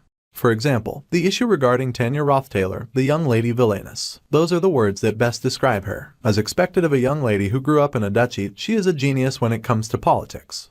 She instinctively developed her ability for politics and trickery. With that as her basis, she tries to become the first student council president in Sylvanian history. Soon, she will start gathering the characters with influence in the academy, and likely cause trouble for the princess and Foxy. Belle said that Tanya was entering the dorms earlier than the others, which meant that she planned to cement her position as much as possible before the semester started. She was not an extra but a true villainess, so there are things that he remembers. Due to that, he thought he would be able to prepare for her first, but there is a problem. He wonders how she will treat him. He has no idea, after all. By this point in the game, he was not supposed to still exist as a relevant part of the story.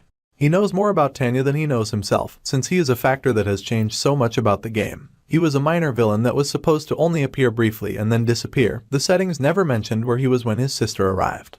There was also nothing much in the epilogue. He was really just an extra. There are no clues on what he should do, and whether he should hide or ally with her. He has no idea on how to handle this confusing and difficult problem, and his mind has gone totally blank. He stares out at the beautiful mountainside view, but he cannot stop thinking. To his sister in the game, her brother is actually garbage. That is what comes from the lips of the noble lady as she rides in her fancy carriage and clenches her teeth. Sylvania is full of geniuses like the Klol Empire princess, the Elt Trading Company's executive, and even the spirit sorcerer who can wield high-level spirits at a young age. There is even a great alchemist who made the elixir of engraving as a student, a beast who commanded the northern vegetation region, Nortondale's sword demon, and even a warrior who can wield the swordsman form. However, the coolest person at the academy remains the rare genius mage who may have received the star's blessing from the archmage Glocked. The school is a gathering of nobility that makes the heart of the Roth Taylor daughter pound on her journey to the place. She cannot help but long to be a part of that great and talented society of Sylvania Academy with its beautiful structures and talented students. She is determined to lead a faithful academic life within their gaps. The maids have already organized the luggage she sent ahead of time, and she is informed that her room is the second on the third floor. She asks her servants to kindly complete the entrance procedures through the attendants. She has to stop somewhere just before she goes to her room, and the maid bows that she understands. The first thing she had to do at Sylvania, the land of learning that she desperately yearned for, was to find her awful brother who had disgraced the family name. The small beautiful blonde girl crossed her arms and marched away from her carriage. She said with a look of seriousness in her eyes that she needed to get rid of the trash. She was Tanya Rothtailor, and she was the Rothtailor Duchy's second daughter. Someone read a letter that said how happy they were to hear from the person reading it. The letter went on to encourage the receiver's ambition, and told the receiver to show their face around as a proxy for the writer. The writer was the patriarch of the Rothtailor family, and the receiver was his daughter. His desire was for her to strengthen her position, and she was determined to satisfy his expectations without hesitation. Before leaving for the land of learning, she told her father of her two resolutions. While Sylvania may treat her differently because of her identity, at its basis, it was a land of learning.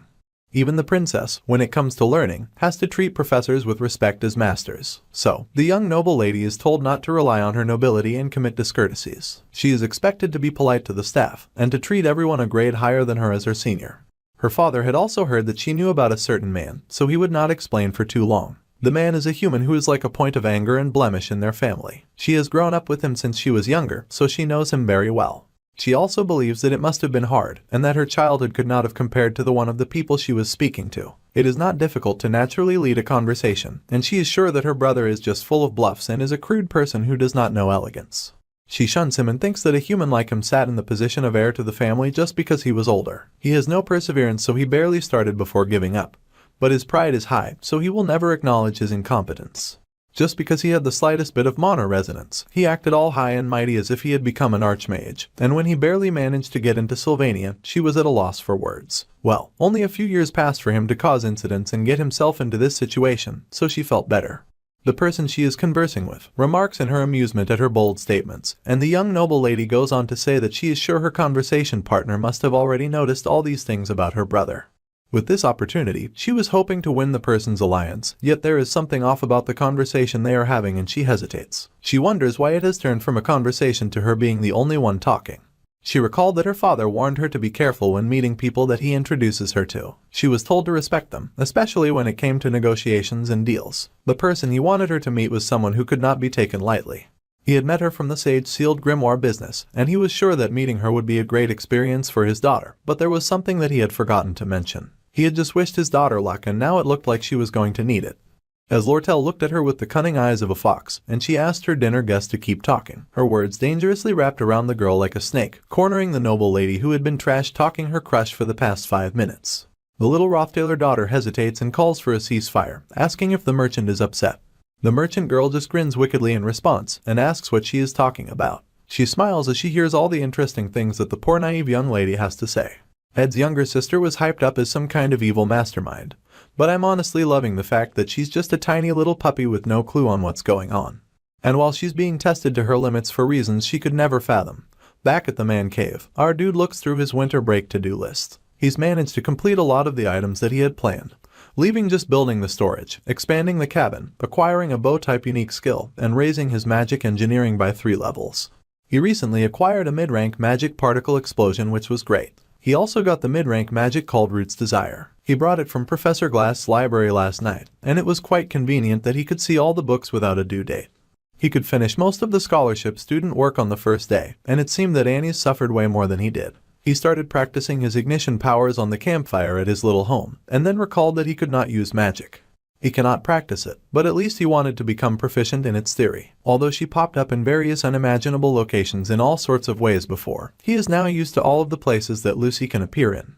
He calls out to her and pulls the covers from her as she naps in his bed, asking her to light the fire for him. It is not hard for him to lift her either, since she is so small and crazy light. So, he points her in the direction of the fire like she is an automatic lighter, and she immediately turns it on. He is satisfied with her work, and she says she will also stay outside. So, he agrees and she nuzzles in his arms to continue her sleep. Suddenly, she wakes when she smells perfume, and he agrees that he was working with Annie's all day, so her flower scent got stuck on his body.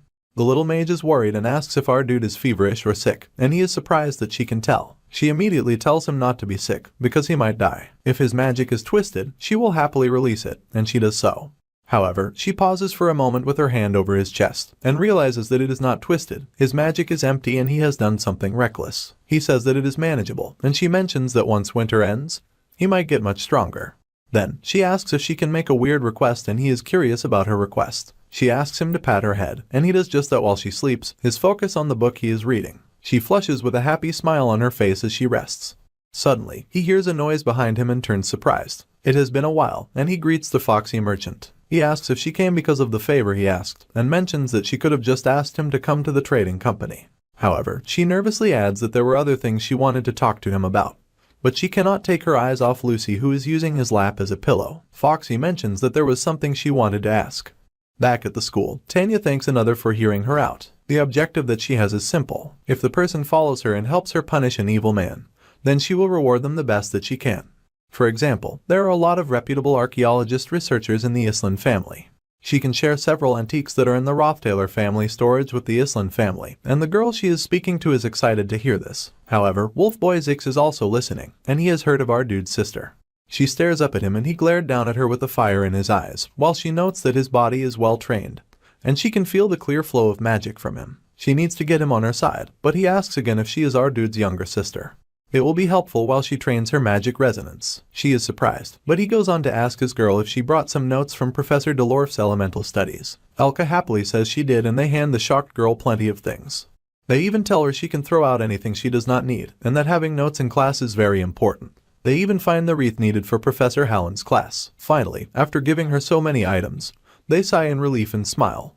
She was shocked, now loaded with so many items, and asks them if they even heard what she said about the offer. They did hear that she wanted to do something about her brother, but he just says that he knows that siblings are usually at odds with each other. He even adds that there is no way for them to get along, and he understands why she has a misunderstanding with her brother's difficult personality. However, the ship is leaving soon, so they wave her goodbye and say that it was nice to meet her. He even introduces himself as our dude's junior, saying that he is indebted to our dude, so they are quite close. Since she looks tough like her brother, he is sure that she will do great. He also thinks it is a blessing that she was born into a great family. He taps her shoulder and wishes her good luck as he hops away with Elk. Meanwhile, Ed's poor younger sister crashes to the ground under the weight of the load. She lies on the ground confused out of her mind. Meanwhile, in the faculty building, in Claire's office, Assistant Professor Claire is congratulated on the good job that she did, but she looks immensely exhausted. As long as the new student's class assignment exam goes well, they will be able to take it easy for the rest of the break. The assistant professor thinks that her teaching assistant is incredible, and asks if this is the power of youth because her stamina is made of steel.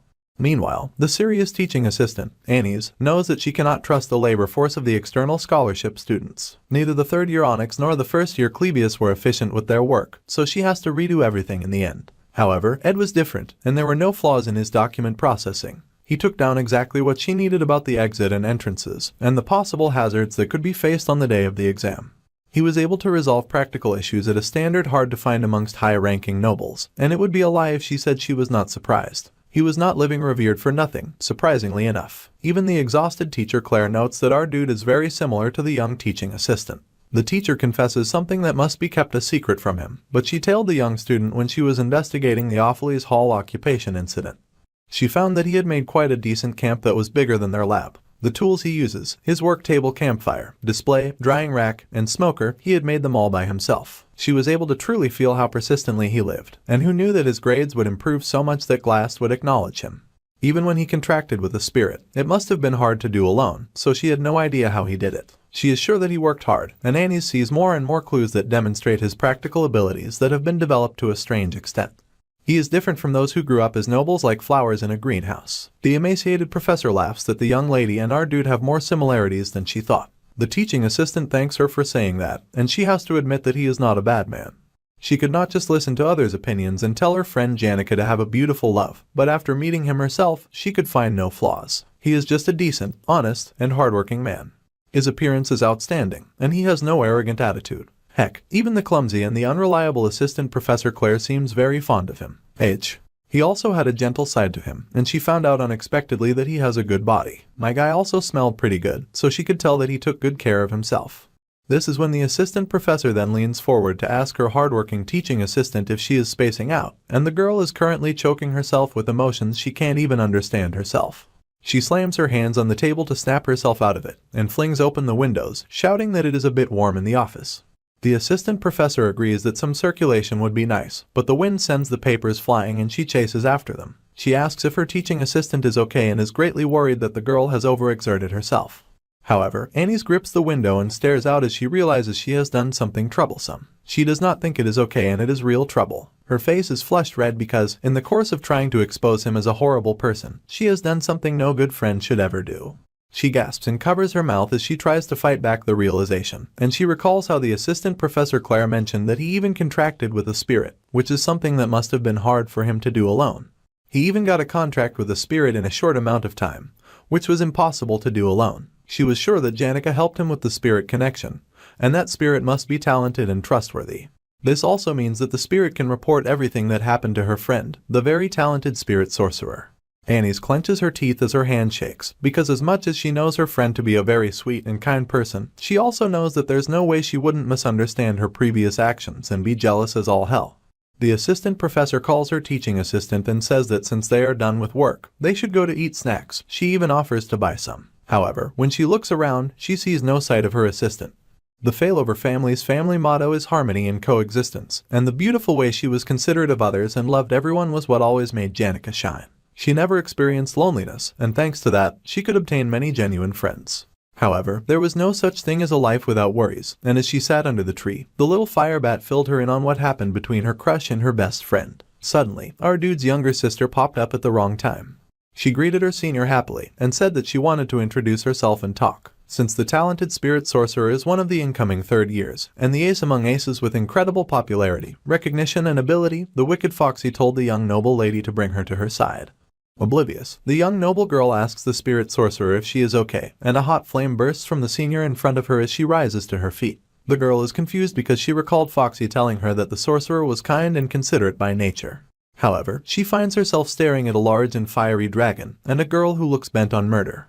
She's supposed to be someone who always listens and believes everyone's words, but she's currently crying with tears of blood as betrayal and heartbreak burn in her eyes. Resuming the story, the students had finished arranging most of the production materials that someone asked for, but the legendary rank materials were proving difficult. They are hard to find during winter, and there is no helping it. He knows that she is busy anyway, but she accepted his request and he is grateful for it. She says that she just did it when she had time, so he should not worry too much. He says that she should have just rested, and asked why she came all this way to tell him. It was not even that close, but she smiles and says that he need not worry since she came to rest. The Mon was smiling, and only traces of the moon that was once as round as a wheel remained. Time had flown by in an instant after living in chaos. Even the river was hibernating in the winter, so of course, tranquility found everyone equally. However, the way people accepted that was different for each person. Although, these were trying times when he had to protect his body from the winter's bitter cold. He had a winter break to-do list all prepped and ready to go, and it was a busy time where he had to adapt to survive. For those who had transcended such things, winter felt quiet like walking down a still path. Winter had that kind of magical power. Suddenly, Lortel pauses and asks why Lucy is sleeping on our dude's lap. He simply replies that it is winter and she cannot believe his answer. She glares but wonders if she is overreacting. However, she says that she would not have come all this way just to talk about magic engineering items. So, he asks if there is something else she would like to mention. She grins wickedly and smirks that he is acting like he does not know. He acknowledges that she won the Grimoire, and she beams that she did. She pulled out the letter, blushing with joy as she recalls his promise to do anything for her as long as she bid for the sage-sealed Grimoire. It was a merchant's virtue to get their money's worth, and he worried about just how much she would demand from him. She grinned and said that she could not ask of a favor that would burden him too much or would be too hard for him to carry out. Instead, she asks him to pick her side. It was about time for the third act, and the opposition between Princess Fiona and Lortel would officially begin. Foxy was sensing this and was beginning her politics and strategizing. The benevolent Princess Fiona Elias Cole was the fated enemy of Lortel, and according to the scenario, she would rise to the position of the Student Council President, take control of the Academy and raise her power. With that power, she would become the main character who would dig up the darkness of the Roth-Taylor family in the fourth act. Foxy grinned that there may be a moment where every person in this academy would have to choose a side between A and B, and when that time came, she wanted him to choose her. That was all she wanted, and he thought back to the competition between the princess and the merchant, and how the main character would decide the winner. It was not him anyway, so he did not think taking her side would be that meaningful. However, she just smirked that his reputation was getting a bit better in the academy. However, his support would not bring about a meaningful result since he was just a student. He said he almost felt a little hurt by her blunt words. But she was unbothered since it was not an issue of being politically meaningful. The reason behind it concerned her, so he agreed, saying that it was not hard. She burned up the letter and his eyes widened. She smiled captivatingly with devising a plan, and she was truly worthy of being called a girl of 1,000 faces. However, her smile that night was bright and genuine, her face laughing and happy as she showed our dude a new expression. Since it was during the break, it was a day where there were obviously no classes and no academy scholarship student work. It was winter at the wood cabin and our dude wanted to sleep in lazily, but he woke early out of habit. He asked Lucy to light the fire as she also trooped out of the cabin and she agreed. Last night, he had a long conversation with Foxy, but there was something that never left his mind. She had asked about his younger sister and had mentioned that she believed that his younger sister had been preparing something. She could not tell whether she truly saw him as an enemy of the family, or if she just had lied ill against him as siblings often did. Honestly, she found the girl a little cute, so she introduced her to a few people. She had said that she would go and meet them all today, so she had already met Ziggs and Janica. She would probably come around to find him the next morning to tell him off, and our dude considered that she had come. The biological sister of the body that he was in. Her relationship with him was a complete mystery, and no matter how much he thought about it, it was hopeless. There was nothing he could do but turn to acknowledge the girl who came to a stop before his campfire. He stared at her in silence and she greeted him with her procession of servants behind her. She nervously said that she had brought him a present, and he was a little confused on why she was nervous. He also wondered if she was embarrassed and piqued at her. However, to his surprise, she seemed scared of something. However, most importantly, she did not hold any ill will. He beamed and realized that while he was in the estate, to his family he must have lived a solid life. He groaned with his face in his hands and apologized to Ed Rothtailor for coming to such a hasty conclusion. Meanwhile, his sister was totally terrified of him. When they'd been growing up, her brother had thrown food on the floor, cursing at the servants for daring to bring low-quality food to the next in line to be the Rothtailor lord. He would call his sister and say that her perseverance in not showing even a gaze of contempt was quite impressive. He thought her worldly wisdom and wit were outstanding as he pressed the servant to the ground. The maid groaned in pain as her face was pressed into the thrown food, and the little girl had eaten with a shaky hand. She had yelled for her brother to please stop back then, slamming her hands on the table. He then asked her what was wrong, and asked if she felt sympathy and attachment to the servants who were mere tools. He would say that she was not a true noble yet, but the demon who would toy with her was incomparable to the nice guy who smiled now at the box she had given him. He thanked her and said that he would use the gift well and wear it at the start of the next semester. Strictly speaking, he had been excommunicated from the family and he was not her brother. However, he was grateful for her gift. She was surprised at his reaction and he told her to go wait by the fire. He did not have a lot of herbs left, but he decided not to save them. She was shocked when she noticed Lucy by the fire, but he told her to ignore her and made her give up her seat for his sister. He had heard that she had been going around to check out the academy and he asked if she had met anyone. She nervously mentioned that she had heard much about him too, and he was surprised. There were not many people who knew about him, so he asked if she had met Ziggs or Janica, and both the servants and the young lady went purple with fear. He smiled and realized that they had met Janica, asking if she was nice since she was the kindest person he knew and that she had the sweetest heart.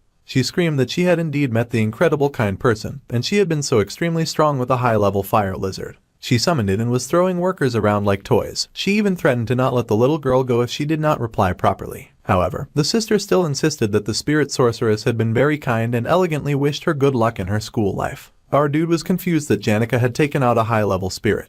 But the little girl screamed that she did not and that she had just made that up in her imagination. She said that it was just in the rumors that she had such a spirit and that she made the whole story up. However, our dude sighs as he knew something was strange. In his memories of the game, Tanya had never been so awkward. This kind of behavior was expected of someone who had a negative inclination towards Ed Rothtailor. So, he called her name and said that he was living to the best of his abilities right now, so he did not want her to look at him so negatively. He was paying the prince and living as someone who had been excommunicated, and he had been pathetic while living at the estate. As he hands her a drink, he says that he is sure that there is a lot that cannot be taken back now. However, he apologizes to her, and he smiles, saying that he knows that she wants to be student council president, and he will cheer her on. He admits that he will not be much help, but he knows how hard she always works. So, he tells her good luck. He says this, but he knows that his sister will not become the president, because she is a villain who is there to help Princess Fiona. The girl in question is sweating buckets from fear and disbelief, while our dude goes on thinking that since she is the first blood relative that he has met, no matter what she does, he feels especially attached to her. Judging from her expression of utter fear and horror, he has no idea how their relationship will go. Later, back at school, someone huffs and pants, saying that they almost lost their mind for a second.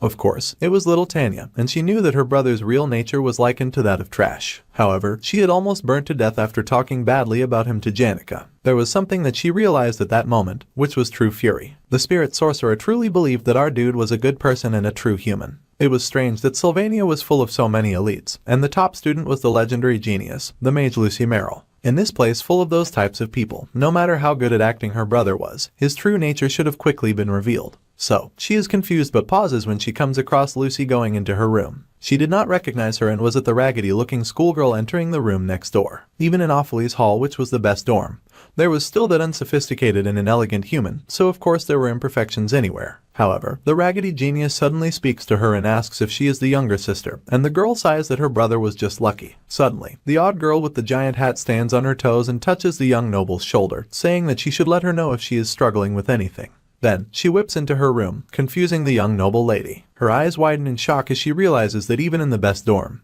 Ophely's hall, only the top students have golden nameplates. Her room was right next door to room 302, which housed Lucy Merrill, the academy genius. She gaped in utter shock and disbelief as she realized that the raggedy girl had been the legendary genius mage, Lucy Merrill. Nothing in this academy made sense, and it seemed that it would take quite a while for little Tanya to adjust to Sylvania, but it was not particularly her fault. In the next chapter, someone asked to be introduced to a boy in the rose garden. She said that it would be best if it was someone who was handsome, tall and distinguished, and she knew Belle had worked at Ophely's hall for a long time, so she must surely know many students like that. The warrior maid was hesitant as she knew the girl in question was not the kind to casually meet with boys, since she had no actual dating experience as well. She fell silent as she was plagued by the truth of these words, and the maid apologized, saying that she did not mean it in a bad way. The girl was always so busy and she was always doing her best to take care of herself. So, she did not think that the girl would be interested in dating. Like the incoming third year, Master Ed, and now that Belle thought about it, they were actually quite similar, which was the last thing that the girl wanted to hear. Suddenly, Belle's eyes widened and she made a bold suggestion which the girl could not deny because she could not fool the maid's sharp eyes. She had met him since he had so many negative rumors surrounding him.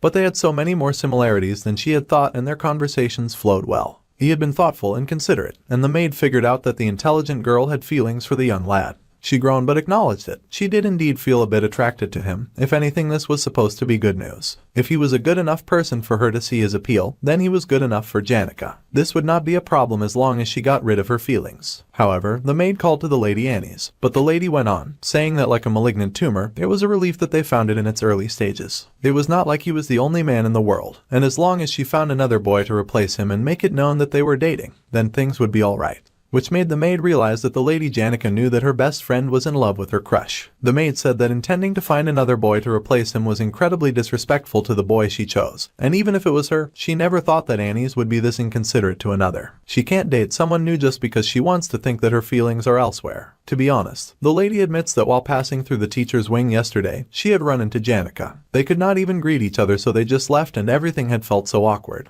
The spirit sorcerer's expression had looked so very dark. Next year, during the class assignment exam, she has to supervise the exam with our dude, and she shakes because she feels so sorry towards her friend that she doesn't know what she will do. However, the warrior maid says that it might not be that big of a deal. The situation might actually be better, and the intelligent teacher's assistant is confused. The maid explains that the Lady Janica was always kind and genuine to others, and as her friends, the two always protected her so that she would not get hurt. However, the problem was that way too many people viewed the spirit sorcerer as perfect and it put too much pressure on her. The maid said that perhaps their attitude was not so good, and now things would get better. She had been taken aback at first, but when she thinks about how she talked to her and trusted her, she felt grateful. Sometimes, it was more charming to show an imperfect side, and it was kind of like a desire to protect. The boy strangely had a lot of good luck with women, and a solution needed to be found soon. For example, instead of doing ridiculous push and pull, she recalled that they had advised Janica to do things that activated his desire to protect. Looking back on it now, Annie's head began to clear up and she was finally able to organize her thoughts after Belle encouraged her not to feel guilty. After that, she thought of Janica,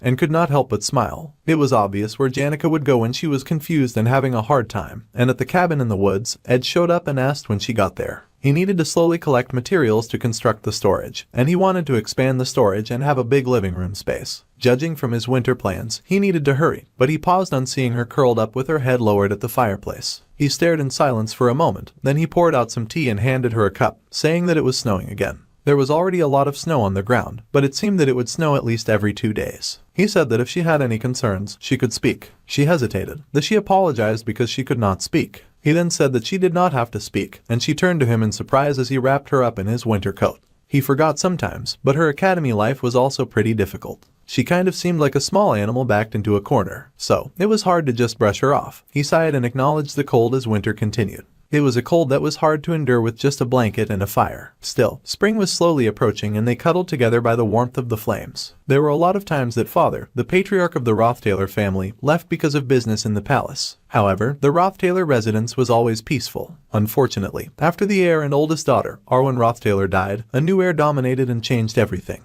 Ed Roth Taylor, some wondered what kind of person he was. There was a saying that if one wanted to see who someone truly was, they had to see them with power. That pathetic piece of trash acted as if the whole world belonged to him. Just because he had a bit of power as the heir, he had acted up all the time and had laughed at his younger sister. He had asked her what she could do even if she looked at him with eyes of hatred, and that she could not kill him. He laughed as he picked a knife from the floor, saying that his elder sister had left the world, which was great for him. Now, if he died, she would become the heir and he would scream at her. He would shove a knife into his sister's hand and demand that she stabs him. She would watch him with fear in her eyes and he would ask her to hurry and hurt him. She often fell to her knees and let the knife drop to the floor, and then he would laugh even louder. That had been her everyday life back then, and in a moment it would get hard to breathe. He would once again look down at her with those eyes of disgust and she would live suppressed by that gaze for half of her life. Although he would not hit her, as they were born from the same blood, in a situation where she could not save the family nor the people of the estate, she had lived like a spiritless being. She had lived as if she was dead, in a life of misery and sorrow. Finally, an opportunity came for her, and she had heard that her brother had finally been excommunicated. He was gone and all she had to do was prove herself. The upcoming student council president elections were her one and only chance, and that was her first plan. She was going to use the class assignment exam to her advantage, and the day finally arrived for the new students to engage in the class assignment. Annie's cried out for our dude to stay away, averting her gaze bashfully as she said that smell, gaze, nor energy would work on her, so he had to stay away. He was very confused, but he figured that she was very smart and must have a solid reason for acting so odd. The assistant teacher Claire grinned and said that she had explained all of the details and that it was time for them to go up and prepare for the exam now. It was time for episode 3 of The Failed Swordsman of Sylvania, the new student's class assignment. Unlike the exam in the Northern Forest before, the class assignment would take place on Oran Mountain, and in Professor Glass's absence, Assistant Professor Claire was in charge of the exam, so there were quite a few differences. The difference in the exam when it came to hidden magic marbles on the mountain was that instead of it being difficult to find magic marbles, there were easy to find magic stones. Not only were those not particularly hidden, but there were not many differences in points based on them. It was an exam where anyone could go for the class as long as they found one and put it on the altar of substitution.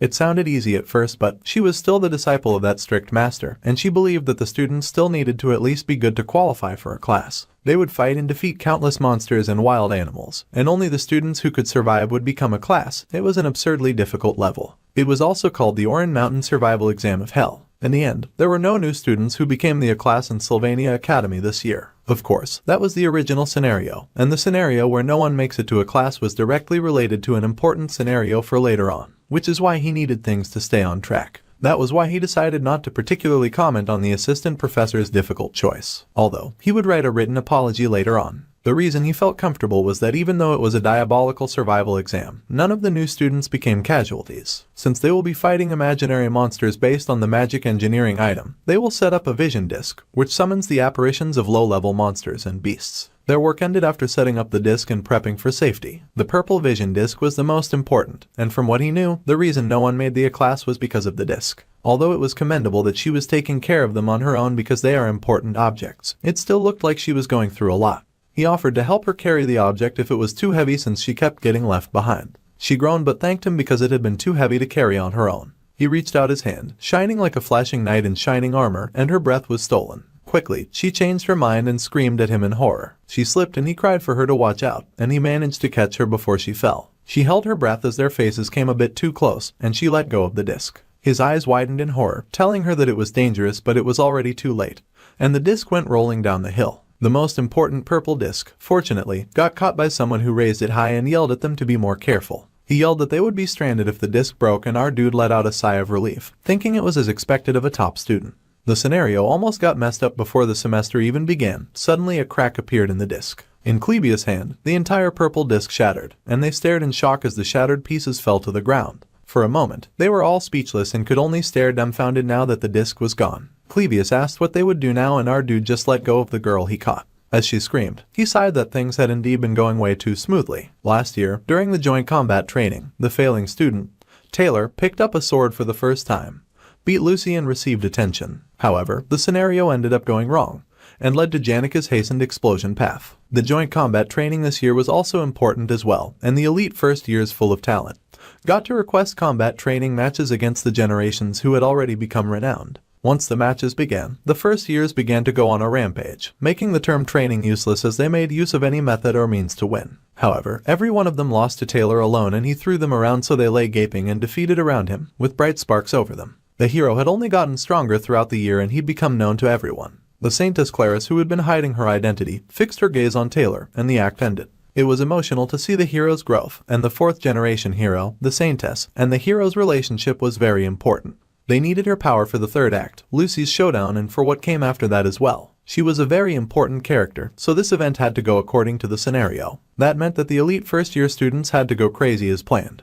But the honest cause of their frenzy was because none of the new students were able to get placed in the A class during the class placement exam. The reason none of them made it into the A class was because the motivated assistant Professor Claire had used the purple disc, which was now broken and irreparable, in the exam. The students groaned that this would be annoying. The circuit itself was broken, so they needed to put this in for repair separately, and all their hard work had fallen away. They panicked, and to everyone's confusion, it had been Annie's mistake. She apologized and said that she should have been more careful. It was not like apologizing was going to fix the broken magic engineering item, and at this rate there would be too many A-class students and they needed to fix the problem before it became a real issue. Our dude, however, said that they could definitely solve things. Plebius was surprised. However, our dude went on to say that he meant that the top fighter would, of course, have to contribute, much to the fighter's dismay. He cried out in horror, but there was no turning back. The class assignment exam location was the Oran Mountain entrance, and the narrator asked when one truly felt that they had come to the land of learning, Sylvania. If Tanya was asked, she would reply that it was when she met such noble students as her classmates. The princess and the chancellor were both Sylvanian students, and they all wore the same clothes, and did not take into account birth and status. Despite that tacit rule, there was an exception, and the anchor of millions of people within the Telos order, the Saintess Clarice, and everyone bowed at her, even as she thanked them and told them to spare her the formalities. If everyone were to be mindful of etiquette, the whole academy would suffer, so they did not mind the formalities with her. The students are honored to meet Saintess Clarice, and Tanya takes the sweet opportunity to introduce herself. The Saintess is intrigued to meet a member of the Roth Taylor family, and she says that Crepin, the patriarch, had been baptized by her, but back then she had been too young, so she did not really remember. The little noble said that her blessing was the honor of their family, and when she became an adult, she also hoped to be baptized by the Saintess. She smiled and said that she looked forward to that, and the little noble was thrilled to have met the Saintess in full view of everyone. This would be helpful for the student council president elections, but today's main event was becoming a member of Class A, and they watched as the flare to start the game shot into the sky. The flare burst into a shiny firework, and it was time to begin. The Faculty of Combat ran to the Student Plaza, the Faculty of Magic ran to the entrance of Oran Mountain, and the Faculty of Alchemy gathered at the Oval Hall's basement. The location and contents of the exam were different depending on the faculty, but the goal was the same. That was getting into the A class, a full exemption from tuition, the right to enter Opheles Hall, free use of student welfare facilities, and the fame of being in a class. The prize came with everything a student would desire, and soon a student found a stone. He grinned that he could join the class as long as he put it on the altar faster than the others. However, someone raced past him and told him to run instead of talking. The redhead yelled for Joseph to stop, but the one called Joseph just ran faster. All of the new students were staring at the summit, which was their goal. There were too many red stones lying around, and she was sure that putting it on the altar was not all there is to it. There must be some kind of device to make it harder. Instead of wasting her stamina, she planned to stay on her guard and go slowly. Suddenly, she heard a scream and her eyes widened. She saw a student fall to their knees, and was surprised to see the student take her shoes off. She wondered if the student slipped and asked if she had hurt her leg. The student then looked up and said that was not the problem, and that she had just wanted to step on the snow with her bare feet, and she laughed that it is so cold. For a moment, the noble is shocked and speechless. The girl kept blushing and laughing, saying that it was logical, and it was on her wish list. She just never imagined how soft snow would be. Her eyes and her attitude are off, which makes our girl guess that there is something wrong with her. She believes that the girl hurt her head as soon as she started the exam, and that it was very unfortunate.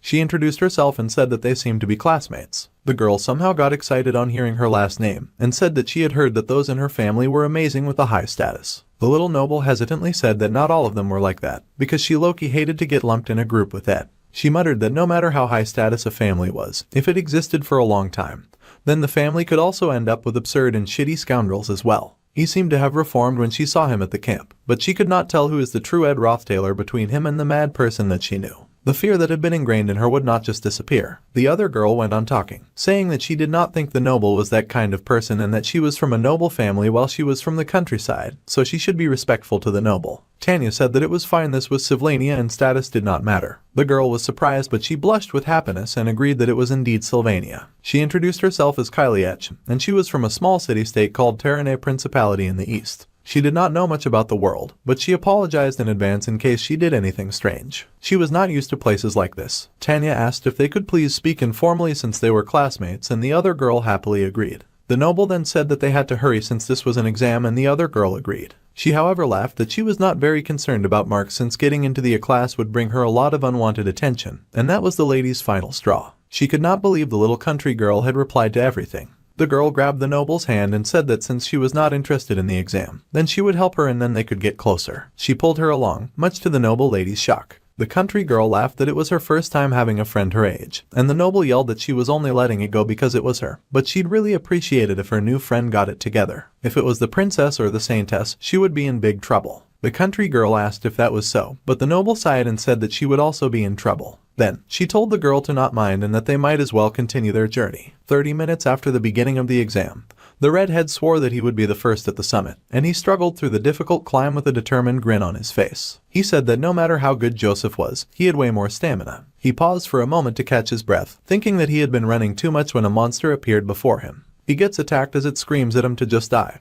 and he screams in pain. He wonders what the heck just popped out and scared him, and the other guy was panting as well. His hands shook, saying this technique was dirty, cheap, pathetic, and unbecoming of a senior, but as he stared at his shaking fist, Clebius realized that this was way easier than he expected. He had cried that he had been set up like this yet again, but our dude had assured him that he would not work alone this time. Sure enough, there were multiple explosions on the mountain. Clebius and Annie's would block the students from coming to the altar from halfway up. If the first years could get past them, then they were worthy of a class. Annie's felt it was her responsibility to partake in this since she put them in this situation, so she was going to do her best. Oinks, since he was good at flight magic, was in charge of safety. The documents to report the change in the exam contents could be done quickly by the assistant professor, so she had to go down and write them up by the time the exam was done. She had grown, but it could be done if she sacrificed sleep. The professor was in charge of documents, Oinks was in charge of safety, Clebius was in charge of the southern entrance, and she was in charge of the northern entrance. So then the intelligent teaching assistant asked what our dude was going to do. Our dude just muttered that he would be here, standing right at the altar and blocking the way. The assistant professor was concerned since he could not feel magic properly at the moment, and she asked if he would be okay. He just mumbled that he had something in mind, so he sat there while the chaos continued all over the mountain with fighters shouting for their opponents to die. He thought that all was going well and he got to work fixing the vision purple disc with his crafting magic. The vision disc was difficult to completely fix, and his magic had not even returned yet. However, he pulled out the magic stone which had a large amount of magic inside. The stones being used in the exam were of extremely high quality, and if he used the altar, it would take a while, but he could continuously recharge his magic. His fire spirit happily cheered him on and he smiled now that he could see him. Our dude still could not hear what he was saying yet, but he was happy. Annie's and Clebius were good for buying time, and he had enough magic stones for the process. His goal at the end of the day was to not let a single person pass the exam. He sighed and then called for the first-year students to come to him because his preparations were complete. Many of the first-year students had collapsed in the snow, exhausted from the one-sided beatdown they had gotten from their seniors. The only ones left standing at this point were the noble lady and her new friend. The beast they had been fighting admitted that he was a bit tired, but he was not in a very good mood. So, he planned to end things quickly. That is right. The beast they faced was none other than their senior Clebius, and the girls screamed at seeing him standing above them and looking larger than life. An explosion sounded behind the angry second year and he turned in surprise to see that there was trouble at the northern entrance. However, the explosion was not Annie's magic and she was in charge of guarding that area, so he worried that she might be having some trouble. The girls took the moment to run while he was distracted and he gasped, yelling at them to stay put. Although Annie's, the top teaching assistant, was talented enough to be considered a specialist in the practical and academic field, in the fighting field she was just a bit above average in her year. Of course, she was not an easy opponent for the first years. However, Annie's had met her match in the student she faced. He was Joseph Whitefeltz, and he seemed to be on a completely different level with his shiny purple magic and shiny purple hair. Unlike his sister, who needed to work her ass off in order to become the top alchemy student,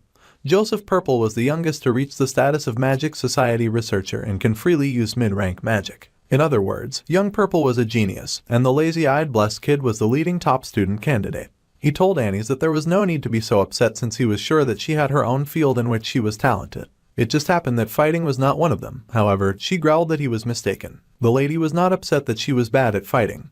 That was something she already knew. So, she asked the boy to just keep moving and Purple said that he understood and headed off. Our genius girl clenched her fist because everything had been going perfectly without a flaw. However, she had ended up making things difficult by breaking the magic engineering item. She could not even think of an alternative plan and our dude had to lead the situation again of all people. Our dude had not gotten annoyed once and he had led the conversation in a constructive manner. Yet, she had lost to a new student and could not block the northern entrance to the altar. The genius girl was frustrated, but more than the feeling of defeat or resentment, she felt the most angry and frustrated at herself, because she kept thinking of the trustworthy face of our dude who had resolved the situation in whatever way possible. Our dude raised his head to greet his first guest, and he asked the students if they were aware of the rules of the exam. All the student had to do was put their magic stone on the altar, but he would not let them do it so easily. Joseph Purple strolled in, barely paying attention to our dude, and Purple mumbled that the exam method was kind of strange. If Purple succeeded in defeating our dude and offering the magic stone, then he wondered who the students who came after him would fight against.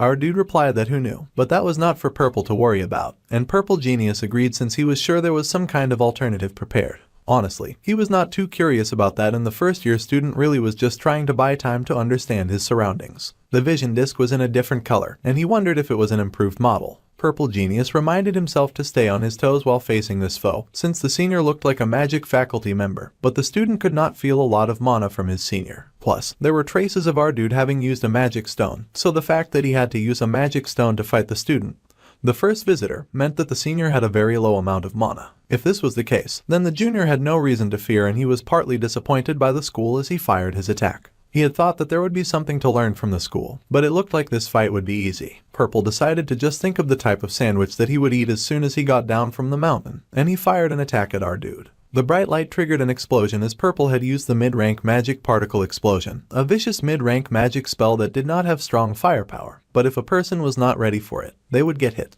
If the person getting attacked did not see the direction of Purple's hand and dodge in advance, then they would not be able to manage it. However, his senior slid out of the explosion unharmed, and Purple was slightly impressed that our dude had evaded that, noting that he must have some combat experience. From the flow of things, our dude was likely to use fire magic, and judging by his level, it would either be ignition or scorch. Scorch spurts out the fire in a radial shape, but looking at how our dude was aiming downwards, Purple guessed that he would use ignition instead. That is exactly what happened and the fire magic went soaring towards Purple in a hot flash. Purple's eyes widened as our dude's aim was on point, and the scale of the flames was much bigger than the first year had expected. His senior had definitely trained in basic magic diligently, and it might even be considered a mid-rank spell. The large flames enveloped the student and for a moment he was blurred from sight. However, he could easily put up a shield to deflect the flames. Purple thought that it was such a waste, and that no matter how high the level of ignition was, it would not be able to get past the junior's defense magic. Battles between mages are often decided based on the amount of one's mana, so if the two consume a similar amount of mana,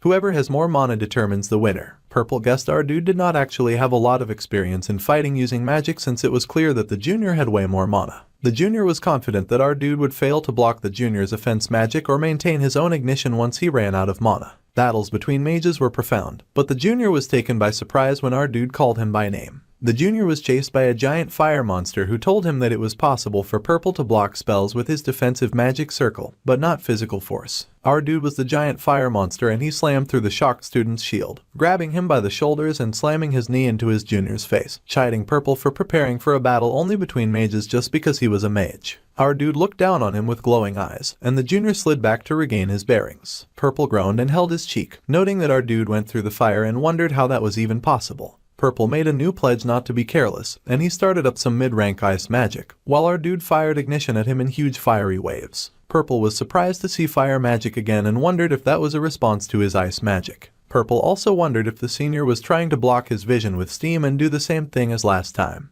However, the junior could use other elements too and he had no plans to get caught by the same trap twice. He fired fire in hot waves at our dude, using the basic magic of Scorch. The fire was huge, scorching everything it touched and blurring everything from view in a flood of orange heat. That is when our dude activated his blessing of recovery and he gained temporary immunity to flames in a greatly increased form. Our dude flew forward like a genuine demon from hell and charged at his poor junior, and Purple was shocked to see that his senior had fire tolerance. Purple shielded immediately as our dude came at him with a knife that he brought to a one fight. Fortunately, Purple had the physical shield to block physical attacks, but the student panicked and wondered where his senior had pulled his weapon from. However, when it came to casting speed, Purple was faster. The Purple's eyes widened in horror, because our dude had somehow empowered the knife and our dude leaked backwards as he called for his elemental spirit. Our dude called for Mug and the inscribed knife began to spark with the explosion spell. The huge explosion rocked the first year's body so hard that he was thrown into the air with a scream. There were follow-up explosions on the ground, and he landed with a huge bang against some nearby rocks. The dust cleared and the junior was finally taking things seriously. He told himself to keep it together, encouraging himself to think. There was no way that our dude's casting of basic magic was faster than the junior's. The junior then realized that his senior was using spirit magic as well. Not explosion magic, but a spirit formula.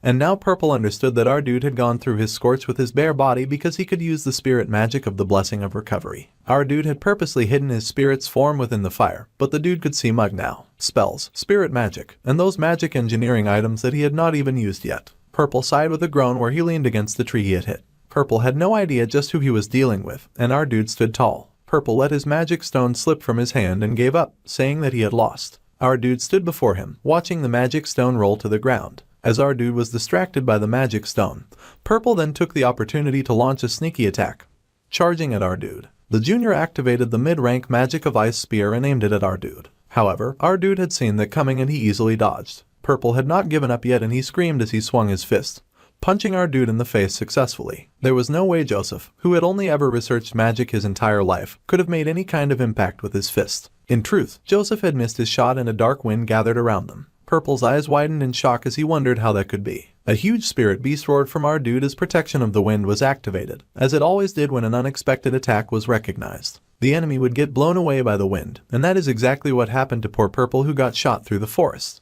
The junior was blown away in a tunnel wind attack, and he smashed against a tree again, this time breaking it. The junior shook, covered in bruises and in pain, but he refused to give up. He pointed a finger charged with magic, breathing heavily. Then, he collapsed in exhaustion before our dude and the magic stone shattered. Joseph accepted his defeat and admitted his loss, this time for real. Our dude mumbled that Purple had done a job and that his ending was amazing. It was a wonderful decision and the junior had landed a blow. Then, the junior asked for our dude's name, and our dude took his seat at the centerpiece where he had been waiting before. He told the junior that his name was Ed Roth. Our dude left the defeated student to Onyx to carry away for treatment. Meanwhile, somewhere else inside a carriage, Ziggs was asked why he had joined the magic faculty. The wolf boy was surprised to be asked the question, but his girl insisted that he would have been the top student if he had joined the alchemy or the combat faculties. She felt uncomfortable that he had given up several benefits because of her. Ziggs smirked and said that he did not put much value on being the top student, and maybe he would have been a top student in alchemy, but not in the combat faculty. This was of course because of the incoming second years. The top student in the combat facility was Clebius Nortondale, who had just finally gotten knocked down. The top combat student was dazed, wondering what had just knocked him down. Someone rushed over to ask if he was okay, and if their holy magic was too strong and if she had broken anything. Someone said that Clebius should be left to them while the two students were advised to continue their exam. The top combat student cursed and someone yelled at him to get it together, but the combat student was drained. He had no idea how he was supposed to block something like that. It was already 20 minutes before the end of the exam, and everyone had been working very hard. The girls had finally made it to the centerpiece where our dude waited and they were both shocked to see our dude at the finish line. It was the last exam and he was surrounded by a pile of many defeated students. Our dude said that he would get to the point. The person who was once the object of fear and the object of hate for our noble lady now stood at the center of the exam, covered in bruises and blood, and he told them bluntly to just give up. The Saintess Clarice had two dreams. While praying at the church, the priest told her that nobility came from the unwavering belief that a person maintained their entire life. It was believed that a person had to become like a blank slate. The Saintess' first dream was planted by Archbishop Verdio, and the other dream was the one that told her that rather than a blank slate, it would be better to die in wastewater. Her eyes opened slowly and she saw a woman who told her that the pure white holy imperial capital was built by humans, even the tall tower that was majestic and confident. The woman sang that the tower was just a mere sandcastle in front of the Ramelin Mountains, gray rocks and stones, the green fog of the Denkin wetlands, and the golden field of the imperial capital of Clolan, the emerald fields of the land of farming called Pulan, and the opalescent smoke of the land of alchemy called Crete, the red roofs of the commerce city called Oldek, the turquoise intelligence of the land of scholars of Sylvania. Past the Dresde desert's reddish sand ocean are the purple shadows of the lawless Cohelton. The singer sang about how the pure white was just a very small portion of nature's beautiful colors. The singer had been the one in charge of the holy fire, Adele, and after leaving the order, she called herself a romantic. Although it was unclear how she moved from building to building, When the world went to sleep, the romantic would often sing a song at Claris's window. The dream that the saintess had dreamt at night was of the outside world that her only friend whispered to her about while looking at the stars. A life where one would take classes normally, and make friends normally, and love normally. It sounded like a place where one could feel a sense of nobility, rather than countless prayers from believers who revered the romantic. The romantic believed that a hug from someone a person loved would be much more valuable. She had smiled as brightly as the moon falling over her, and after leaving the order, Adele had joined Sylvania. When vacation came, she would go around the world like she does now. After the beautiful blonde left, Claris went back to the places that the romantic had spoken of in her dreams every night. At the end of it, the saintess would share a deep hug with someone, and they left together on the path she had taken alone. The journey was full of many colors which sharply contrasted with her life which had been simply pure and white. It was the most outrageous imaginative thought that the saintess could have, but the priest told her to always ensure that she was careful and to never reveal her true identity. The priest told the saintess that she had to carry that magic engineering item with her at all times, since she always had the holy magic's blessing. He was not that worried, but the saintess had smiled that she seemed like such a different person, so no one would suspect it. Still, Verdio reminded her that there was nothing bad about careful. Coming to the academy with the order's arrangement was a natural method of deviating, and nobody paid close attention to Claris, who sat on a wooden bench by the faculty building street. That alone made her feel satisfied and made her breath shallow. There was no one who revered her or bowed their heads to her, at least, not a single person in Sylvania, and she fooled around happily with the noble lady that she had befriended. Who would bother thinking of Kylie as the saintess? There was only one person, and our dude told them both to give up with a glare in his eyes, but he instantly recognized the saintess. The noble lady was shocked to see that the last exam was her big brother, and the saintess was surprised to find that they had already met her friend's brother. Our dude apologized and he asked them to kindly turn back,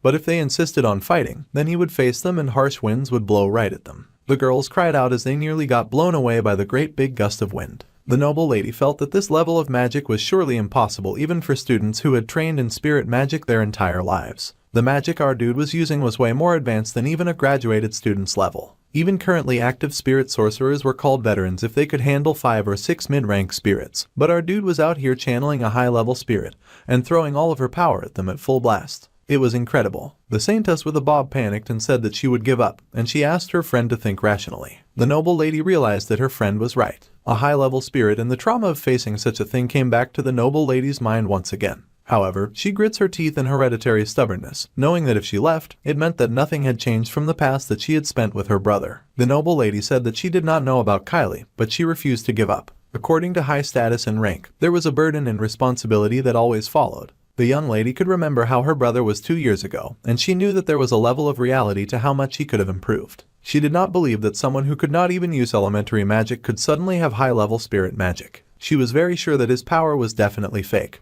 even if it took the form of a giant howling wolf of the wind, even if it felt so real. To eliminate the fakes, the noble lady was determined to just defeat the main foe, even as the wolf kept blowing its wind at them. Kylie cried out as the wind lifted them, and the noble lady was shocked. She covered her face in surprise and fear, not understanding how this could be real. Her eyes widened as she realized that it truly was a high-level spirit that they were facing, and controlling it was her brother in the midst of the wind, battered and torn but standing firm. The two girls were thrown back and Kylie went flying while the noble lady caught herself. Kylie was amazed, noting that the person they fought was Tanya's brother. The young saintess had a fantasy about noblemen, about them having a neat appearance, a generous smile and graceful manners. However, the young Kylie was sure of it when she heard that the person who appeared to be the complete opposite of that was the son of Roth Taylor. She was sure that our dude was a scoundrel. Even the Bob girl could feel his badness, despite not knowing anything outside of the holy imperial capital, and not being quick to catch on to things. She recalled how her new friends had said that absurd scoundrels could make it into noble families no matter how high a person's family status was. Judging by the deep hatred that Tanya had towards this scoundrel, the saintess was sure that our dude was a bad person. So, she pushed herself to her feet and told the blonde noble to go for the main body like she had been planning to do.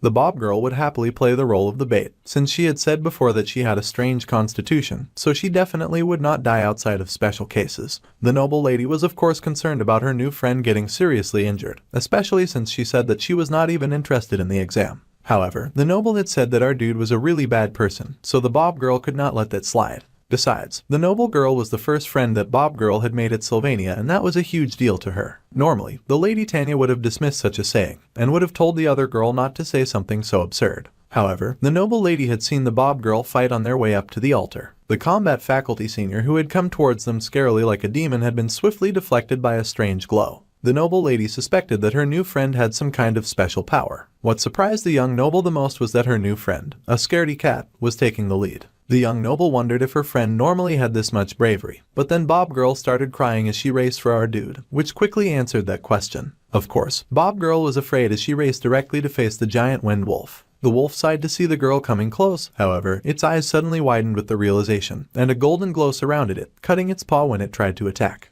Bob Girl had activated the Holy Magic's Blessing, which was a mid-rank skill that was activated against any hostile being who attempted to cause harm. The wind wolf howled in supreme pain and a mighty wind blew forth through the mountain, oppressing even Bob Girl and her holy magic. She cried out as the wind blasted her, curled inside a protective golden bubble as the wind flung her around.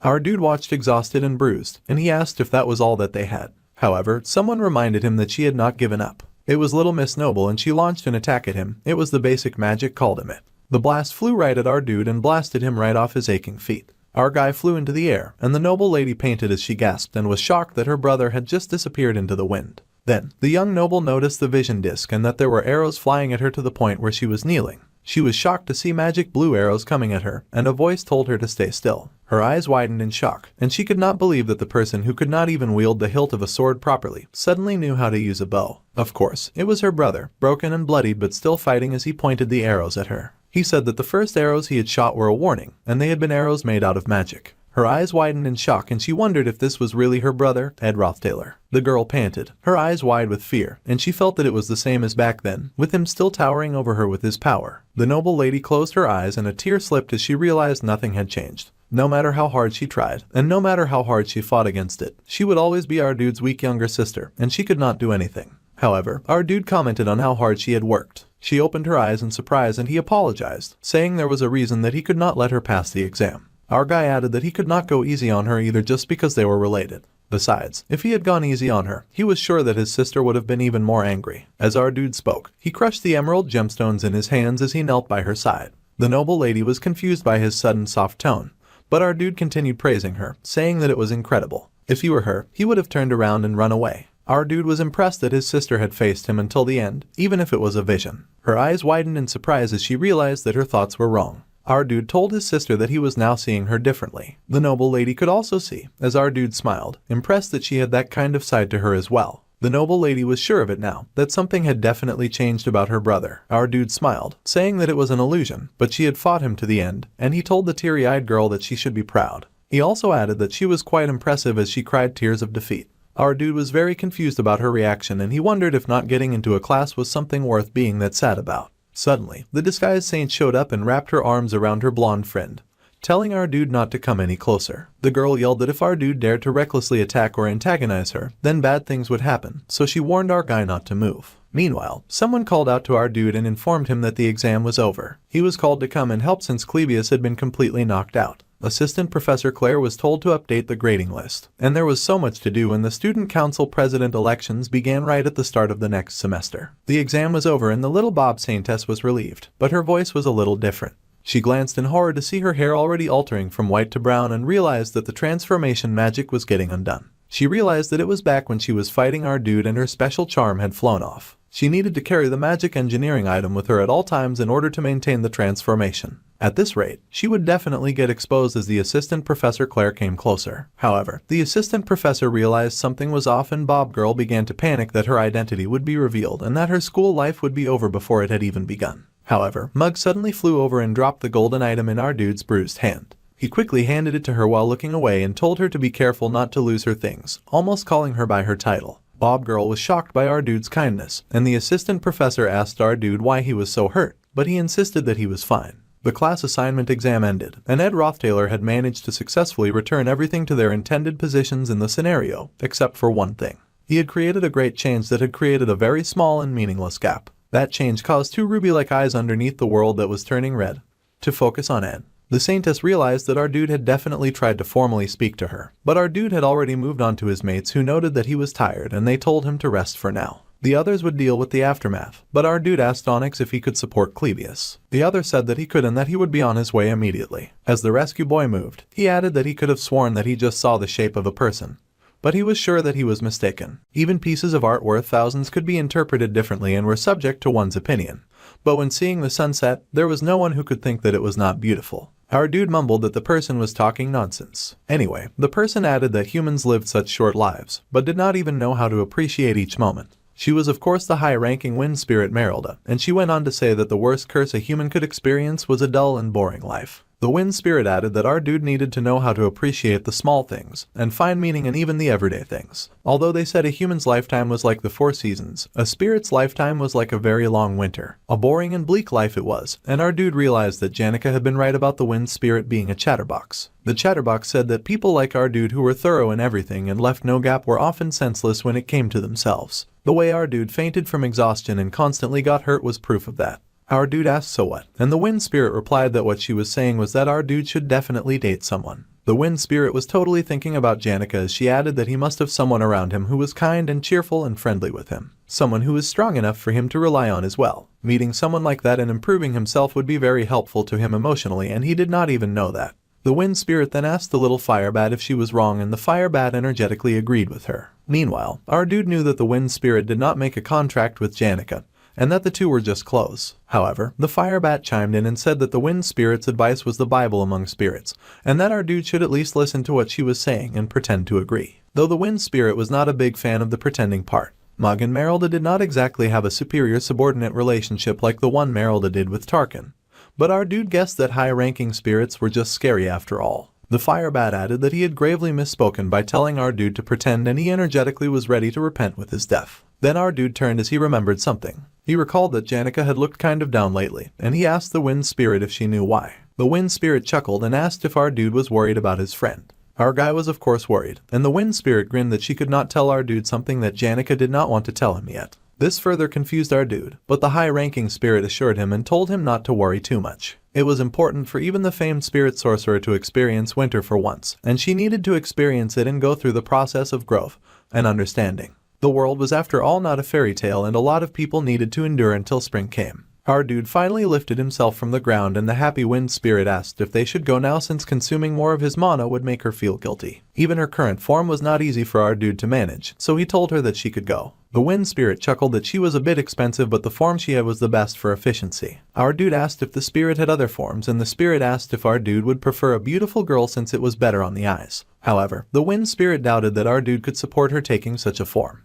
Our dude agreed that it was fine, and that back when she had undergone gigantification, and now he had not noticed much of a difference in her efficiency, so he was curious. The wind spirit gasped dramatically and said that our dude could possibly not sense it because of the mana stone, and that he was still a bit dense. He groaned and gritted his teeth, and the wind spirit laughed and asked if he thought that they were handling the mana all by himself. She laughed and said that a spirit like her would not make a contract with just one person, and as our dude watched, the wind spirit bounced away into the air until she dissipated with the wind. He stared speechless, knowing that he definitely could not summon a high-level spirit with just his mana for too long. If it was not his mana, then our dude wondered who could have helped him while he had been fighting on the altar. As he descended, he realized that it was simple if he really thought about it. A person who would contract with Merrill other than him could be no other than Lucy, who had been sitting somewhere nearby. Our dude pointed out that he did not think that she had chosen a good place for a nap, but the little genius just said that she had not come for a nap when she would rather nap at the hut. So, our dude asked why she had come. She stared silently for a moment, and then replied that she did not like an empty tent. So, she had gone on a walk. Unfortunately, the end of her walk was this altar of substitution, and it was the final stage of the third act. The distrustful Saintess Claris began to suspect the order after she realized the darkness of the holy city, and then Telos' apostles came to Arkan Island to condemn Claris. Not knowing the story behind it, the Academy's character follows the Archbishop's orders. Princess Fiona's Royal Guard Army, Lortel's Mercenary Union, the Holy City's Cathedral Knights, the Academy's high-ranking employees, and also the main character's Generations Raid Party, and the Principal Obelfrus as well. At the end of that whole complicated mess, everyone's swords ended up pointed towards the same thing, towards the one girl trying to protect Arkan Island, following her master's final will. The renegade non-believer, regardless of what she was called, the girl had never complained. She looked down on everyone with a firm gaze, and she was the awakened Lucy Merrill. She was to defeat all of the main characters at Arkan Island, and then defeat more than half of the raid party by herself, but in the end, her stamina would run out. She would end up defeated by Taylor, who had finally learnt the final swordsman form.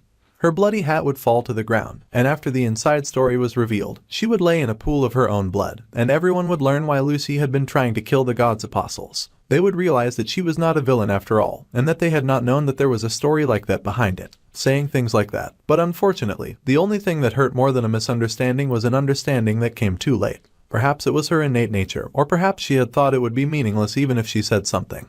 But the genius mage had kept everything to herself until the very end. Of course, our dude had no plans of stopping her or her destiny. However, sacrificing Lucy for the scenario was something that he was not cold-blooded enough to do as he sat with her to watch the sunset. It was simply because he did not necessarily think that letting things move that way was a bad ending, especially considering the girl's very strong connection to her grandfather, and how she knew that Sylvania would one day face a trial that it could not overcome on its own. She had sworn to lend them strength during that time. The story that had been told to her by the dying archmage, her master and only family. Only the genius mage herself knew how much of a burden it would be. The genius needed to get rid of those muddy emotions. It would be a long battle, and there would be a dangerous moment. But it is what needed to be faced in the scenario that would occur in Act 3. That, of course, did not mean that our dude would not do anything though. Placing her hand on his lap, the little mage said that she had found something recently. Our dude smiled when the little mage then curled with her head on his lap, as the genius said that it seemed that she often got lonely. If there was one thing that our dude would like to make sure to do, it was to tell her in advance whenever he left the hut for a while. Someone had returned earlier than expected, and they explained that they wanted to leave that place as soon as possible. A present was happily presented with a smile. Most mistook Annie's to be from a noble family, but Clara was actually the one from a pretty well-known Viscount family. The maid Belle was touched to receive a gift from the red-haired noble, and the girl stretched, saying that this was the place that her heart called home and that she felt very peaceful. Anyway, she needed to go see her academy friend since the noble redhead had not seen their faces in a long time. The red-haired noble had brought a lot of yummy snacks, so she had finished all preparations to have a tea party with her best friends Annie's and Janica. The happy redhead headed off first and said that she was excited thinking about seeing them for the first time in a while. The young red-haired noble had so much to tell her friends, and she could not wait for them to taste the blueberry pie that she had brought.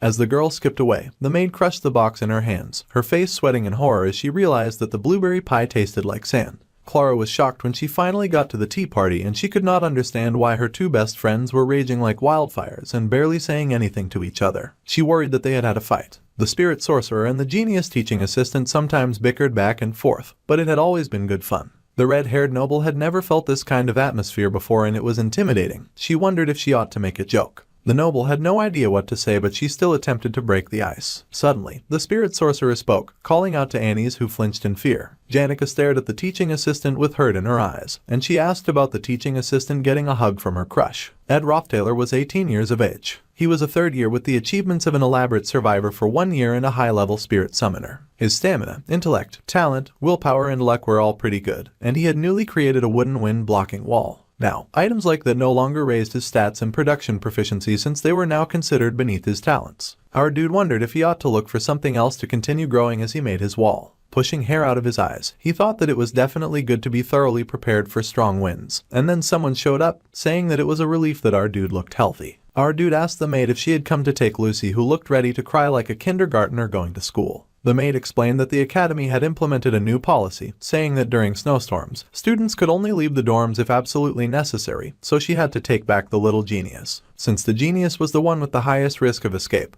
the maid thought it was best to keep an eye on the little mage, who was distraught. The maid even further explained that they planned on having a rotating lineup of surveillance staff throughout the week. Our dude perfectly understood even as the mage whined. Our dude said that he would continue to use formal speech. The maid then asked our guy if he could really make it through a week-long snowstorm in this kind of environment. The maid added that it might be presumptuous of her, but she did not think this kind of wind blocker would be enough to protect him. Our dude mumbled that he was just setting the things up to protect his supplies. He had thought that there might be an adverse effect on his hut, so he used twine to secure the roof and tied it tightly to the ground. Our guy had also already collected his hunting tools and traps, and he had put them all into the hut. During the week of the snowstorm, our dude planned on focusing on magic engineering research at the spirit library. So, our guy explained to the maid that he had another place that he would be staying at, so she did not need to worry. The maid agreed to lessen her worries since our dude was saying that, and our dude noted that the maid seemed extra worried since it must be her first time experiencing a snowstorm from an administrative position. The maid was truly worried, but she said it was because she had another worry about our dude, and the little mage had finally stopped struggling. The maid thought better of it and decided that it would be overstepping to mention anything, and that only made our dude worry more. The maid just sighed as she wished our dude the best of luck as the fires between Janica and Annie's continued to burn bright. The spirit sorcerer, with despair in her eyes, finally mustered up the courage to ask her friend if she had gotten a hug from their crush. Clara was shocked and she turned to her genius friend, hoping for an explanation. The brilliant teaching assistant was sweating buckets, speechless, and looking guilty as sin. The red-haired noble was in shambles as she looked between them both, thinking that there had to be some misunderstanding and that the spirits must have gotten it wrong. However, the genius teaching assistant declared that she had indeed flirted with our dude. The redhead noble was about to agree, but then she gasped in absolute shock. Then the teaching assistant fell into shaky plea mode as she apologized to her friend, explaining that she had not found the dude trustworthy at all. He looked like a playboy, she screamed, so she had been trying to feel our guy out. The spirit sorcerer was shocked and asked if the teaching assistant was truly not lying about this. The teaching assistant went on to explain that kind of guy was not her type in the first place, so her friend had nothing to worry about. Annie's laid it on thick, saying that our dude looked like a thug and was arrogant about everything, and he was always grumbling. She also added that he lived completely selfishly and she could not see why she would want someone like that. Now of course Janica was hurt about all the mean things she was saying about her crush, and that the teaching assistant did not even know our dude like that to be making all those assumptions. For a moment they just stared at each other across the table with their noble friend stuck in the middle. Then, the teaching assistant sighed and apologized for flirting with him even without talking to her friend first. She apologized sincerely to the spirit sorcerer. The spirit sorcerer looked teary and asked why her friend would even do that when she had never asked her to, and that she had been worried for so long. The poor spirit sorcerer could not even sleep at night since the teaching assistant was one of her precious friends, and she felt so betrayed by the actions of her precious friend. The spirit sorcerer also wondered if she was even in the position to feel betrayed when our dude did not even think of her. Janica cried that she had been worrying without even knowing her place, and a gentle hand was placed on her shoulder, telling the powerful sorcerer not to worry. The sorcerer was quite the special person to our dude, and the teaching assistant reassured the sorcerer that from what she had seen, the sorcerer was definitely more than a friend. The spirit sorcerer was surprised to hear this, and her eyes widened with joy to hear that she was special. Tears flooded her eyes and the sorcerer cried that anyway. Honestly, she did not think it was a good thing for her friend to judge and try to assess our dude like that, but she got teary-eyed knowing that the teaching assistant had done it for her. So, Janica could of course not stay upset about that. The spirit sorcerer happily hugged her friend, asking to be sure that her friend did not like her crush and was happy that her friend had been honest with her. Clara was relieved because she had worried that Annie's had fallen for our dude. However, Clara noticed that as the genius teaching assistant replied, she had a blush on her face as she lied about having no feelings for our guy, and of course, their noble friend was horrified. The noble laughed that it was just a misunderstanding and that the spirit sorcerer had not visited the northern forest often, but it was not because she felt uncomfortable while the redhead noble was gone. Then the spirit sorcerer realized there was something that she really needed to do and she sped off while her noble friend waved her goodbye and told her to have a nice trip. Then, the noble turned to her teaching assistant friend who quickly said that she had something in mind. The noble asked what and the teaching assistant immediately demanded that her friend introduce her to a man. Then, the teaching assistant decided that she needed something more adventurous and suggested that they break the stereotypes and she asked her noble friend if she wanted to date. Her noble friend stared at her with blank eyes and the teaching assistant felt so offended. But her friend denied it and said that she was just staring. The teaching assistant panicked and said that she was sorry about lying to the spirit sorcerer. But when their bodies were apart, feelings were supposed to fade, and once the break ended, the Academy Scholarship student work would end too. Then, the teaching assistant froze as she found that the Academy Scholarship students were going to happily continue being her student assistants. Clebius and Onyx both worked hard and did well, so it felt it was a waste to send them off to another lab when they were proactive and proficient. The assistant professor Claire was especially happy to hold on to our dude who was quite good at working, and as a student assistant, the boys would receive more scholarships, and it would be better to work there than in other labs. Since they worked together throughout the break, the assistant professor assumed that it would be comfortable for her teaching assistant. Little did she know that Annie's was horrified as the assistant professor encouraged them to continue to stick together. Meanwhile, our dude went through his magic power details and checked out all of his improvements so far. He had gotten Mug and Merrill in his spirit slots, and he had a few more extra spirit slots thanks to his hard work. Janica had finally come over, and she reminded him that he needed to make a contract with a mid-level spirit soon. Our dude noted that it looked like the spirit sorcerer was back to normal, because back when she had visited the camp, that time she had looked rather sad. The sorcerer panicked with a blush and said that she could not at all remember when that was, and our dude smiled because when he was with the spirit sorcerer, he felt like he loosened up a bit. She was a character who never appeared in the other scenarios after all. Right now, the spirit sorcerer was the only person that he could be his friend within his year. The oblivious sorcerer was still stuttering about how our dude made a contract with Merrill, but no matter how much she thought about it, it was strange and much too early for him to handle a high-level spirit. Our dude explained that he had used a trick, and he showed the glass golden phoenix ring, the legendary item. He explained to the spirit sorcerer about Professor Glass' golden phoenix ring that was now completely tapped out of power, and he also explained about his plans for the future. The spirit sorcerer noted that our dude could not use magic for a while, and that it would be hard for him to make a contract with a mid-level spirit for now. Our dude admitted that his magic would return when the break ended and the semester began. Still, the spirit sorcerer beamed and gave our dude a hearty congratulations. Among spirit sorcerers, they often call the day that a person made a contract with their first high-level spirit their second birthday. So, she asked if he was really planning on staying in the spirit library throughout the snowstorm. The spirit sorcerer thought that our dude was a really hard worker, and he added that she was also a really hard worker since she was top student of the year. When the snowstorm ended, there would be the student council president elections too, and since Janica was the top student of the year, she would probably get some attention. The spirit sorcerer laughed that everyone was asking, but she did not know yet, so she maintained neutrality. In the scenario, the spirit sorcerer did not particularly receive the spotlight just for being the top student of the year, and this was because, based on her personality, she respected all of the other candidates. Suddenly, the spirit sorcerer recalled that our dude's sister was also running in the elections, and he agreed that his sister was quite ambitious. The spirit sorcerer nervously mentioned that our dude seemed really close to his sister, as she recalled scaring the poor noble girl earlier. Our dude said that one could say that they were close, but he could not confidently say that since he had been excommunicated. However, he and his sister were still blood related. Whether they liked it or not, there was a high chance they would see each other for the rest of their lives. He wanted to maintain a good relationship with her. Even if not dearly, our dude did care for his little sister a lot. The spirit sorcerer was still stammering and stuttering, sure that what she had encountered was just a fight between siblings. The spirit sorcerer grabbed our dude's sleeve as she called out to him, and then tearfully asked what Tanya liked and if there was something he thought that she would like as a gift, or a food that she liked. Now, our dude was concerned and he asked the sorcerer what she had done to his sister. The spirit sorcerer screamed that she had done nothing, and our dude stared at her suspiciously. Janica was really bad at lying and she folded very quickly. It took about 3 seconds for the guilt to be too much before she confessed. Our dude laughed because it was not even that serious in the first place. It was going to start storming in the morning, and leaving the dorms would not be allowed other than for special reasons. So, if anyone had any business outside, they needed to ask a maid. The little saintess clutched her item as the sight from a few days ago refused to leave her mind. The sight of that third year, our dude, had been terrifying. But what she felt more than that was discomfort. It was so natural that she thought that she had seen it wrong. The way our dude had avoided her gaze and then handed her the item, while he had almost spoken formally at the end. The saintess could not sleep easy from the worry that our dude knew her secret. She had worked so hard so that she could lead a normal academic life and to uphold the conditions for the hard work of the priests and the stand-in at the holy city. If a single outsider found out her identity, her academy life would end, and it had only just begun. It had not been hard to get information about our dude, and everyone who made it to the altar had faced him at some point.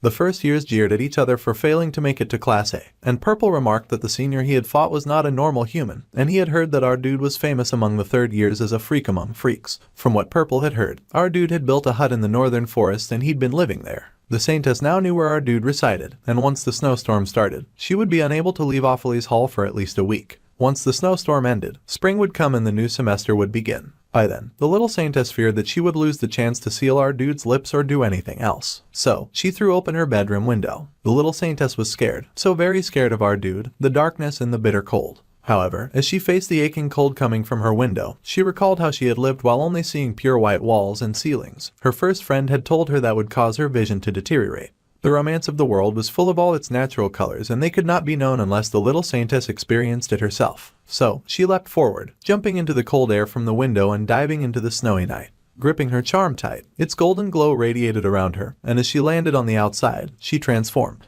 The little saintess could not bear the thought of losing the freedom that she had worked so hard to obtain. To properly confirm her suspicions, she needed to meet that man, and so she ran into the snow. The saintess Clarice ran into the snowstorm in danger and distress. A person's eyes had long since adapted to the dark, because darkness was all they had ever known. The most vivid memory that they had was of their brother who had stayed by their side even when everyone in the household had avoided them. Their brother was covered in bloodstains and coughing blood, as well as the moment that they had stabbed their brother through the heart. The last words that the boy had spoken to his brother, perhaps meant as a curse, were not revealed as the scene quickly shifted to Assistant Professor Claire. The assistant professor was surprised to hear that another lab wanted one of her student assistants, and Clebius nervously explained that about the whole student assistant thing.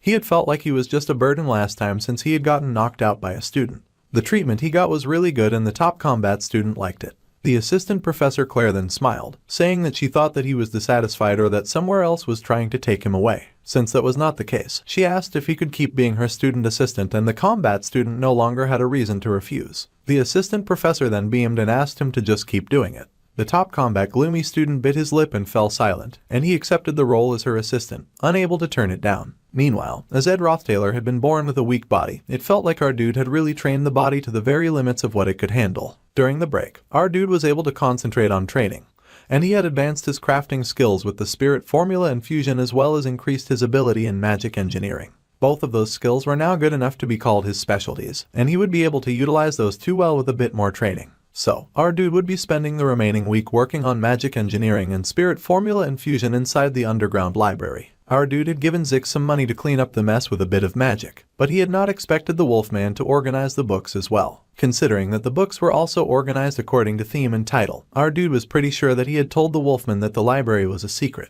However, it looked like the Wolfman had gotten some help from Elka and they had probably fixed up the library while thinking of it as training. Our dude made a mental note to repay them for it later, and he got started on his studying, and it was inefficient to learn hundreds of formulas. The most important thing was prioritizing and focusing. The goal was to get the legendary magic engineering item, Glock's Eyes, that would temporarily amplify the proficiency of all sensitivity abilities. Our dude would also get the legendary item called the Delheim's Hourglass, which reverted all physical states by a few seconds and removed all damage and wounds, but it also had a one-time use. Our dude's aim was to make at least one legendary magic engineering item. A weak wind emitter, echo noise generator, crystal ball, blue magic sphere, Kragel's magic ink, and light transmitting sphere. Our dude would craft these items repeatedly to raise his magic engineering skill, and once he was used to it, our dude would make other rare items. Just thinking about it brought a smile to his face. Our dude had already gone over the ingredients, and he just needed to use the tools to achieve his goal. However, our dude paused with his hand rifling through his bag, and then he paused in horror when he did not find the item he sought inside his bag.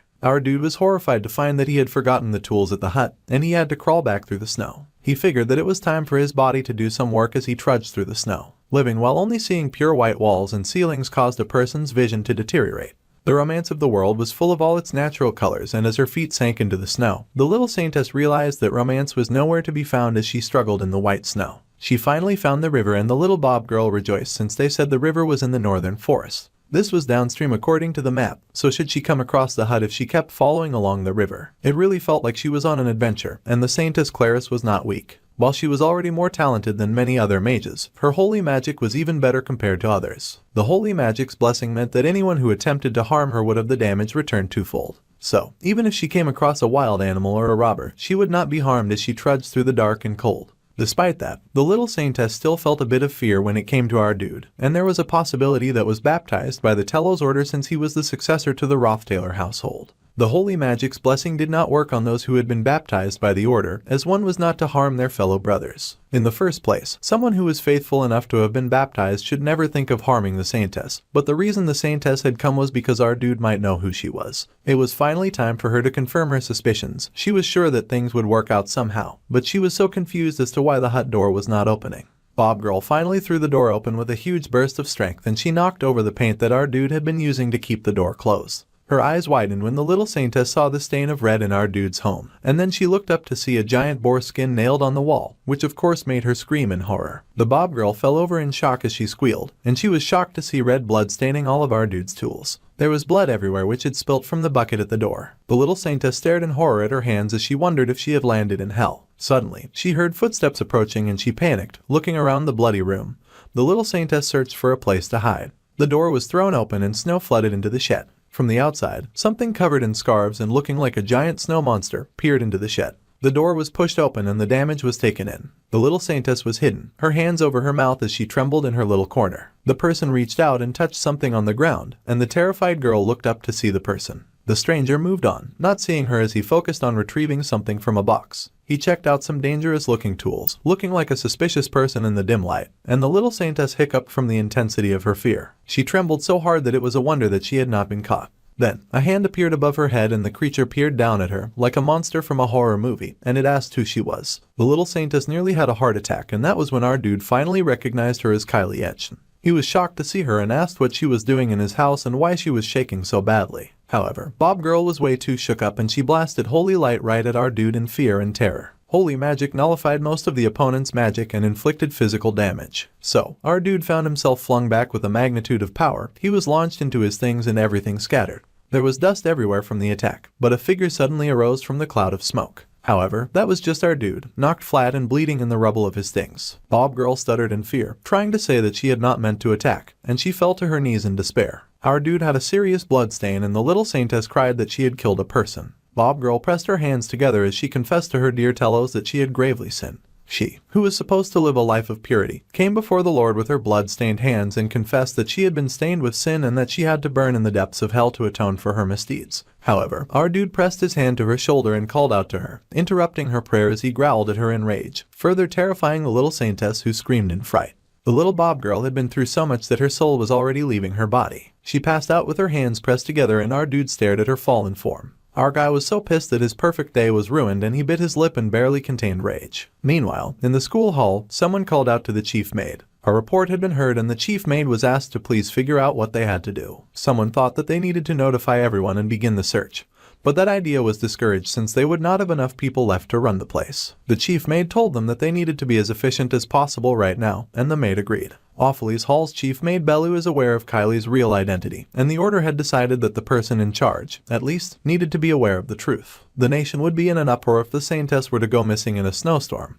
But even then she kept her composure and the other maid watched the chief maid in admiration. The chief maid had decided that it would be best to take care of things in secret considering the saintess' holy magic blessing. She got dressed and explained that she would go out to find the holy saintess on her own, and she asked the other maid to please take care of the rest of the students, especially Lucy. The maid agreed immediately, but she did add that according to the witness, Kylie had gone towards the northern forest. This made the chief maid stop in surprise, and she knew that was our dude's territory. She also knew all about all the girls that our dude had accidentally charmed and that he was 100% the accidental seducer of women. The man who was strangely blessed with women was now stuck in a snowstorm, with a man and a woman left alone together, having to depend on each other while waiting to be rescued in the harsh conditions. Just two people on their own made the chief maid think that they would definitely be doing lovey-dovey things together. The chief maid was horrified. Our dude could not get lovey-dovey with the saintess. The chief maid was silent for a moment as she tried to process her next course of action, and the other maid called out to her in confusion. The chief maid then stepped on it and rushed into the forest in horror, stuttering that they had to find them as quickly as possible. She was very sure that the saintess was in danger. There was a suspicious man in the northern forest, and he had buns for days, walking like a shadow through the forest. He was an expressionless man who walked around carrying the bloodied corpses of beasts. There were already rumors among the students as snow came pouring down heavily. Belle raised her hand to protect her face from the raging snow as she contemplated the rumor. However, she knew the truth. The head mage followed the magic fireball that she had conjured, all the way to our guy's cabin. Here, she saw the footprints in the snow that she had been searching for. Despite Ed's standoffish appearance, he was relatively easy to talk to and was pretty considerate. She knew of all the girls who had been charmed by him and he was the kind to faithfully carry out his duties despite the many women who approached him. The boy in the woods was always someone worth tutoring. However, thinking about how those relationships getting even more complicated than they already were made the head maid's head hurt. She grabbed the door handle, sure that the young Master Ed would not know the young lady's real identity, and as she stepped in, the head maid heard our dude say that he knew it. It was her after all, just as he had suspected. The MC was wrapped up in thick bandages, and in the corner, the saintess was serving some punishment with a chair on her shoulders as she cried. It was not at all the night that the head maid had expected to see and she was alarmed. Then, she hesitantly asked the young Master Ed for an explanation of the weird scene that she had just walked in on. Finally, some time passed and the head maid had gotten her explanation. However, if she did not take Miss Kylie back soon, the snowstorm would become too intense for them to make it through. Our guy completely understood, and he was sure that it was not a good idea for someone of the head maid's position to leave Awfully's Hall unattended for so long either. The maid agreed with his statement and the saintess remained ignored in her little corner. The reason that the saintess had come all the way there, the MC could guess it, but he was still rather displeased with her. The girl had done her best to hide her secret identity, but it was rather unnatural, and her identity was not supposed to be revealed until much later on. It should not be getting revealed now, but the saintess was clearly doubting Ed now. So, he apologized for his rude behavior, and he asked the saintess to kindly put the chair down. The girl sighed in relief and she placed the chair down. Then the maid and the little Kylie exploded in shock and horror when they found that our dude knew that she was the saintess. They were shocked that he already knew, and our guy just pointed out that he had been baptized a follower of the Telos order, after all. It only made sense that he would be able to recognize her from close up when the spell was undone.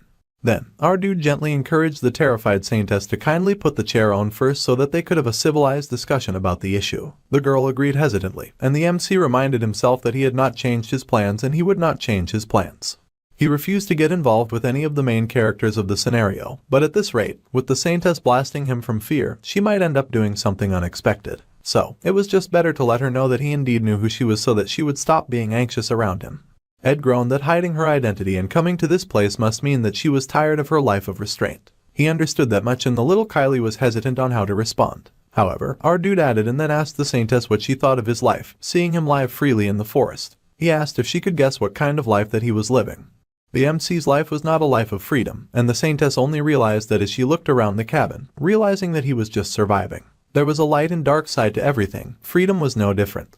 If the Lady Adele was a romantic who loved the beauty of freedom, then this man before them was different. Ed apologized for doing something like this to her when she was the Saintess. The Mick represented the dark side of freedom.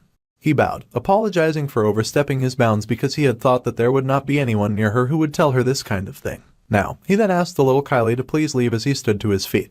The little Saintess hung her head in shame and apologized to the maid for making her walk all the way to the cabin in the woods. The maid says that she is just carrying out her duties and that she should not concern herself.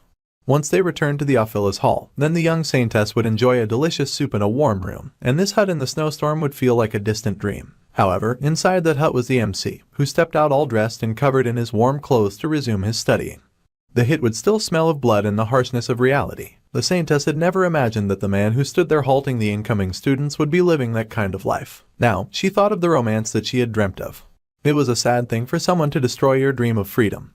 But the Saintess was certain that coming to the school to search for freedom was a good thing, and then she blushed because she hadn't met someone that she could respect. As they left with the fireball lighting the way, the head maid silently took note of the blushing girl. Her face set in disappointment but no surprise. Of course, Belle was horrified as she could not be sure if the MC's accidental love charm had taken root and infected the Saintess. She could not know what the Saintess was thinking, so all Belle could do was worry. Then, spring came again, just when they had nearly forgotten about it, and that was what made it so special. Someone said that they did not need tea and that it was hard to get a seat at the place without making a reservation. At the Laplace Bakery, a person had come around for business so it should be alright, and the foxy redhead asked if that was okay with Ed. She was going to take some time before the inventory inspection was done. The chef bowed and nervously asked them to please make themselves comfortable, and if they needed anything, all they had to do was ask. Foxy thanked the nervous man and dismissed him before he sweated all over their food. Having a monopoly was so fun in these kinds of situations, and it gave Foxy the power that she had never had before. Meanwhile, our guy thought that she was the only one having fun in the situation. Still, the redhead sipped her tea, saying that it was such a harsh way to put it. Ed may be right, but it was not like she went around harassing people, they just got nervous around her. As he knew, there was a bit of error in the distribution process because of the snowstorm, and the Laplace Bakery ordered a bunch of things they did not need before the snowstorm. However, when it got closer to the delivery date, they had suddenly cancelled all the orders. The MC asked if it was a deceptive order, and the rich merchant explained that she did understand since food was valuable. However, she could not praise them for trying to monopolize products that could have gone to other businesses. People needed morals and ethics, and she sipped superiorly from her cup of tea. Suddenly, the chef rushed back to beg the redhead to please change the minds of her colleagues. The chef explained that he knew that he was in the wrong.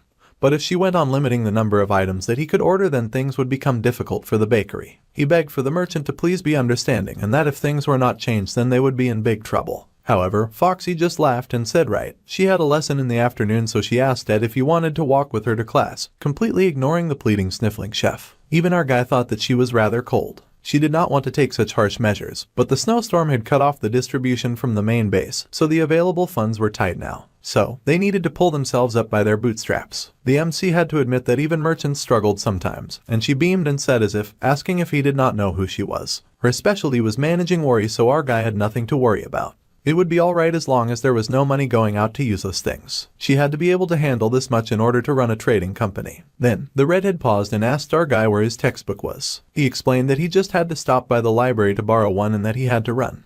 But it was good for his health. The redhead was horrified, saying that the textbook did not even cost much, and she asked why he did not just buy one. Now that she thought about it, the book was not cheap by a normal student's standards. All the textbooks used at the school were pretty pricey, and she was filled with dismay as she reached into her purse, knowing that she was on a tight budget. She nervously asked how much was the book together, and our dude appreciated it, but he rejected her attempt to buy him the book. It was almost time for the student council elections, and he guessed that she was not going to try for a position. The trading company had to come first after all, and of course, it would be best for someone who likes her to become the student council president.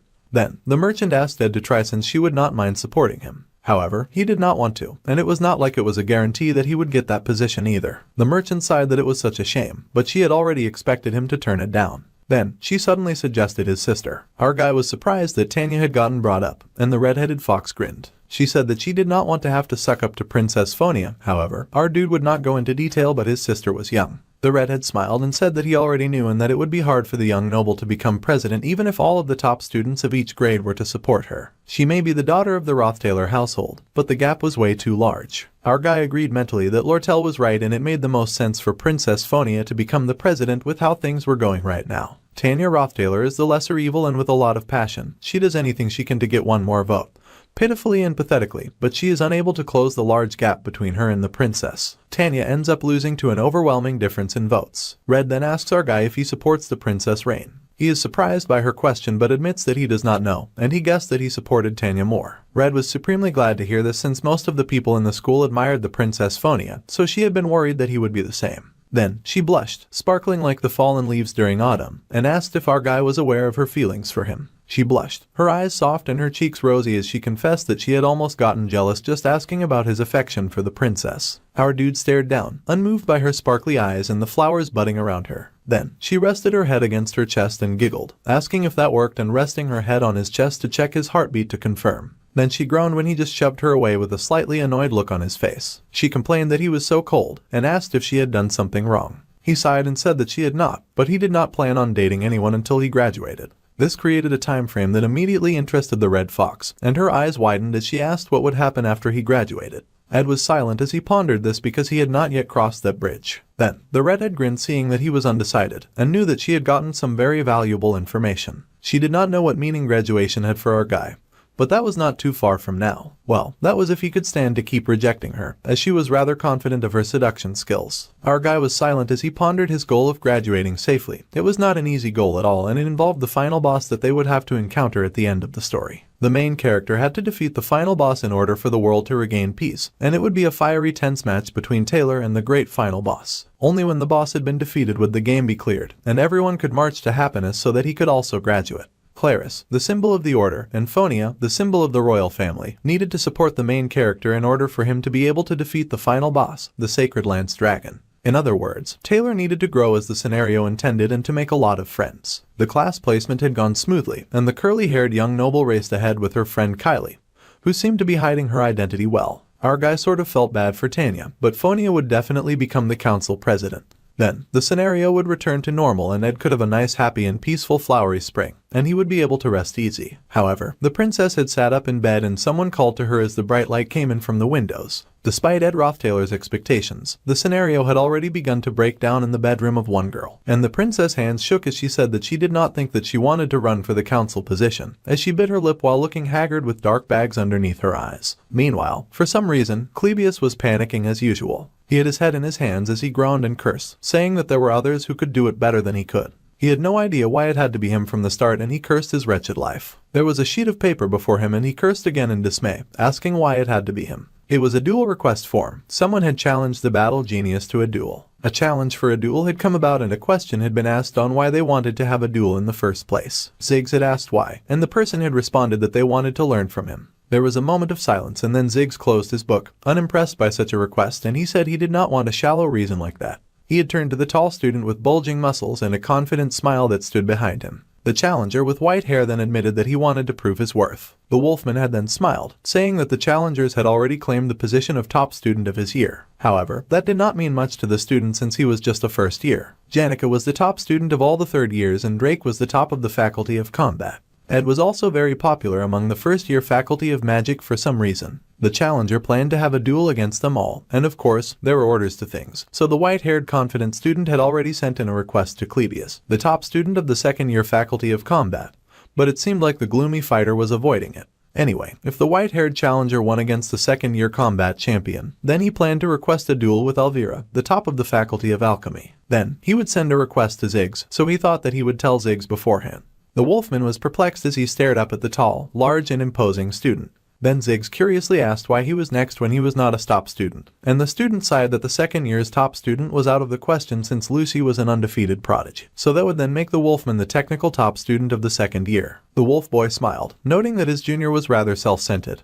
But anyway, the junior's plan was to beat him and then move on to fight Janica and then Ed. It seemed that the first lesson that the junior needed to be taught in Sylvania was that he was not always right.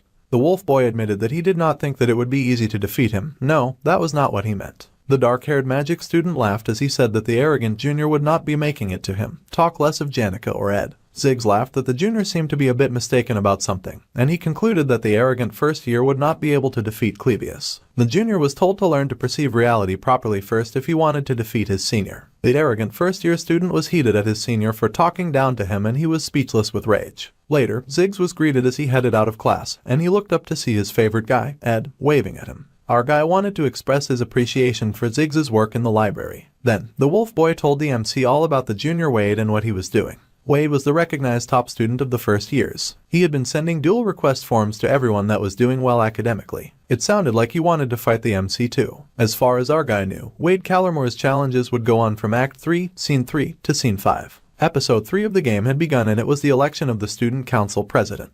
The top first year was born a talented swordsman as the son of the commander of the northern border territories. The strong, tall, and muscular first year was covered in a blue battle aura, and he was able to easily take over the top student spot within the first years. However, the prodigy first year was unsatisfied, so he went off to challenge his seniors. In the end, he was able to defeat them one by one with ease, and their bodies fell to the ground with multiple injuries. The strong junior had even been able to feel Ziggs, the unstoppable wolfman. The senior Ziggs had been already exhausted going into the fight, so it was unfair for him. However, it was still a loss in the end, and Wade's rampage, which seemed like it would not end, ended up being stopped by the main character Taylor, who had appeared with a glowing sword because he had improved over the years. The wolfman mentioned to our guy that he had heard that there was going to be a welcoming festival for the new students that night, and he asked if Ed wanted to check Wade out. However, the MC had to turn that down since he already had plans. Our guy already knew what Wade looked like anyway, so he just thanked his friend for the invite as well as the warning. Then, he asked the boy to take care of himself. Ed had thought that he did not care about that kind of stuff, but seeing how energetic the school was, it was giving him energy too as the beautiful spring flowers filled the air. The refreshing atmosphere of a new semester had begun, and he smiled because it made his footsteps lighter. Ziggs watched our guy go, and he wondered if he should have mentioned one last thing.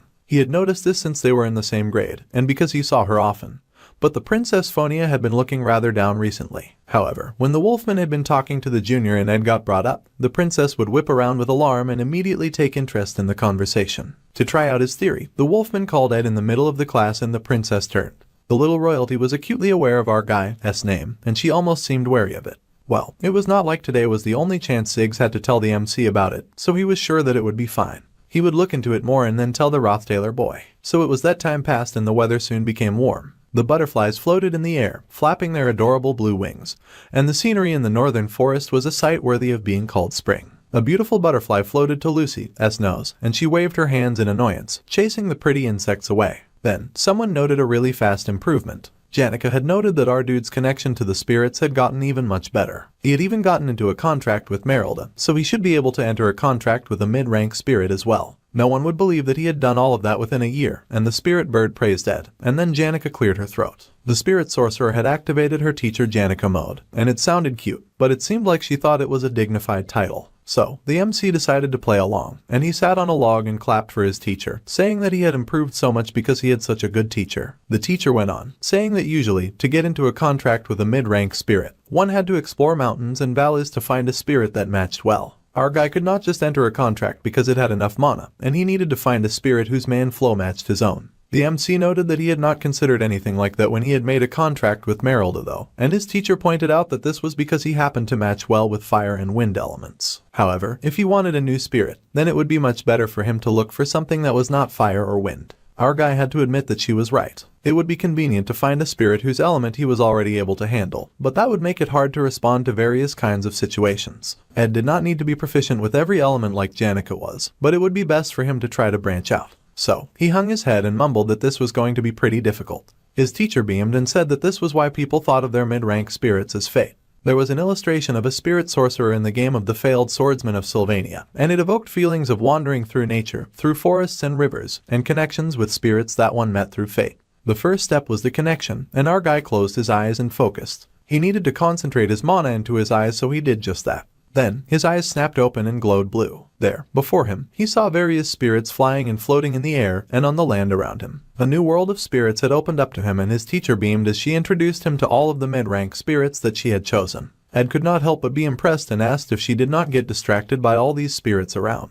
The spirit sorcerer was amazing, and the girl laughed that there was no reason for her to push them away when they all liked her. She had already talked to all of them too, and she even played around with the spirit snake on her wrist. Once again, our guy admitted that she was amazing. However, it was time for him to pick one of the many spirits that she had brought before him, and they all awaited his choice. Our dude was overwhelmed and he nervously repeated her suggestion of picking one out. A mid-rank water spirit called Pella the Pelican suddenly introduced itself and showed off its pretty blue wings. Number 2 also showed off its power while the MC's Firebat judged them as the privileged spirit to have been chosen first, despite being a lower class one. Ed could not help but judge the bat a little. Still, everything felt a little weird, and Janica deflated, worried that she had brought too many spirits and asked if they ought to do the selection at another time. Ed sighed and said that it was nothing, and the Firebat urged him to take a look at the next applicant.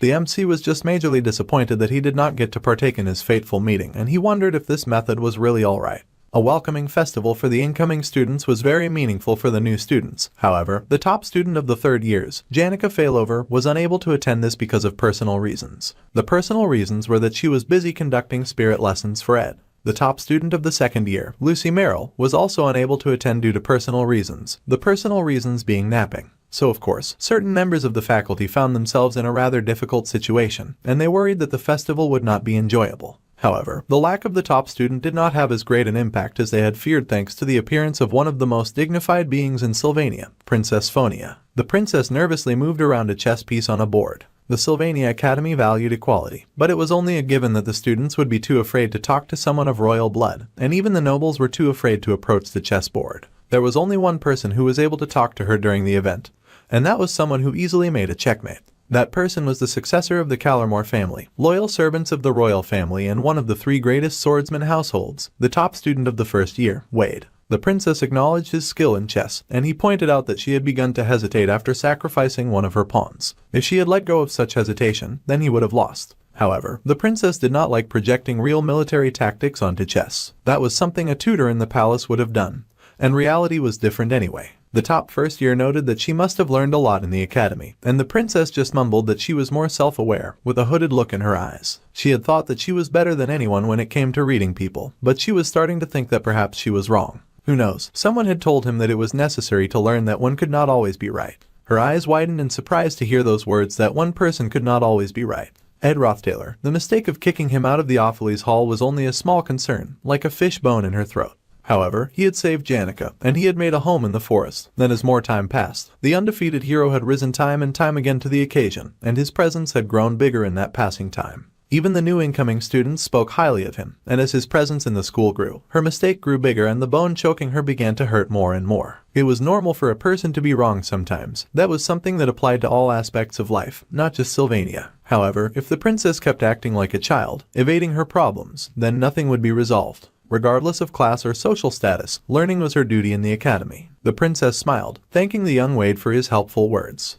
She was then ready to play again and she grabbed her chess piece. It was impossible for the princess to run from her mistakes forever. That would be foolish, and it would take about 4 days to resolve everything. After that, she would go to the hut in the northern forest, and they could sit by a campfire and talk freely.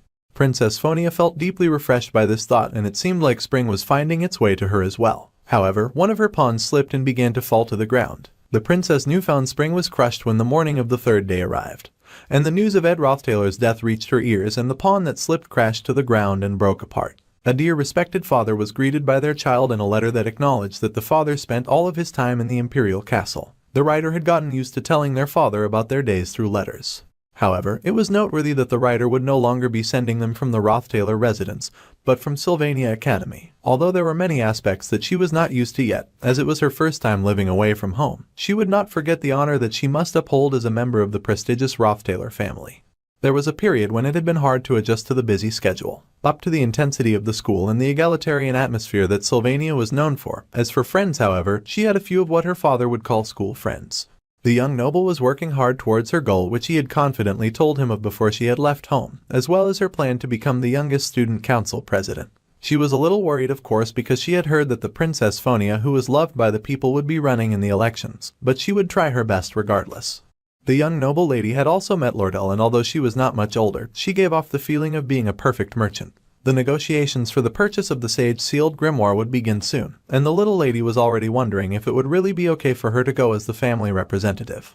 The last bit of news was a little hard to mention casually, and since he had been excommunicated, she knew that the person she was about to mention had been nothing but a shame and embarrassment to their family. However, if she had to mention it, her brother did seem to have become hardworking and diligent during his stay at the academy. It was as if he had become a completely different person. Honestly, the young noble had been so young in the past that her memories were not that great, so she might have been misinterpreting it. However, recently, she had gotten a strange dream of when she was much younger. In the dream, she had been at the low hills behind their residence, a place where the lilacs and daffodils bloomed in abundance during the spring. The young noble remembered following the hilly path while smelling the flowers. She had been going up while holding hands with two people, and one of the hands definitely belonged to Arwen, so the other reliable hand must have been her father. There was also the chance that when Arwen was still alive, her brother had not been that much of a scoundrel, and back then he would have smiled and held her hand. If that was so, then perhaps her brother had not turned over a new leaf, but he had just returned to how he used to be. The night brought many complicated thoughts, but she ended the letter by saying that it was addressed to his loving daughter, Tanya Roth. There was a pop-up about the seal of the deadly poison magic, and if they were grazed in the slightest, then the victim would surely flail around in pain and die.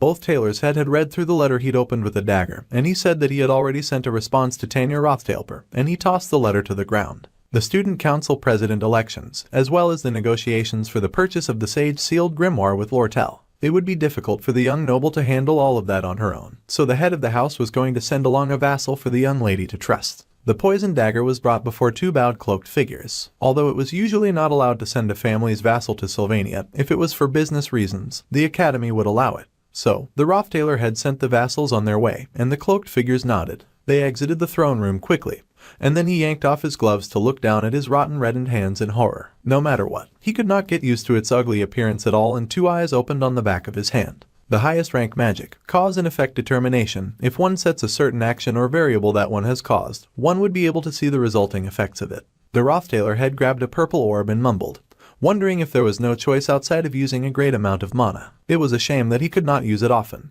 This was definitely an absolute power, and when he was ahead of an important task, he could use the source of something that had been done and confirm the inevitable result. The result of that was our dude with wide eyes being dragged to the edge of a cliff, bruised and battered in the rain as a person shoved the poison dagger through him. Ed coughed out blood in shock and alarm, and the spirit sorcerer could only watch in horror. She screamed as our dude was suddenly dropped from the top of a cliff and he plummeted, falling from a great height, blood splashing in the air as he fell. Even though she reached for him, he was too far, and the broken third ear clung to the cliff as she cried for him. She was speechless, and the heavy rain came down, soaking her hair and clothes and skin. Then, the spirit sorcerer returned with nothing but rage and malice in her eyes as she turned to the people who had done this. This did not really feel the greatest to the Roth head as he watched the whole thing unfold from the orb he held. However, to him, it was a necessary sacrifice. 3 days before Ed's death, the sun was bright and shiny over the peaceful atmosphere of Sylvania Academy. The young noble lady was checking out the progress of her attempt to take charge of the student council, but she ended up greatly intimidated by how far outranked she was. She thought it was impossible, but the president candidate approval rating investigation results showed that Princess Fiona was winning by a landslide of supporters. The princess was so popular that all of the people of the Klul Empire would have heard her name at least once. If the princess really did compete in the elections, then no matter what happened, the chances that Tanya had to win were zero, and this was very depressing news. Of course, she was very aware that reality and her delusions were very different. It was a shame, but she should just give up. Then, she saw Ziggs, who happily greeted her, asking if she was headed to elemental studies training. The girl was surprised to see her cheerful senior, and he asked if anything had been bothering her during her classes, and that they should have some tea together with Elka later. Ladies flocked behind the wolfman, gushing in awe since they thought that he was the strongest person in the whole academy, and they were impressed that she was talking to him. Later, the Lady Lortel told the young noble that she would probably be going to have a negotiation meeting for the grimoire trade, and she asked what time worked for the young noble. The fox lady even asked the little lady to let her know when she could, and the fox would set something up, so she really wanted the little noble to attend. More people gushed to see the Rothtaler noble talking to the renowned merchant who was an executive of the Elt Trading Company. Even Lucy worked up some strength to say hi to Tanya, and the onlookers went wild to see that Sylvania's best genius Lucy Merrill was talking to the young noble. They could not believe that the genius girl could actually sleep. They were amazed at all the connections that the young blonde had, saying that she was totally different from normal students like them and that she was so cool. They gushed about her multiple connections, and yet she acted with dignity, and never showed off, which they all found so amazing and awe-inspiring. They would be happy if they could be half as dignified as she was, and the little blonde blushed furiously from their compliments as sparkles danced around her hair. Suddenly, she was all chipper and smug, saying good work to her fans. It must have been tiring, so they can go back to their rooms and get some rest. If they kept working hard on everything, Kylie and Terry, her fans and friends, would also become amazing students, so they had to work hard tomorrow as well. They would work hard tomorrow and the day after that so that they could become as dignified and as talented as the young Tanya. Then, the blonde closed the door to her room with great confusion in her heart. It strangely felt like her position and status within the academy had risen an absurd amount over the last few days. However, she had not done a single thing to achieve that. If she had to point out one thing, the reason that she was receiving this kind of treatment was because she was Ed's younger sister. The little girl groaned with her head in her hand since she had only seen her older brother as a piece of trash, but now she felt like the trashy one since she was benefiting so much just for being his sister. She could not understand why such a thing had happened. Then, her gaze turned as the door to her room opened.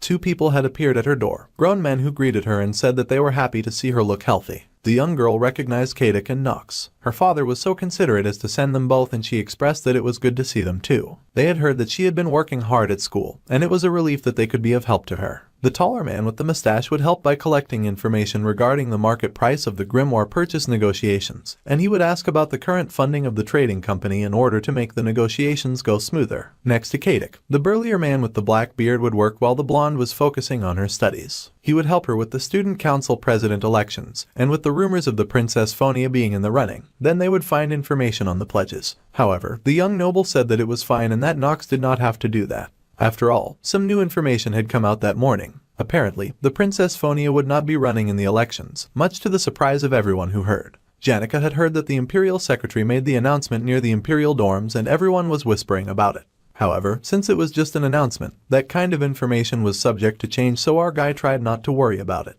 The final boss of the fourth act was Roth Taylor, and with his perfect work processing, everyone knew of him as the benevolent patriarch of the Roth Taylor family. Only the Princess Fiona would catch on to his darkness. The power of the Imperial family and within the academy. Fiona, who possessed both, became the most reliable ally who could take the lead in the fight against Crepin, and who would aim for the Sylvania Academy. That was what had to happen. However, now the princess was not interested in running in the elections. The spirit sorcerer pouted as she said that she was slowly getting the feeling now, and our guy was confused. However, the girl hovered over him as she said that she had the feeling that he was going to do something reckless again, and he did things like that so often that she could now feel it in her bones. He tried to protest, but she shut him down, saying that she could not accept him getting hurt and blessing himself again while she knew nothing. The MC was already suffering a lot, so there was no need for him to make things even harder for himself. Regardless of what he was planning, she would help him. Our guy sighed and said that honestly, he thought that it would be good for the princess to become the student council president.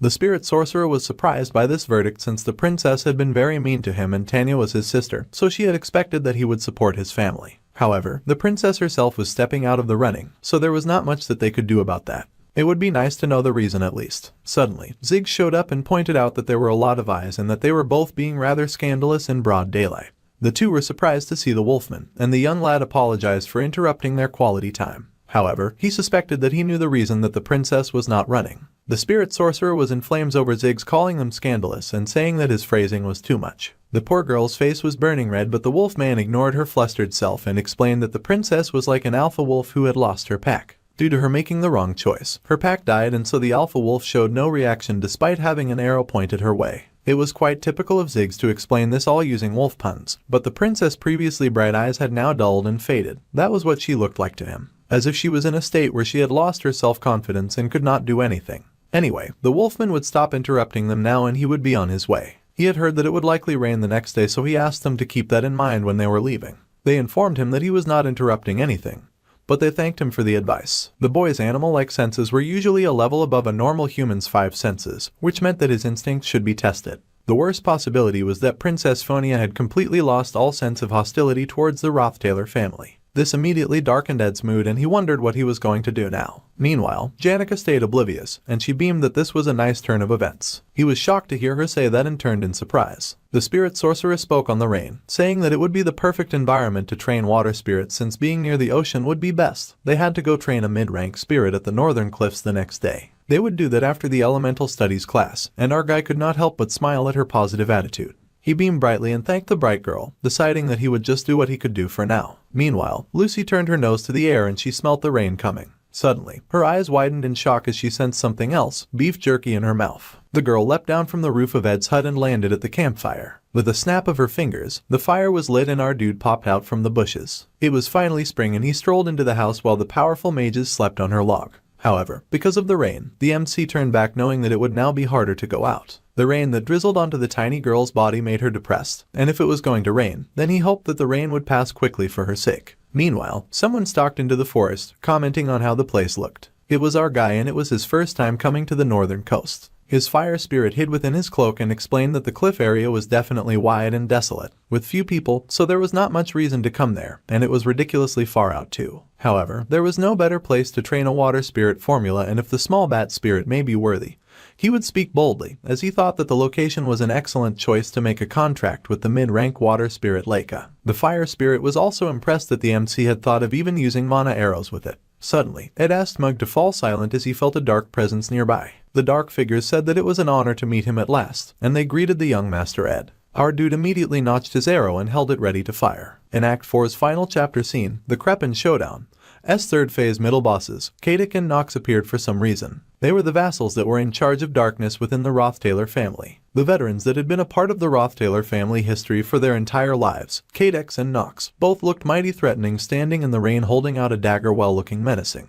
For Crepin, right-hand men who had undergone all sorts of hardship to be on Arkan Island, our guy should be happy to see their faces, but he could not say that he was. The two greeted him, saying that it was an honor to see his face again, and they called him Young Master Ed. He was surprised that they would still call him the Young Master even after he had been excommunicated, and he said that he should be thankful. They had heard about how he had been doing, and they had come under Lord Crepin's orders. These shameless adults boldly stated that their goal was to assassinate him. Our guy's eyes widened in alarm, and they added that, however, they would repent. This of course confused the young boy, who kept his weapon drawn. The two men were vassals and that had held a great deal of animosity towards the young Master Ed. This was why they had come to assassinate him, someone who had once dominated the estate as if he was a completely different person from his childhood. They would take his life with this blade engraved with the seal of deadly poison. However, the more they investigated his life and others' perceptions of him in the academy, they saw a surprising brightness that he had once possessed in his youth. He had helped many and surprisingly became well-loved and well-known in the school, and they realized that our guy had finally returned to his true self as the heir of the Roth-Taylor household.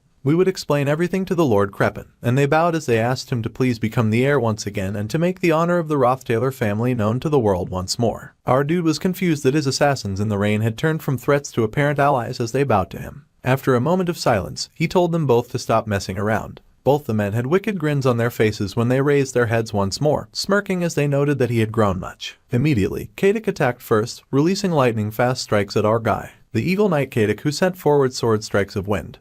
And the MC just managed to dodge those fast lightning bolts of wind that came at him. Then his eyes widened as Nox had used the opportunity to get closer, wielding fire in his hand as he screamed. He was the Brown Bear Knight Nox, who used a mace of flames. Our guy groaned as he barely managed to dodge the onslaught of heat that came at him from above. Ed was standing in a rather unsafe environment, but he just managed to avoid that first attack. Raising his bow, he fought to defend himself against the people who intended to take his life, but neither Katic nor Nox were giving him a break. A battle in bad weather conditions was trying enough for the young student, but he was also fighting experienced vassals who intended to end his life. They were the vassals that were in charge of the darkness of the Roth-Taylor family. Nox growled at the young master, and Katic asked if our guy remembered Miliana. She was the poor child who had lost vision in her eyes for his amusement one day, a maid that Ed Roth-Taylor had enjoyed bullying. She had also been Nox's daughter, and he raged in angry red flames as he recalled how the second-rate villain had stepped on her and pushed her to the ground. Our dude was very unlucky to inherit rage meant for someone else's actions, and the buff vassal punched the air, intending to obliterate the MC. However, his eyes widened in surprise and the main character drawled as he recalled that such a thing had happened.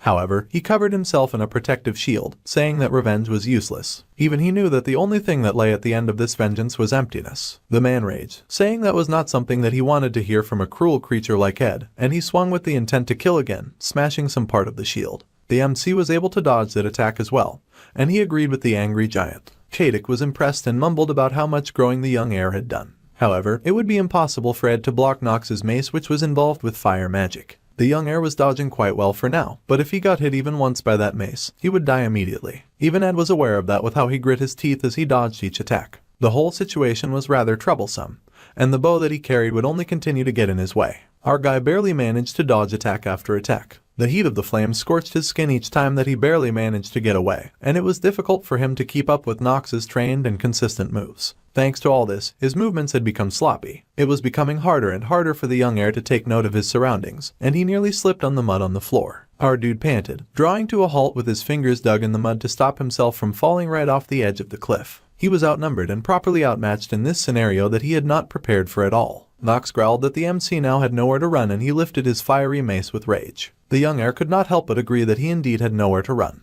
Then, a knife suddenly pierced Nox's back, splashing blood everywhere, and the angry father screamed in pain and surprise. Katic also yelled in shock, calling out his partner's name. The other vassal wondered if our guy had used telekinesis, and then he realized that it had just been a spirit formula. Ed used basic shield magic that could only block magic to defend against the attack, and purposely prompted them to approach, while he prepared in the meantime. The MC then called to Mug, and the tiny fire spirit exploded, making Katic raise his hand to protect his face as fire flew everywhere. The mustache vassal yelled out for his partner in worry. Then magic arrows rained down after the fire, flying at the mustache vassal, who groaned when one of the magic arrows shot through his thigh. The vassal grits his teeth, wondering how their young master is now attacking them with an explosion like that. Our dude panted heavily as he fought tooth and nail for his right to live, bathed in an orange glow as he gripped his bow tie.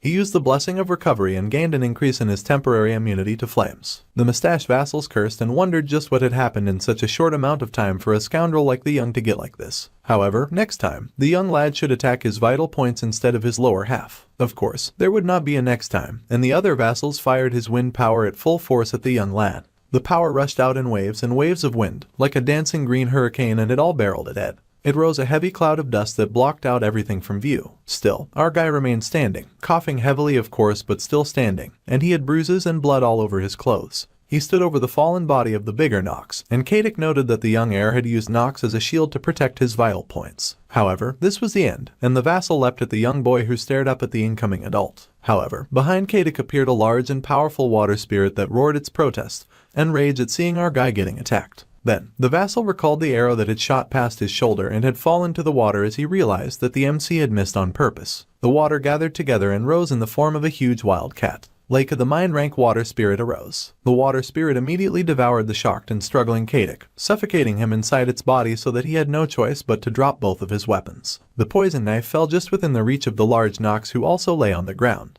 The mustache vassal panicked that he could not breathe, and he fought inside the water bubble as he quickly ran out of air. However, Nox tightened his grip on the knife within reach and suddenly arose while our guy was still trying to catch his breath. The defenseless boy had not seen him coming. Those were burns and stab wounds that would easily render most people unconscious, but for a brown bear knight who was confident he had seen everything that could occur on the battlefield, Nox was able to stay conscious, and he loomed over the MC with the poison dagger raised. This was something that even Ed Rothtailor, the new and improved version, could not predict. The poison dagger came down hard on the shield over his head. The attack had been completely unexpected. The muscular man was alarmed at the sudden appearance of the shield, and he gritted his teeth as Merrill suddenly appeared, the great wind spirit, and she attacked the big muscular vassal with the rage of a protective mother. The protection of the wind that was activated during unexpected attacks manifested to blow the great Nox away. The overwhelming attack hit the man with all of the power of the wind, with the strength of an out-of-control tornado and all the rage of a powerful spirit. The wind was strong and imposing, and not even a strong wizard would have been able to withstand it. Yet, when the wind cleared, 3 shadows remained at the end of the cliff. Ed's eyes widened as water fell from his hair, as the dagger remained unmoved above his head, and Nox remained as well, covered in bruises and blood. The great wind had not been enough to throw the great man away, but it had frozen him in place. Then, the muscular fighter finally fell to his knees, and Katic fell as well. It looked like the two had been defeated by Ed's might. Katic was barely conscious as he fought to regain his breath, and Nox also looked like his brains had gotten knocked out. Our guy ran a hand through his bloody, messed up hair in relief. Defeated, the muscular man stayed on his knees as he asked if it would be a luxury to ask for the young lad to finish things quickly. However, that is what Ed was asking, and it was Nox's shock to see the young lad return the knife to his hand and kneel before him. The fact that both of them had come meant that his father was determined to kill him. So, even if it was not this time, the young boy knew that he was definitely going to die. Even if he killed them both, his father's attempts at his life would not end. So, he would rather die here. Although it might leave only emptiness, at least his death would not be meaningless, since Nox at least would not live shackled by revenge anymore. The great muscular vassal could not believe Ed's words, and the young heir smiled as he said that this was a small gift for the big guy's loyalty to the Rothtailor family, and the big vassal could only groan and choke in shock. His hand shook, cradled in the hands of the one that he was supposed to kill. Then, the big vassal moved forward and drove the knife through our dude. Ed's eyes widened from the pain, and he groaned, spitting out blood as his life faded away. Meanwhile, Janica was just showing up at the scene, and she apologized, saying that her class had ended earlier than she had expected. However, her eyes widened in shock to see a dagger ripped from his belly, and to see his body get kicked down from the edge of a cliff. Her crush, covered in blood and bruises, looked battered as he fell. The spirit sorcerer cried out his name, and he also choked, his hand outstretched, as he fell. She screamed and raced for him, their hands inches apart as he grabbed at the air. However, he remained too far away and he plunged, far from her reach. The spirit sorcerer called out his name in vain. The rain fell heavily over her and she was in despair as once more she had come too late to save the one man that she loved. The muscular man cursed as there were not supposed to be any witnesses. His body was already in so much pain that there was barely any chance that he would be able to fight her. Then, his eyes widened in horror when he saw a large amount of spiritual energy begin to flow from the spiritual prodigy in waves. Even a brown bear knight who was confident he had seen everything that could occur on the battlefield had things that he had never seen before. An entity even higher than a high-level spirit, the summoning ceremony of the highest level spirit of which only one existed per element in the natural world, and the only girl who could execute it, who turned with her eyes red with a different type of bone-deep rage, as she asked the terrified veteran if he understood what he had just done. A giant magic circle, pulsing with light and magic galore, sparkling and vibrating with energy as it danced and circled each other before unleashing magic. The main character wondered just how many people could actually understand the meaning of this magic circle. A genius spirit sorcerer who had experienced summoning the highest ranked darkness spirit, Glascan's right hand, had put everything on the line in this display of grief and fury, and the magic fell from the sky like rain. The sun that scorches the earth below, a vibrating and overwhelming show of magic that summoned a creature that possessed a tail larger than the imperial capital, the creation that had burned down the Alphonse mountains during the age of myth, and the highest rank fire spirit, Teorphas, a gigantic and ferocious beast that seemed to form from the storm clouds themselves. Even summoning just one of his hands would be enough to burn all of the northern forests to ashes, and his hand descended from above. There was no need to understand the giant magic circle in the sky because those who even looked upon it were hit with an unshakable truth. This truth was that once they saw what was in front of them, then they would quickly be able to understand that the great wave of magic that fell from the heavens like the birth of a great powerful and terrifying beast was nothing but absolute death. So it was that Janica turned to them with hatred burning in her eyes as she asked the shocked and terrified assassin if he understood what he had just done. The man could not speak, his face already earing off just staring at her. His entire body was consumed by the heat from the creature, and his mouth fell open in a scream of agony as his skin melted from his body. However, much to the man's surprise, something happened to save his life. A great wind arose, wrapping around him and protecting him from any further harm. It was the great wolf of the forest, and she told the man to quickly gather his wits and flee the environment. The man had to hurry and run, but the idiot was somehow still asking useless questions. However, the great wind wolf insisted that he must survive and report everything that he had seen and experienced. So, realizing this was his one chance, the man did not waste much time and picked up his fallen companion, crawling out of there immediately. However, Janica was not having it and asked the great wind wolf what exactly she thought that she was doing. Rescuing innocents was one thing, but getting in the way of her prey was unacceptable. She commanded the great wolf to move, and turned her power on her oldest friend. The wind wolf, however, did not fear the girl's approach, and the great guardian of the forest faced the spirit sorcerer head-on. The spirit sorcerer paused in confusion. The great magic still swarmed her, but her friend was not attacking, and she felt lost. The wind wolf spoke, noting how the spirit sorcerer could not recall who she was. The wolf asked the young girl to calm down for a moment and think about it. She was not the one who had summoned her. Then, Janica's red eyes of rage softened and widened in realization. The heavy rain continued to pour, and it was a stormy downfall, darkening the sky and blocking all from view. At the edge of the rocky cliff was a flowing stream, and out of that stream popped a hand. In the past, our guy had been asked how his magic engineering was doing. Lortel knew that he had taken some magic engineering items and ingredients last time. However, he replied that he did feel like all he did until the break ended was train his magic engineering all day long. He had worked tirelessly inside his little hideout, happily studying. So, to sum it up, she could call all of his hard work a great success. So, it was Ed who emerged from the water, clawing at the edge of the shore with bruised purple fingers. All of his hard work had been worth it since he had been able to craft a legendary rank magic engineering item. It was called Delheim's Hourglass, which reverted all physical states by a few seconds and removed all damage and wounds. It could only be used once, and it was now destroyed. Since Ed had managed to use a legendary item though, his proficiency had increased, which was great news. However, he needed a moment to cough, hack, and to catch his breath as he gasped at the edge of the shore. He had reversed the injuries from falling from the cliff and released the seal of deadly poison. However, our poor guy had only won back a few seconds, and he was absolutely drained from all his previous wounds. Due to the salt water getting into his injuries, his temperature was dropping rapidly. He had summoned Merrill because the situation while he was atop the cliff was not normal, but he was in such a mess that he could not even grasp whether it went well or not. The legendary magic engineering tool Delheim's Hourglass, which should not exist in the third act. He had never thought that he would end up using it this early. It was sad when he thought that all of his efforts for that long period of time had disappeared after one use. However, he had managed to survive. Crep and Roth Taylor's cause and effect determination magic was really annoying. Even if Ed were to defeat Kadik and Nox and survive, Kreppen would utilize his enormous mana pool and repeat the cause and effect determination magic until he found a new future in which he died. So, the main character needed to die once. The young Rothtailor did not understand why his father suddenly wanted him dead, but if he confirmed a future where Ed died, then he would be uninterested in his son for a while. It was hard to send vassals to Arkan Island without reason, and the only thing that could be considered a good enough reason was to help Tanya with the elections as she had gotten busy, or for the sage-sealed Grimoire negotiations. Once those had ended, the vassals would have to leave. This meant that our dude did not dare show his face and that he had to lie like a dead man until the Grimoire negotiations and the elections were over. It was a pretty solid plan, but our dude was covered in wounds and he landed face first inside the mud. The problem was that his body was not moving properly, and it was raining and he was exhausted. The talented extra paused when a light shone upon his face and he saw a giant fire beast launching right at him. He was kind of too exhausted to even bother dodging that. However, he did sit up and laugh about how his body was so sore, he thought for sure that he was about to die. It was a relief that he had been found well. He mumbled out his thanks, but before he got far, the spirit sorcerer rushed at him and grabbed him in a tight embrace. Ed's eyes widened in shock as the spirit sorcerer cradled him in her arms, the rain still falling around them. She had leapt with such force that she had knocked him down, and for a moment they just lay in the mud with her arms tight around him. After the shock wore off, our dude finally admitted that he felt like he only ever made her worry, and he was sorry about that.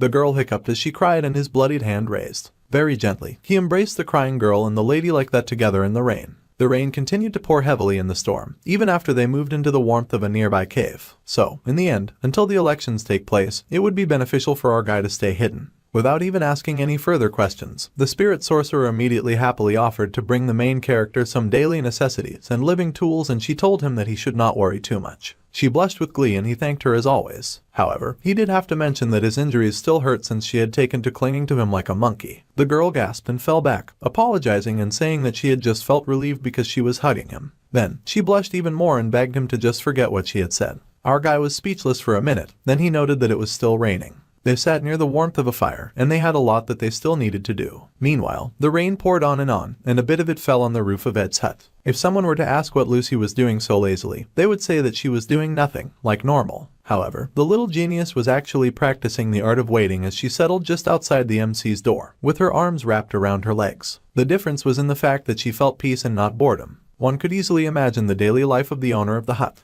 After walking through the forest grass and confirming that the campfire had gone out, he would kick the wooden reinforcements a few times and ensure that they were sturdy. Then, he heads to the drying line and puts away the laundry that's completely soaked and takes all the tools that might rust and puts them under the tent. After that, he would brush off the rain from his clothes and say hi to Lucy at the hut. Ed's daily life was ever-changing and turbulent, but in the end, he would always return to where Lucy waited for him. He would light up the lamp, sit at the desk, and begin to read a magic engineering book. While he did this, the little girl was curled up at the fire and fell asleep, while listening to the round of the rain, the fireplace, and Ed flipping the pages of his book. It was a simple life that made her feel content. However, when the little girl opened her eyes from the nap that he slipped into, she got the strange scent of mana and blood. She thought it was annoying and closed her eyes again, imagining our guy returning home and patting her head, telling her that she did a good job protecting the house all by herself. The little girl was happy with this image, but then she cracked her eyes open. With a yawn, Lucy got to her feet and decided to investigate the strange scent. That was when she spotted the two injured assassins. They were surprised to see her, and Knox introduced himself as a vassal of the Rothtailor family. He begged for assistance as he was very injured. He said that he had tripped in the forest and that his comrade met a wild animal which hurt his throat.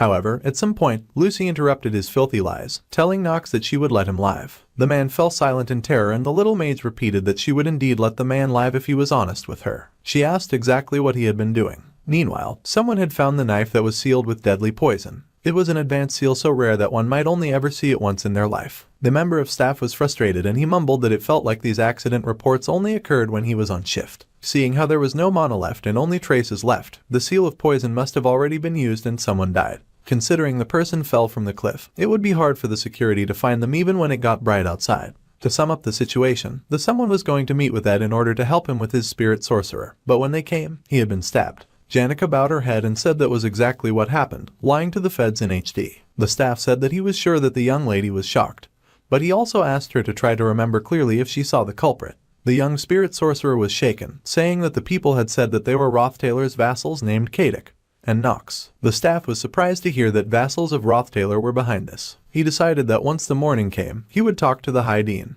But then he paused. He noticed a student approaching, a little girl with a tall hat on her head. They were surprised when she vanished from view and suddenly appeared before them. It was Lucy, of course, and they were both surprised to see the little genius. The spirit sorcerer realized that things could get dangerous and she said that she would explain everything back at the camp. However, the young mage announced that she had caught them, the murderers that killed their dear Ed. The Rothtaler vassals, Kadik and Nox. The little girl marched forward and grabbed a bow, charging it with magic as it was definitely Ed's. Janica tried to cry out, but Lucy would not be reasoned with, and purple magic sparked from her in waves. Then it exploded before the onlookers, and they barely kept from getting blasted away by her sorrow and heartache. The staff was shocked at the wild display of magic, but the spirit sorcerer quickly said that they needed to chase the young girl immediately. The teacher wanted to ask questions, but they did not have time for anything like that. They had to move quickly before things escalated to worse degrees. Currently, the two vassals were being severely tortured by Lucy, who had returned to them. The vassals had been around under the pretense of helping with work. They loyally served the Rothtaler family, and just thinking about her got her boiling with rage. With the bow in her hand, she recalled how the vassals had yelled that they were not suspicious and that they had come to assist the young Tanya legally with permission from the academy. That information sent Lucy into a new flavor of rage as she recalled the little Rothtaler girl, thinking that she had something to do with this. The mage's hand curled into an angry fist that radiated with power, and she punched a hole through a building wall. The uninvited, very angry, and very powerful guest entered into the broken room, an intimidating and dominating presence, and she asked where Tanya Rothtaler was. The walls came crumbling down once Lucy showed up, burning with anger and a thirst for vengeance. The world had taken away the one thing that she had come to hold dear, and she demanded the location of Tanya Rothtaler. Someone called to the talented mage, and she turned with fire burning in her eyes. It was the maids of the hostel, and they were in the rain, asking what was going on with her. Their sweet lazy cutie pie had never acted like this before. A magic box was activated, and it shone with blue light burning from inside of the box. Magic circles surrounded Lucy and the two prisoners that she kept hostage, attempting to subdue her. The head maid Belle could not understand this behavior and asked the talented mage why she had embarked on a rampage. However, the girl looked at the maid with the kind of malice that had never been seen in Lucy ever before. A flash of magic, and the blue box that tried to contain her got zapped right out of Belle's hands. The maid's eyes widened when, instead of heeding their plea, the little mage made a demand. The talented, lazy mage demanded that they bring Tanya Rothtaler to her. With darkness in her eyes, Lucy would not rest until she had seen the young Rothtaler lady. There was a huge thunderous explosion, and the dust settled as it was acknowledged that the brief skirmish had been a good fight. However, the redhead was dissatisfied with the results, since she was currently on her knees. She muttered that her opponent sure acted arrogant just because he beat the second-year seniors. However, the silver-haired junior just smiled and praised Elvira for her hard work. Regardless, he could not yet say that he had beaten the second years. After all, he was yet to fight Ziggs. The wolf boy was not interested, and he just sighed, ignoring the big strong junior. Even if the 1-versus-1 battles were his speciality, it was still amazing that the young junior had beat Elvira, the top alchemy student. The genius Joseph was well known in the first-year magic faculty, but the silver-haired fighter was still somehow the year's top student. The heir of the renowned swordsman family of Callermore, Wade Callermore. The first years had started to believe that the fighting giant just might be able to beat Ziggs. Suddenly, the wolfman's eyes widened, and they all sensed a tremor hit the building. The students were surprised and wondered what it was. They considered that it could be an attack, and they wondered if they ought to run. The explosion was of course Lucy breaking down a part of the wall. The students immediately stopped their petty rivalry and rushed out. The top of the first years said that they had to find the head maid. However, the wolf boy immediately shut that idea down. It was already too late, and they all saw the head maid and the others frozen into stone. The time type of spectral magic, time prison, had come upon all of the maid staff, freezing them into what seemed like solid rock. In this world, there existed a genius who could witness the spectral magic that someone spent their entire life researching. This genius could also copy spectral magic after just one look. The genius, of course, was the little lazy mage.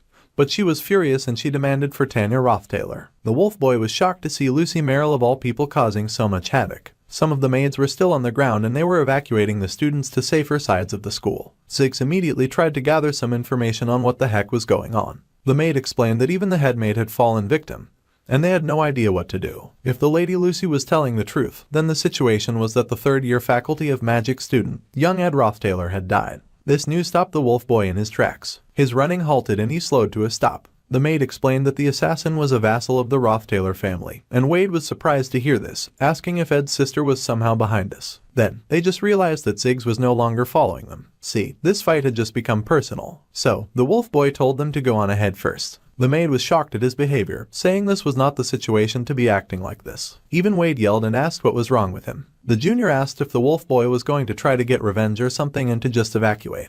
However, Ziggs turned and bolted in the other direction, saying that when the time came, he would evacuate, so they could leave first without him, and he was sorry, but this was a matter he could not ignore. The burnt heavy doors were kicked down by the wolf boy, and just as he thought, 5 minutes after the first loud noise, no one had seen Tanya Rothtaler. The girl was not in the room, and the wall had been broken down by the little mage. However, the door was locked. The only place the girl could hide in this situation was inside a chest. Sure enough, that is exactly where Ziggs found the crying girl, who shook and trembled, wondering how this could happen. All evidence pointed to the little girl, but it confused the wolf boy and he still did not understand. To be precise, thanks to Ed, Tanya's reputation and life at the academy had gotten significantly better. Although it did seem like the little noble held some ill towards her brother, it was strange for her to have orchestrated an assassination. So, the wolf boy took a moment to think rationally about the situation. He told the little girl to listen very carefully, and that she needed to answer truthfully. However, he still had some dark threat in his eyes when he asked if the girl had ordered for his friend to be assassinated. Ed's male fans were almost as scary as his female fans, and the poor girl screamed in terror, crying that she really did not do anything like that. The wolf boy could not be sure, but at this rate, the little girl was sure to die if she got caught by Lucy. Thinking about the main character being killed left the loyal fanboy feeling desolate. He could not imagine a world where our guy does not exist. However, there were too many things that he could not understand right now. It might be right for him not to interfere. However, he took off his coat and said that he would listen to the details later. For now, the little girl needed to stay hidden inside her small hiding spot. One thing was for certain, if the young noble lady went out in the square, she might die. So, Ziggs wrapped his coat around her, knowing that the little girl dying, and Lucy getting blood on her hands, would never be what Ed would have wanted. So, the wolf boy was willing to sacrifice himself to hold the little mage off for now. Suddenly, someone appeared and asked Ziggs if he could not read the room. Wade had reappeared, saying that there was no need to try the impossible. Right now, the right thing for them to do was to listen to Lucy. No one knew what would happen if they kept protecting the little girl, so it was best for them to send the shivering noble to the talented mage. However, the wolf boy was having none of that, and he insisted on making his own judgment concerning the situation. The little girl had tears in her eyes as she watched her senior fight for her, while her classmate was ready to leave her to die. Oddly enough, her classmate was being very insistent, telling Ziggs that he was making an unreasonable decision. If the wolf man persisted, then Wade would need to achieve his goal even if by force, and he drew his sword. The swordsman insisted on taking the little Tanya. Magic battles against magic, purple meeting gold. The little mage was nearly invincible, and nothing they threw at her could permanently hold her down. She blasted various buildings in the school in her wild hunt for Tanya Roth, even turning certain students to stone and freezing them in her time cage. Clebius was absolutely horrified to see her, and he gasped in horror at the stone statue in front of him. It was Dorothy, who was from the third-year faculty of alchemy students. She was a top student too, but even she had fallen victim to the talented mage. The combat specialist was terrified, and he looked up to catch sight of Lucy just hovering with her two prisoners. The little mage had never looked more alert and darker, just looking at terrified Clebius so much that he took off running. He could not imagine why something like this was happening, and he had not come to Sylvania to experience crazy plots back to back. There was no such thing as peace in Clebius' life, and he was having the absolute worst time. He cried as he ran, closing his eyes as well, which led to him tripping over a small stone on the floor. Clebius went crashing face first into the mud. For a hot moment, the little combat kid just lay there a while and pretended that he was one with the dirt. If something like Lucy suddenly appeared, of course, such a thing would scare him. The young student swears that he hates this situation. Suddenly someone showed up and mocked him for being idiotic, saying that they could not believe that the dark-haired boy was lying down in a place like this. The dark-haired combat student raised his eyes in surprise to see the alchemy genius, Elvira. She pointed out that the black-haired boy had just been sparring just a few moments ago. However, the combat student whines that he used up all of his reagents while he was sparring, so he would have to go to the lab to get more. The only people who could stop that monster called Lucy right now were the top students. In terms of time, they needed to hold out for at least 30 minutes before the academy workers arrived. It looked like Clebius' legs had given up. Once the cowardly warrior had regained his strength, they would escape to the faculty building. If there were any academy workers over there, then they would call them over. Underneath, the sky is dominated by Lucy's magic. Elvira strolled away with confidence. The black-haired boy stared at her, feeling a little inspired. He considered his current situation, and then he cursed at himself, calling himself a lot of very mean things to say. Clebius cursed and covered his face as he cried, and the howling of the wind and rain grew even darker. Meanwhile, Janica was keeping our dude updated, and things had gotten really bad. The academy workers were on their way, and Merrill was also going to help.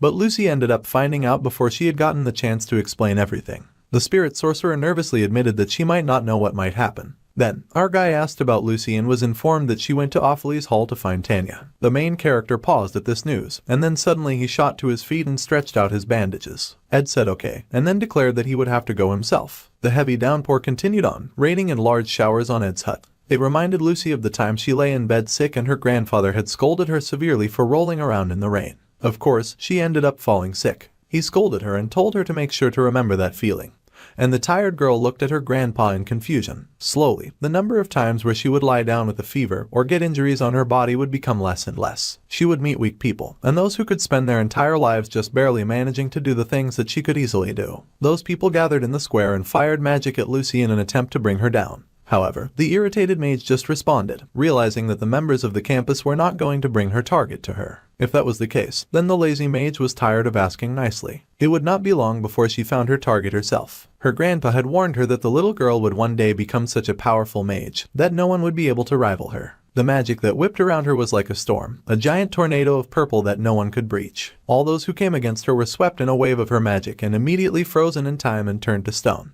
The little mage landed as she recalled her grandpa had warned that life may get tedious because of her innate talent, and everything may end up seeming meaningless. Even the feeling of pain would eventually become a distant memory, and Lucy trudged on in the rain, the pain in her heart threatening to rip her apart. She called her old man a liar because tears were running down her eyes. She had just lost her best friend. The little mage stepped on a square that burnt hot and it exploded, a magic trap activated. The smoke cleared and of course, Lucy was still standing, though mildly irritated.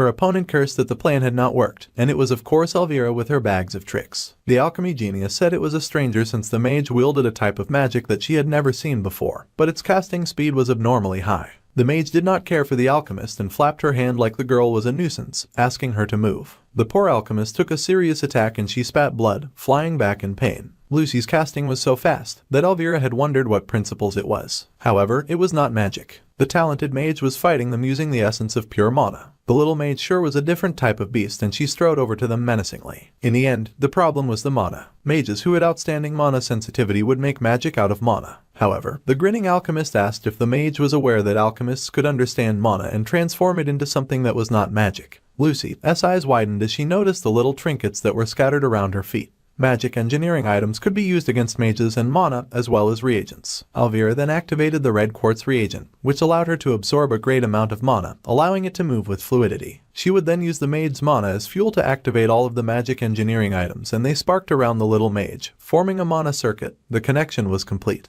A Krex mana separator, a noise generator, an elemental stimulator, a claw hand hadouken, a vision disc, and Catlin mana purifier. If the alchemist activated all that with an increased output at the same time, then all of the mana in the area would evaporate. The alchemist was so sure that all of her babies, that she had spent her entire life making, would get ruined. However, not all of the students had evacuated yet, and the maid needed more time too. So, the redhead was willing to sacrifice her intentions to buy more time, and she asked the mage to just try and break past these as well. The circuit activated around Lucy, all sparkling with glowing and beautiful colors of light and energy. It was a good plan. A brilliant plan in fact if her opponent had been anyone but the genius mage who quickly overloaded the circuit with mana. Elvira's eyes widened in shock just before all of her gadgets exploded just from getting filled by the mage's essence. It was a great plan. Calculating the amount of mana it took to overload all magic engineering items was theoretically possible, but nobody did such a thing because it was not academically valuable. It was supposed to be impossible for anyone to have that much mana. Unfortunately, Lucy was the living and breathing manifestation of the impossible. For someone like her to exist, it would be impossible to stop her in the first place. The time that it took to apprehend the Awfulies Halls had made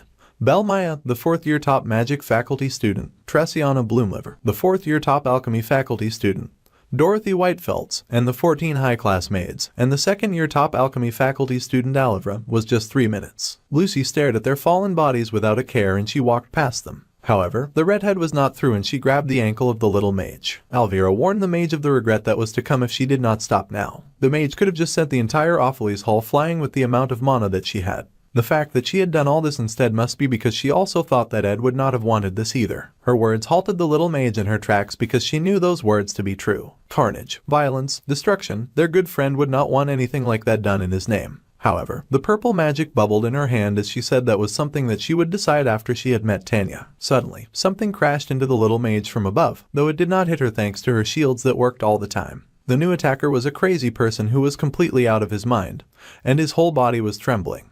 But he would not let Lucy get past him. Of course, they both knew that he would not last very long against the talented mage and they sat in silence for a second. Lucy then casually activated her magic again and immediately shot Clebius down. The time that it took to apprehend the 2nd-year top combat faculty student Clebius was just 1 second. The little mage even had the audacity to look slightly bored about it. Meanwhile, Wade the Pest was still being annoying and insistent on fighting Ziggs in order to achieve his goal, even by force. The young swordsman demanded for Tanya, and the terrified girl peeked from the closet in fear. Ziggs kicked up a nearby sword and he managed to dodge the junior's first attack. Spinning around, he made his own thrust at Wade, who quickly blocked the charge. The junior swordsman was shocked that the wolf boy could so easily display the Island family's swordsmanship. It was too much of a difficult and drastic change to say that. But it was the swordsmanship of a beast that once romanced the northern grasslands who became civilized after staying at the island estate. Although it was rather free-spirited, it was not completely detached from theory. Fightin' Ziggs was a real swordsmanship experience. However, the junior refused to be intimidated, and he raised his sword to meet the wolf boys. The swordsmanship style was incomplete, and Ziggs' center of gravity was too high, so he had an easily identifiable weak spot. The junior swordsman celebrated his win, and he charged right at the wolf boy like he was aiming to kill him. Ziggs saw the sword coming, but suddenly the attack was blocked by a strange magic that the junior boy had not expected. It was the wind blade. Wade growled as his sword got knocked away, and Ziggs took the opportunity to leap forward and punch the lights out of the silver-haired junior. Once Wade was down, the wolf boy asked the junior if he wanted to keep going. The arrogant junior still stumbled to his feet, saying of course he would love to continue. He was someone who enjoyed fighting with strong people, and he looked absolutely villainous when he added that it was an opportunity to fight with someone as strong as the wolf boy, so he did not dare give up so easily. Wade cried out, asking for the wolf senior to entertain him more. The senior sighed that his junior had become quite unsightly, and that people did not enjoy fights. They were instead supposed to enjoy victory. The junior was supposed to only show drive when it came to fights where one saw the potential of victory in. However, the junior could not at all understand what his senior was saying. If the junior truly wanted to fight someone strong, then he would not have chosen Ziggs out of the magic faculty second year. He was not the magic faculty's top student. After all, that was Lucy.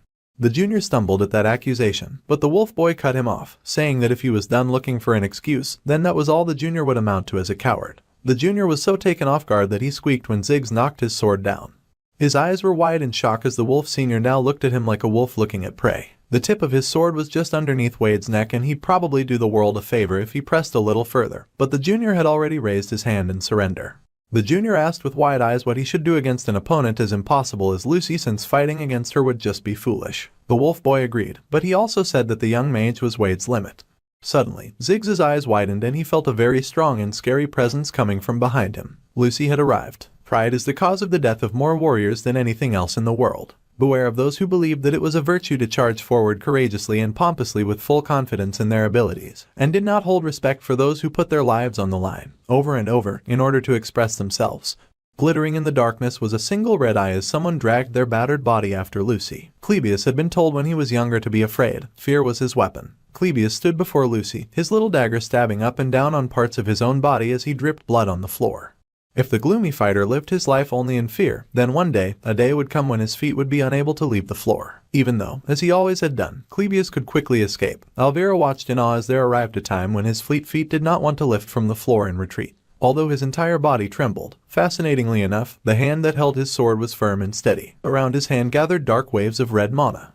Although loss would be inevitable, his body would still strive to move forward. The second-year combat student had been told by his father to remember that feeling. The feeling that would wind through his body as he stood covered in deadly mana and as his eyes turned to black against an opponent far stronger than he was, because that feeling was conviction. The combat student Clebius gripped his mighty sword, his form covered in large waves of dark red aura, giving him an almost inhuman appearance. There was a hunger in his eyes as he regarded the opponents before him, and his eyes were covered in black with red irises shining within. The onlooking Alvira could not believe that the monster before them was supposedly Clebius. The combat student now looked so different, though it was of little consequence to Lucy, who just summoned up her powers as usual. The girl had no intention of letting anyone get in her way, so she summoned up a flame pillar and shot that at her opponent. It was to do 100 damage, and it hit its target in a loud fiery explosion. She had not forgotten her promise not to kill anyone, and the fire sizzled over the combat student's flesh. She could still do this despite that fact because she was 100% confident that she could not kill the monster that the dark-haired boy had become with just that level of magic. As it turned out, the little genius was right, and the monster reappeared behind her, an insane amount of bloodlust still burning with intensity within his chest.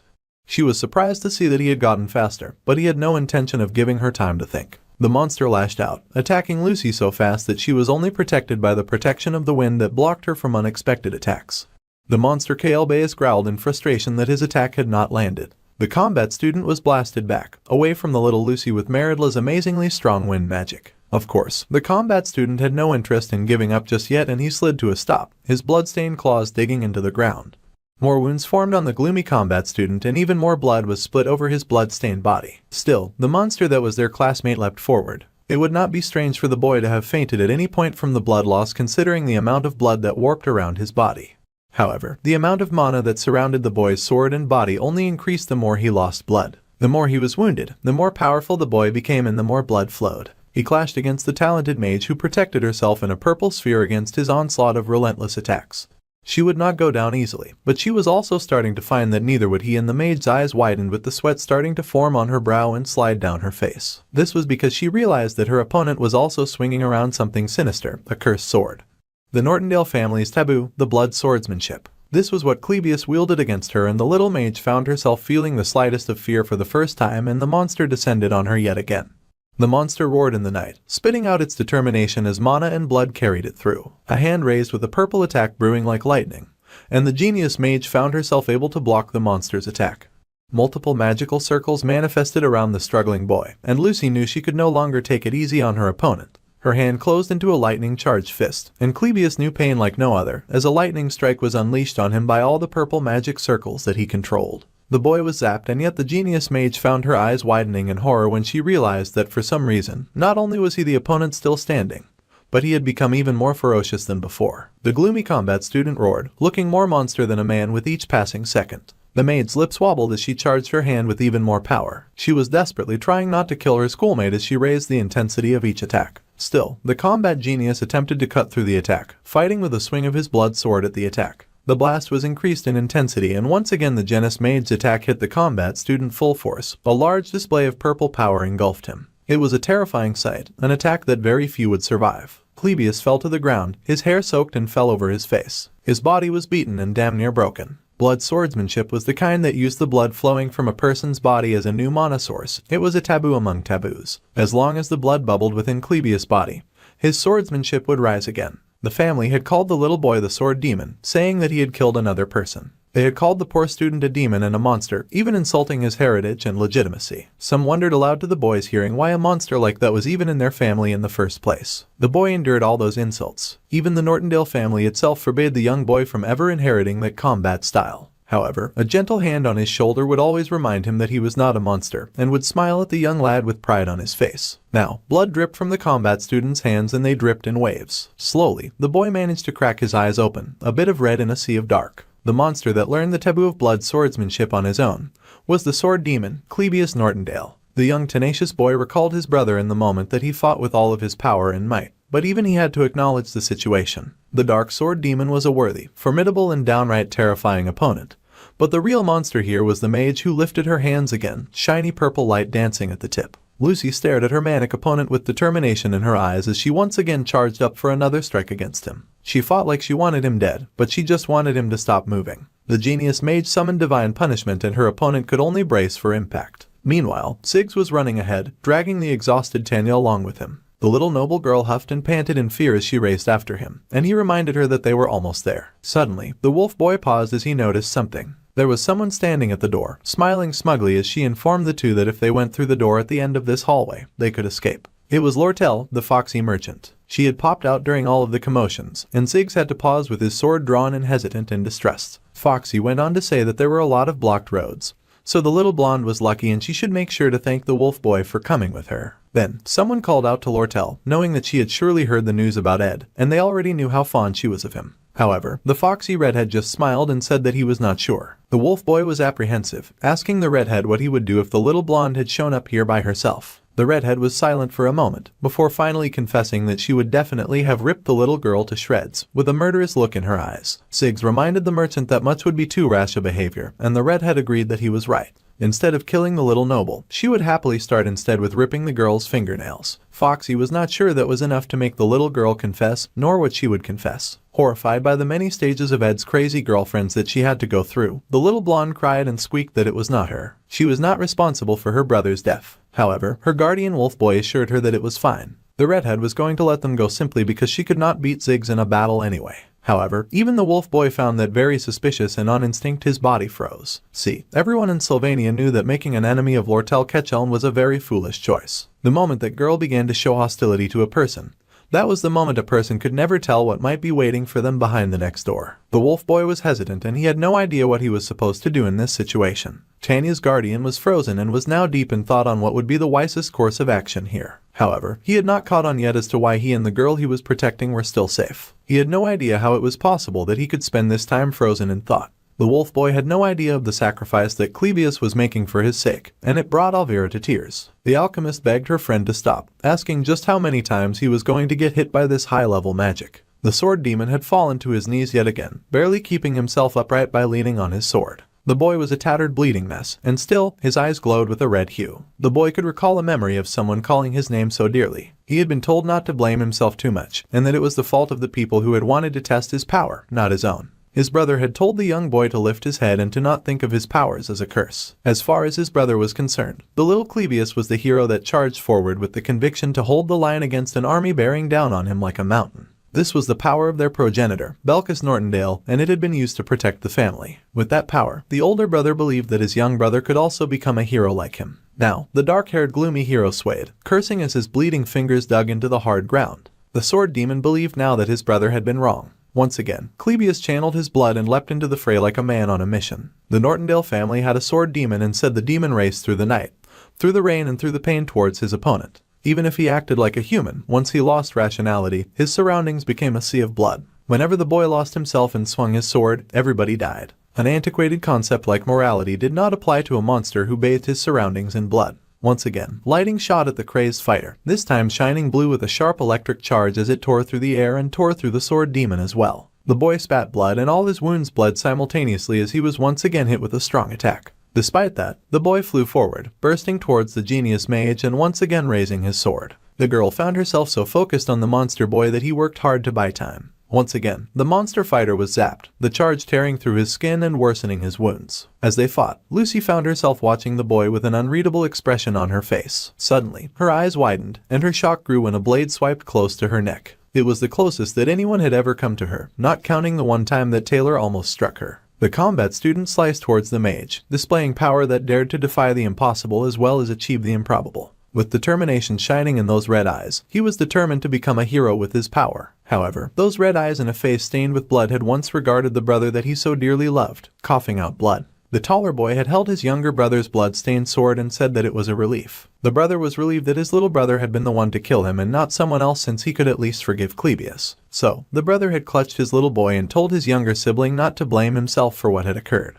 His older brother had died with a smile, and the combat student could not help but think that the true hero had died that day. The younger boy then started with horror in his red eyes as tears flowed down his cheeks. The hero had died at the hands of a monster. Now, the boy had stopped with his sword so close to Lucy's neck. He cursed as he had finally closed the distance and breached the gap that kept him away from Lucy. He was seconds from breaking through her defensive shield, but his whole body ached and his conscience had once again awoken. The poor boy could not go on any longer. His blood-stained hands trembled as he registered that he did not want to become a hero. The dark-haired boy's only desire was to not become a monster. With that, the boy fell forward, sword lowering in defeat, and he crashed to the ground in front of Lucy, unable to do her harm. Still, tears fell from the eyes of the boy who lay on the muddy ground. He had managed to do his part, and most of the students had been evacuated from the danger zone by the maids. Clebius had fought hard and he had fought well. So, he let his consciousness slip and his body stayed slumped before the tiny genius feet. In blood swordsmanship, the amount of mana surrounded the sword and body as one became more wounded and as more blood flowed. Ironically, the closer a person was to death, the more power they would possess. However, even that great power was insignificant in the face of Lucy. Perhaps due to the complacency of the strong, or the determination of the weak, a moment occurred that could never be repeated. And for the first time ever, the little mage had been cut by an opponent in battle, a small slice on her neck. For the first time in her life, the little mage definitely could have died against an opponent. The little girl had lived her entire life as part of the strong, and her hand brushed her wound as she could never get used to the feeling of being weak. The fear of death that she had experienced for the first time made her determine that she had to kill the weak who no longer had the ability or will to fight. She feared the repeat of such an incident ever occurring again, and so she gathered a storm of power in her hands and prepared to strike the fallen sword demon. However, an arrow fired just in front of the fallen Clebius, and the broken boy groaned, cursing in surprise, taking the words right out of the tiny mage's lips. Just as he had thought, the mage found a figure standing before them both, cloaked in a hood that was tugged by the wind and the rain. The figure was an archer that they recognized well, and the dark-haired combat student cursed as something he suspected was confirmed. The cause of all this chaos was alive after all, and he looked pissed. Meanwhile, the wolfhound of the school still found himself frozen in the hallway with Tanya behind him and Lortel in his path. The young lad was unsure of what his next move should be and he ground his teeth in rage as he tried to figure it out.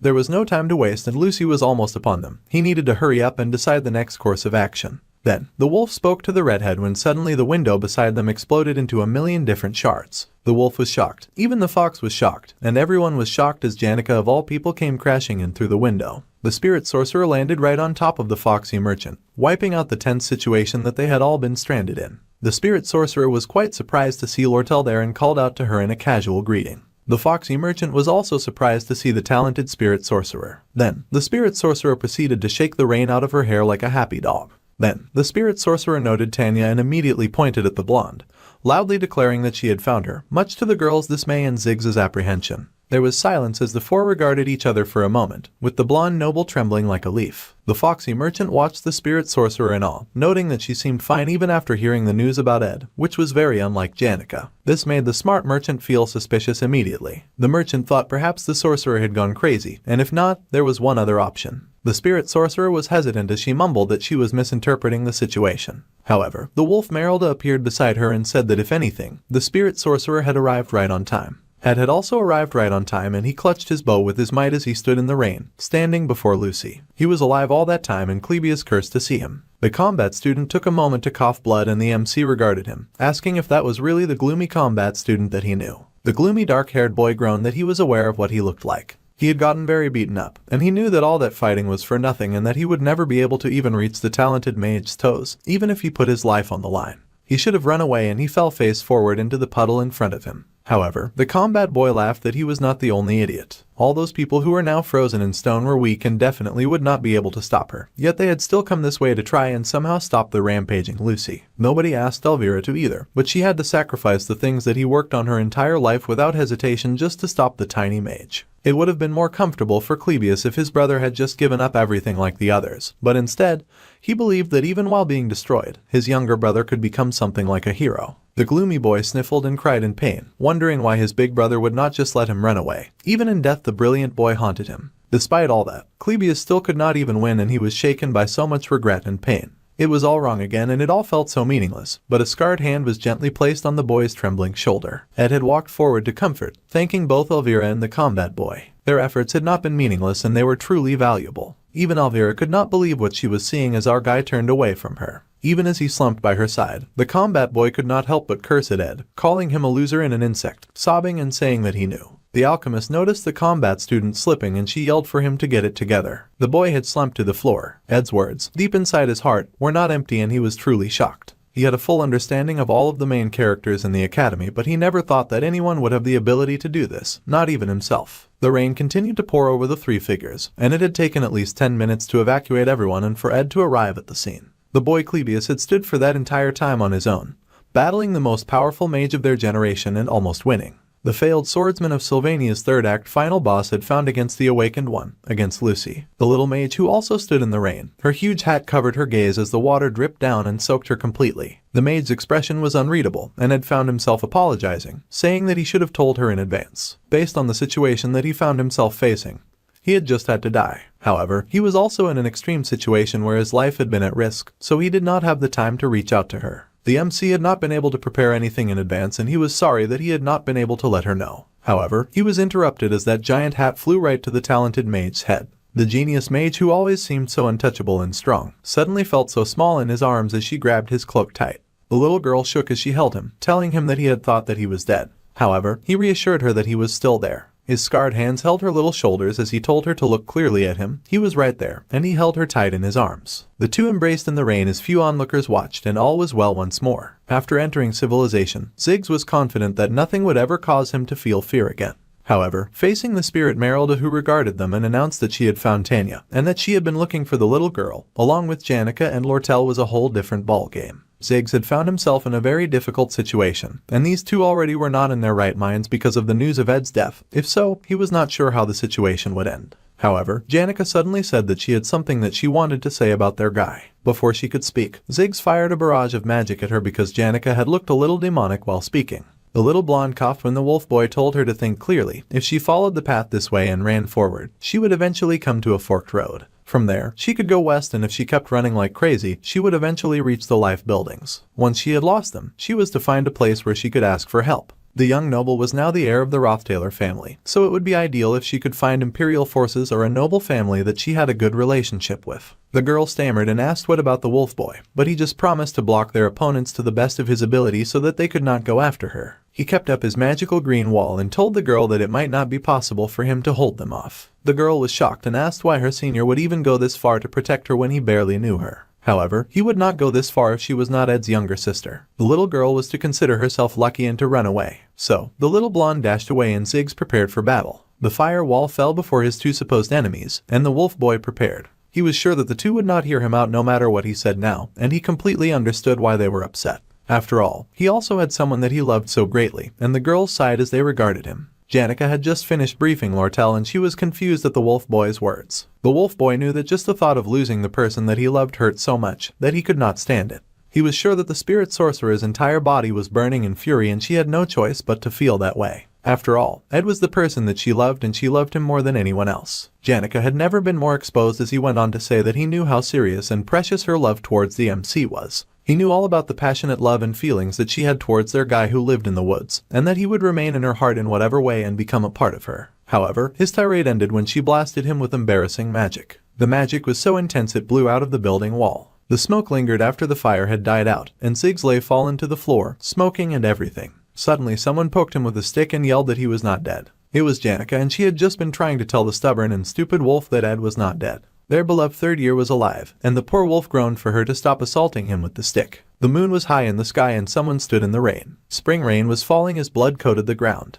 The petals on the street and the flowers that were left in the gardens often got swept away by the spring rains, and the seasons would take on a new image. Emotions were of course the same, and once it was all released and a person regained their composure, then even stable relationships could enter new conditions. The little mage Lucy had believed that the way she felt about Glock, her grandfather, was the same way that she felt about Ed. However, those overlapping feelings were similar and yet slightly different, and she realized this as he held her in his arms. The difference between the two was in fact suddenly realized, and the little girl had to push the other boy away, which surprised the MC. However, the girl now had her face painted red and a serious blush as a realization dawned on her. He called out to her, unaware of the blooming electric charge that had taken over her heart and made it beat faster, an embarrassing realization. Although her friend had only said her name as he normally did, her heart felt like it was burning. The little mage finally realized what this emotion was as embarrassed tears filled her eyes and she was horrified by it.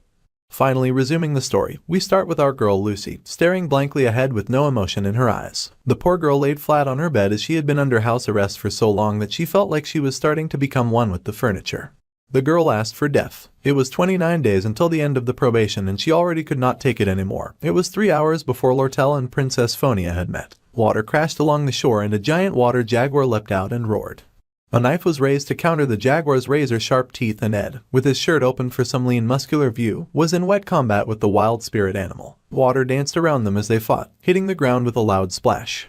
The two were locked in a vicious battle, Spirit's water clashing against Ed's combat skills, and he danced and whirled as he blocked the Spirit's attacks. He fought not just one wild tiger but two coming at him at the same time. It was a battle of the century. Water splashed and the battle waged on for quite a while. Finally, it got to the point where our guy could finally lower his weapon. The fiery bat spirit flew over with tears of adoration in his eyes as he sang the praises of his master, praising his incredible reaction time and ability.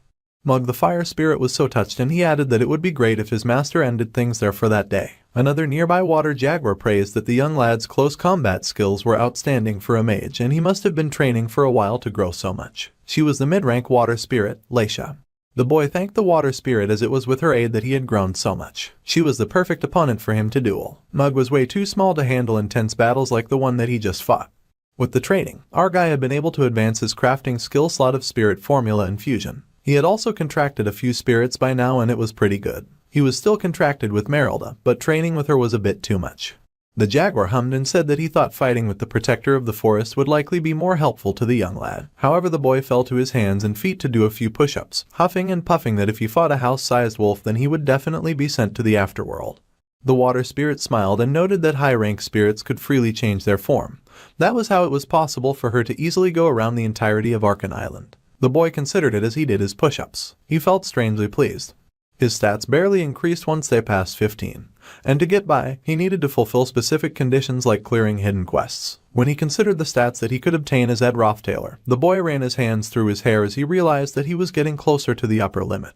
He sat on the floor with a breath of relief. Once his long-term goal of mid-rank magic was achieved, he wondered if he should think of a special ability to develop. The boy could not get complacent here and stop growing. He was ready to stand and keep exercising, but he paused in surprise. He had been sitting there relaxing and had not expected Lortel to suddenly show up and get a great view of his open sculpted chest. The redhead blushed in surprise, saying that she had just been enjoying the view. She knew that it was frustrating to live in seclusion, but her friend needed to develop healthier habits and to start resting when he could. The boy asked if that was so, as to be honest, he felt more at ease just living in isolation than he had felt in the forest. His food, his clothing, and shelter were all provided for by the help of others. The foxy merchant asked if he meant Janica, and he admitted that she offered the most help around. Then, she noted that he must have been training with the spirits, who were not particularly happy to see her. They knew she wanted to snatch Janica's crush. The redhead blushed and said that the spirits must surely be watching all of this, and she curled in close, hugging Ed's arm close to her bosom. The spirits immediately set off the emergency alarm, disapproving of her behavior at once. The redhead laughed in amusement. The young lad asked what she was trying to do, and the redhead replied that she would be going to visit the Princess Fiona soon, and she thought of a few things that she could make some off of regarding the upcoming elections. Lortel intended to finish the deal with her before that.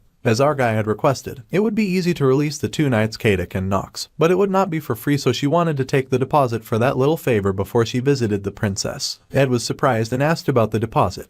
The foxy girl grinned seductively as she asked the young lad to hug her once. The boy was surprised and speechless at her request. However, he quickly came to terms with it and sighed while accepting his fate. The happy redhead watched his hand move as she pressed up to his exposed chest, and she was suddenly pulled into a hug, much to her shock and delight. The girl had requested for the hug, but she had clearly not anticipated getting very flustered from being in his arms. The girl gasped and pulled back, asking him to wait when her hands fell upon his chesticles. The girl gasped and shoved him back, screaming out the genius's name. The young student was surprised and asked what she was doing. The flustered merchant mumbled that normally this kind of thing, attack and defense, were separate. She was babbling nonsense now from all the blood that had rushed to her head. She even gasped out that she was now a little confused. The hug ended up feeling way too different from the countless times that she had imagined it before she came here, and she could not understand why he was dripping wet and not wearing clothes. She was weak when exposed to the power of his maximum riz. The redhead ranted that he should know that she was walking a tightrope inside her heart already, and there was such a thing as common courtesy. The young lad was shocked off course, as he had just done what he wanted.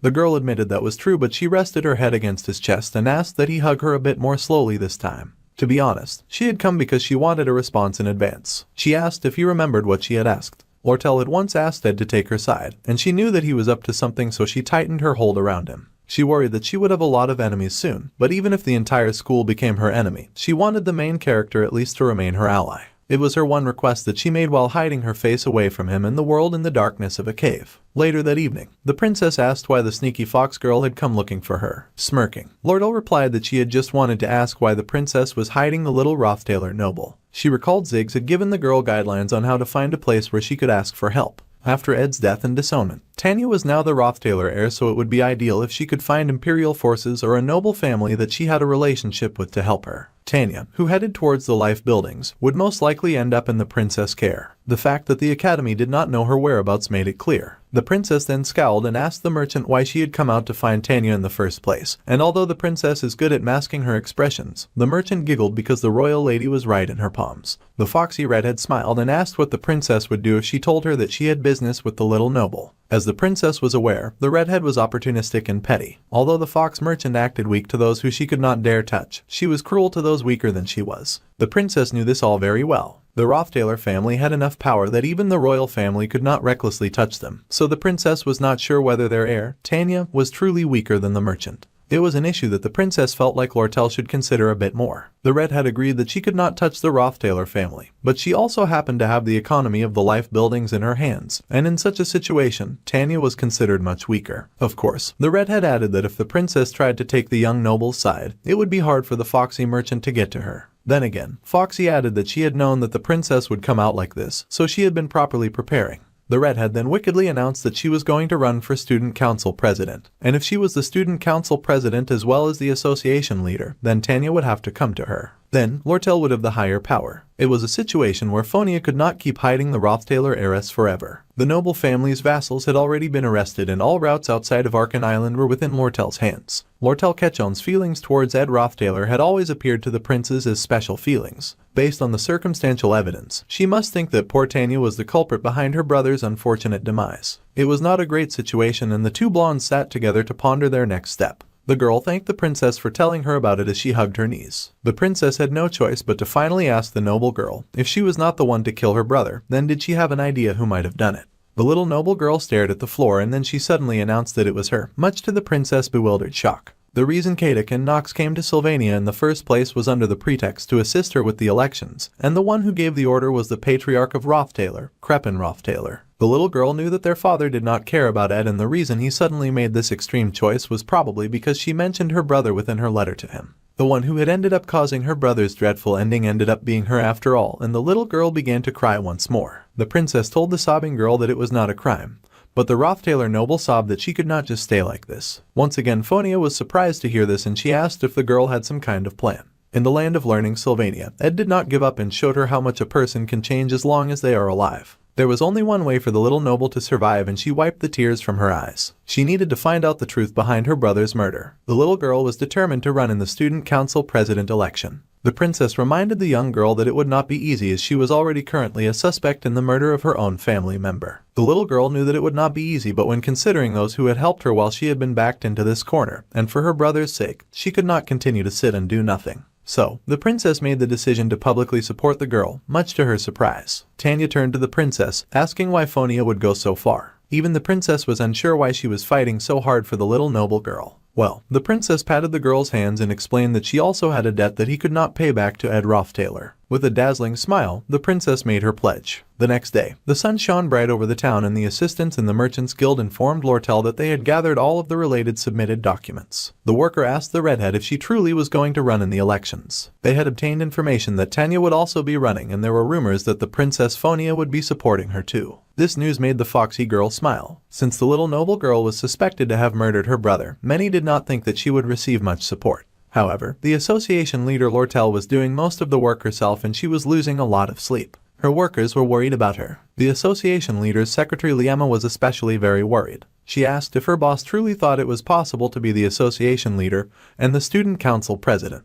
The redhead reminded her secretary to only ask necessary questions and the girl panicked and apologized, saying that she would submit the documents to the academy immediately. The redhead took a deep breath after her secretary left. The student council president elections at Sylvania Academy would begin with Ed Rothtaler dead. Lortel laughed at the silly question that her secretary had asked and the secretary would find out very soon about the twisted scenario that was urgently passing by with every minute and second in Lortel's hands. Meanwhile, deep inside of the dungeons, the Rothtaler vassals were locked away and one of them cursed in regret of their very pathetic fate. The man guessed that Duke Crepin's judgment was indeed correct. Even though he was not fully developed on a technical level, to have that ability to respond and that level of battle proficiency meant that if the young Ed had lived, he could have been a great threat to the Rothtaler family. That was something that could not go unchecked. The other vassal agreed that this judgment was true, and it was not just the boy's abilities that were outstanding. The spirit sorcerer who summoned a spirit with the resolve to burn through all of her mana, and the mage who resolved to take revenge without hesitation in the name of the disowned boy. Judging from how the orange-haired boy was able to build deep relationships with such powerful people, the young boy's potential could not have been predicted. They were aware of what a terrible human the delinquent heir of the Rothtaler family was, but still, they were curious about why the patriarch would order them to assassinate him. However, they could now make a cautious guess about why. It was now a possibility that the young lad, with that much ability, had thought of opposing the patriarch and feigned lunacy after being named heir in order to run away to Sylvania. The child could have been raising his forces within the school, but it was pointless to think of that possibility now. A guard then stood and said that was correct. The most important thing now was that the two vassals left this place and reported to their patriarch. The two were shocked, but the guard told them not to worry. It was just that there were those who would benefit from the confusion of the two vassals escaping. That is why the figure in armor was helping them out. The two men were speechless, but the guard just smiled and introduced himself as Dune with jangling keys in his hands. He was a mere decoy of the Alt Trading Company. Meanwhile, still stuck in confinement, thoughts of Ed and Jerky kept swimming around in little Lucy's head. She sighed and mumbled to Belle. However, the maid reminded the little that she had 24 days and 3 hours left in confinement. The tiny mage was speechless for a moment at this announcement.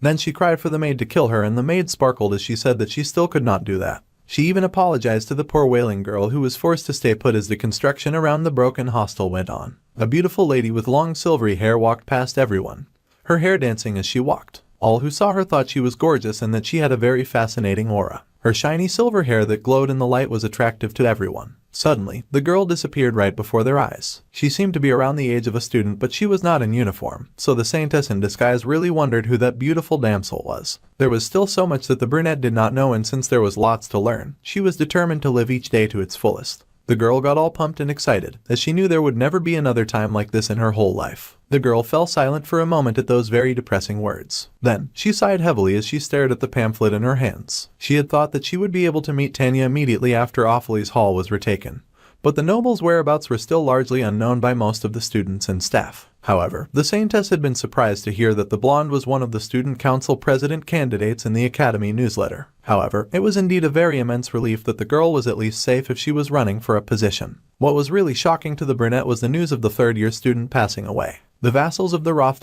family that excommunicated him were the likely culprits. The scenery of that hut during the winter blizzard and the sight of the boy who made her think of the meaning of freedom. It was a feeling that the girl could still recall like it had just happened. However, the blonde noble girl had been her first friend at the academy, and Tanya was now being named as one of the culprits who had a hand in his murder. The brunette strongly believed in her friend, but with the news that the vassals escaped prison, the opinion of the blonde girl within the academy was getting worse as people were horrified that she would kill her own brother. The atmosphere of the academy after the loss of Ed was tense, dark, and quite uncomfortable. It was all very gloomy. Meanwhile, the principal hummed and said that it was an incredible amount of work, but in the end, it was related to Ed Rothtailor's death. The principal would like one professor to take on the responsibility of getting the work done. It of course had to be someone who knew a bit about the boy who had been murdered and who had interacted with Clebius and Lucy. The principal then asked if there was no magic faculty professor like that. However, there was one assistant professor available for the job. So it was that the poor assistant professor Claire was chosen for this duty, and the poor lady was absolutely exhausted.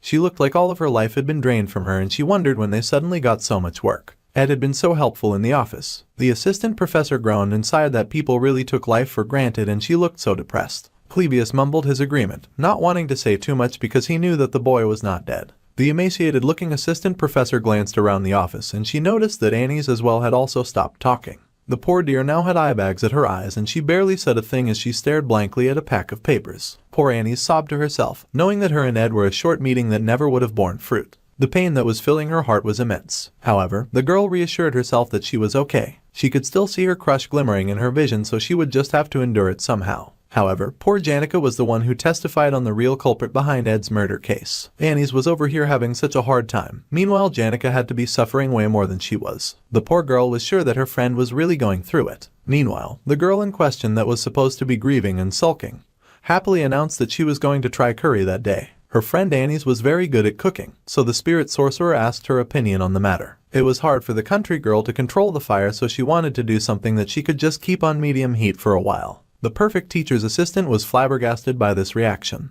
Janica went on babbling about how she was used to cutting up ingredients, but she was scared to try a new dish. Then again, she thought otherwise as they had only eaten hot food recently. However, it was not good to decrease vegetable consumption, so the girl started thinking of making a salad as well. Then, her friend pushed to her feet and grabbed her friend in a tight and all-consuming hug, surprising the spirit sorcerer. The teacher's assistant cried for her friend to wake up from the dream that she was stuck in, telling her to let go of the memory of Ed. He was dead, and the spirit sorcerer had to accept it now. The spirit sorcerer was stunned as she patted the girl's head. Then she recalled she had to pretend that Ed was dead, so she just comforted her friend and shushed the spirit that called her out on her behavior. Meanwhile, Ed was busy fetching some water back at the cave. He was fully clothed this time. Tanya had finally returned to the academy on her own, and she had apparently been hiding at the royal dorms. However, it seemed that she was actively cooperating with the investigation to prove her innocence. Princess Fiona had also decided to officially support Tanya, so some of the girls' support had returned because they trusted the princess. Janica happily gave Ed an update on all that had happened while happily washing his clothes. There were way more people from the academy who were supporting Lortel, of course. Lots of people energetically cheered her on as the economic president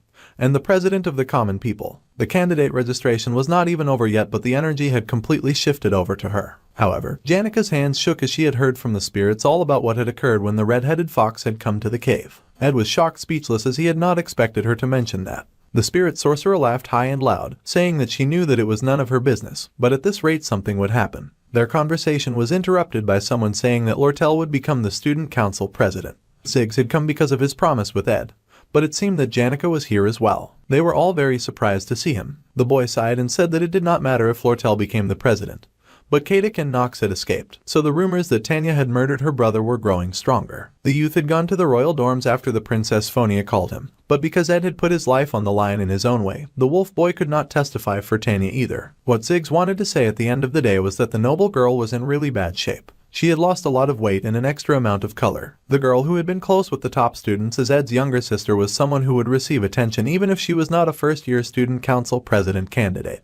However, now that she was being framed as someone who killed a family member, she was currently being suspected by all students in the academy. The girl would soon stand in front of everyone once the student council president candidate registration period was over, but it did not look like she would be able to handle it any longer. So, Ziggs had come to make a plea to Ed. However, the smart student did not need the wolf boy to complete his sentence. He already knew what he had to do. Right now was Act 3 Scene 2, right before the election. In the game, The Failed Swordsman of Sylvania, according to the students' memories, this act did not have a single fight scene and is a scenario to clearly show all of the relationships the protagonist had built up until this point at the academy. Normally, Taylor would actively support the Princess Fiona since she was the one who chased Ed Roth Taylor out at the beginning and saved him. Of course, it was not like he was meeting and persuading all the students one by one, because the top students in each year had a large influence on the students. So, in the game, Taylor would go to convince the top students who he already had a relationship with. Lucy did not vote because she was lazy. Janica wanted to give everyone a vote. The first year Wade remained on the princess side, and the fourth year Dorothy supported Tanya. Those four were the ones that could not be convinced. However, the ones who could be convinced were the two top students from each year, making a total of 8 people. In the elections, as long as a person can get 5 of these 8 on their side, then victory is possible. Winning the elections like this, Princess Fiona became the president and Taylor obtains the necessary power of the royal family,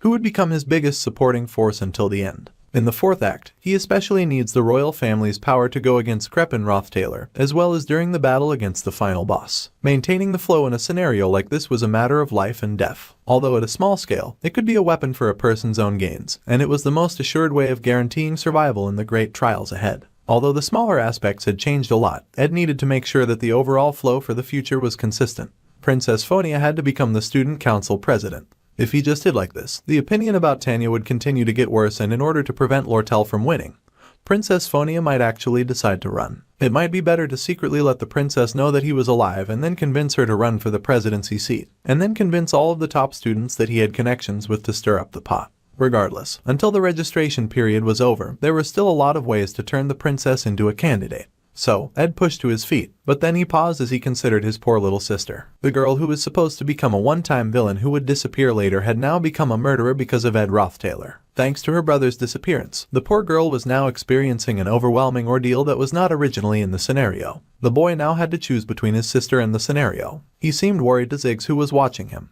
and the first-year student admitted that it was a shame. The wolf boy asked if the boy wanted to cancel the day's plans. However, Ed said that it was fine. They were going to begin, and Ziggs smiled. First, the smart student needed to confirm the results of training all this time, and he had something that he wanted to check as well. When he had a lot on his mind, it was good to get his body moving. The wolf boy smirked and thanked Ed, as he had not had a proper opponent to face recently, so he had been itching to work up a sweat. He unsheathed his mighty sword and said this would be good. His new opponent also agreed. Both of them had decided to do a little bit of light sparring. Suddenly, the girl's old memories came to mind. As was always the case with old memories, the light had faded quite considerably. Still, the girl tried to recall every scene. The 3 siblings, hand in hand, had walked to the hill that was covered in blooming flowers. Arwen, Tanya and Ed had walked together, their younger sister safely held by the guiding hand of both older siblings. Perhaps that was the little girl's last happy memory. Ever since then, the young noble's life had been filled with great responsibility and heavy pressures. There had once been happier days, but now she heard the screaming as the students yelled for the young girl to step down. They yelled and called her a murderer. They gathered in front of the princess home and screamed at the young Tanya, who watched them through the window. The blonde heiress could not help but wonder how things had ended up like this. Helping Tanya, who was being driven into a corner, would have a huge influence on the flow of the scenario, so this made Ed feel a little hesitant. Even more so with the way things had already been twisted, with many things still having unknown causes. Now, the smart student faced off against the wolf boy, and Ziggs got ready to begin, raising his heavy sword to the sky. Other than Lucy, Ziggs Ethelstein was the strongest second year who was a comrade to Taylor until the end. However, due to the exhaustion and incompatibility, he should have lost a weight in the scenario. The boy swung his mighty sword, announcing his attack as he charged at Ed. The swing created a harsh arc that zoomed across the earth as Ziggs summoned the first sword. It was a small detail, but it still bothered the smart student, so he decided to check. The slash came soaring towards him, so he raised his dagger to deflect it. Above all, the boy had to see how much he, the person who had changed the most from the original scenario, had gotten stronger. With that, the main character stretched out his hand and activated the basic defensive magic to block magical attacks. Ed's eyes widened in shock, for Ziggs was almost right on top of him, swinging his sword in close range. The outcast had underestimated how fast the second-year student would be. He wondered how on earth the wolf boy was moving that fast. However, with the wolf boy moving that quickly, it would be difficult for him to dodge a certain type of attack. With that, the smart student slid back, much to the surprise of his opponent. Ed had dropped his dagger right in front of Ziggs, and with that, the student summoned his fire spirit mug. There was a huge explosion that sent fire shooting high. The smart student was alarmed by the intensity of the flames, and just as he suspected, the wolf boy suddenly emerged like he was leaping backwards in time. The orange-haired boy had never seen such unnatural movements before. The boy rushed forward and grabbed his dagger as he blocked the strike of his opponent in realization. The main character swiped in an arch that had the mage boy leaping back, and the MC realized that Ziggs was using telekinesis magic to move his own body during the battle. No matter how much of a grasp he had on his own magic and physical abilities, those were not movements that could be replicated. What the wolf boy was doing now was out of this world. A person should also need a battle sense of this that surpasses simple theory, and the wolf boy possessed battle experience in waves. The dark-haired boy then turned the ice spear towards the main character using the mid-rank magic, and Arc Eye raised his hand to block the attack. Ed barely managed to dodge as he realized that Ziggs was now attacking with no mercy. He wondered if his opponent had really assumed that he could dodge such a wild attack. In reality, the MC was barely keeping up with all the wild attacks. However, the sudden ice wall was an obvious diversion, a strategic move to activate greater magic to buy time for a larger spell. The orange-haired boy commented that he thought that this was supposed to be a light spar. However, his opponent replied that he had also thought this would be a light spar, but then Ed unleashed bombs on him and he was just responding in kind.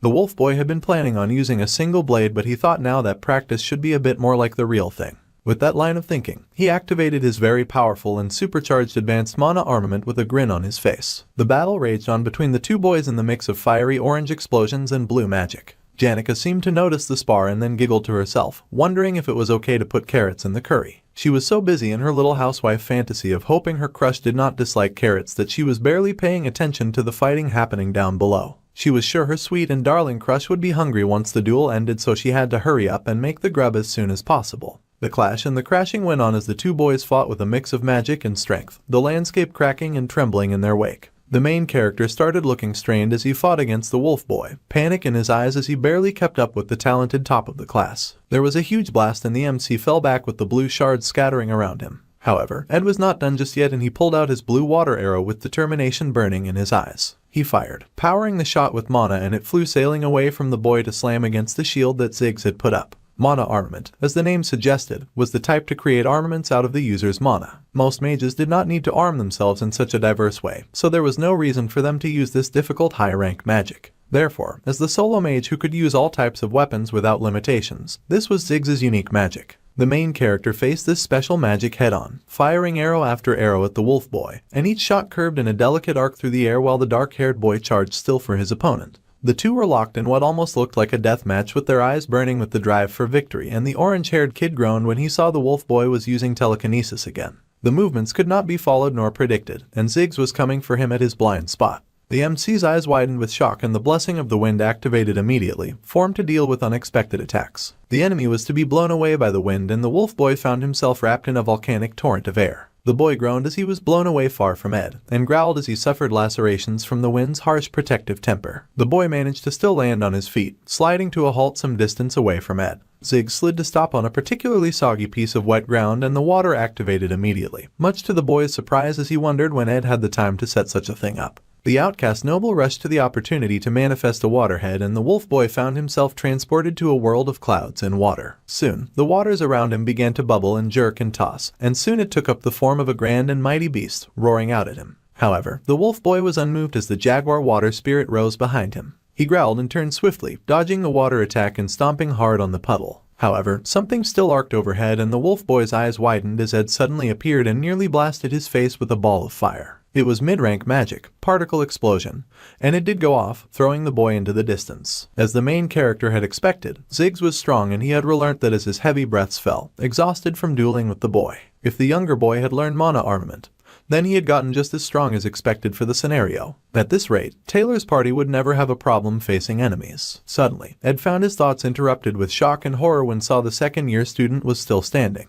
The dark-haired boy coughed out that it was just as he thought. He thought that his senior was incredible. Though covered in blood, bruised and battered, Ziggs pushed to his feet and said with glowing, dangerous eyes that he just could not let his guard down. The boy stepped forward and suddenly declared that he would now get serious in their fight against each other, smiling like a behemoth from the underworld. The boy then activated convergence before Ed could protest and gathered mana in one place. The third year was horrified and he sent Laisha to block the damage. The water spirit charged with her scary fangs open in a roar, but Ziggs' even scarier magic tore through everything. It was only the beginning of the third act, but the ability that Ziggs was showing now during this duel was considered the maximum expected for the coming scenario. Ed was both amazed and absolutely horrified. He had never thought that he would see this amazing form so soon. In Act 4, Scene 7 of the Failed Swordsman of Sylvania, this had been Ziggs' final battle pattern that could be witnessed during the Gregol Cathedral infiltration battle. Now that absolutely terrifying form was being unleashed in front of the orange-haired student, and the dark-haired boy lifted the terrifying weapon high in the air. It was called the Nature's Lance. Rather than having a ridiculous mental battle, he thought that crushing him with the difference in their power would be the best way to deal with someone like Ed. The power rushed right at the main character who stood before the incoming wave, and the boy groaned as he pulled forth fire to defend himself. The two powers clashing caused an explosion like never before, and it echoed through the entire environment, blasting light in the sky. The attack that the wolf boy shot was too fast, and by now Ed was far out of mana. Particle explosion was not mana efficient, but he had no choice but to expend that. The problem now was the second attack that was coming, and Ziggs tossed off his school jacket to launch it. The fist of the main character hit the ground and light danced around his hand as he worked hard in this battle. The world around him was lit up in bright colors of blue and purple as the MC activated his last-ditch attack. The boy huffed and puffed as his magic just barely managed to block the second stream of the wolf boy's awesome power. The smart student had used the impact amplifying wave ball, which was a magic engineering tool. The wolf boy took note and declared that the fact that Ed was now utilizing a magic engineering tool in their battle could only mean that he was all out of mana. Instead of then ending the little sparring session like a normal person, Ziggs instead bellowed that this was the end, and he attacked full force. He leapt with his lance right at the boy, who could only face the incoming weapon without protection or guard. However, the wolf boy suddenly froze in frustrated surprise. His opponent refused to fall and was somehow now using wind magic. However, Ed was out of magic, so they could not be possible. The senior growled and pointed his fist at the junior and fired an attack. Since the dark-haired junior was going all out at full force, the senior had no choice but to do the same. So, the main character used the legendary rank magic engineering tool, Glass Golden Phoenix Ring, and he could not have it, rendering him unable to use mana for a long period like last time. He had to use the least amount of mana as possible, just enough to slightly manifest it. It was with great struggle that Ed somehow managed to achieve that, and he gritted his teeth as it summoned it forth. Someone then sighed in relief and Ed's eyes widened in surprise. Without the altar of substitution, Lucy or Janica's mana, the main character had finally summoned a strange-looking lady in white robes. The lady smiled, telling the smart student that this achievement was a very great stride. It was to the main character's shock that he realized that he had summoned the human personification of Merrill. The big golden speakers in the compound announced that was all, and the students gathered around threw their hands into the air and screamed their cheers. There was a huge gathering of students, and one white-haired boy asked what was even the point of having 4 candidates. The result of the election was clear to see, and the student council president was sure to be the red-headed merchant Lortel. The students yelled and cheered, and her people admitted that it was easy to feel Lortel's sincerity when she spoke. With her leadership ability from running the trading companies, she would definitely do well as a president. The company leader seemed the best option for sure. One of the students asked worriedly what the member of the company would do if the merchant truly became the president, and the man replied that it just meant that nobody within Sylvania Academy would be able to stop their company leader. As the redhead walked away from the podium, many people cheered and delighted in her. She was a fan favorite among many of the students. Suddenly, the foxy lady stopped and gazed with disgust as she took a look at the little Tanya. The redhead said that the blonde did a good job with her nails, and the little noble steeled herself despite the merchant's disapproval. The fox smirked, asking the shivering girl what was wrong as she seemed nervous. The girl was shaky, but she said with pride that she did not kill her older brother. So, with confidence, the girl climbed those steps to face her accusers. The redhead smirked as she watched the girl stalk away, and the little girl with her golden curls faced all the students who glared accusingly at her. Tanya cleared her throat and then yelled out a greeting to all who had gathered. She announced her name and that she was currently running for the student council president. There was huge silence at this announcement, but that was to be expected as they hated her.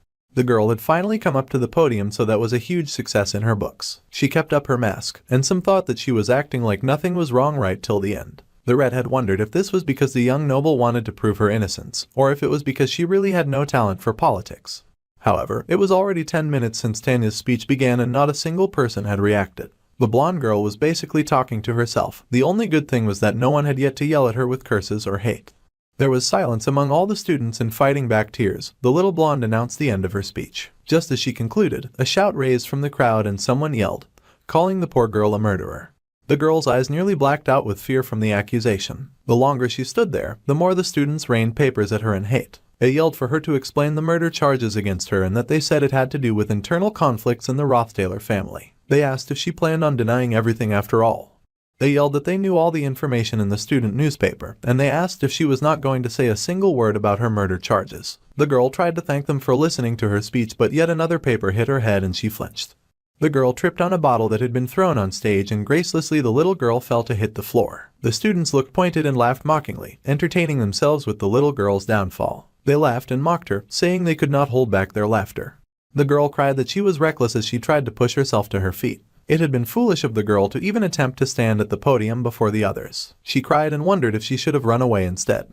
The students still yelled and cursed, their eyes now blazing a terrifying red as they scorned and mocked her. The girl cried that she had to run, but she could barely stand as they kept raining down dirt on her. Suddenly, there was a huge burst of wind that tossed aside the people who had gathered. The students gasped in confusion, and someone peered through the sudden gust of wind. It was a mark that anyone would recognize anywhere. Standing before the students was the wolf spirit guardian Merrill, who stood over Tanya with a cloaked figure on her shoulders. They were so faded and worn that the poor blonde noble could not tell whether the visions she often had were memories or dreams. In the end, the little girl could not remember, so she had given up on trying to. However, there would be moments when those memories would become so vivid that she could not even believe them. After all that time, no one would be able to forget ever again, as a hand once again took her. Tears flooded her eyes as a familiar-looking face stared down at her. The familiar stranger whispered that there were a lot of things to explain, but for now, they had to resolve the current situation. Several days before Ed appeared on the podium, the wind spirit in her human form had congratulated the boy, saying that he had made a great stride. He was shocked to see her, of course, and she smiled that his magical power efficiency had gotten much better. Of course, there were still restrictions on what he could do, however, this much was enough. He had used updraft, which raised everything around him into the air and restricted freedom of movement. Ziggs was blown backwards and he screamed as he wrestled with the powerful wind. Ed thought that it was strange and watched as the poor magical student came crashing down to the floor. The smart student thought quickly, assuming that Ziggs' growth at this point in the plot was maxed out. The amount of magic power the main character had used was not a large amount by any means, but he had already completely exhausted his reserves. The spirit explained to the boy that the efficiency was good, but she sighed that she did not want that particular form. Using every possible magic technique available to him, and with Merrill using a cheat-level secret technique, the result should be Ed's victory. Meanwhile, Merrill was still whining and growling about how she hated the small mouth and the lack of fur, and the loss of her tail made it hard for her to keep her balance. Suddenly, the spirit's eyes widened and green power surged from Ed as he charged with the intent to win. The lady was shocked and alarmed, noting that it was really hard to move with this form. The main character showed no mercy and very shamelessly hit the lady with his magical glowing green ball. Magic danced near Ed's fleshy neck. However, it came to a stop as Ziggs had suddenly appeared, pushing forward to defend the wind spirit but stopping shy of slicing our guy's head off. After a beat, the main character raised his hands in defeat, soaked and covered in sweat and blood. The boy admitted that he had learnt something that day. Ziggs could not believe that Ed had trained himself this much in barely a year. Merrill was still pretty upset at the sudden attack while the wolf boy was struggling to catch his breath. Ziggs had grown stronger, even more so than in the scenario, and Ed wondered why his calculations were so wrong. He acknowledged the wolf boy's growth and strength and asked him his secret. Even if it were not for our guy, the wolf boy admitted that he would have kept training himself. However, because he watched the main character work hard to grow stronger daily, the magic student was inspired. The background character was speechless at this remark, and the mage smiled that the MC's hard work had pushed him forward. The boys collapsed in bloody dirty messes, sitting side by side together. Until now, the main character had tried to do whatever he could do to keep the plot as it was. He had worked so hard to maintain his knowledge of the future as well, but there was one condition that was absolutely necessary for Taylor to be able to win in the final act. So, the main character had believed that the plot could be the only answer. In reality, even with the plot in tatters, there had been several dangers from the very first arc to every single deviation that had been caused by his presence in the game. However, the main character had still worked hard to keep the plot on track. As a result, it was also true that Ed had begun to fear the factors outside of his control. As such, after hearing that Kadik and Leisha had escaped, he had hesitated about whether he should save Tanya or not. What little remained of the original plot had already fallen far out of his hands and his control. So, the boy smiled and decided that for now, he would focus on what he could do at that moment. Ziggs, who would be Taylor's ally in the final act, had to become stronger. Just in case, the main character had also become stronger, and above all, the number of reliable comrades he had now had grown. The boy smiled now as he thought that he might be naive to think this, but he was sure it was okay to think this way sometimes. Deviating from the original plot, showing up to Tanya's rescue on the back of the giant spirit wolf did not mean that they would have to meet a bad end. The students were astounded to suddenly see Merrill, and many of them started to flee the scene. However, someone yelled for everyone to calm down. It was a cocky purple-haired student and he grinned, saying that he had seen that high-rank spirit before. That is when the other students started paying attention and they realized that they recognized Merrill.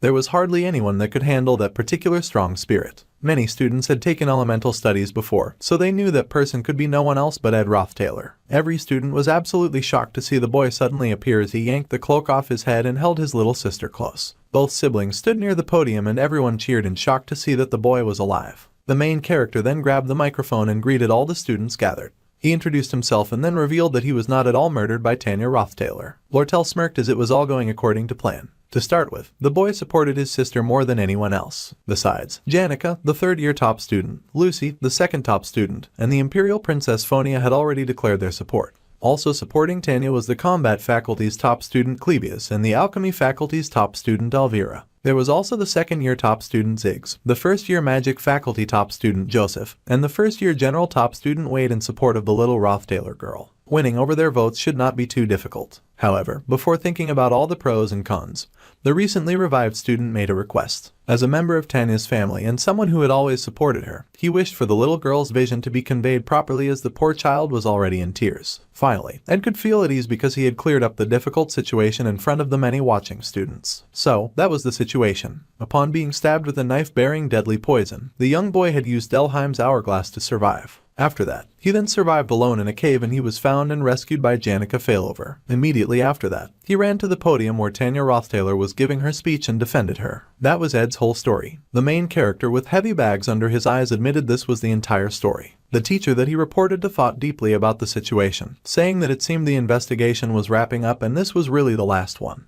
The young lad had stopped counting the number of interrogations after he hit the double digits as every teacher wanted to know what had happened. The boy was so sick of this, he could not believe that it was finally over. Suddenly, the last teacher spoke, addressing the Magic Faculty's third-year student, Ed Roth Taylor. Unfortunately, the very last person who would interrogate him turned out to be the principal himself. The principal, Obel Frisius, asked the boy to enter. The principal had read all of the investigation data concerning this very delicate case, and noted that the young boy had truly suffered a lot. The principal would like to apologize for the Academy's lack of security, which allowed these terrible things to happen to Ed and caused him to experience such hardships. The boy, however, assured the principal that the assassins had likely prepared this attack quite calculatedly and meticulously, so it would have been difficult to prevent, even with higher security measures. The principal thanked the boy for saying that and downed a cup of his tea like one would chug a cup of alcohol. It had been a very long day for the principal and he slammed his cup on the table as he was not sure if all of what Ed had said was quite true. It all seemed very contrived. From the timing, it almost seemed as if the young boy had waited for Kadik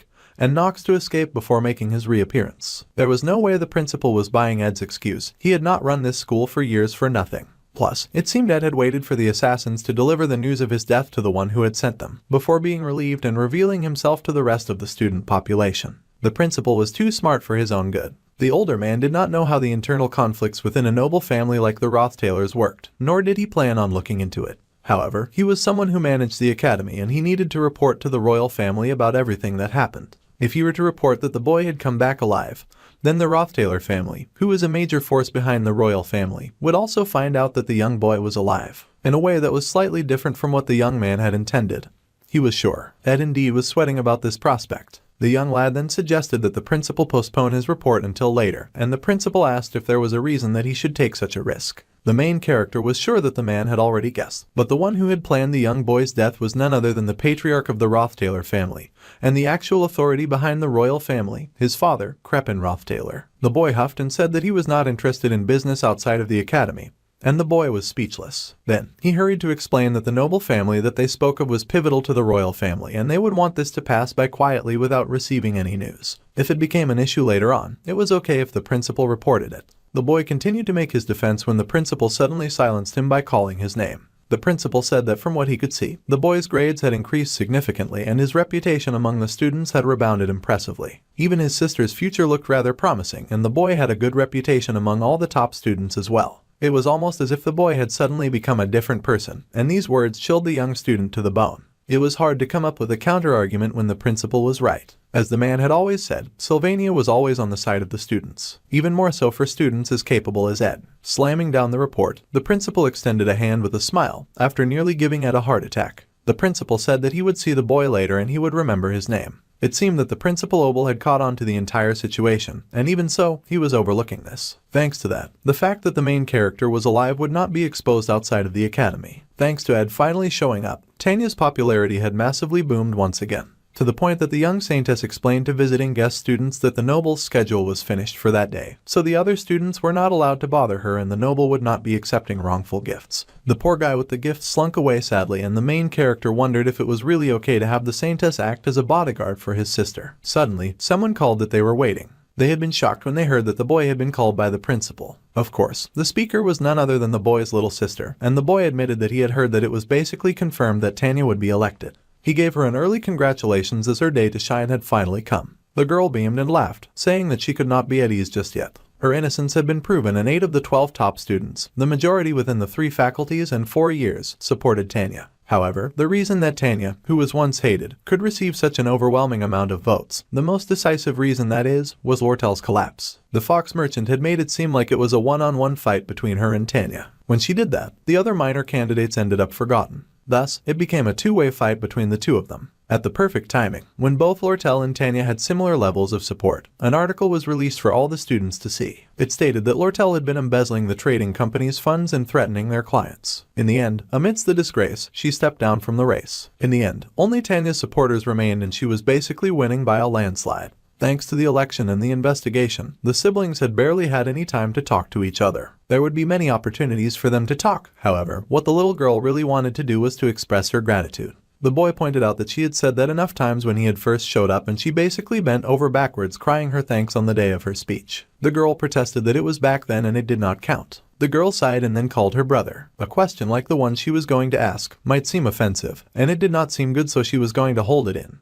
But she could not bear to go without the answer any longer, so she had a question for him. During his announcement at the election, she asked why he had taken her side like that. If he was hiding, he did not have to step out and reveal himself there. His doing it like that made it seem like he just could not stand the injustice that she was experiencing or something like that. That was what she had thought at least, and her brother looked at her with a difficult expression. He admitted that was exactly why he did it, and it made her heart clench. They were family, he added, so of course he had to take her side, and he smiled at her with pride. The girl beamed with tears beading in her eyes. Well, she was the student council president now, so she planned on doing her work professionally. However, it was okay to be a little biased towards her brother. After all, she was human too. She beamed and asked her brother to tell her even if she was in danger. If possible, she would help him out as much as she could. He smiled as she walked away, a fondness sparkling in his eyes as she left. Ed smiled brightly, but his smile dissipated when he heard someone mockingly repeating his words. He glanced over and spotted Lortel, who giggled and said it must be nice to be family. The girl was cloaked in red with a teasing smile, and the boy asked how long she had been there. The girl grinned and replied that she'd been there since he started saying embarrassing things to his sister. The rumors she had been hearing lately had been crazy, and he worried about her safety and health. The girl whipped off her cloak with a bright smile, laughing in amusement as she said that it all went according to plan.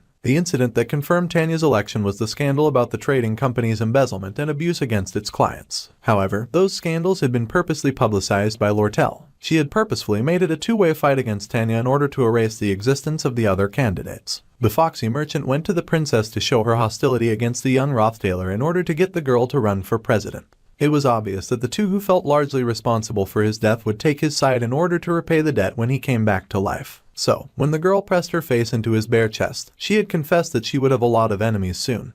But even if the entire school went against her, she wanted him to at least remain her ally. The main character had of course already decided to save Tanya when the redhead told him her plan. It was his fight with Ziggs that got rid of any hesitation left in his mind. It was not a lie when he said that he saved his sister because she was family, but it would be a lie to say that he did not consider her usefulness. What would soon approach in the fourth act was the fight with the Roth tailor family, and he was already an enemy of that family. Tanya, his sister, could work as an insider, and she was the best connection to have for obtaining information and launching smokescreen operations. However, the darkness within human relations was something that only those who knew had to have known. For example, a girl who had only lived while calculating gains and losses since she was young. The foxy girl laughed that she was quite notorious within the academy these days, and since Tanya also did not look upon her too favorably, she would have to leave things to the main character for a while. The boy sighed, mentioning that she seemed to have a bad habit of taking hold of and shaking up everything about her. The redhead was guilty as charged, but she laughed that it was just an occupational disease, and that she also got shaken at times. Then, the boy asked if the girl was really okay. She had to endure a lot just to help him, and he was worried about her. Lortel smiled, saying that it was not like the rumors would make her lose money or anything like that. Anyway, the role of a villain suits her best, and she was glowing when she said that she would be fine as long as she did not have our guy as her enemy. The girl was truly content living like that. There were hidden sides to human relationships, which was why it was hard to read every intention. So now, this scenario would be taking a new turn, and the princess smiled proudly from the balcony of her fancy home. Our guy did not know what Princess Fiona, who did not become the student council president, would do. As for what might happen in the conflict between the royal forces and the Roth family, he could not say for sure. How the rest of the third act scenario would go, the boy would just have to watch and see. It had been almost a month, and it had been a while since he had been at his wooden shack, so it suddenly felt pretty special to be back. Of course, there were more than a few things that he needed to do now. In order to get the camp back to normal, he had to organize the campfire area neatly, and the inside, which he did not clean before leaving. Suddenly, the boy's eyes snapped open in shock to find someone snoring inside his house. It was, of course, his familiar visitor who had finally been released from house arrest after 1 month, and she dozed away happily in his shack. Lucy was sprawled on his bed, happily hugging his pillow. She was a familiar tiny form, sleeping peacefully and undisturbed in a familiar bed, and the main character could not help but smile as he regarded her with a soft sigh. He dusted some books and settled on a chair, doing some light reading while the girl rested. It was best that he just rested for now, so he placed the book over his face and dozed off. Soon, he was snoring away, and he rested as he had finally returned to the camp. The news of Tanya's appointment as student council president was announced 3 days later. Meanwhile, the talented third-year spirit sorcerer was told that she would be graded, and a gorgeous teacher said that she would be happy to give the girl bonus marks. She was the spirit studies senior professor, Melina. Of course, on an academic level, they could not quite compare the young spirit sorcerer to a professor yet, but she could freely handle high-ranking spirits at her young age. When it came to the intuitive aspects, Janica was among the best, even among currently active spirit sorcerers. Still, the humble girl was flustered and asked why she had been chosen. There would soon be joint combat training. As the senior, she was to show some dignity. The girl admitted that she did not particularly have a desire to show dignity. The professor sighed, saying that she did not really expect something like dignity from the humble girl, but she was still the top student in the year and the greatest spirit sorcerer in the academy. Yet, she was always smiling around in lessons as if she was the happiest person in the world.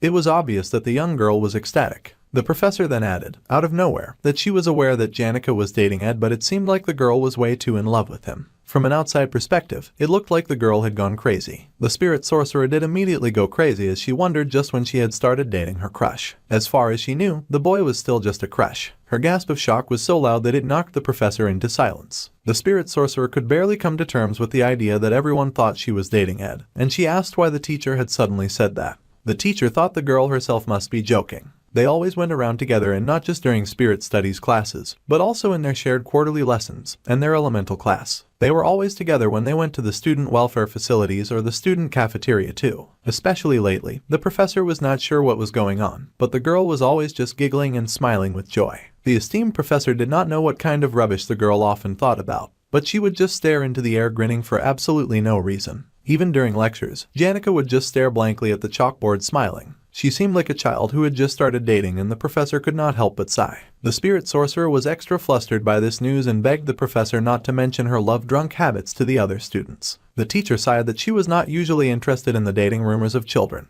However, the professor added, and Janica's eyes widened as she heard that everyone already thought that the two were dating. Janica looked around in horror to see that indeed every student in the room felt the same way. The spirit sorcerer's face flushed pink in embarrassment because they all truly thought that the two were a couple. The poor gifted girl was left speechless. The Eastern Spart region, a place that could only be reached on horseback after riding from the capital for 3 days and nights. The southern mountain range in Eastern Spart was known as the land of farming, Pulin. If they follow Pulin streams and go deep into the ridge, they would find Torin, a small mountain farming village with no more than 300 people. Janica Failover, who began to see spirits the moment she could babble, was clearly a genius among geniuses who would bring light to this village. The young girl laughed as she raced through the streets, with spirits following her at every turn. Every so often, outsiders would visit the village. In particular, Janica remembered a certain male boy. He was the only person who spoke to the young girl formally. Due to the fact that all of the village youths had left for the city, Janica had lived as the village's beloved youngest her entire life. So, formal speech was unfamiliar to her. Of course, perhaps because of her characteristic friendliness, the male boy eventually became comfortable with the little girl. He would tell the young genius of the big cities that existed outside of Pulin. In the Imperial Holy City, the beautiful girl was the pride of the village and had grown up with lots of love, never lacking anything. The young girl was loved by everyone and she lived a life of joy and laughter. As for the male boy who occasionally visited the village, he eventually confessed his love for Janica with a large bouquet of flowers. Perhaps it was inevitable for him to fall for her as well. She was a girl who did not know how to say no. However, the young girl knew nothing of romance, and she bowed her head in apology to the boy. The bouquet of flowers fell to the ground when she rejected his heart. The young boy, who left as if running away, did not visit the village again for a long time. Then, what he brought after finally returning was unexpected. The boy brought with him a letter of admission from Sylvania and handed it to Janica. With formal speech, he greeted her goodbye and turned away without looking back. It had been 3 years since the girl entered Sylvania, and now she could barely even remember his face. However, Janica Failover was still scared of rejection and unfamiliar with formal speech. She stared now at the letter in her hands and flinched when someone greeted her formally. They did not know how many days it had been, but if she had any requests or questions, she would not hesitate to tell them. The administration office of Trix Hall said that after checking, they could quickly deal with it if it was an administrative task. So, about that, the girl blushed nervously. She had received a leave request from the Trix dorms. The lady at the administrative office said that she did not know what the girl was torn up over, but if she really did not know, she could ask those around her for advice. There were a lot of people who would jump in and help her if she just asked for assistance. The lady was sure they would hear out the talented spirit sorcerer. The girl always had a lot of people around her in the past. However, as someone who found attention burdensome and wanted to run away because of it, bringing up a conversation was difficult, even if the people were her own close friends. Annie scolded the girl, saying that she should have caught on to the fact that he was alive when she saw Janica giggling all day long. The spirit sorcerer apologized that she had her reasons and her friend's eyes widened in surprise. Annie's was sure that Janica had no choice, but now she wondered what was worrying Janica as her friend once again looked anxious and unsure. The spirit sorcerer struggled with bringing up her problems. As the teaching assistant was aware, the spirit sorcerer remained really bad at rejecting the requests of others. Receiving requests made it difficult for the one who got them to reject. The teaching assistant stood and yelled that it was because Janica went about accepting all of Ed's requests, that she had basically become that guy's maid. He could live in seclusion, so she had no reason to keep cooking for him and helping him with the housekeeping. Her friend was now concerned and asked just what Ed had asked for now and how hard it would be to grant his request. The spirit sorcerer hurried into the defensive, saying it was not like that, and she had only helped him out because she wanted to. This time, she had something to ask of him. Since they were so close with each other and so comfortable with each other, their relationship made it a little difficult for Janica to make her request. Annie's wondered what her friend was on about this time. Then, the teaching assistant suggested putting a bit of distance between herself and her crush. This suggestion surprised Janica, and the noble went on to say that doing this should make it easier for the spirit sorcerer to reject and make requests. It seemed there was a need for the two to be less intimate with each other, and if they were too conscious of each other for way too long, it might end with her heart ceasing to flutter as hard as it once did before. Even as she gave this advice, the teaching assistant wondered if it was even possible for Janica to put any distance between herself and Ed. In the first place, she felt she was asking for the impossible. However, if they became too distant, then the talented forest student would end up alone. Putting some distance might make the boy perk up a bit. The girl was barely finished talking when the spirit sorcerer suddenly energetically voiced her thanks, much to her friend's surprise. The sparkling girl thought that it was a good idea, so she would get going now. This was met with absolute shock from her friend. Before the teaching assistant could process what was happening, Janica was wishing her goodbye and skipping away, much to the girl's shock. Annie's finger dropped slowly in confusion and now she panicked, worrying about if she had given her friend really bad advice. She panicked and wondered what she had done. Meanwhile, our guy was going over his skills as usual. His magical engineering crafting skill had once again improved significantly and he had collected a lot of crafting formulas. Making all of them was physically impossible, but the item that he wanted the most was the thunderstruck 1,000-year-old wooden cane. The crafting formula for the item itself was pretty simple, but it was still a cane with a very high force rank. It had the ability to amplify the sensitivity of spirits of all attributes and amplify the mana efficiency of spirit magic. The reason the main character understood this cane was because the ingredients were very difficult to obtain. The branch needed for the cane was not just from a normal tree, and he needed a branch from a tree that had lived for over 1,000 years and had been struck by thunder. Even though it was an item that came into the protagonist's inventory as a quest reward for the final chapter of the third act, in reality, the material was not something that could be found or bought. The 1,000-year-old trees may not be common, but there were at least a few of them in the northern forest. The issue right now was thunder, and Ed glanced behind him with a bored expression on his face. The sun was shining so brightly that Lucy was dozing under the sun like a cat. There was no sign of thunder anywhere. Then the boy called Lucy, who grimaced slightly in her sleep. The girl cracked an eye open and looked toward the person who dared disturb her sleep. Ed's face was hovering over her all of a sudden, very up close and personal. The little mage was so shocked that she flew up into the tree like a frightened cat. The boy was a little surprised by this reaction as it was not the first time he had woken her from sleep, so he did not know why she was acting so shocked. Then, he figured it was rude either way and apologized for surprising Lucy, who was blushing up a storm. The girl panted for her dear life, shocked by the sudden scare. Then she said it was fine for him to speak from there, it was okay, she could hear him. Still a little concerned, Ed said that it was fine and there was no rush so they could talk much later. After all, it was time for him to get going. Once he was gone, the girl fell from the tree. Later that day, Janica popped into the woods, greeting Ed with a smile, and the boy greeted her, noting that she had arrived a bit late. The girl laughed and pointed out that she was just 10 minutes late. The boy had expected her to take the easy way and asked if something had happened during her journey to him. However, the girl just smiled proudly, beaming like a little lantern. She said she had no reason to be late and that she was just late because she wanted to be. This was what the girl believed putting distance was about. Ed saw nothing wrong with it and said that it was normal, especially considering how busy the other girl was. He thanked her for coming all that way to help him with sensitivity training. Then, he asked if she wanted some tea, which greatly surprised the girl. Then she beamed with joy, thanking him. Then she realized that even if she was putting distance, her talented crush was making no effort to put any distance between them. Later that evening, they focused on training and the spirit sorcerer stared in awe that Ed was getting very skilled at handling spirits now. It had not even been that long, so she was very impressed. It would take some more time with Merrill, but now that his understanding of even Mug the fire spirit had increased, then it would barely take any mana. She was glad that Mug had such high compatibility with her crush. The fire spirit was also happy and cried from the barrage of compliments that he was getting.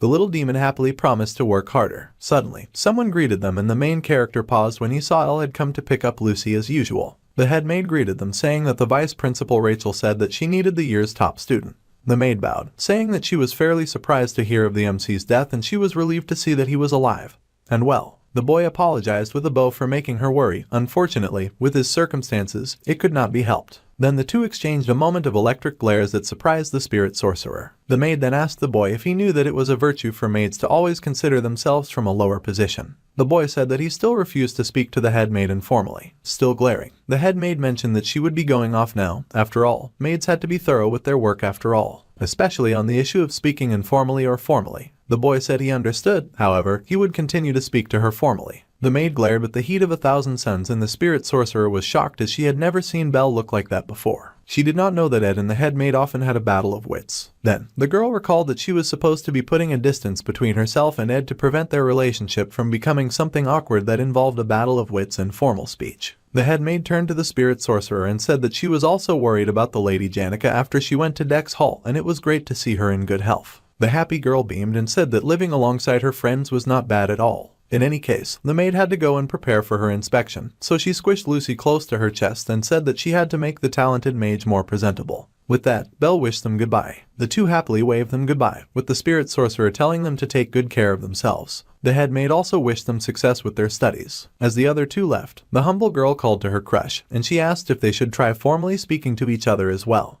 The boy was confused about this request and wondered why they suddenly had to speak formally with each other. The girl explained that rather than just speaking formally, since it had not been that long since they had met, even though an entire school year had passed, she suggested that it was not like it was awkward, but talking in a manner where they respected and maintained courtesy towards each other sounded like a good idea.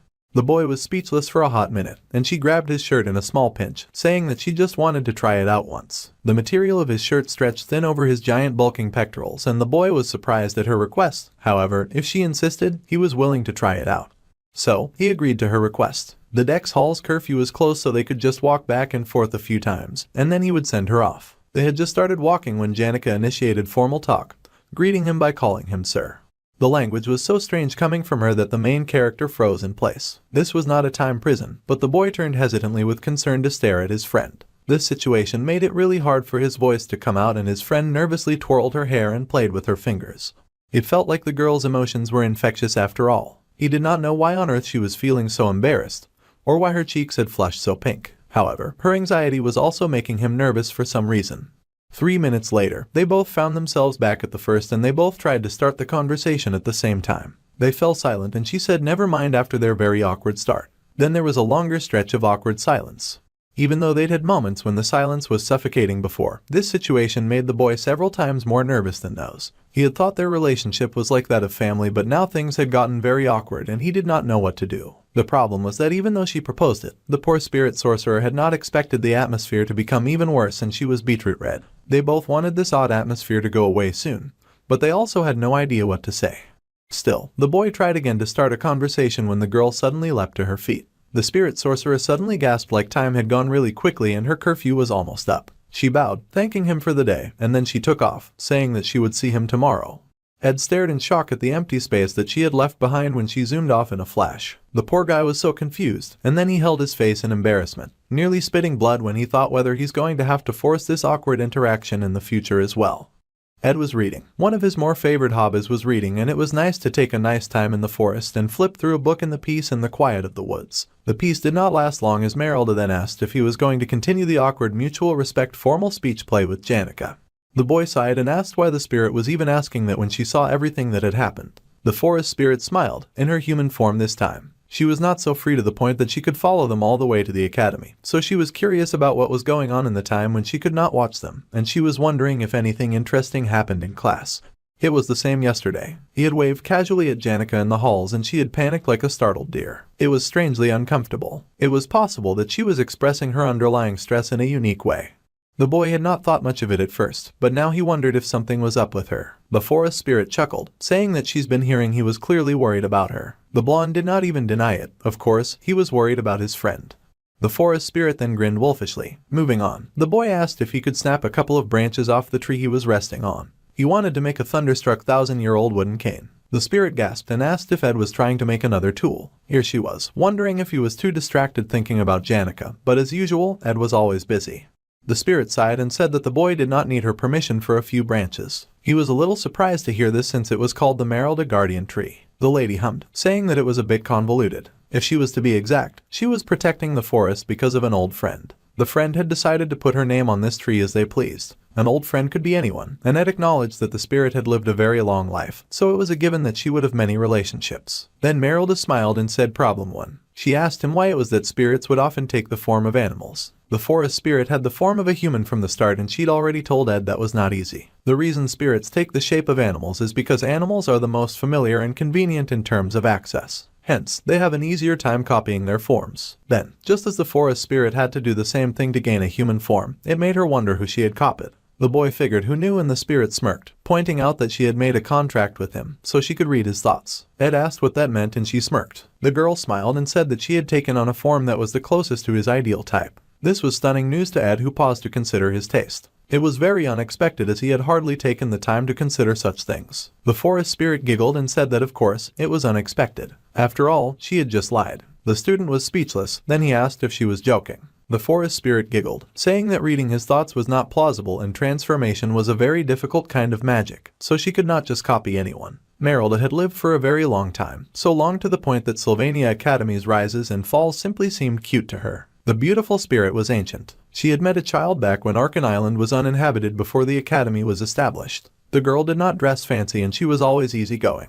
The appearance that the spirit wore now was designed after that girl. She was the most special and unique person that the spirit had ever met. The main character had started putting pieces together and he asked about the identity of the girl. Infusing mana into this guardian tree and using it as an energy source, the girl established the school and had Merrill to protect the forest. That lady cloaked in white with power flowing off her in waves. This was not a relationship that could be learned in the game. Now, he knew how the forest spirit and the school were connected. The unparalleled mage and scholar, the great sage Sylvania. In the dark of the night, the light of the fire kept the circle of Ed's house warm. The young lad was peeling an apple when someone familiar greeted him. It was Janica and she nervously said hello. He also politely greeted her with an internal sigh. He then asked if she wanted some apples, correcting his speech to be a bit more formal. They were still doing their dance of formal speech and keeping an awkward distance. They sat on separate logs by the fire, both saying nothing for a while. Then he asked her to pass her plate and the spirit sorcerer held it out without making any eye contact. It was awkward as they both ate their apples in silence, the sorcerer nibbling on hers while the main character went on saying nothing. Neither of them knew what to do about the situation. He would prefer that they either speak formally or not.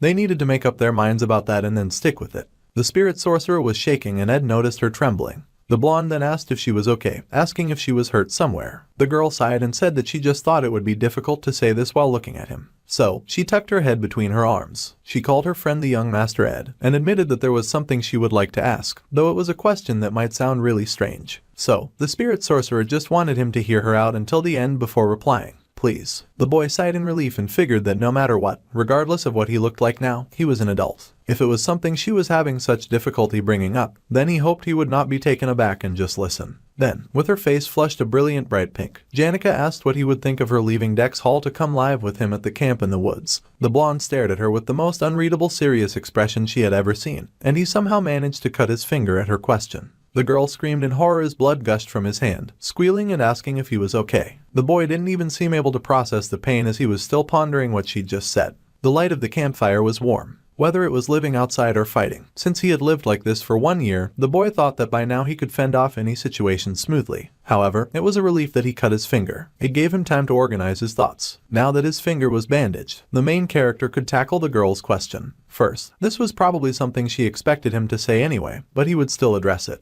While he wondered if there was any purpose in saying this outright, Ed admitted that he thought of Janica as someone who was incredibly kind and sincere. She blushed as he went on to say that he was sure it was not just him who thought of her like that. However, he just so happened to like her a lot. Janica saw stars at this confession and her face heated quickly. Unaware of the spirit sorcerer flaming up beside him, Ed went on to say that he felt the need to express the fact that he was a man. The main character wanted his friend to listen carefully. He did not know how she thought of herself, but she had quite a lovely charm, and she was very beautiful. Bro was just spitting out compliments like they were air grenades, oblivious to the effect that he was having on poor Janica. While he could stay considerate and gentle at the moment, Ed admitted that he did not know what may happen if they lived under the same roof. The poor girl was under attack and begged for some mercy so she could catch her breath. The boy went on, oblivious to her struggles, saying that if he was to be precise, men in general were similar in some ways, and he was thankful that she trusted him. The spirit sorcerer could not take it anymore and interrupted the boy, saying that still, if it was him, then she was okay with it. This left the boy speechless with a strawberry blush on his cheeks. It was finally happening. Someone had caught Ed by surprise and was making him blush. Janica was so shocked by her own words that she was also left blushing and speechless. For a moment, the two just stared at each other, looking completely stupefied.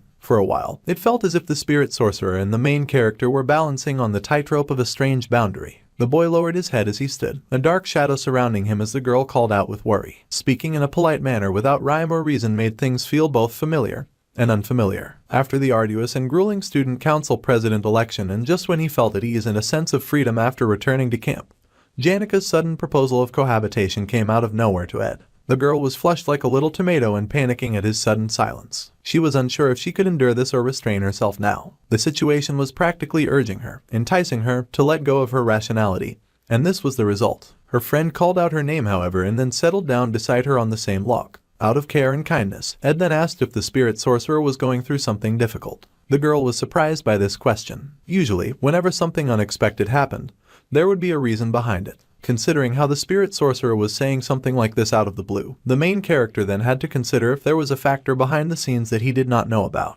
The girl was in disbelief at how someone so smart could also be so very stupid. She smiled in amusement and laughed at Ed, saying that there was nothing that he did not know. The girl sighed, admitting that she must have wanted to run away. See, she missed the days back when she had a single room in Awfully's Hall. Now she wondered if she sounded like an idiot. From the beginning, the talented spirit sorcerer, who even went berserk because of the pressure of everyone's eyes, living in the normal dorms of Dex Hall was no easy task. For an entire year, she endured everyone's relentless gaze, forcing herself to smile kindly in response. The camp had been like a refuge for the girl, so she guessed that she wanted to escape there if it was possible. She was sure that it must have been burdensome for him to hear her silly request, and she was backing out already. It was not something that would get resolved by escaping, and it would just be a burden to her crush. Still, Janica had wanted to ask just once. She laughed at herself and the youth sighed in relief. He admitted that it was definitely burdensome and the girl's eyes flooded with pain to hear these words. However, the blonde also added that the issue of it being a burden to him was completely unrelated. The spirit sorcerer was surprised to hear this, so the blonde explained that life was about being a burden to others while carrying the burden of others. Of course, he really thought the burden was not worth carrying.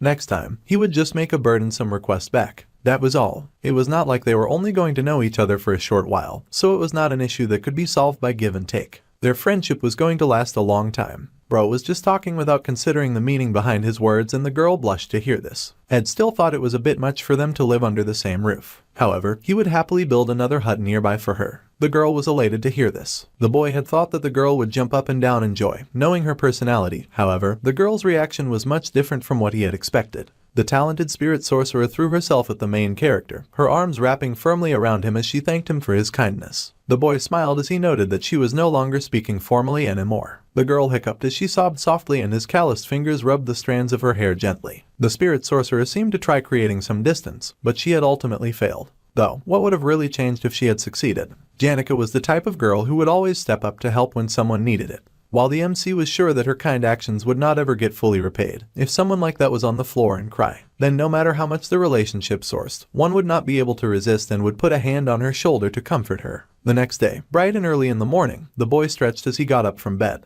He had said it easily, but building another hut would not be an easy feat. He had to prepare for lessons and create the cane quickly as well. Plus, he had lost sleep trying to think of how he would change around his schedule. Suddenly the blonde froze. He opened the door to a spirit greeting him and acknowledging that he was awake. It was the fire dragon spirit that often followed Janica around.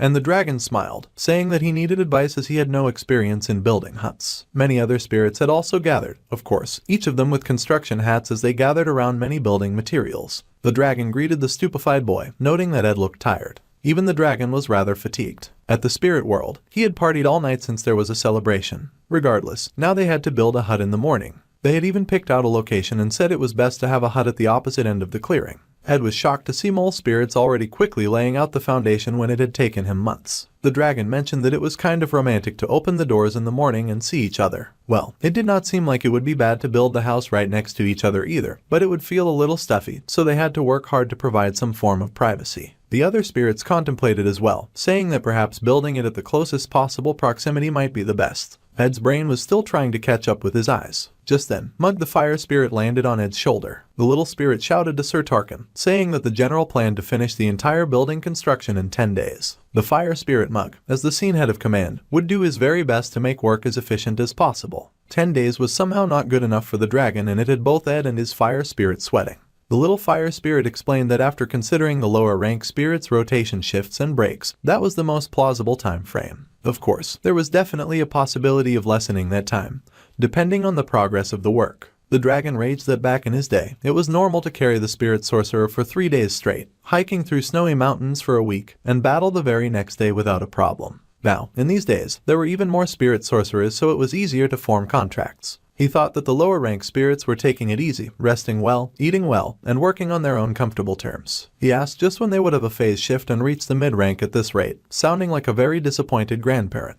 Mug panicked and said that he would have to adjust the plans as much as possible and finish it in 1 week. The dragon stormed off, saying that he had work to do and he would then be off to do the work. The little bat spirit cried out that the house would be done in 5 days, so the dragon should kindly endure it, even if things became a bit noisy. The main character then turned to his spirit and asked how he planned to erect a house in 5 days when it had taken him several months. Poor Mug said that if Tarkin asked them to speed up, then they just had to speed up. He didn't have a choice. Now Ed felt bad for getting Mug into this sort of awkward situation. The main character sighed as he fetched out his tools, but it was a relief that his busy schedule got resolved. Now, he had the time to make the thunderstruck 1,000-year-old wooden cane. There were a lot of things that made the youth want to repay the kind spirit sorcerer. Giving her a place in the camp was not enough. Despite her having many canes from her friends and family, and his own uncertainty about whether or not she would like it considering that she used an oak cane, Ed still hoped as he carved the branch that he had taken from the tree. He worked really hard with a smile on his face, hoping that Janice would like it. Meanwhile, Lucy could not sleep. The little talented mage stared ahead, angry at all of the ruckus that was going on at Ed's camp.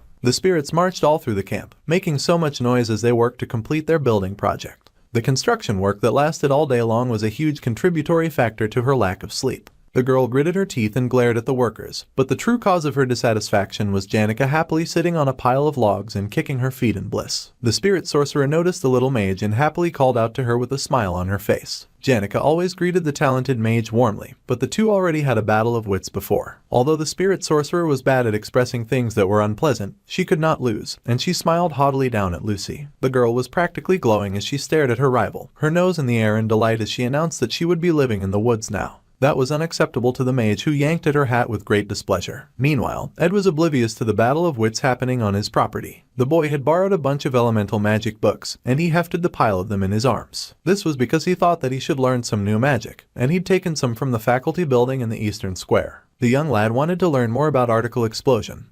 Although particle explosion had good practical use, its firepower was that of low-level magic at best. He recalled how Ziggs had said that he thought just crushing Ed with the difference in their power would be the best way to win against someone like him. This made the main character consider firepower. He stepped out into the square and then noticed a lone figure happily thrumming on the guitar in her hands. The holy firekeeper, the romantic, and the prophet, Adele Saris. The happy and beautiful blonde, with flowers in her hair, strummed her guitar with a peaceful smile on her face. Although she appeared regularly since the first act as Taylor's comrade, she does not appear often in the game. The romantic does not have many points of contact with Ed either, so he tried to hurry past her. Unfortunately, she suddenly calls him by name and notes that he seems busy today as well. This makes the boy freeze and wonder why on earth the famed romantic is speaking to him. The lady smiled, saying that she had heard much from Taylor and Ayla, and they seemed to have complex emotions about the former background villain. The boy said it really was none of his business, though he was a bit curious about Taylor. From what he had heard from Ziggs, the protagonist had been growing stronger and doing well. At this rate, his sword skills would continue to grow and the protagonist would be able to easily pass through the joint combat training without an issue. That was great news to Ed. Then, the romantic asked Ed if he wanted to hear a song. She was still a bard who traveled the continent, although she was staying in Sylvania for now. The boy mumbled that it was fine. Besides, the books he held were quite heavy. The lady sighed that it was a shame. However, before he could leave, she called his name once more. She told him that one day he would rise to the patriarch's throne, and he would have to kill the person that he respected the most with his own hands. She said all of these ominous words with the sweetest smile on her face, and added that if he hesitated in that moment, he would be the one to die. Just the kind of thing a teenager wants to hear during their daily life at school. The blonde was stunned to get a prophecy of all things at this time. The reason that Adele could always calmly play the lute in any situation was because of her prophetic ability to see the future. However, because her prophecies did not always come true, the boy did not have to worry too much about them. However, the reason he felt unsettled, as he watched the girl walk away, was because the blonde knew of a more certain future. Based on the scenario, in the third act, the beautiful flowery romantic Adele would die. Meanwhile, someone gave Ed a firm no. The youth was unamused by this response and stared in confusion at what he saw before him. He had wanted to make two thunderstruck 1,000-year-old wooden sticks in order to make two canes, one for Janica and one for him. However, when he asked the little mage to make lightning for him, Lucy oddly pouted in anger and said that she would create it for only one cane. The boy was confused and pointed out that she only needed to use the magic once anyway for both canes. Still the little white-haired girl pouted. The boy then sighed at her and said that he would just make one and then give that one to Janica. This was of course horrible news to the little mage who looked like she was struggling not to crush someone. Since the cane's performance was good, the boy figured it would be the wisest to give it to someone who would use it best, further sending Lucy spiraling and groaning in agony. The girl then growled that she would create lightning for both of them, much to Ed's surprise. The girl then said that she had a condition, though it was nothing much. The boy was surprised, but he was ready to hear her out. Lucy's request was that Ed would go somewhere with her. The Archmage glocked, regardless of field, whether it was elements, monster ecology, herbology, mana management, sensitivity theory, spirit studies, or anything of the sort. The man was acknowledged in his research results, and he possessed two of the highest rank spirits called Teorphas the Fire Spirit, and Fried the Water Spirit at the same time. After the great Archmage retired, he worked to develop the younger generations and he invested all of his life savings into the education sector and academy research funds. They say he barely used money on himself. When it comes to Sylvania Academy, it was Archmage Glock who advanced it to be the best educational facility in the world. Now, the blonde found himself dragged through the academy with Lucy's firm grip on his arm. Glock spent all of his funds on the academy and secluded himself in the Great Ramelin Mountains in the continent's northwestern region. Meanwhile, as Ed walked through the school, there were whispers about him being the guy dating Janica. The Archmage had met an abandoned child at the monastery in the Ramelin Mountains, and that child had been the little Lucy. If there was something unexpected, it was that Lucy's magic talent was greater than Glock had imagined. It was a talent that was a precious gem of humanity. The twilight of the Archmage, who had left his mark in history, was spent polishing up this gem. He was a great man, and if a book were to be written about his life, it could be filled with epic tales and grand adventures. However, his latter years were a bit more sad. The man's wife, who he'd met when he was young, lost her life while subjugating Teorphas, and all of his colleagues had passed away before him. Eventually, the only people who remained around him were those who revered him, and those who wanted to use his fame, which was probably why he built a hut in the mountains to seclude himself. However, the true relief in his life was the little hand that would rest upon his shaky hands as he worked. There was someone beside him who could continue his will. On a rainy day and in a shabby hut, the Archmage Glock passed away with a smile on his face, knowing that he had Lucy. That was how Archmage Glock's journey ended and how the little girl's journey began, although it was over now. The boy was confused about that, so Lucy asked if he knew where the old man's hometown was. Ed was unsure, but from what he learned in history class, he guessed that it was the lawless area of Kohelton. The little girl said that the history books were wrong and that was just where the old man had spent his youth. In truth, the Archmage's real hometown was here in Arkan Island, the same place where he had built his school. Lucy took Ed to the beach and they stared out at the waters that glistened in the light of the setting sun. The little girl stared out at the waters and admitted that she did not know what was so entertaining. But whenever he talked about living in Arkan Island, he was so earnest, and even until the moment he died, he worried about this school. She said that the old man was such a fool. His heart's hometown was Arkan Island, there was no helping it. Lucy told Ed about the journey that she had no choice but to embark on. At the time, the young Lucy only had the shabby hut and the cold corpse of the old man left. She covered his corpse with a blanket and tied it up with leather ropes, before freezing him with ice magic. Although most mages would get tired of maintaining the ice magic for even just 1 hour, that was already possible for Lucy at this stage, as she tied a rope connecting her to the coffin, and floated the coffin after her as she walked through the woods. This was a story that sent goosebumps down a person's spine. Glock's hut was in the Ramelin Mountains in the northwest of the continent, so she had headed south of there. She passed the Urakel Forest, Great Lake Aka, the land of alchemy Crete. Lucy also passed the Malin Plains, the holy city Carpia, and the Denkin wetlands to finally reach the Klol Empire's borders. After that, she passed the Teldonal Viscounty, following the river downstream from there, and took her past the merchant city Oldek, the Owlin County, the Island Barony, the Sale Viscounty, the Rothtailor Duchy, the Feder Marquisy, and the Tiz County. Then she passed the Janet Mountains, Dres River, and Zahal Margrave's territory, and headed southwest, passing by Cranpel Forest. After opening a world map, you'd have to draw a straight line with a quill for some time before you could reach Mexus Bridge that connects to Arkan Island. That journey she set forth on while using magic to maintain her master's corpse, and even using it to move her own body, had taken her 3 months, and she had gotten a bit lost. It took the little mage a week to just find that. The boy was speechless as he stared forward. She was pointing to something that looked rather dark and shadowy. According to that old man's records, this was the place where the Archmage and the Great Sage taught each other and trained. This was where her journey ended. Before them was a makeshift grave with a long staff stuck out of it, with many flowers decorating the grave marker. Near the grave was a small collection of books, including the introduction to Spectral Magic written, of course, by Glock Elderveen. The boy was surprised to see the book. Glock's travelogue of southern views, which included his thoughts of magic within the southern continent, sold for 7,000 golden coins. That was more money than the main character had ever had since coming to that world. That was not even one of history's greatest books. His posthumous book, which included his analysis of Spectral Magic, must have a worth that Ed could not even calculate. Lucy said that the main character could take the book. It was all things that she already knew how to do, so she did not need it. She remembered all of the words that her grandfather left behind. The little girl had not even lived half the life given to her, and she might begin a new journey. Or maybe she would go after living a half-assed life. Still, she planned on keeping the promise she made to her grandfather. If danger came to Sylvania, she would definitely protect it at least once. It was not a very happy story, and listening to it was not enjoyable either, and coming to a place like this was a hassle. However, she had just wanted to show this to Ed. The boy was speechless as he regarded the girl who had shyly turned her back to him. Although the first journey of her life had somewhat concluded, after coming to Arkan Island and buying her master, Lucy had not been able to escape her master's shadow yet, which was why she endlessly waited for danger to approach Sylvania, sometimes with excitement and sometimes with fear. No wonder she was so lazy. Ed settled down beside her and they stared at the waters together. Once the promised trial had passed, Lucy would then finally be able to leave on a new journey in order to lead her own life. Since the main character knew that time was not too far off, he decided to be lazy with Lucy for the day. The sound of the waves and the refreshing wind of late spring made it neither cold nor hot, even after sitting for a long time. Ed reached out and gently touched Lucy's hat, just like her grandfather had done many years ago. The boy smiled that the nice weather was a fortunate thing, and underneath her hat, Lucy smiled too.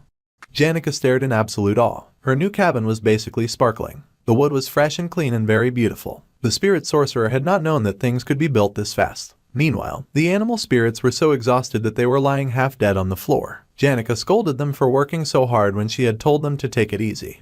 The poor fire spirit mug tried to explain that Tarkin would in no way accept the work taking longer, but then he just gave up and mumbled about how he could ascend now. The exhausted fire spirit wished Janica to have a happy camp life, and he said that would be enough for them. That was all that the poor overworked spirits needed. They then proceeded to really ascend right before their eyes, and the girl happily waved as they wished away, thanking them for their help. It turned out that the spirits were just being unsummoned, and it felt strange, but she was still very grateful for their assistance in these matters. Then, a stick was taken up and a line was drawn in the sand. It was Janica, and she had carved out a few characters that spelt out cohabitation. The girl beamed with joy with a bright flush on her face as she had taken one step closer to achieving her goal of living right beside the man that she loved. Suddenly the door behind her opened and her eyes widened. She thought it was Ed, but it was in fact Lucy, who casually strolled out of Ed's house with her clothes rumpled. The sleepy talented mage yawned and then locked eyes with the spirit sorcerer. They were neighbors now, and the smaller girl took note of the little carved letters that spelt out cohabitation. The mage then smiled rather smugly as she knew she was one step closer to that since she lived right inside her crush's house. Lucy stood in her rumpled glory with her hands at her waist as she beamed, letting it be known that sleeping together was far above cohabitation. Basic Aspectual Magic. A new article had been revealed. New Aspectual Magic. A level 1 manifestation was finally something that Ed had unlocked. He tried out the magic, playing with it on his fingers with awe. Even Merrill hovered near as he played with it, and she noted that it was another fail. Aspectual magic was a lot more difficult than she had expected, and she asked if the main character could even get a grasp on the mana flow. The blonde boy studied and worked with Lucy casually napping on his lap. He was not sure about the new form of magic, but he had to at least try. The talented mage yawned and said that for aspectual magic, it was important to understand the principles first. Magic was a study in which both theory and senses coexist. He will get a feel for it after repeated practice. Just for a spin, Lucy tested out controlling the axe and a few objects around the camp. Completely showing off, she lifted a bunch of things and commended some of his repeated practicing. The boy admitted that he had done it 2 or 3 times as he patted her head, and the girl blushed in surprise.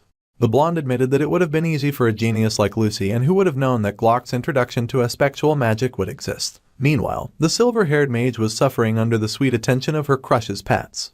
The lad had thought of aspectual magic as the kind of thing that could not be learned in the game. Aspectual magic was magic that needed to easily manipulate time, space, and your mind, so when it came to it, it was the greatest in power. However, because it went against providence and the natural order, it was the most difficult and unresearched magic. Apart from the danger, it was hard to understand. Lucy had learned it using her intuition, so it would be difficult for her to teach. She had tried a few times and used it as easily as breathing. It would have been great if he had Professor Glass, since the mage had been an actual experienced teacher who was versed in aspectual magic. Yeah, if the professor was still alive, then he would have been a great teacher, and the blonde sighed in regret. Suddenly, someone noted that there was yet another woman. Ed looked up in surprise as the newcomer said that even if the blonde had large aspirations as a man, who knew what kind of hell he would really face at this rate? It was Ziggs, and the wolf boy was so shocked that he had dropped his present to the floor. The boy had noticed Merrill and had dismissed her immediately with a drab look on his face. The forest spirit wept as she was having so much fun reading. The wolf boy apologized then for jumping to conclusions. He had not realized that the other woman was the spirit from last time. Then the blonde asked why Ziggs had visited. The boy had brought the old magic books that had asked for that needed to be scrapped. The main character asked the wolf boy to pass on his thanks to Elka. He needed to start from the basics, so borrowing them each would be annoying. It must have been heavy, so the blonde thanked the boy once more. Ed was just thinking that he ought to do something to thank Ziggs,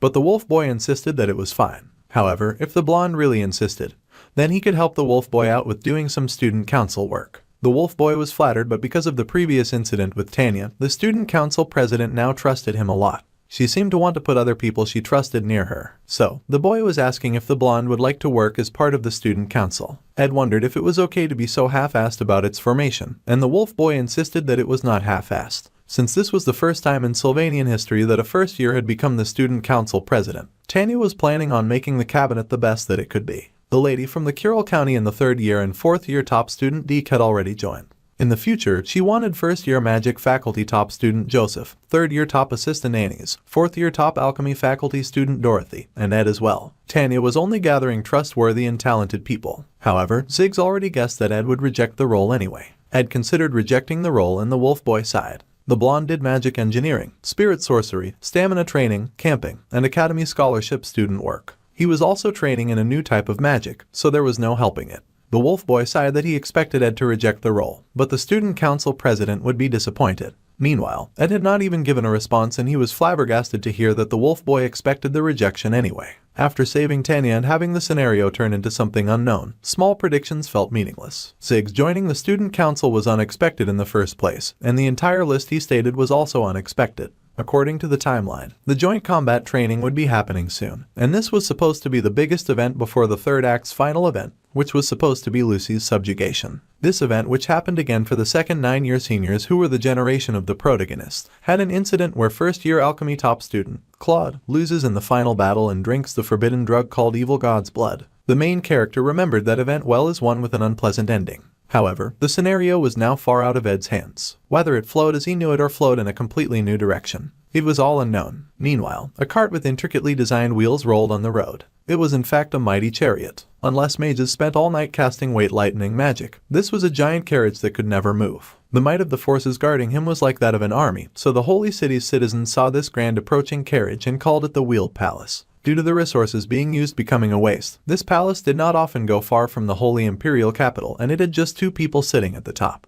It was further than one of the men expected, and he laughed that it was a relief that they could see the Saintess situation coming all this way. The first man was the Archbishop Verdio, and the second person thanked Verdio for planning a visit to the nearby noble territories as it made the planning perfect. The bigger man with the fancy garments was the Holy Pope Eldine. The Pope smiled, feeling quite pleased that they would be at Sylvania soon. Since the Holy Pope would be visiting, there must be no problems with the preparations. There was so much to do and everyone was working to make sure that everything would be spick and span. Tanya worried that the Holy Pope Eldine, who ruled the Holy City Carpia, and the Archbishop Verdio, who assisted the Holy Pope, would both be visiting at once. The goal of their visit was to spread the word about the grace of the god, Telos, and to perform new baptisms, but these were all just for appearances. The student council was in a state of panic as everyone rushed around to prepare. The really important part was the meeting request. They were worried about Saintess Claris since she was like the heart of the order. Then Tanya realized that there was one more meeting request. For some reason, the Holy Pope really wanted to meet the second-year student Adele. Anyway, they had to plan Tanya's schedule out such that she could also meet the Saintess. Today, the Holy Pope would be visiting them all the way from the Holy Imperial Capital, which was why instead of Kylie, the secret Saintess student had to set aside her disguise and let the maids comb her hair as she would be presented in her true face, and by her true name in front of the students for the first time in a while. Today was the day of the joint combat training as well, and it would unfortunately overlap with the Pope's visit, so Kylie would not be able to attend. The girl was a little sorrowful as she found it very unfortunate. She had been looking forward to interacting with the other grades after all. The sulky girl did not want to return to the Holy Imperial Capital, and student life was like a dream, and she had not even been able to meet the person that she was supposed to meet yet. The girl who was in charge of the holy fire and always stared off into the open world, the wandering minstrel Adele. The little Saintess had taken many walks on paths where she would bump into second years, but because Adele was such a person who was in and out of places, it was hard to see her even in the school. The Saintess really wanted to hurry and meet her. The stories of the exam that she had with her friend, and the hut that she went to find in the dead of the night during a storm. The Saintess, who had only ever listened, wanted so badly to share these stories with her friend now that she finally had stories to tell. The silver-haired girl was solemn as she knew that she could not tell the Archbishop about all of this. She could not speak of how the top students of the school had stormed through the dorms and destroyed them. She could also not speak about a fallen noble getting swept up in a murder case. If Verdio, who had always emphasized a pure life, heard about these incidents, the poor old man would be horrified. The girl was sure that he would make her leave the academy at once. It was always hard to refuse the words of the Archbishop, and it was not because he was the master of the mind reading. Then the silver-haired saint wondered if it was because mind reading was an ability that fell under the holy magic category, but it did not work on her. Ever since the girl was young, he had always been like a teacher to her, so that was why it was hard to refuse him. Done with dressing the saint, Belle, the head maid, then informed the Saintess that she could eat comfortably. This made Claris a little flustered as she had not realized that her nerves were obvious. Well, it was fine for now, as long as she kept the condition that once her identity got caught by another student, she would have to give up her student life. Suddenly, her eyes widened as she recalled that Ed Rothtailor in fact knew her true identity, so that condition had technically already been met. Of course, it did not seem like he would spill the beans. But what would she do if her snoopy grandpa Verdio happened to meet the young noble? The Saintess panicked at the thought of Verdio somehow finding out that the blonde noble knew of her true identity through mind reading. Meanwhile, Belle was casually asking if the silver-haired girl would like a cup of tea. The girl was trembling and dismissed the tea as her mind wandered to dark thoughts. However, she did have one request, and the Saintess asked the maid to help her prepare to go out. The maid pointed out that they did not have much time, but she did wonder where Claris suddenly wanted to go in such a hurry. Then the pure maiden uttered the forbidden words, making it clear that she wanted to see Ed Rothtailor, and that she thought that she would calm down if she met him. Claris said this with the sweetest look on her face, adding that she needed to meet him right away, as quickly as possible, and the maid was stunned to hear this. Belle did not know why, but as she thought of the boy's track record in making ladies turn into blushing and crying messes, the last thing she wanted was for Ed and the Saintess to meet. Meanwhile, the joint combat training match list was out for the students, and they all gathered around in awe to figure out who they had been matched to fight against. Janica sighed that she did not have any challengers for the joint combat training, and Ed asked if she had anyone that she would want to challenge. In truth, the spirit sorcerer thought that sounded a little arrogant.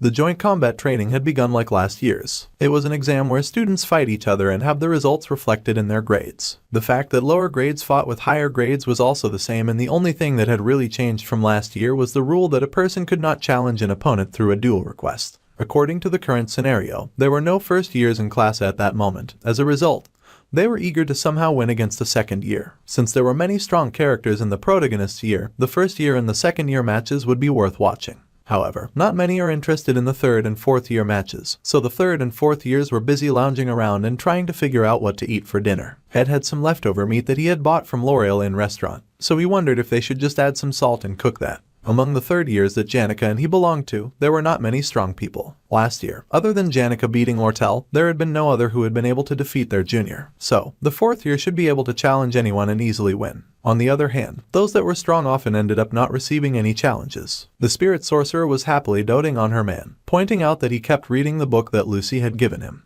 Ed mumbled that it was an important book and he thought that he would only be reading this for now. Seeing how the blonde noble was not receiving any challenges, he wondered if he was also considered strong now. Although there was a way to challenge someone first, given Janica's personality, that would be asking for too much. The pink-haired spirit sorcerer pouted while the blonde noble reasoned that he needed to stay low. Just then, a guard yelled out for the students to make way and a carriage moved through the school carrying the Saintess. Ed was surprised to see the Saintess carriage approach and he recalled that he needed to take note of just how much the scenario had changed. First of all, it was strange for Clarice to move around at this time. After all, the Saintess preferred to keep her appearances to a minimum and only before a select few. The girl would not be participating in the joint combat training because it overlapped with the Holy Pope's visit, and the boy wondered if the Pope's visit had somehow gotten delayed. The Mick was busy pondering what variable had been big enough to change the Pope's arrival, and he wondered what could have changed. That is also when the boy suddenly noticed that the Saintess was in fact making a beeline for their table. The pure maiden that sparkled like the sun smiled and said that she had planned to send a letter, but she wanted to hurry and meet him, so she had decided to just come. Then she smiled like a bright angel and greeted Ed by name. The Saintess spoke quickly, saying that she could not stay long, but it would be great to share a short conversation with him. The boy was stunned and said that it was an honor. Meanwhile, Janica was over the moon at meeting the saint and she stuttered out her name with a red blush on her face, saying that it was an honor to meet the Saintess up close. Even if she lived in the countryside, a quarter of the Empire's population were believers of the Telos order, so that kind of reaction to meeting the Saintess was entirely normal. And the main character was at a loss when Janica turned to him in a panic, silently asking what she should do. Meanwhile, seeing the pure maiden with her silvery hair and her perfect smile made it hard to believe that she was the same person as Kylie Etch. Through a house of rigorous training, all of her movements had come to exude elegance with no disturbances in emotion. The young blonde had heard that the Holy Pope and the Archbishop were coming to visit soon, and he asked if it was really okay for the Saintess to be with them. However, Clarice replied that the place the Holy Pope was visiting was called Trix Hall, so it was quite a relief that it coincided with where she was. It was time for the matches for the joint combat training to be announced, so she had thought that the boy would be in the area. The Saintess had guessed correctly, and the boy now wondered why she had come to see him. Although the Holy Pope was very sharp and intelligent,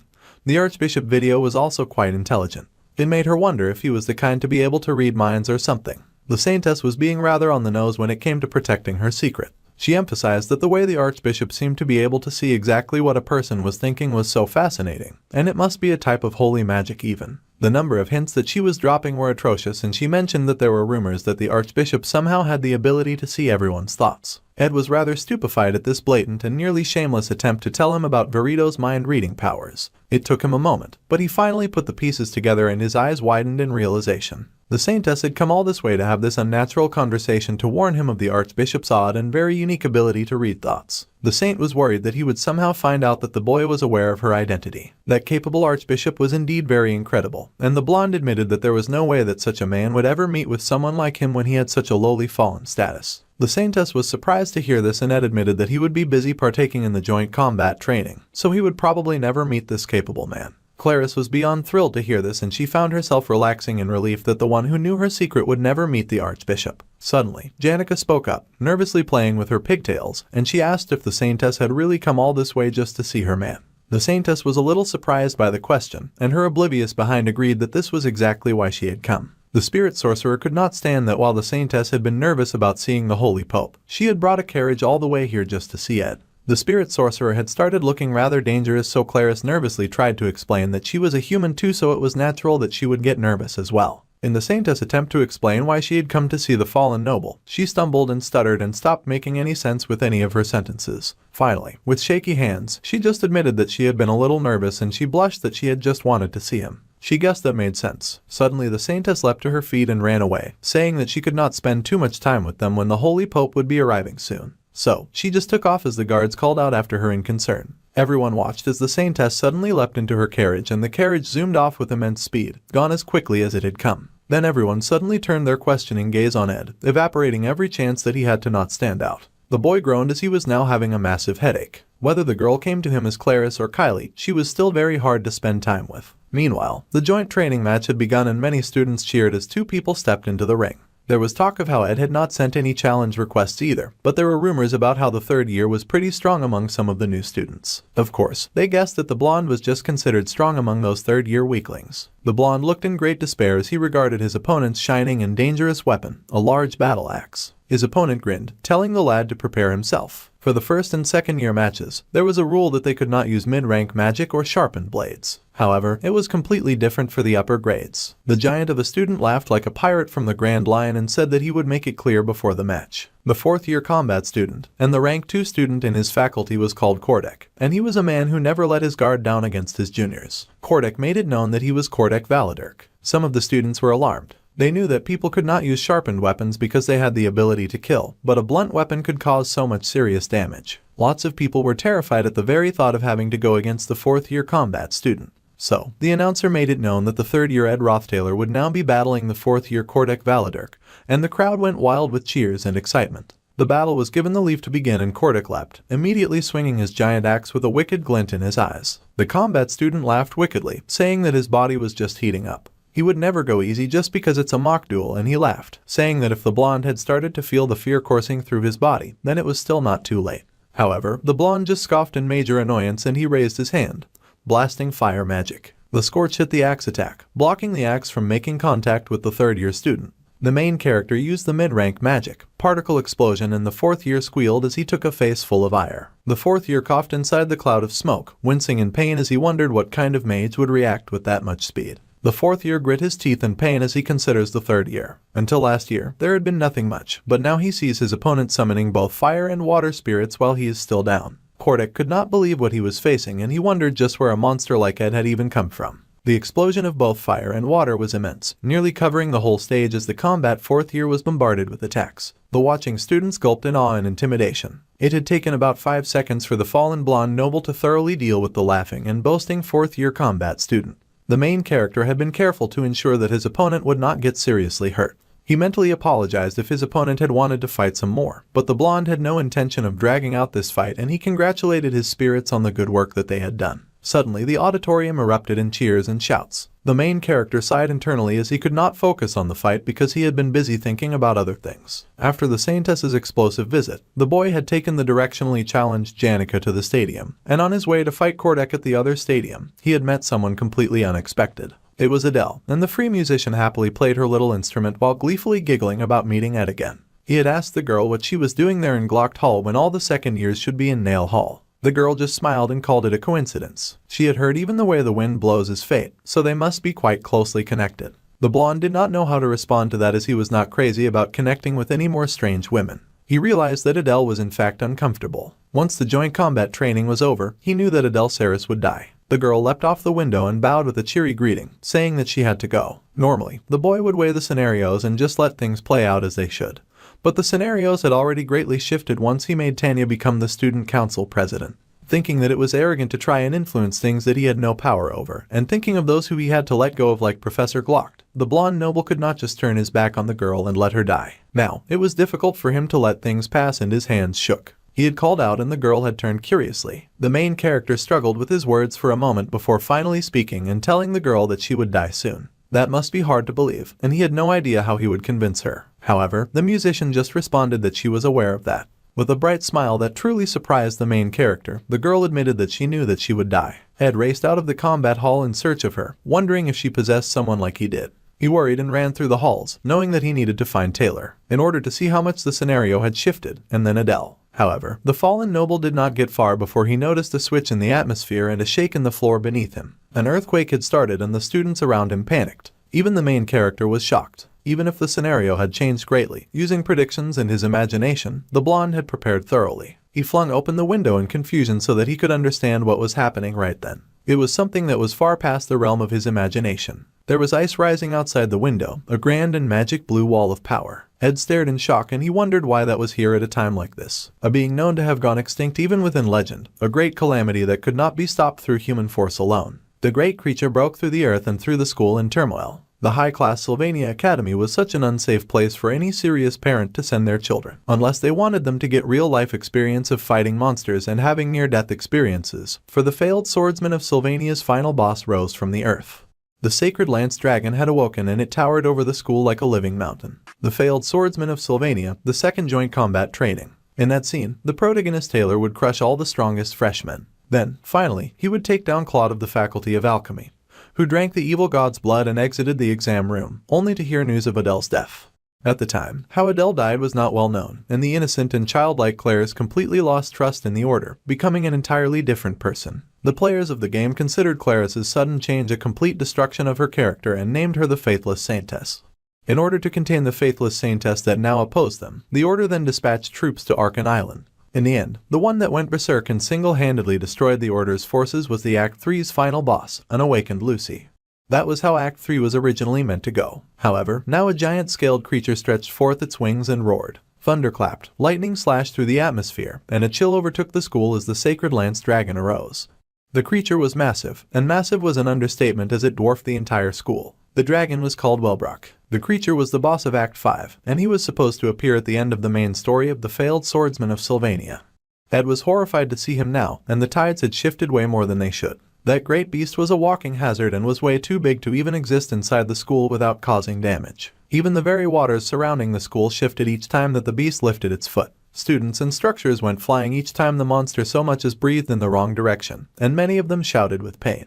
The creature was not using magic, it was no more than an insignificant movement, but they could barely stand even that. By taking just one step forward, students were sent running as everything around them broke to pieces and they hurried to not get caught in the catastrophe of the monster's wake. Ed groaned as students screamed around him, falling to his hands and knees as he tried to steady himself. Half of the dormitory was already reduced to ashes just by the creature lifting its foot from the after and bringing it to the shore. The building crumbled around them, and students panicked. The main character had only managed to survive the initial fall because he was in the faculty building. Many students raced through the school, but Ed ran ahead, his survival based on nothing more than luck. The boy leapt right out of an open window, using his arms to shield himself. He may not be able to use magic for several years. He might even end up never being able to use magic ever again. However, if that was the case, even if it meant putting his life on the line, the boy was not going to stop. He unleashed the maximum output of his power, firing directly at the beast, doing everything in his power to protect the school. Merrill, the forest wolf spirit, was summoned, and she launched right at the giant. The boy knew that he would die either way in a battle against such a giant beast, so in that case, he would not stand by and do nothing. Meanwhile, in Trix Hall, someone yelled for the Saintess to run. She knew that she had to get away, and she asked for the servants to quickly gather the others. The knights fought hard and told the Saintess to take their hands. They would escort her to the carriage that they had prepared. However, before the knight could finish his sentence, the beast took one step forward, its toenails piercing the knight and turning his body into a shish kebab right in front of the formerly sheltered girl. Sylvania should revoke its title as the safest school cause that gory sight surpassed anything that the Saintess had seen before. A holy bubble of spiritual magic surrounded her, and she squealed, falling back as the beast stepped forward, eliminating the knights who wanted to save her. There was dust everywhere, and the girl cried in terror and horror. She had no idea what was going on, and it had to be the worst day of her life. She saw scales embedded in the bodies of the knights and realized that they had been killed by the creature's mere act of shaking off its giant scales. Still, the other knights pulled the girl forward, telling her that they needed to leave immediately. Claris followed as he directed, but was at a loss, wondering what wicked person had created such a horrific thing. The knight yelled for Marv to prepare the carriage, ignoring the fact that he was covered with blood. The man in question stumbled as he came forward, rubbing at his bleeding shoulder as he explained that the carriage had already been destroyed. Instead, he asked the girl to take the well-trained horse and to flee. The horse would surely take her across the Mexus Bridge and outside Arkan Island. The man's blood-covered hands gave her the reins, and the poor girl cried that she had never learned how to ride a horse. Still, the men insisted, telling her to grab the reins and to hold on tightly to the horse's neck. Even though they were both heavily injured, for the sake of their duty, they fought to get her to safety. The girl was put on the horse, and with one smack, the horse went riding off with the instruction to take the Saintess outside the castle. The girl squealed as she held onto the horse for dear life, crying as she glanced back at those who risked their lives to save her. Claris had always thought that it was an exaggerated tale, like something one would hear from the myths. She could not believe that such a terrifying creature was real. Now, looking at all the fallen corpses around her, the girl recalled the story that the Archbishop would read to her back then. The story of Wellbrook, the sacred lance dragon that now caused so much carnage as the princess rode to safety. Every time the dragon would spew out his magic-laden breath, which resembled that of the sun, everything beneath him would cease to exist. Above her, the dragon charged up its lightning that sparkled with the dangerous blue lightning flame, electrifying and lighting up everything it touched, and then releasing it to the people who suffered below. The saintess cried out as the lightning fell, but someone suddenly activated the large-scale magic nullification barrier. This intense magic barrier collided with the dragon's electric fire. The saintess stares up at the beautiful barrier in amazement, shocked to find herself unharmed. The barrier had been cast over the school, and the girl could look up now at the one who cast it with awe. That was the great Principal Obel Fresh, finally defending his school, and the man cursed that even high-rank magic could only deflect its breath. Even the principal recognized that the sacred lance dragon had awoken much too early, but the dragon did not seem to care about its sleep schedule and it lashed out anyway, its large claw fighting against the barrier that Obel had set up. The man growled, saying that the beast was not even going to give him the time to imprison it. It seemed the dragon knew it was about to get sent back to jail, and it wanted no part in that. The chains of providence were then activated using the highest rank telekinesis magic. These purple chains wrapped around the giant blue lizard. One day, just once, when this school was faced with a great threat, Lucy wanted the chance to lend them her strength. The young girl breathed in relief that she had come in time to lend her chains in aid, though this was not what she'd had in mind when it came to helping the school. The most powerful mage in the school was finally on the scene, and she was finally battling against something at her level. Now she could put her skills to good use. The dragon, of course, was not at all pleased to see the school's hero, and he made his protest known with a very loud roar. The chains began to fracture and shock. Something that had never happened before was beginning to occur. Lucy's magic for the first time had been defeated by the power of another. The chains fell apart, much to the shock of the young girl who stared in shock at her defeat. The blast of purple power was met by the beast's giant claw, and the genius mage went skyrocketing as the creature successfully broke some part of the barrier. Debris came down as magic collided, and even the poor saintess was thrown right from her horse. The poor thing squealed as she flew, further roughing up that really nice dress that she wore. This was no setting for a lady, and it was a foe like none they had ever faced. Meanwhile, the genius mage was surrounded by her little magical barrier, and she stared up in surprise at the beast. However, the principal thanked the girl for buying him time. Would this be the end of the great beast that had already caused so much damage? The principal activated the highest ranked defensive magic, the shield of the god of creation. The powerful golden magic shone through and burst through the icy magic of the dragon's blue. As the principal fought the massive creature, the saintess was in the middle of a mental breakdown. It was her first time on a truly gory and bloody battlefield, and she was not taking the experience very well. The poor panicked girl stared in horror, her once perfectly white dress now stained with blood. She mumbled to herself, panting as she recalled that she had to hurry to the Mexus bridge and escape the island. There were corpses everywhere she looked, and nothing was free of death, nothing was safe. The girl tried to gather the strength to run away. Her hands were covered with blood, and her eyes flooded with tears as she trembled from the intensity of the situation she had found herself in. Her perfect and beautiful school life was not supposed to be this way. Clarice had heard so much about the beauty of life that she had completely overlooked the other side of life that was not as beautiful or sweet. It was terrifying, and the girl did not know what to do next. Suddenly, someone spoke to her, noting that she was safe. The girl looked up in surprise to see the senior ed. The boy was also covered in blood, and his arm was painted in lines of magic that showed that he'd pushed himself a little too hard.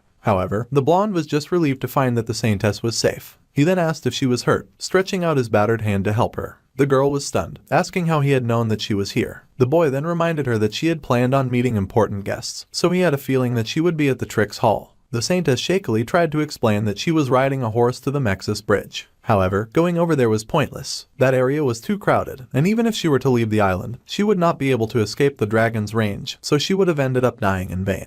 Getting on Merrill, the boy then asked the saintess to hold on tightly as he pulled her up on the back of the forest spirit. Human strength alone would not be able to prevail against this beast. The principal and the strongest mage were not jointly fighting against the monster, but even with Lucy and Obel were here, all they could do was hold it back. According to the original story, Taylor would raise his power to the max and acquire the ultimate swordsman form. So, Ed wondered now if he should give up at this point. However, he clenched his teeth and shouted for Merrill to go forward. He had to get it together. The main story had fallen apart. Right now, the blonde had to find the biggest variation that caused the plot to deviate. He had to leave the fighters behind and charge forward.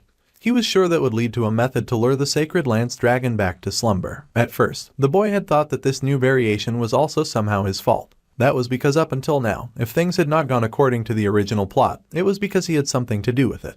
However, even if the flap of a butterfly's wings could cause a tornado, the world ending was a bit too much. The finale of Act 5 should not be happening in Act 3, no matter what the fallen noble did. First, he needed to confirm who it was that summoned the sacred lance dragon. He had to acquire information about the major characters of Act 3 in order of importance. Adele, the Saintess Clarice, the hero Taylor, and the avenging Lucy. Lucy was currently fighting against the sacred lance dragon. Clarice did not seem to know anything, and she was really going through it right now. Meanwhile, Taylor, the protagonist, was an exception. The boy was likely running himself ragged trying to save people right now. That meant that the only other person besides him who could be changing the plot would be Adele, the traveling musician. That is when Ed made a connection that made his eyes widen. There was a lot of destruction in Nail Hall, and many students cried to each other, telling each other to run away. However, one pair of feet surged forward, seemingly unbothered by the chaos. Adele had come to the Nail Hall training room at 1 in the afternoon. She was to wait until her opponent for the next match was decided. The girl had received that note from her challenger, Clarice. However, the combat training had been cancelled due to a sudden change in the Saintess' plans. The musician thought it was a shame that they could not meet. However, the musician smiled that fate would have them meet one day. Darkly, she added that it had always been that way. The game's final boss, Wellbrock, suddenly awoke in the middle of Act 3. Fighting against that ferocious beast was impossible, and instead, there was a possibility of sealing him away if Ed could somehow find the reason for his awakening.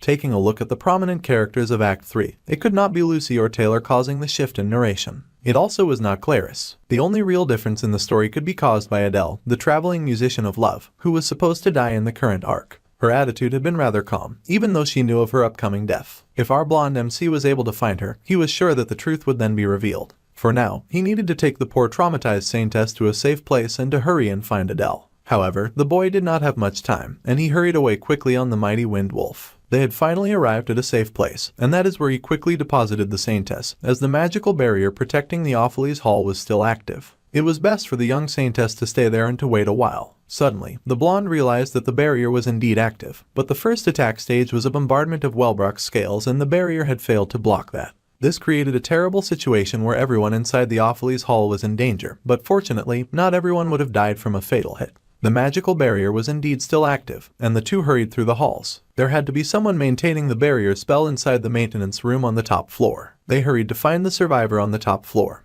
and the young student was horrified to find the pierced form of Miss Bell, the head maid and manager of Awfully's Hall. The Saintess wanted to hurry to use holy magic and save the injured maiden. However, the situation was hopeless. The maid had already fallen victim to the first attack, and she had crawled to the top floor in that state, just in case there were other survivors. The maid did her duty to the students in the hall, sacrificing her life as she coughed up blood and pushed a golden key to Ed's burnt hand.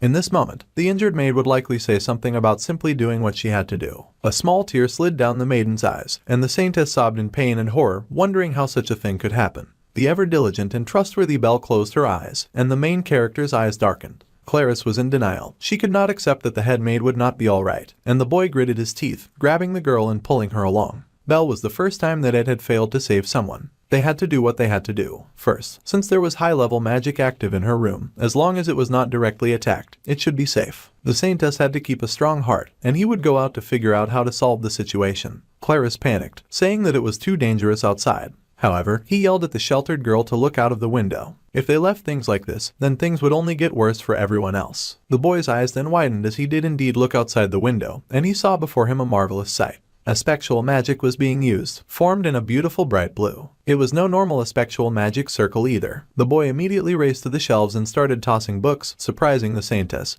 who was still trying to keep up with everything happening around her. The boy was sure that what he searched for would be in this room, and he read through all the titles of the books as he tossed them aside. Finally, he found Glock's Introduction to Aspectual Magic. The Sacred Lance Dragon was suddenly resurrected, Adele disappeared, and Clarice knew nothing. The situation required a lot of deep and critical thinking. Finally, the aspectual magic circle had materialized in the skies above. This was neither Obel nor Lucy's method, and it was a method of application that the boy had never seen before. The great dragon prepared to shoot yet another massive fireball from its giant throat. The fire descended, fortunately blocked by the barrier that the principal and the powerful mage prodigy were maintaining. The principal struggled against the great beast, knowing that he would be unable to block it all, and he panicked to see the fireball shooting off in the wrong direction. Finally, Ed understood the situation. It had all been twisted from the beginning. This was not part of the original story. The Saintess asked her senior if he had figured something out, when suddenly Awfully's Hall was bathed in a bright blue light. The fireball was coming down, and they saw it sparkling and glowing bright outside the window. What a beautiful sight to witness as the end drew near. Clarice cried as the light approached, her hands raised to protect herself. The light was blinding, washing over the two shocked students, heat coming down on them in waves and burning pulses, and the destruction that it caused was legendary. The Awfully's Hall that had barely managed to survive was consumed in heavy silvery blue flames, and the sound of the explosion making contact with the building was both beautiful and deafening.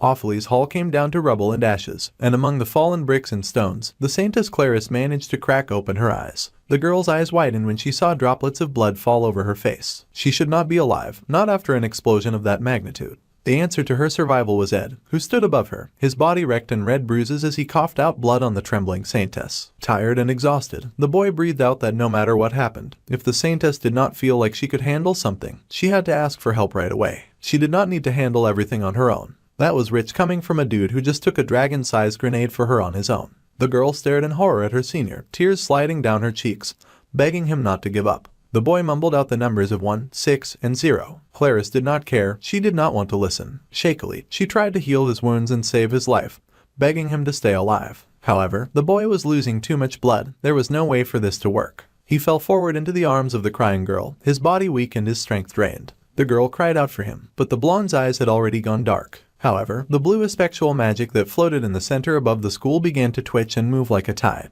The magical field around it expanded and grew to a great dynamic height, and the Saintess cried as she held the boy in her arms. She did not understand why so many people had lost their lives just to protect her. Even her precious senior had sacrificed to keep her safe. She begged him not to die, holding his body in his arms and praying for him to survive. The girl cried and apologized, wishing that she had been more, that she could have done something significant to help. There was a moment of dark depression, when suddenly the Saintess' eyes snapped open. The girl sat there with her eyes red from tears, and she stared in wonder and shock. She was seated once more at the tea party with Ed, with her guards keeping the people from getting close to her. It was mere minutes before the disaster struck the school. The students mumbled just like they had done in the past, asking why the Saintess had come. Clarice was speechless, wondering what was going on. Janica was busy blushing about the Saintess, just like before, and Ed was also clueless, asking what the Saintess had come to speak about. The girl suddenly leapt across the table in a very not saint-like manner, and she grabbed the boy by the shirt in shock, staring at him as she fought back tears. She even tore open his shirt. The girl was not here to play. The boy was horrified, though. Sure enough, as she stared at his naked abs, she saw that his body was not harmed and he did not have any of the injuries that she had expected to find. The students were shocked. The guards were shocked. Janica was shocked. Everyone was shocked. And Clarice was busy being shocked for a completely different reason. The spirit sorcerer immediately protested the Saintess' rough handling of her crush right in front of her, especially in broad daylight. However, the beautiful girl with long silver hair suddenly leapt back with an unreadable expression on her face. The girl took shaky deep breaths, and she wondered if everything that had happened had just been a dream, a terrible nightmare or a premonition. It had felt so real, and tears gathered in her eyes as she recalled holding her senior's dead body and watching the light die from his eyes. She had seen Belle die, and she had experienced that fear like it had been real. She could even see the marks of Ed's bloody hands on her skin. Tears gathered and Clarice shook as she realized that she had come back to the past. That morning, Clarice remembered that she had briefly conversed with Senior Ed in order to prevent him from meeting Vertio, the mind reader. It all played out like a movie that she had watched before. She had then gone to the Trix Hall, and while she had been waiting for the Pope, sipping tea and looking pretty, a huge rumble had echoed through the school, shaking the very foundation.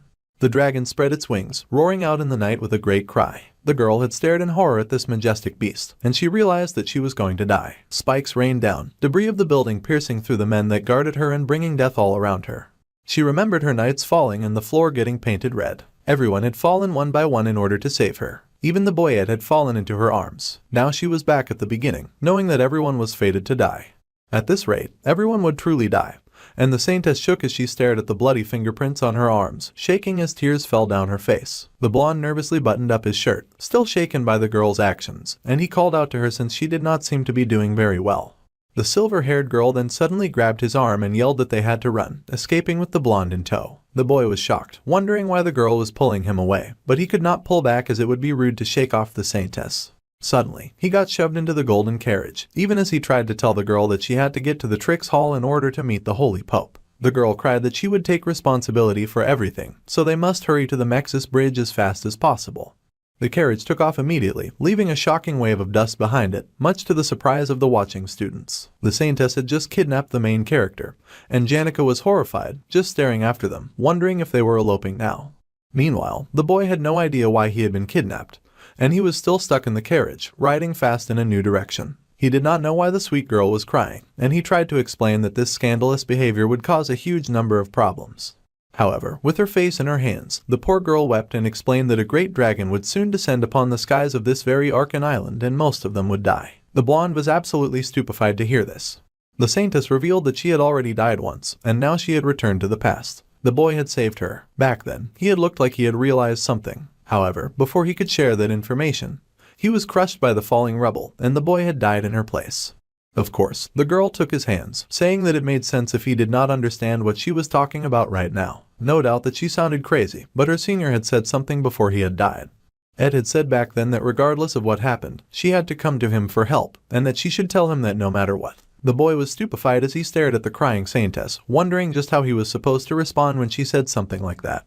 Looking out now, they were fast approaching the Mexis Bridge, and the blonde noble noticed that there were inspection personnel coming out of the Mexis Bridge. They would have to wait for a moment. Besides, going this way was a mistake to begin with, and he was still pushing for her to turn around and meet the Holy Pope. However, the girl had started counting, mentioning the numbers 1 and 5 over and over again. 1, 5, 0, 0, 1, 6, 0. Those were the words that he had spoken to her before he had died, and like a sleeper agent, Ed's eyes widened in shock as reality registered. Meanwhile, the carriage driver sighed about how crowded it was out there, and he started telling the saintess that it seemed that due to the Holy Pope's visit, merchandise from the Alt Trading Company was backed up. It looked like it might take a while for them to get through. Suddenly, Ed bellowed that they needed to get through. It was like all of his memories had reset, and he yelled that it was an emergency. They needed to get past the obstacle as best as they could, and they needed to move fast. The driver tried to protest that the academic society would have complaints, but the boy screamed that the saintess was in danger. In fact, all of them were in danger and they had to speed up immediately. As long as it was possible, the driver was to do everything that he could to break through. Nothing else mattered.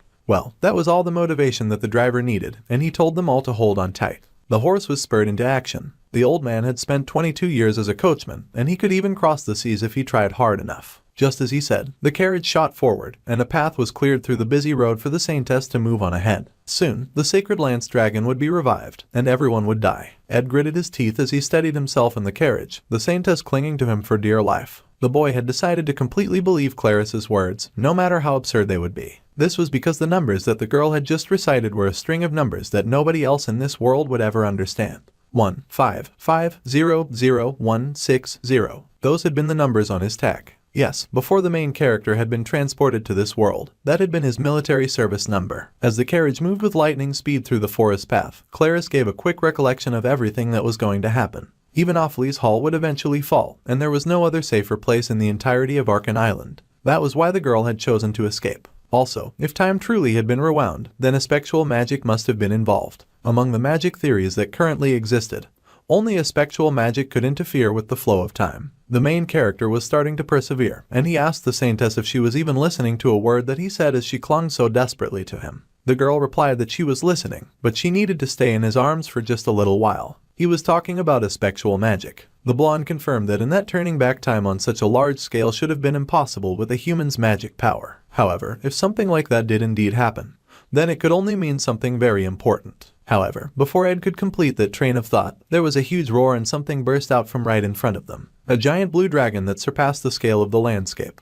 A monster of rage and power, and the girl put her hand over her head, crying out in fear as the monster from the nightmare returned. This time was different, though they had managed to escape from the school, and they should have left Arkan Island by now, so the girl desperately hoped that they would be fine. However, it happened again. The monster had popped up from nowhere, and it would wreak havoc all over the famous magical school. When the girl opened her eyes, she found herself once again safe inside a bubble of magic while the landscape around her was in ruins. The coachman had fallen, and she was once again stuck in a living nightmare. A voice called out to ask if she was all right, and the girl turned in relief to hear Ed's voice. She called out to him with happy tears in her eyes, but when she turned, she found the boy had also been heavily impaled by shards and was bleeding profusely. The boy told the girl not to give up and that she had to continue onward, even as she desperately tried to heal him. The saintess cried, begging him to be okay. She had put in all this effort to save his life. She cried and apologized that she was once again unable to help him or be of use to anyone. She was not able to do anything, just like last time, while her dear senior continued to risk his life for her over and over again, and once again he would die for her sake. Still, the girl sobbed that she had not done anything for him, while she kept depending on him. The poor thing was a mess with tears running in rivers down her face. However, the boy gently cradled her cheek, saying that there was no need to apologize. There was no reason to cry. The boy promised that he would definitely help her again if he was given the chance,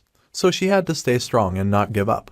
His hand fell in death, and the girl reached out with shaky hands, as if hoping that she could catch his soul and keep it from escaping. The girl called out to the boy who was slumped against the beautiful silver carriage, and her body began to shake as she stared at him, pained and horrified. Her cursed blessing had kept her safe and also made sure that she would witness the death of her friend once again. Instead of doing something like her, a brave boy had died once again. Clarice cried heavily, wishing again that she could change things, and blew magic bubbles around her as the giant dragon flapped its wings. The Saintess wished that she could just return to the past once more, and a bright light covered the area, blindingly bright in its magnificence as it covered the landscape. Once again, the Saintess' eyes snapped open in great surprise. The blonde called to her, looking as drab as ever, and he spoke to her, asking why she had come to speak with him. He wanted to know what she wanted to talk about, and again the silver-haired beauty was speechless for a moment. Grateful tears fell down her cheek as she leapt once more to hug him, much to the horror and surprise of everyone around her. It was scandalous, but Clarice did not care. The girl had already sworn to save the boy no matter what it cost her to achieve it. Once again, she rushed the boy into the carriage, even though he had no idea why she was acting crazy all of a sudden. The girl said that this time they would go in the other direction. She begged the carriage to hurry to the east, hoping that it would buy them the time that they needed. She had explained the situation to Senior Ed while escaping inside the carriage, and they decided on a place to hide. Then, the giant dragon once again rose from the earth, bright blue scales flying everywhere and laying everything underneath to waste. Once again, the carriage was interrupted. Once again the boy lay dying in her arms, and the girl panicked on her third regression, dragging the main character into the carriage with her. Clarice had taken them to the other side of the island, but even that had not been enough, and they had run out of time. Once again, the great blue magic danced above her head, and once again it was time for her fourth regression. Once again, the Saintess shoved the main character into her carriage, even though he protested, asking what she was doing. They had gone to the seaside cavern by the western sea. Her senior had guided her there. However, that very cavern had collapsed, and once again he had only been able to save herself. At this point, the Saintess was collecting trauma like they were Pokémon balls. Again and again, round and round and round she went, rushing him all over the place. By her 12th regression, they had gone to Professor Glass's secret laboratory, but even they got hit directly by the Sacred Lance Dragon's magic attacks. Still, Clarice did not stop trying, and her effort was commendable. She tried the 15th and even the 22nd time. Again and again, she watched him die in various different ways. Crushed, stabbed, burnt, falling, impaled, always saying kind words to her before the light finally left his eyes. No matter what the Saintess did, it would always end with the school in ruins and her senior soaked in blood, dying at her feet. Once again, the girl would open her eyes, stained by the soot of the past, but otherwise unharmed. The girl did not know why time was being rewound, but regardless of where they went in the academy, neither the Holy Pope nor the Archbishop was present. Above all, wherever they ran to, Ed Roth Taylor would always somehow die. The main character looked at the crying girl with concern in his eyes. They had repeated this day dozens of times, but the boy would always save her and die in her place. She had seen it happen over and over again,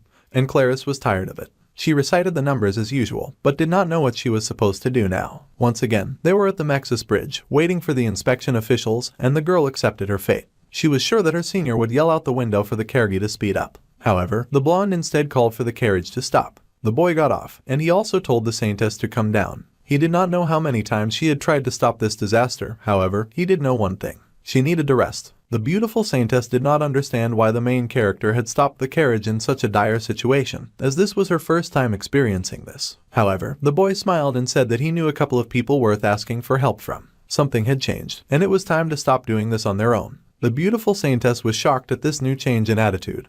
But she was also quite panicked and scolded the blonde boy, saying that they did not have time and she was tired of seeing him die. She wanted him to hurry and run away because the bridge would get blocked as soon as the incident occurred. The poor girl had tried everything that she could think of, from dragging him away by force to running away over and over again in various ways. However, it all ended up the same. He would always tell her that it was okay, even though she tried everything with even the faintest glimmer of hope. But nothing really worked. It was all in vain, and the poor Clarice would always watch her senior die. She did not want to see that happen again. However, once again, Ed told her that it was okay. Everything that she had done was not in vain, and he opened a small blue container with something white inside. The wounds on the Saintess' body that would not heal were a huge risk factor, and he carefully applied the balm, wondering why her wounds remained even though she kept turning back time. The holy magic's blessing that she bore would target those who were hostile to her and those who bore the intent to attack her. It would always protect her body from harm. That special magic also offered complete resistance against holy magic, which was why the Archbishop could never read her mind. However, her memories and wounds remained intact each time that she regressed. This was because this very phenomenon of time being rewound was itself being realized through holy magic. It was likely that a spectral magic was being used to rewind time. Then the girl's eyes widened as she realized what the senior had realized the first time he had died. The only way to fuel a spell affecting such a wide area would be through a holy magic technique using a god's power as its foundation. Now, Ed asked if Clarice could see a new hope. He began to ask how many times she had repeated this day when she suddenly barreled into him with a hug. The girl cried that she did not know anymore. She had been counting at the start. But things had quickly become overwhelming after the 10th time. Tears fell in rivers down the silver-haired beauty's face, but the main character was kind. He placed a gentle hand on her head and told her that she had done well to come this far. First, she needed to calm herself so that she did not wear herself out. Whenever people found themselves repeatedly crashing against an insurmountable wall, they would always desire the same thing: a new hope. Clarice could see that hope before her now, shining in the form of Ed Roth Taylor. The blonde noble told her to leave everything to him. They had found the cause now, so running away was no longer the answer. Now, they had to remove the source of the problem. The main character admitted that he thought it was strange, even back when playing the game. Clarice had changed far too quickly after Adele's death. They had called her the Faithless Saint, and she had suddenly come to oppose the order in its entirety to the extent that it was taken as a destruction of her character. Now that Ed thought about it, it was as if she had experienced so much that her personality itself had changed. It was impossible to know through the game. But if Clarice had to experience this indescribable hell a countless number of times before learning that the Order was behind it, then her shift into the Faithless Saint suddenly made perfect sense. If so, then Ed could easily conclude that nothing had changed from the original story. They were now at Nail Hull. Considering all the information that they had gathered so far, what Clarice must do now was also clear. Even if she ran away from the Holy Lance Dragon, time would turn back, and they could not eradicate the dragon itself either. So, the blonde asked the silver-haired beauty to listen closely. They would stop the resurrection of the Holy Lance Dragon. First, they had to find the Holy Pope and the Archbishop, as they would be capable of this level of holy magic. The Saintess had asked countless times while repeating this day, but no one seemed to know where they were. That was indeed quite strange. Given their high status, each and every move of theirs should draw plenty of ears and eyes. The blonde was so busy rushing through the school that he did not realize how scandalous it looked for the Saintess to be clutching at his giant chest as they ran everywhere. The Saintess and Ed Roth Taylor together, that was a shock for both Taylor and Wade, who had been in the middle of a sparring session. The scene in Act 3, Chapter 5, where the protagonist was to awaken his swordsman form and easily take victory. However, Taylor swiftly got bonked on the head by Wade for easily getting distracted by the weird pair canoodling in public. The Saintess absolutely refused to let go of the blonde. At any rate, Ed guessed that the story had changed a little, but he would not dwell on unimportant thoughts, and he covered the Saintess' head with his jacket. The Holy Lance Dragon would be resurrected soon, so he had to hurry. The most important thing right now was to find the Holy Pope and the Archbishop, whose whereabouts were lost at the Mexis Bridge. The person who would most likely know where they were would be Lortel. So, the main character raced to the Red Fox to beg her to sell them some juicy information. The girl aimed to please, especially when it came to her darling crush, and she thought it was quite a pleasure to see them. All information about Arkan Island passed through Lortel, and she even agreed to hear him out. If it were Lortel Ketchelm, she would definitely have an answer. However, the Red Fox had suddenly noticed the Saintess clinging to the arm of her man. Ed was busy thinking that the Merchant Guild would definitely be able to remain calm, no matter the situation. However, with eyes that shone with the light of jealous rage, she asked the blonde noble about all the studying that he had been doing on a daily basis, and if he had somehow picked up a hypnosis spell along the way. Cause why it was their universe's version of the Virgin Mary, clinging to him like he was a man of faith. Now Lortel thought that Ed was truly rotten for aiming for the Saintess of all people. He quickly cleared up the air in the conversation, saying that he needed to find someone at that moment. See, Ed needed to find them before the joint combat training at the latest. He would pay however much money that the merchant required for the information. The merchant was absolutely speechless and stupefied. She almost looked offended that he was willing to do anything to help that girl on his arm and wanted to know what was going on. Later, near the Mexis Bridge, at the carriage depot, Lortel, the acting company leader, was contacted. As she ordered, her worker had gathered all the witness information from near the Mexis Bridge, and now the redhead wanted to discuss the price. She even planned on charging a bit extra that day. First off, the boy had said that this was an emergency, so she had withdrawn from her last spar and accompanied him. She could understand him, since this is just how he was. However, seeing how the Saintess had changed so suddenly, to the point of nearly crying from separation anxiety just because he could not see him, Lortel failed to understand what exactly was going on. The redhead was waiting for her last spar, and it had taken quite a while for them to get to her. The joint combat training would be coming to an end soon, and the redhead asked what that was about. The main character admired the foxy merchant's ability to maintain a calm demeanor no matter the situation, and she excelled in making rational judgments and acting according to them. The lady was surprised and asked why the blonde was saying all of this all of a sudden. The main character figured that the foxy girl shone the most in emergency situations, so no matter what happened, he wanted her to stay calm and to believe in what he had to say. The redhead now recalled that the blonde had said that they were out of time, and the Saintess remained inside the carriage. They were out of time, which was why it was so important for Ed to say this now. The eyes of the foxy merchant widened, and the ground began to shake. The carriage shook and the horses were startled, screaming as the ground began to slip away beneath the people's feet. There was a large explosion like never before, and from the ground, a great blue dragon rose. People screamed as they were impaled with flying scales, crying out as they fell left and right. The main character wrapped his arms around the red-headed girl as the chaos resounded around them. The girl's eyes widened in shock and horror. The Great Lance Dragon was forever an amazing sight, a wing that spanned even greater than the tallest building in the academy and a presence that shook the very earth as it pulled itself from the ground. Magic scales flung from the body and lightning sparked the sky in multiple colors of blues and purples. The great dragon was huge, powerful, terrifying, and very, very ugly, towering over the school like a living and breathing natural disaster. Just its existence uprooted the foundation of the academy, and many buildings collapsed like a pack of cards. The redhead winced, wondering what on earth was going on. Her eyes cracked open, and she saw her crush stained with blood, protecting her body with hers. Her eyes flooded with tears, horrified to see her crush suffering so much. But he just stared at her with determination in his eyes and asked how much she would charge for the information that he wanted. The girl was speechless. There was a scale embedded in his back, and there was a moment where she tried to catch her breath as water ran down her cheeks. Then, the redhead merchant could not help but smile. Compared to her life, it looked like she would have to pay him back instead, since he had risked so much to keep her alive. Ed said that he did not need anything as he took the information from her. It was a rather lucrative deal. According to the 13 witness testimonies, the Holy Pope and the Archbishop had used a concealment rune and went down isolated roads while accompanied by troops. Their destination had been the academic cathedral within the faculty building, and Ed studied the note with a serious expression on his face. He glanced at the carriages and was not so surprised when a hand burst through the metal, punching the door right off. Clarice called out for him and rushed right at him, crying and sobbing for him not to die. She panicked because he was bleeding and she was being so shameless that even Lortel had to avert her eyes for a moment. Then, the redhead scolded the panicked Saintess, saying that they had to move immediately. It looked like at least one horse was still barely capable of moving. It was greatly wounded, but it would reach the faculty building with a stroke of luck. They had to hurry, so they quickly hopped onto the horse. Ed grabbed the reins, but the redhead noted that even with a saddle, carrying 2 people would be tough for the horse. Ed and the Saintess had to go, so the foxy merchant had to be left behind. She looked very conflicted, and the blonde tried to explain the situation.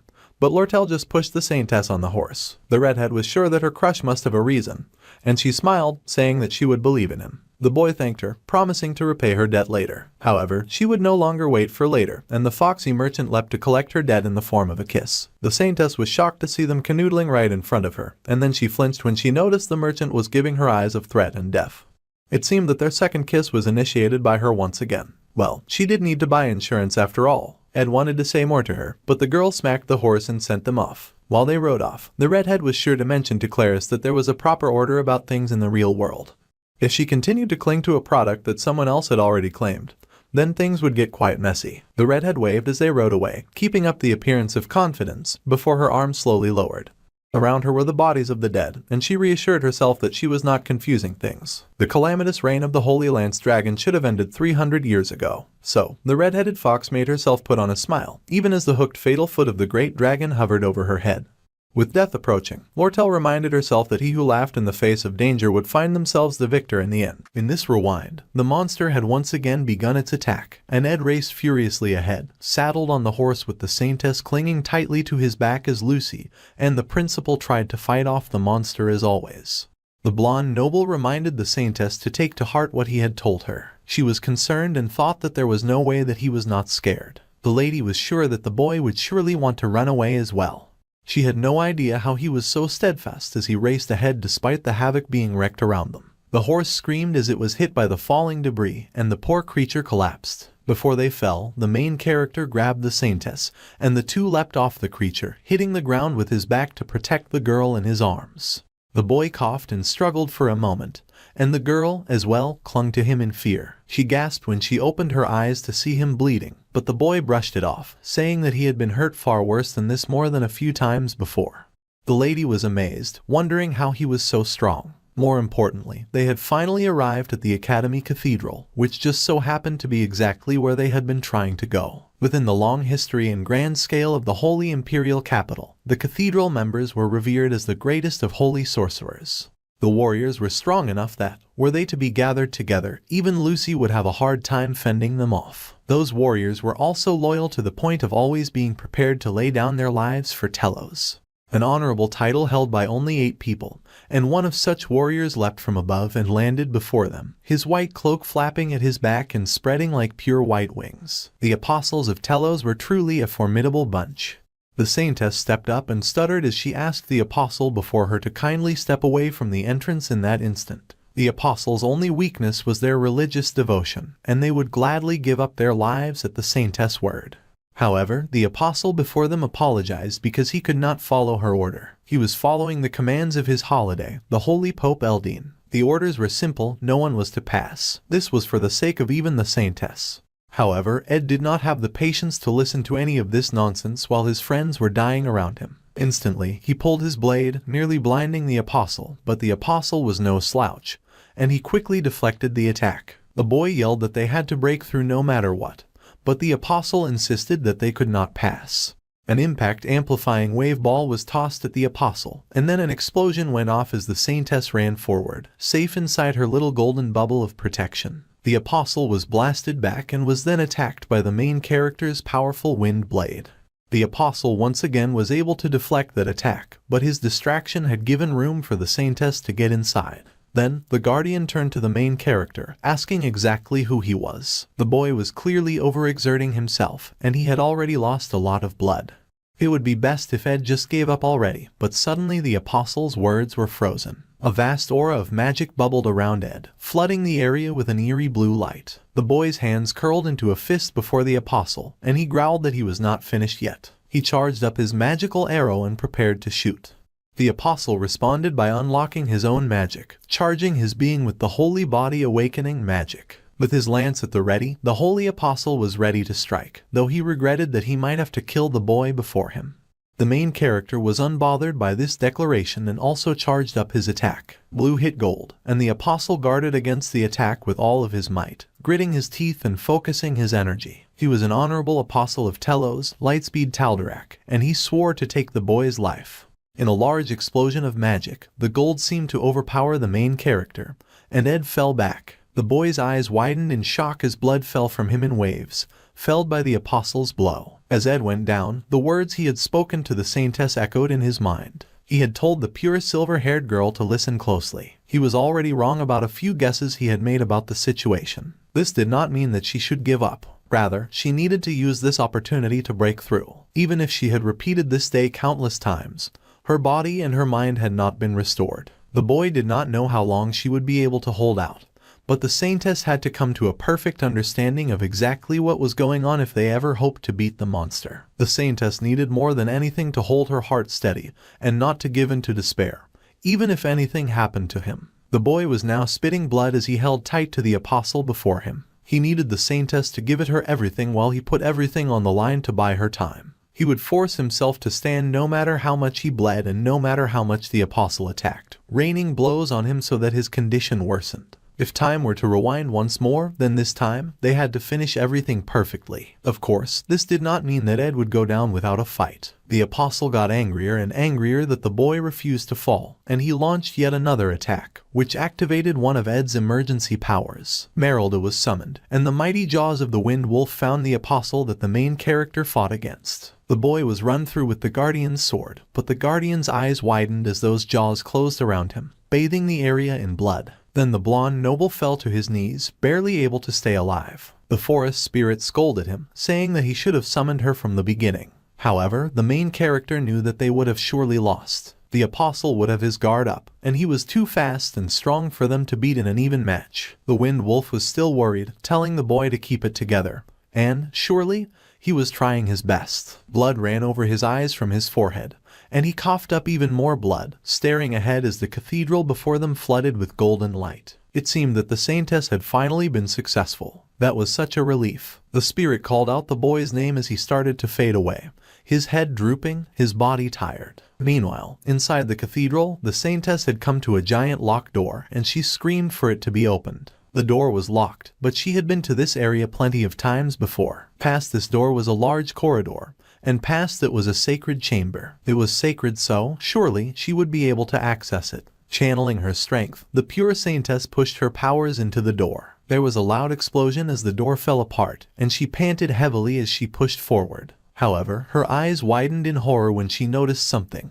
There was blood dripping to the floor, and she stared ahead to see a familiar ponytail covered in blood. It was Adele who stumbled forward with blood dripping from her head to her toes. The saintess grabbed the love of her life, calling out to the girl that she admired so much. The pure girl asked what had happened and who had done this to the beautiful musician. The musician smiled, saying that the saintess had come sooner than expected. Cleric was confused, not understanding what the musician meant. However, the musician turned away, saying there was no need to come back again. That was when Lays noticed a holy blessing. For that one mark, the holy power of the Archbishop, the 6 bishops, the 8 apostles, and the Holy Pope must be gathered in their entirety, and there was only one person who could have this holy blessing inscribed on their body. That person was the Saintess. Now Clarice stared stupefied as Adele was elevated in the church, and power flooded her. She would not understand how this happened, but the musician said that there was not much time left. She smiled, saying that it would all be over soon, so Clarice should just wait a little longer. Of course, the silver-haired girl could not accept this, demanding that the musician explain what was going on.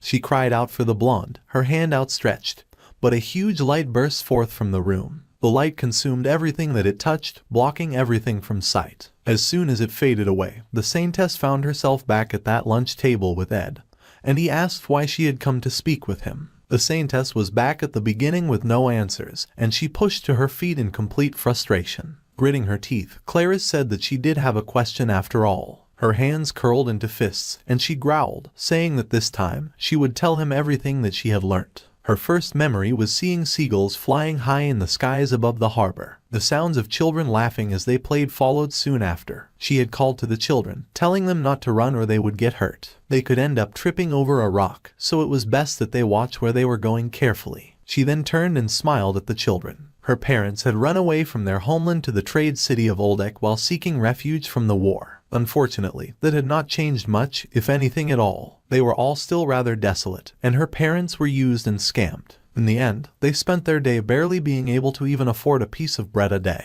The little girl had one day settled down to a very nice meal of sandwiches, cookies and milk, and her father called to her. He said that he had something to take care of, so he would be back soon. All she had to do was to just wait here for him. The girl had agreed, and her father had turned around, leaving her sitting on that bench by herself. He had glanced back just once, staring for a moment like he wanted to rethink his decision.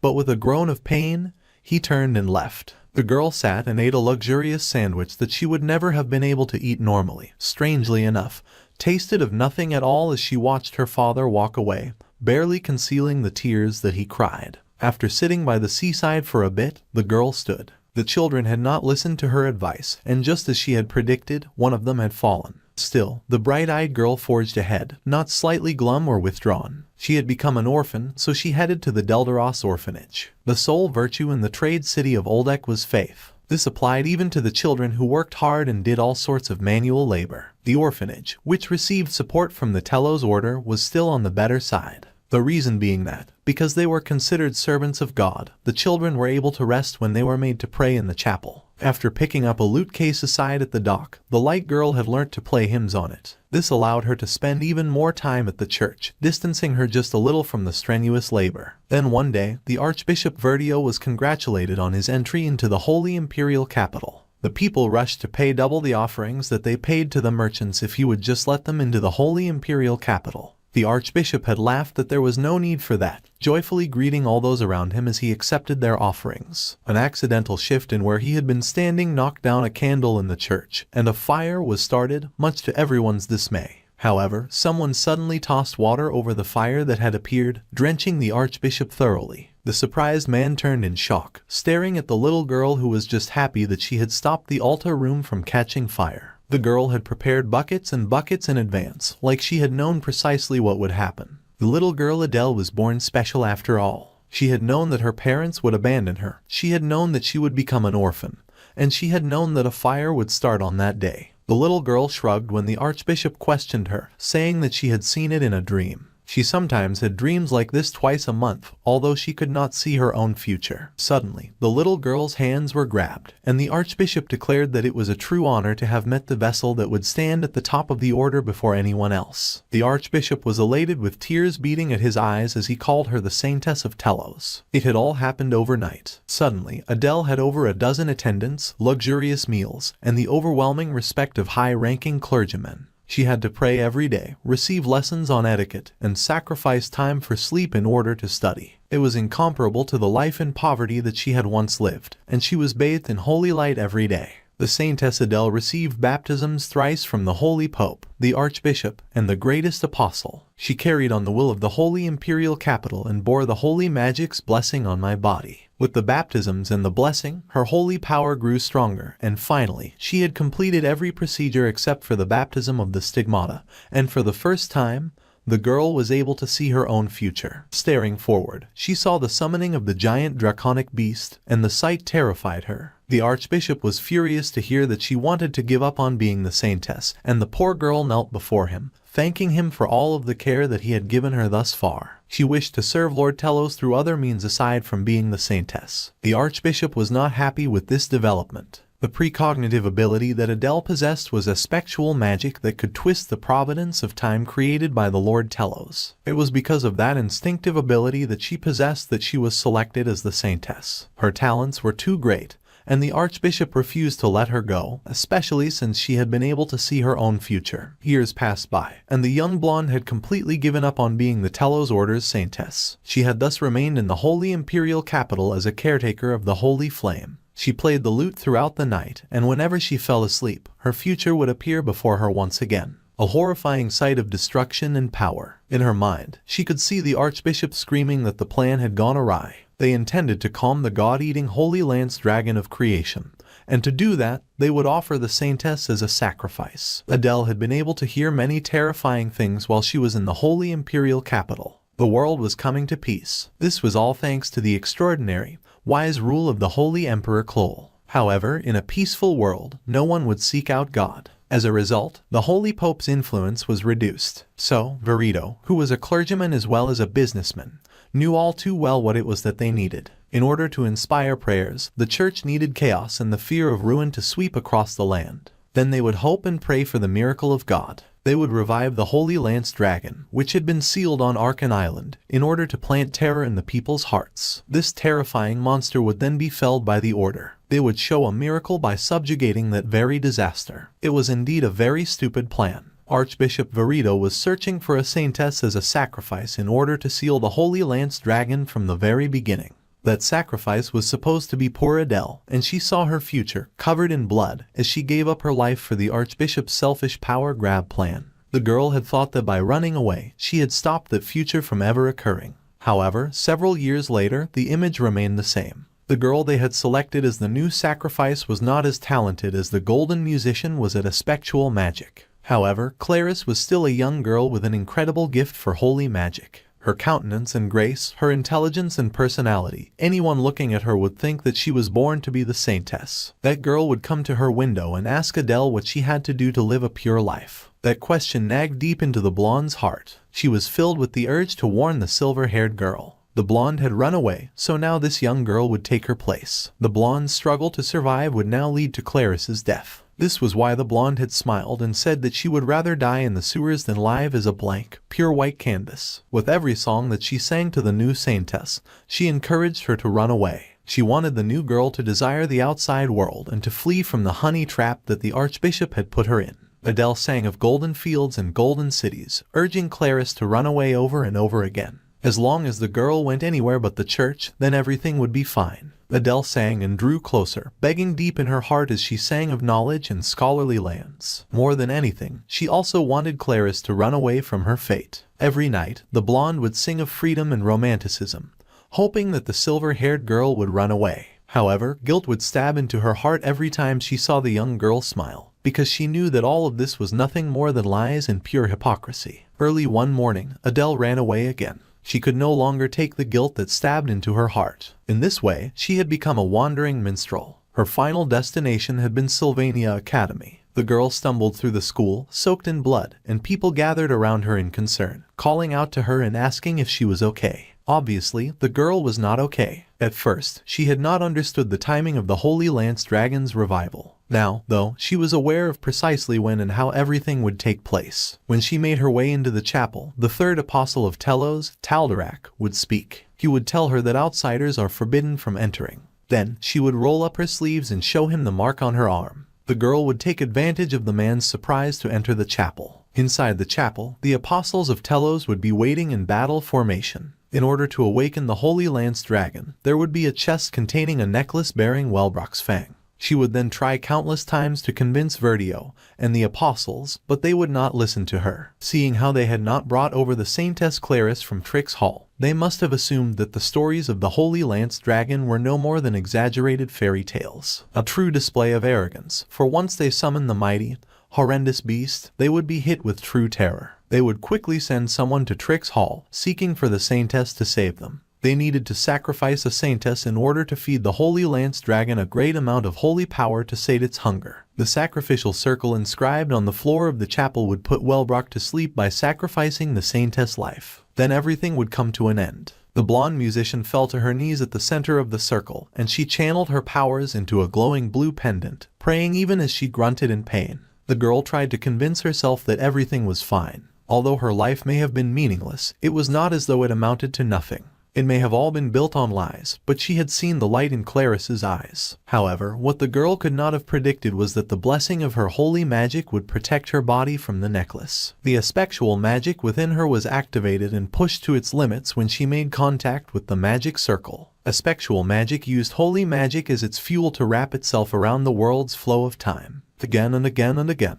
The blonde had been surprised that Claris was able to burst in last time, but she did not have much holy power left. Now, she just had to repeat this process 1 or 2 more times. It would be over after 1 or 2 more deaths, though it was so exhausting to die over and over again. Once she had used up all of her holy power, even these loops would come to an end. So, Adele pushed forward, dripping blood with each step she took towards the chapel. Finally, her long struggle would be over. However, a hand came before she could reach the chapel, and the blonde girl looked up in surprise to see Ed. The boy was sweating as he had clearly moved as fast as he could to get there, and he asked the girl if she preferred water or orange juice. The archbishop was as unrepentant as ever, refusing to accept that they would be unable to stop the Holy Lance Dragon. After everything that had happened, he would never believe Adele's words. The man was convinced that the order would make a miracle happen that day, and the apostles floated about with their wings spread. The man also spread his arms in arrogance, saying that all of humanity would once again bow before their Lord and God, Telos. The Order's arrogance and the Holy Lance Dragon's revival went hand in hand.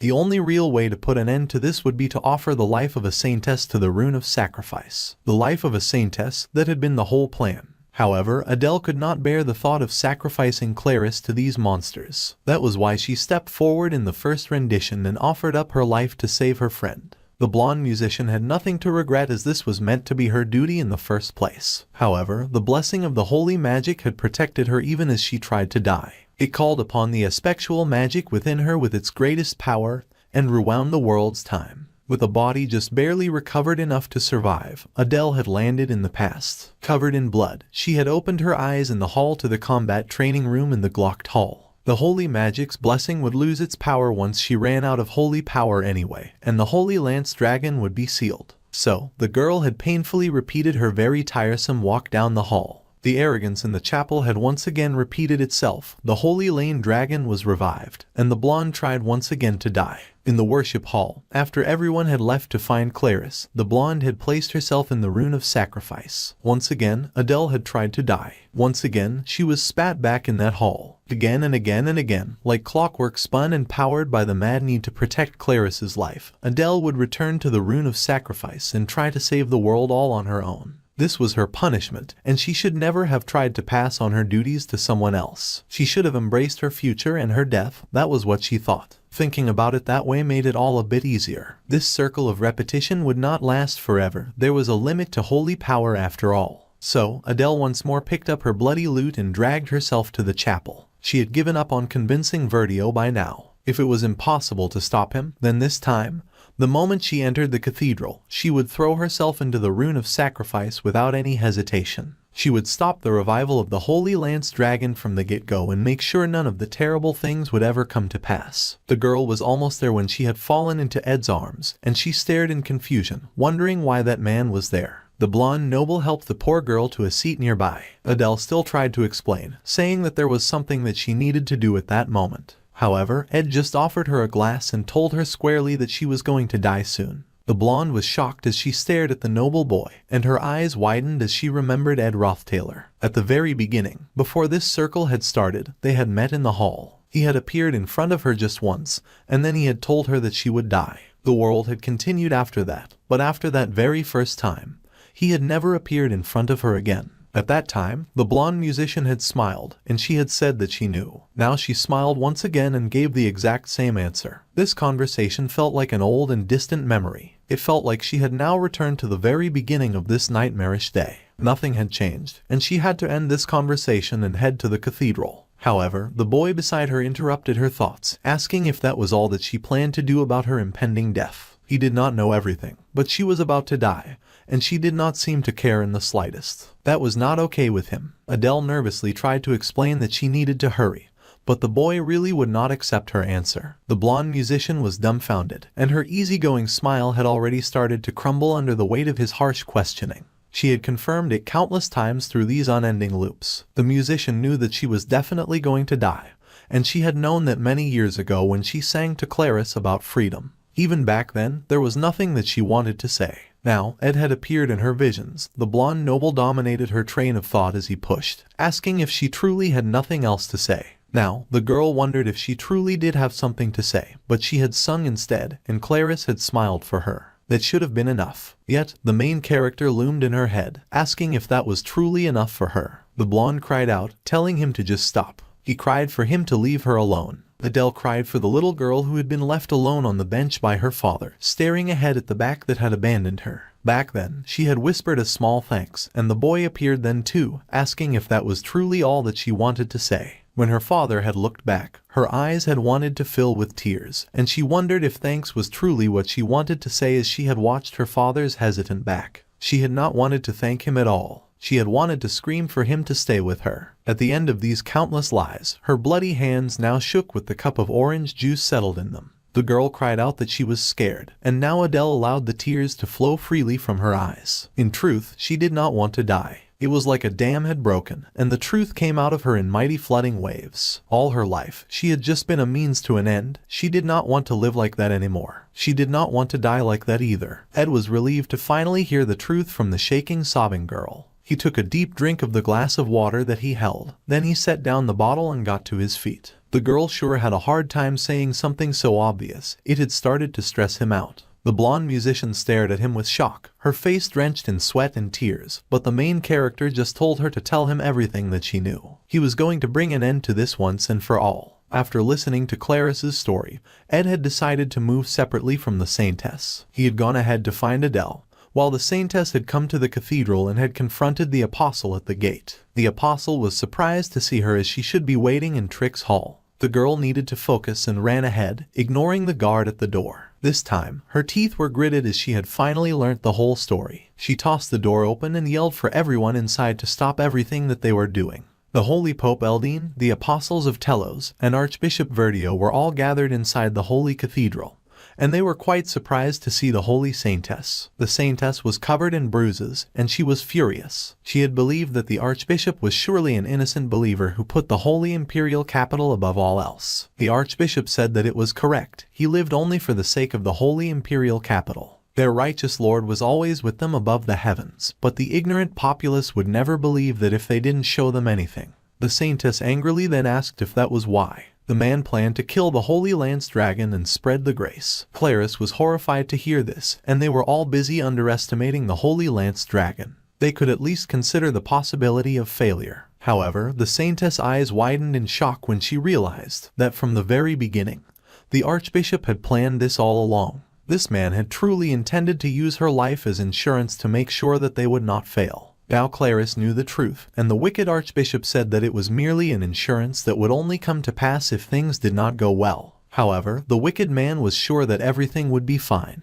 The truth was not pretty at all, which was why Ed was now rushing to the chapel alone with Adele in tow. To put things briefly, for a long time now, the order had been facing declining finances, so that was why the Archbishop revived the Holy Lance Dragon, so that they could make a show of taking it down and thus strengthen the people's faith and the order's power. Archbishop Verdio was like this even as a normal priest, and he was always focused on growing the congregation and enriching the Holy Imperial Capital's storehouses. That was how the Archbishop proved his faith. The boy asked if she had tried to dissuade the Archbishop, and she said that she had. As someone who had run away from the Holy Imperial Capital, she had lost all trust, but he would not listen to anyone else anyway. The man would simply use force to make others comply. He had brought with him a force that could win against anyone after all, the Apostles of Telos. They were the greatest armed forces in the Holy Imperial Capital, capable of fending off even an army. The Archbishop apologized in a dismissive way as Clarice stared in horror. She had just realized that the man that she trusted was a fraud,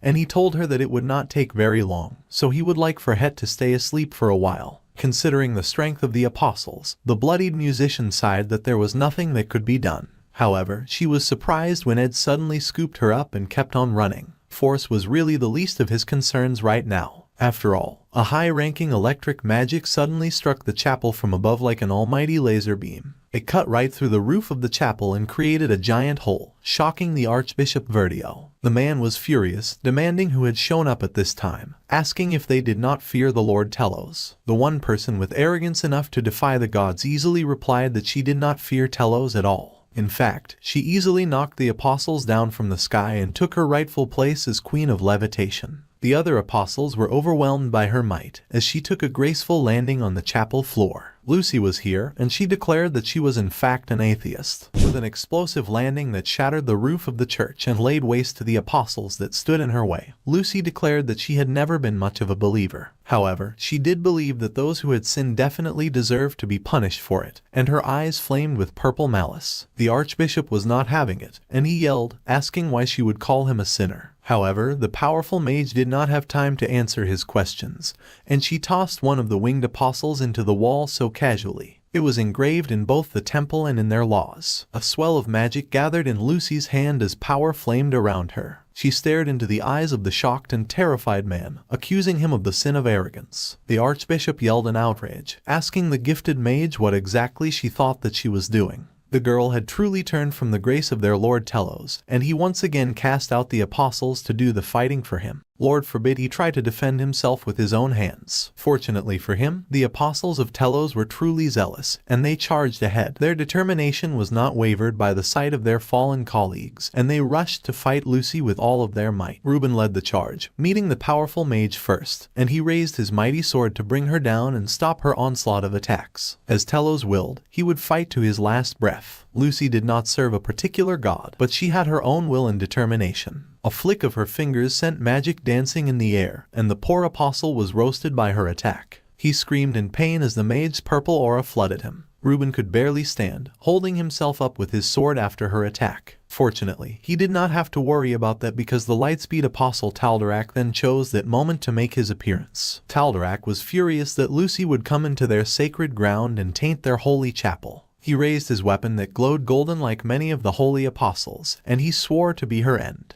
The apostle flew at her with his lance poised to strike, but Lucy was unbothered by his approach. When it came to this battle, it would never be a matter of speed. The talented girl, beloved and feared by all, activated her spatial leap and zapped away from where she had been standing, shocking the charging apostle. The girl had the power to manipulate space itself, and within seconds, she was behind him. Another lazy flick of her fingers, and Taldarak was zapped as well, screaming in agony as her magic consumed him. The apostle put on a brave fight, but the pain he felt when faced with the might of the talented mage's magic was indescribable. The Archbishop was horrified to see his best fighters fall. The apostles of Telos were each individually hailed as some of the strongest people in the nation, and yet they were getting batted around by a teenage girl who had not even completed high school. Not even 6 of them were enough to stand against her might. The Archbishop could not believe it, and he wondered how this could even be possible. His eyes widened as he realized that he had an even more important question to answer. He wondered how the girl had even known to attack this place. In order to raise the authority of the Order, they had planned to revive the Holy Lance Dragon and strike it down.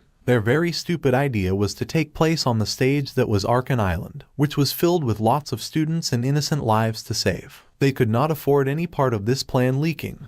However, the plan had failed, and the Archbishop grabbed his magical box, instantly shutting it. They needed to secure a path to retreat, and their priority now was to protect His Holiness, the Holy Pope Eldine. Lucy scowled to see the man running away, as she had no intention of letting him escape. With a wave of her hand, the powerful mage activated Time Prison, the chronistic aspectual magic. The bishop squealed in horror, crying for Brother Taldarak to come save him like he was some damsel in distress. It was frankly embarrassing. Fortunately for that guy, the Apostle Taldarak was really dedicated, because he popped out at the call of the bishop. All of this was for the sake of their Lord Telos. The apostle spread his holy wings and withstood the onslaught of magical power waves, protecting the archbishop as he made his desperate, cowardly escape. The cowardly man was not done calling for help, and he yelled for Cleve to snatch the saintess. The man did exactly that and snatched up Clarice, hauling the girl over his shoulder. The girl cried for him to unhand her, but of course, the archbishop ranked fairly higher than the saintess. They had to bring the necklace, which was physical evidence, and the witness, who was the saintess, with them, so that no word of their evil and dastardly plan would ever get out. If they pressured the academy while using the Holy Pope's authority, then, regardless of what Lucy said, they would surely be ignored. The archbishop had already thought of a sneaky and disgusting escape plan like this. If Lucy was not already disgusted with him, she surely would be now. The girl then activated her high-ranking electric magic and sent down purple divine punishment on those scampering rats. Her magic flew after the archbishop and the two apostles who fled with him. The electric magic danced in the air, seeking out her targets. The apostle's golden glow of power did its best fighting back, but there was very little in this world that could overpower the mage when she got serious. One of the apostles was seized, and he cried out in pain as attack magic coursed through him, yelling for his cohorts to hurry up and escape. The other apostles who were still standing gathered the Pope and fled as the apostle who sacrificed himself yelled for them to escape and gather at the agreed-upon location. Regardless of what may come, the ever-faithful apostle was willing to even give his life so that the order would be victorious. The mage took an annoyance to see that her targets were indeed succeeding in getting away.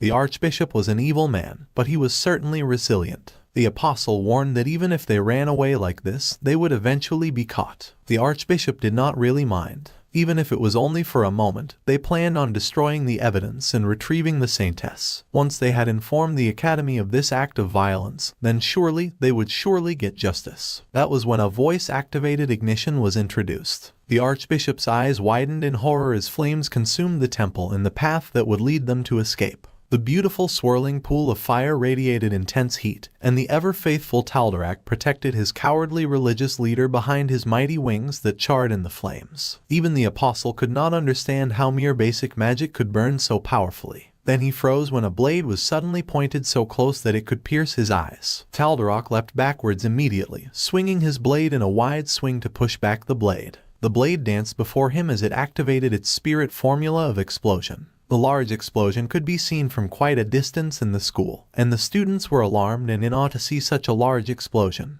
They wondered what on earth was going on as the explosion had come from the direction of the academy chapel. A figure stepped out of the Inkai gray soot that danced in the air, and the cowardly archbishop sprang forward, fleeing quickly, abandoning the apostle who sacrificed his strength for him. Ed was not about to let that villain escape so easily. Commanding his bat fire spirit to follow him, Ed charged after that evil man. The archbishop cursed that the boy had somehow predicted their retreat and was lying in wait. The evil man wondered if the boy was working together with that hat-wearing brat who had toasted most of his strongest fighters. The archbishop was heavily on the run, and he fired a holy spell at it, intending to stop the meddling brat. Mug got caught up in the attack, and the little fur spirit apologized to his young master as that despicable archbishop got away. The blonde noble watched that man hobble away from them with a clenched fist, but he was not about to give up just yet. The archbishop had fled into the woods, and he was huffing and puffing as he moved quickly through the leaves and the trees. He hoped by now that he had lost his pursuers, and he planned to hide together with the evidence of his evil deeds. He would hide the necklace, and then it would all be over. Nobody would be able to find him within this dense forest, and he laughed with glee about that. However, that very dense forest that he was just celebrating about also happened to be our guy's hunting grounds. The main character popped out of the bushes like a monster from a horror film, weapons swinging and everything. With a dark and threatening look on his face, Ed demanded that the bishop hand over the necklace. The boy very disrespectfully grabbed that wicked religious leader by the ponytail and yanked, toppling that horrid old man to the ground. The two fell off a steep hill, and they continued rolling on the ground as they fought. The archbishop fought to get away while Ed fought to hold on tight to the evil man. Now the archbishop was looking a tad more devilish than before with his hair down. Seeing that the blonde was aware of the necklace, it looked like the boy knew everything. In fact, the wicked man could not guess that Ed had been the one to send the little pest of a mage that had broken down the church. However, the archbishop was determined not to lose at this point. Fortunately, Ed had no intention of losing either. He caught the wicked man off guard, flipping them so that he would be on top. This triggered the Archbishop to fire at the boy in fear, and the main character sustained damage to his shoulder from the blast of holy magic. It was painful, but not as agonizing as the pain the Archbishop felt when Ed could finally sink his dagger into him. The man screamed in agony. It was satisfying after all the horrible things he'd done. Still, that wicked man clung tightly to his box,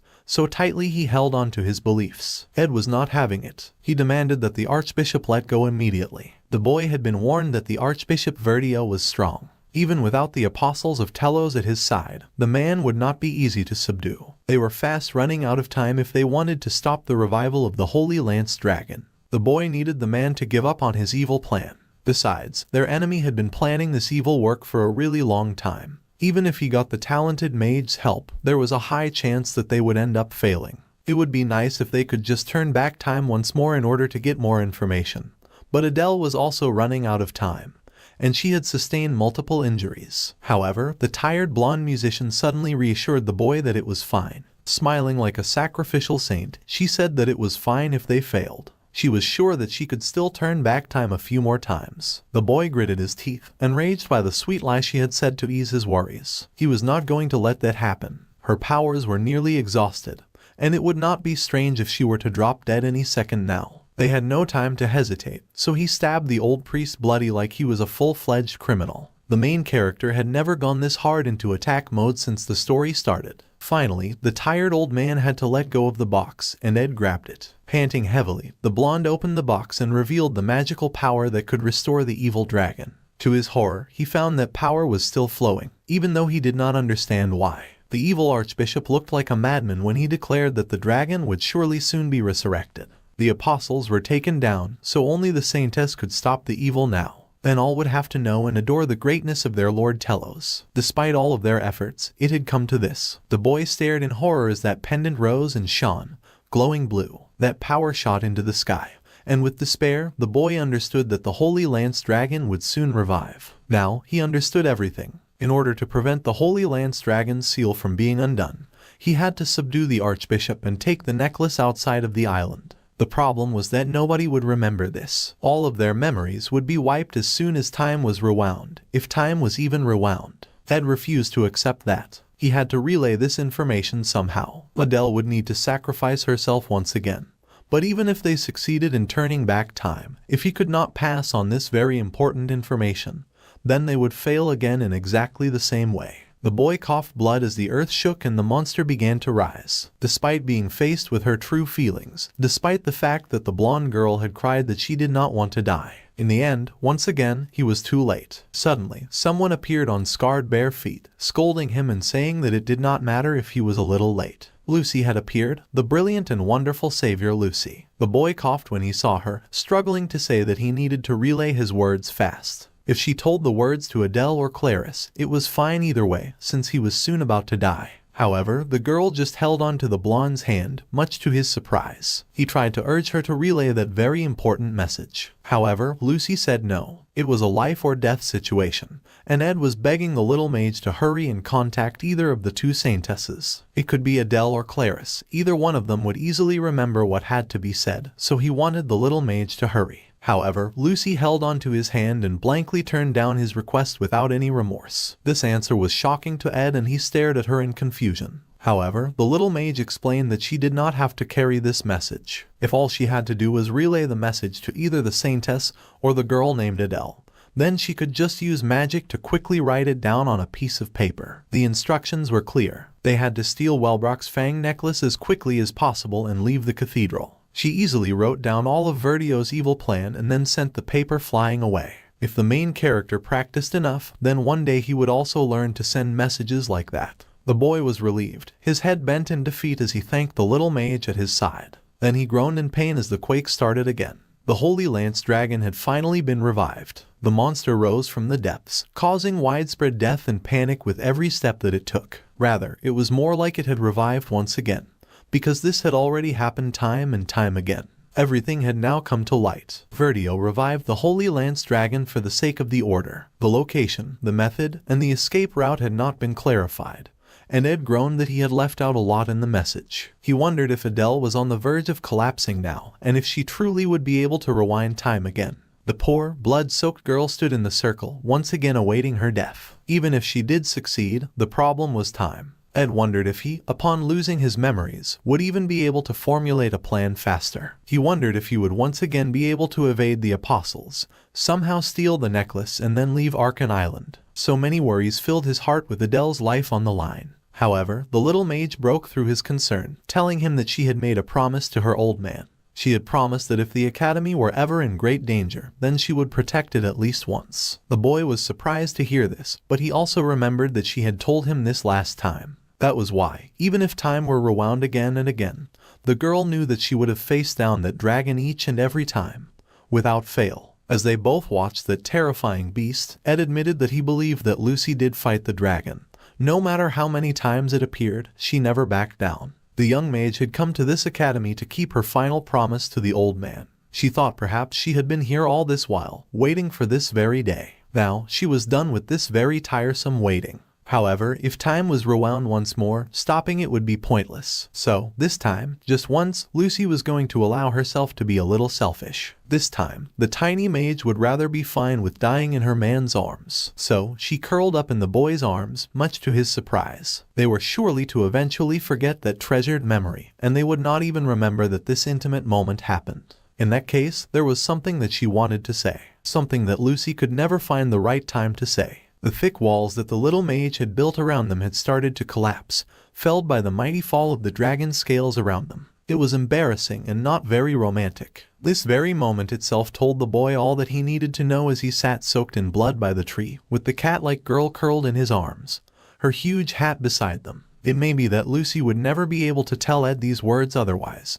so this was the last time that the boy would hear that she could live without him. So, the little boy begged him to never go away. The main character set his gentle hand on her head, pulling her close as he admitted that it was not even a particularly difficult request. Outside the barrier, the dragon continued to rage and roar, making a complete nuisance of itself as it brought destruction upon the school once more. In that sky full of darkness and pain, it began to rain sharp dragon scales of brilliant blue. Neither of them put up any resistance as the scales shredded their flesh into pieces. They did not cry out in pain, nor did they let out even a single groan. They simply felt each other's warmth, cradled in each other's arms as death came for them, but neither was afraid. A long time later, blood dripped from the flora that surrounded them, and the rain had come to an end. Though their bloody corpses lay, their lives spent as they still held each other even in death. Sure enough, the rewind magic washed over them, and even that very scene faded away. Once again, poor Adele found herself back in that long hall. The girl coughed furiously, her life almost completely spent as her instrument fell to the floor. Her holy power had bottomed out, and blood caked her skin and her clothes,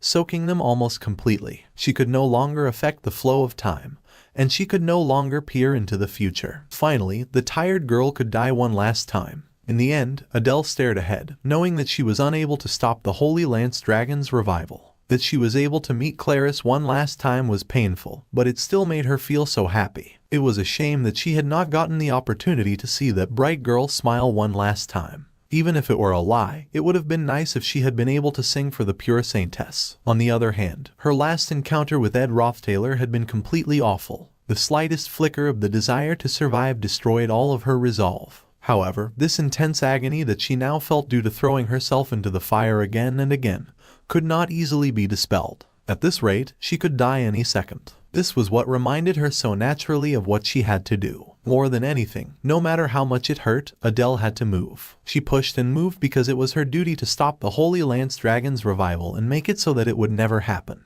The tired girl dragged her blood-soaked body through the halls, knowing that it was her duty to die according to her predestined fate. She had now confirmed what Ed Rothtaylor's plan was and how it would come to an end. However, she was sure that the plan was impossible. First, Clarice needed time to convince him, given that he had already lost his memories. While the blonde was formulating a plan, the entire morning would go by. He must then acquire the necessary forces to take the Apostles of Telos, and mobilizing them would also take too much time. However fast he may be, the blonde noble would likely reach the cathedral around dusk. Meanwhile, Archbishop Verdio's plans would already be unfolding. Magic power would have already been injected into the necklace, and the Holy Lance Dragon's revival would only be a matter of time. The sun had begun its descent, and the shadows had grown longer. Once the tired girl finally passed this hallway, he would be able to enter the chapel. Now, the tired musician would have to enter the chapel and offer her body to the sacrificial rune. She was just thinking all of these very heavy and depressing thoughts when her eyes suddenly widened in shock. Right in front of Adele was the image of a bird flying high in the sky. Someone called out to Ed, asking what was wrong. The boy had suddenly collapsed in front of Janica, much to the spirit sorceress's surprise,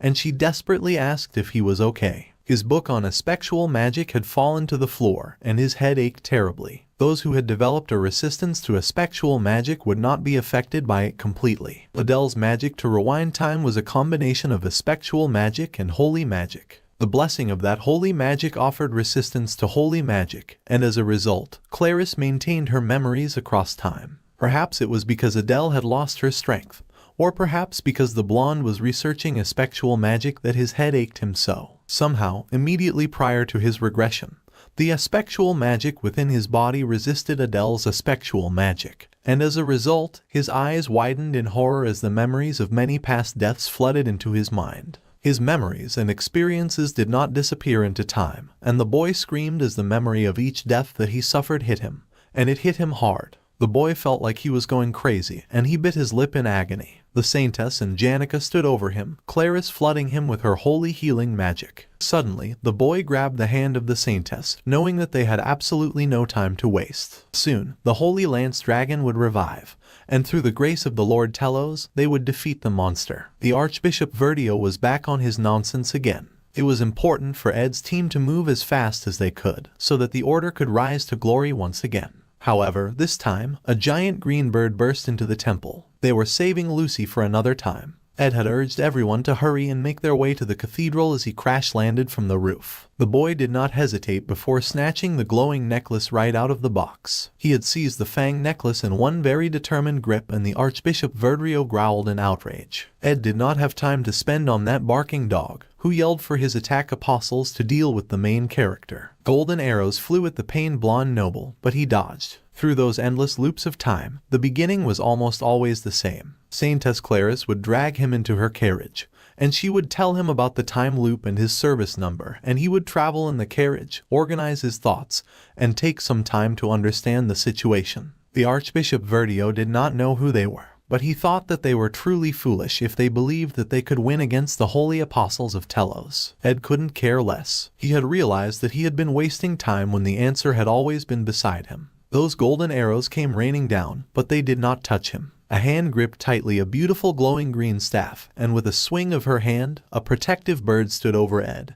protecting him from all harm. There was something faster than the carriage by his side the entire time, and someone far stronger than he was. Someone who could help him in this ridiculous situation without any explanation required. His true soulmate, the girl who would rage 1,000 storms at his request. Janica Failover had always been beside him, and without hesitation, she called out to her man so they could kick some villain butts. The brilliant spirit bird flapped its great green wings, blowing strong winds all through the holy building as Janica stood on top of it, a spirit-bending wizard.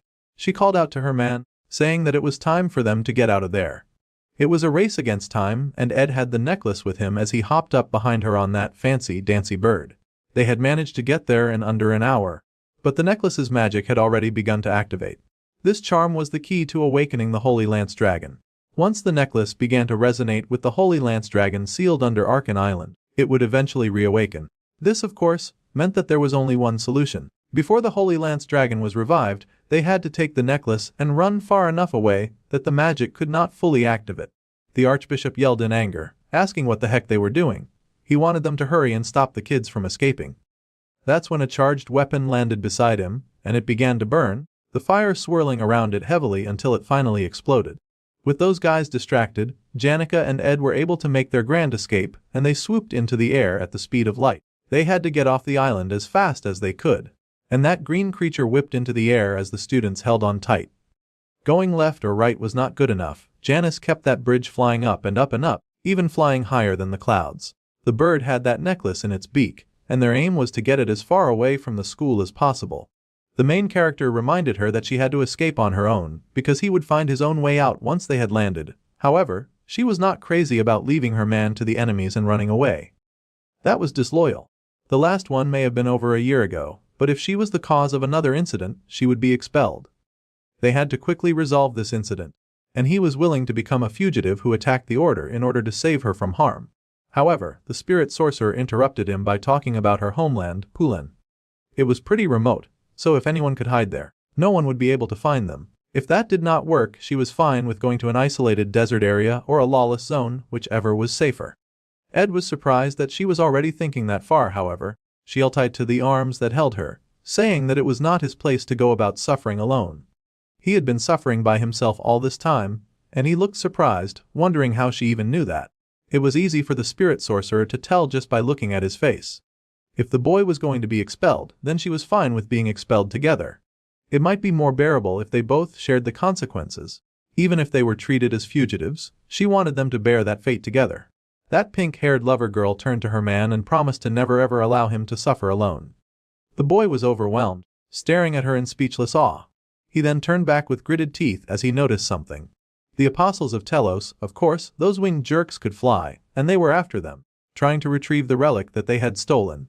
All 6 of them had followed after them. They had to go faster, as fast as they could, since they no longer had any time left. The spirit sorcerer acknowledged his call and sped up a bit. Meanwhile, inside of the burnt church, the fanatical archbishop stood there coughing and hacking in the fog and the smoke. Just then, the Saintess Clarice pulled up, shocking the archbishop silly. The girl was panting as she had rushed over there as fast as she could.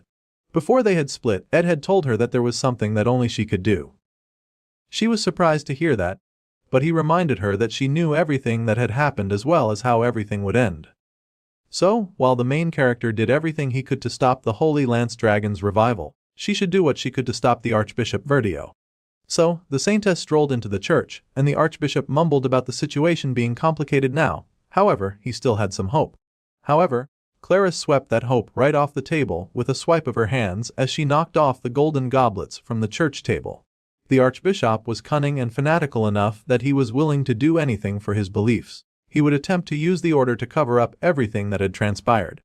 In order to stop him, the Saintess had to do one key thing. So, she yelled at those present, asking how long they would simply stand by and watch. She had, more than anything, to win over the Holy Pope. So she screamed at the Holy Pope and begged him to excommunicate the Archbishop Verdio at once. As the chase in the air continued, Clebius and his red-headed alchemist were walking down below, just casually talking about the upcoming battle between Taylor and Wade. Meanwhile, the spirit sorcerer and the main character were busy fighting for their lives in the air. The holy apostles kept firing arrows at them, but the students had no intention of relenting in their fast getaway. Janica had been sitting absent-mindedly in front of Glocked Hall just 10 minutes ago while Ed used basic wind magic, the wind blade, to keep them safe. They kept flying and bobbing and weaving. But when Ed tuned back, his eyes widened in alarm when he saw the firepower that was headed in their direction. They could not dodge that attack. The blow hit them hard, and the bird disintegrated, Janica falling right from the sky with a scream, Ed falling along with her, and the necklace was airborne. They had come this far, they could not fail now. Ed dove forward, calling out to the spirit sorcerer as she fell. Girl, boy and ancient necklace, all of them falling together, sure to meet their end if they hit the ground, but Ed would not allow it. He pushed forward, swimming in the air to get closer to her. The two disappeared into the clouds, but his outstretched hand had been able to seize her, and his other hand seized the necklace. They were still on track with their plan, just a little delayed.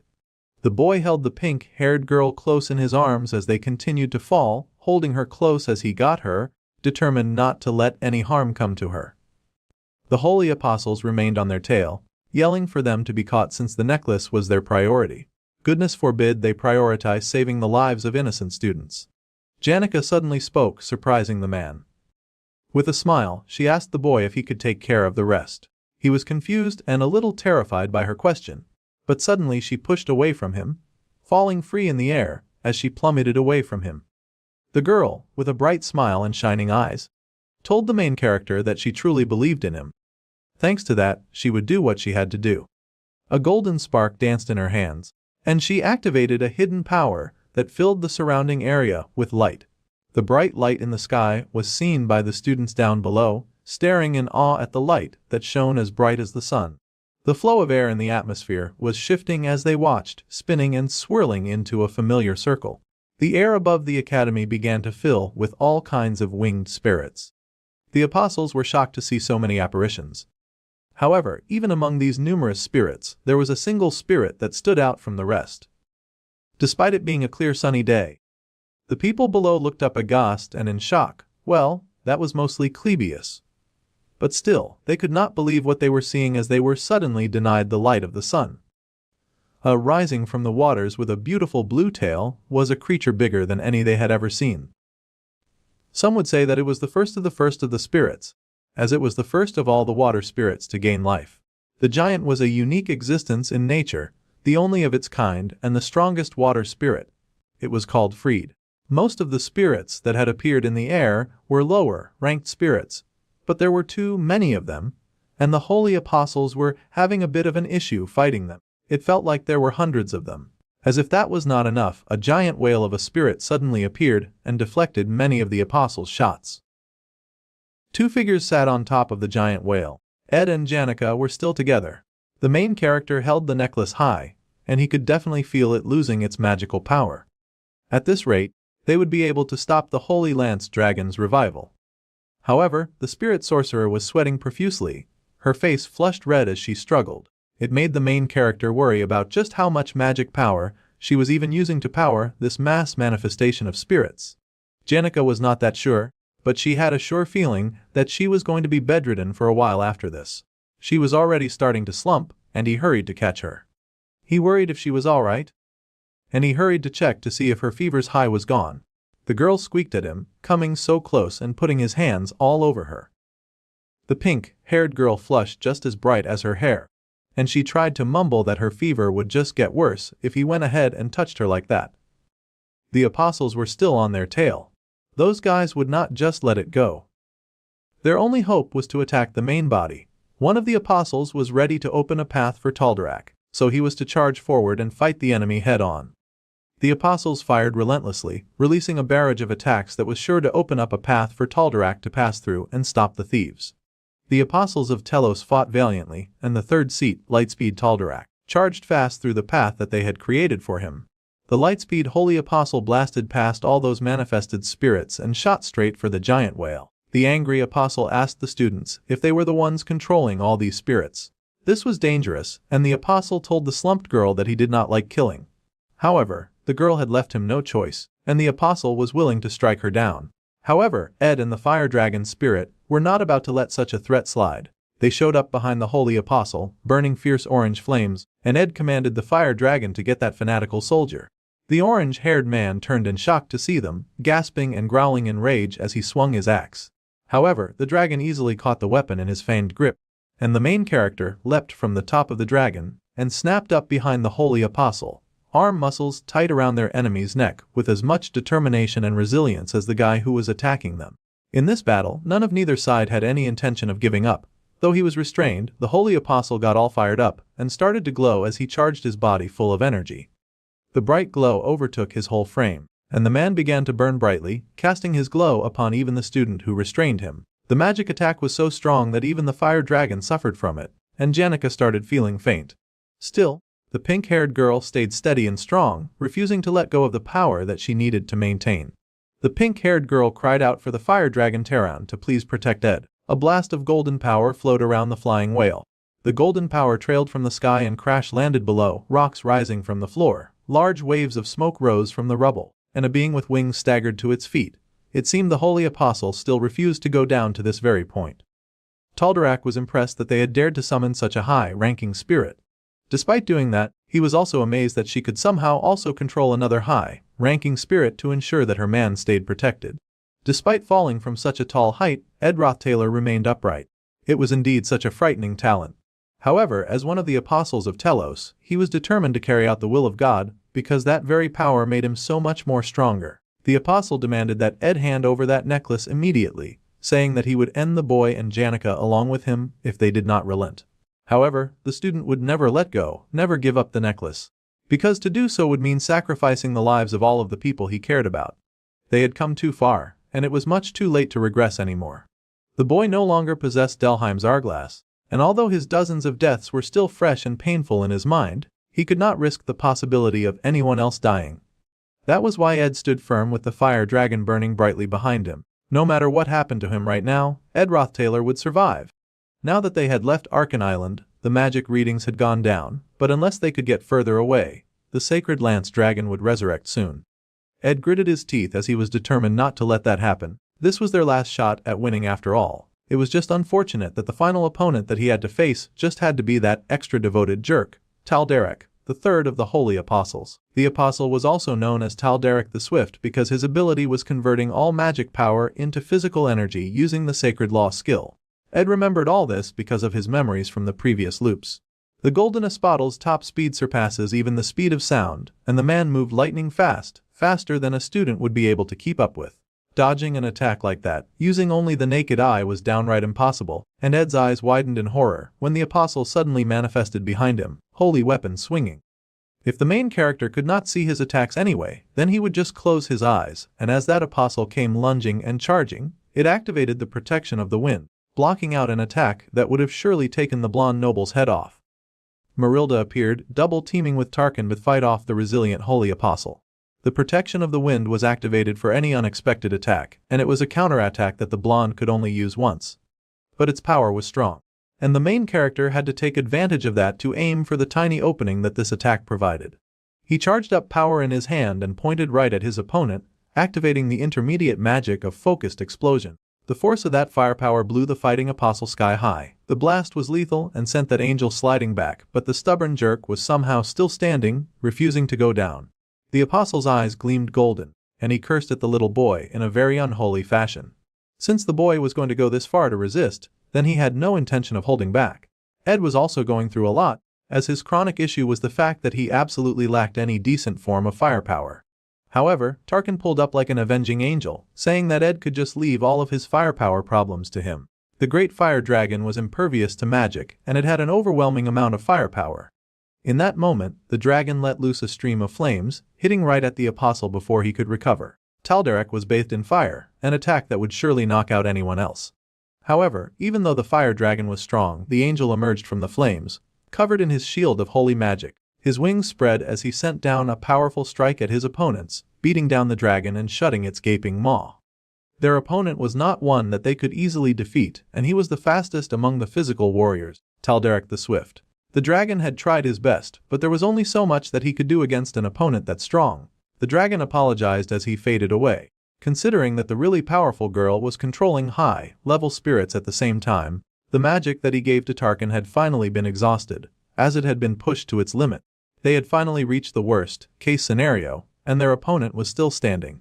Ed faced off against the Holy Apostle, both of their weapons drawn as they stood surrounded by a wall of flame. The main character raised his bow and fired his arrow. The special rods charged with power flew right at the Apostle, but the seasoned warrior easily dodged the attacks. The blonde called for the fire to ignite, and the Apostle noted that the boy was using both water magic and fire magic. It was truly impressive, and they came together to make up a wall of steam to block off the man's sight. However, in the end, the Apostle dismissed the attack as nothing but an obvious trick, and he sliced through the steam, slicing Ed in the same vein, hurting the boy as he fell backwards in pain. It was as the boy expected, gritting his teeth in pain as he hit the ground. Tal'Darik, the Holy Apostle, was strong. In the end, there was only one way to win this battle. In the previous time loop, Merrill had been the one to finish the fight by showing up in a surprise attack to devour the Apostle whole. However, right now, the Golden Phoenix Ring was being used by Janica to keep all the other Apostles at bay. And he had never managed to summon the powerful wolf fully by himself before. There had to be a way. The boy grunted as he put up his shield to block the Apostle's attack, but he had no idea how long he would last. As this went on, he had to find a way to figure out his success. Still, the Apostle continued his relentless, shameless attack on the young boy, refusing to let up even for a second. The fighter stabbed his lance into the earth and used the momentum from pushing himself up to kick down his young opponent, shattering his shield in the process. The boy coughed and spat blood, fighting on the edge at this point, and wondering if there was truly no way to win against the Apostle. The boy crashed to the ground, his clothes in tatters, his face bleeding, his body tee, as he fought to catch his breath. The Apostle landed before the boy, declaring that his end had come, and he swung his weapon with the power of holy violence. That familiar sensation was now returning to Ed, pushing its way into his brain as he stared at the man about to kill him. That sensation was death, and it had come for him once more, just like it had repeatedly for every time that they had repeated this day. The memories of dying again and again flooded into him, and those memories turned out to be a total cheat code to boost up his spiritual understanding. One by one, each spiritual factor began to go up, and it increased in a resounding chorus until the realization dawned on Ed. As death approached, the boy was unafraid, and the apostle froze when he realized something. Whether it was divine magic or spirit resonance, the way to learn magic was no different. Everyone had to fail repeatedly, and the main character had amassed a countless number of failures, piled up with grit and determination, a desperate struggle without giving up, a history of seemingly meaningless effort. Using the power of all the many times that he had failed, Ed called upon the great wind spirit Merilda. Sure enough, the wolf appeared, biting deep into the apostle's wing, which was what had stopped Tolderak in his tracks in the first place. The wolf had appeared in complete manifestation, which was also known as repetition leading to mastery. While the apostle was distracted, Ed jerked up and slammed his head against his opponents. And he apostle growled and coughed, spitting blood in rage. It made sense that no one could do it well from the start, and they would never know if it would even work out. However, failure did not matter, and Ed knew this as the battle against the apostle raged on. Nothing was truly different, everyone fought to survive for their own reasons, just to keep themselves alive. Now the apostle found himself surrounded by every spirit that Ed owned, overwhelmed and enraged he was by this realization. However, the blonde had him cornered now, and he raised his weapon like an executioner. There were countless people in this world who struggled desperately just to hang on to their lives, and the boy brought down the glowing blue arrow, stabbing right through the apostle's chest. The man trembled as the spirit arrow sank through him. Struggle was a part of life, and the blonde knew firsthand about struggle as he beat that arrow deep into Taldarak's chest. He beat his opponent so hard that his fist turned into a bloody mess. Struggle was a part of life, and so was twisting and strangling a person's body with clenched teeth. Only then could a person truly gain life. The boy panted heavily as he stepped away from the fallen body of the apostle, and he stumbled away, Merilda following close after him. There was not much time left, and the boy still desperately had things that he to do. He panted as he glanced at the amulet in his hand. Meanwhile, back in the Academy Temple, there was a bit of an uproar. Clarice confronted the Pope, demanding how long he was just going to stand by and watch while the Archbishop burnt their society down to ashes. The Pope was absolutely shocked to have the gentle saintess suddenly start shouting at him, but she had had enough. She told him that he had to excommunicate the Archbishop Verdio. The Pope was shocked by this declaration, and even more conflicted when the Archbishop called out to him, saying that the Pope should not believe the saintess who knew nothing. After all, they were all trying to achieve the future of the Church. However, Clarice shut him down by bringing up the fact that he meant to use Velbrock's necklace to revive the sacred lance dragon, and then he planned to have the apostles defeat it. She knew all about that plan, and both the Pope and the Archbishop were shocked. The girl then informed those jerks that they had already tried countless times to hunt down the sacred lance dragon, but had the Church ever succeeded in slaying it, his plan was destined to fail. She then revealed that she had repeated the same time where they would fail countless times, and she showed her bruised hands as proof. She knew that they would fail, that was why she was standing there before them. The Archbishop saw that the saintess was trying to get rid of him once and for all, and that evil snake instantly tried to weasel his way right back into the Pope's heart. He told the old man not to believe the words of a young girl who knew nothing about the awesomeness of their brilliant plans. After all, what they were trying to do was to preserve the future of the Holy Order. However, Clarice would not sit back and watch him talk down to her. She knew everything about their nefarious plan to use Velbrock's necklace to revive the Holy Lance Dragon, and then they would have the apostles defeat him. Now both the Pope and the Archbishop were so shocked to hear that the young girl was so knowledgeable. They could not believe that she knew all this.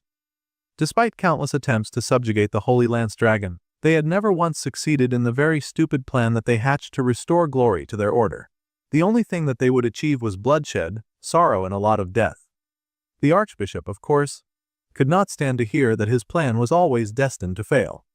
Clarice knew this well because she was standing in front of them, simply because they had already failed time and time again. She had repeated the same moment over and over again, and she had her bruised and scarred hands to show as proof.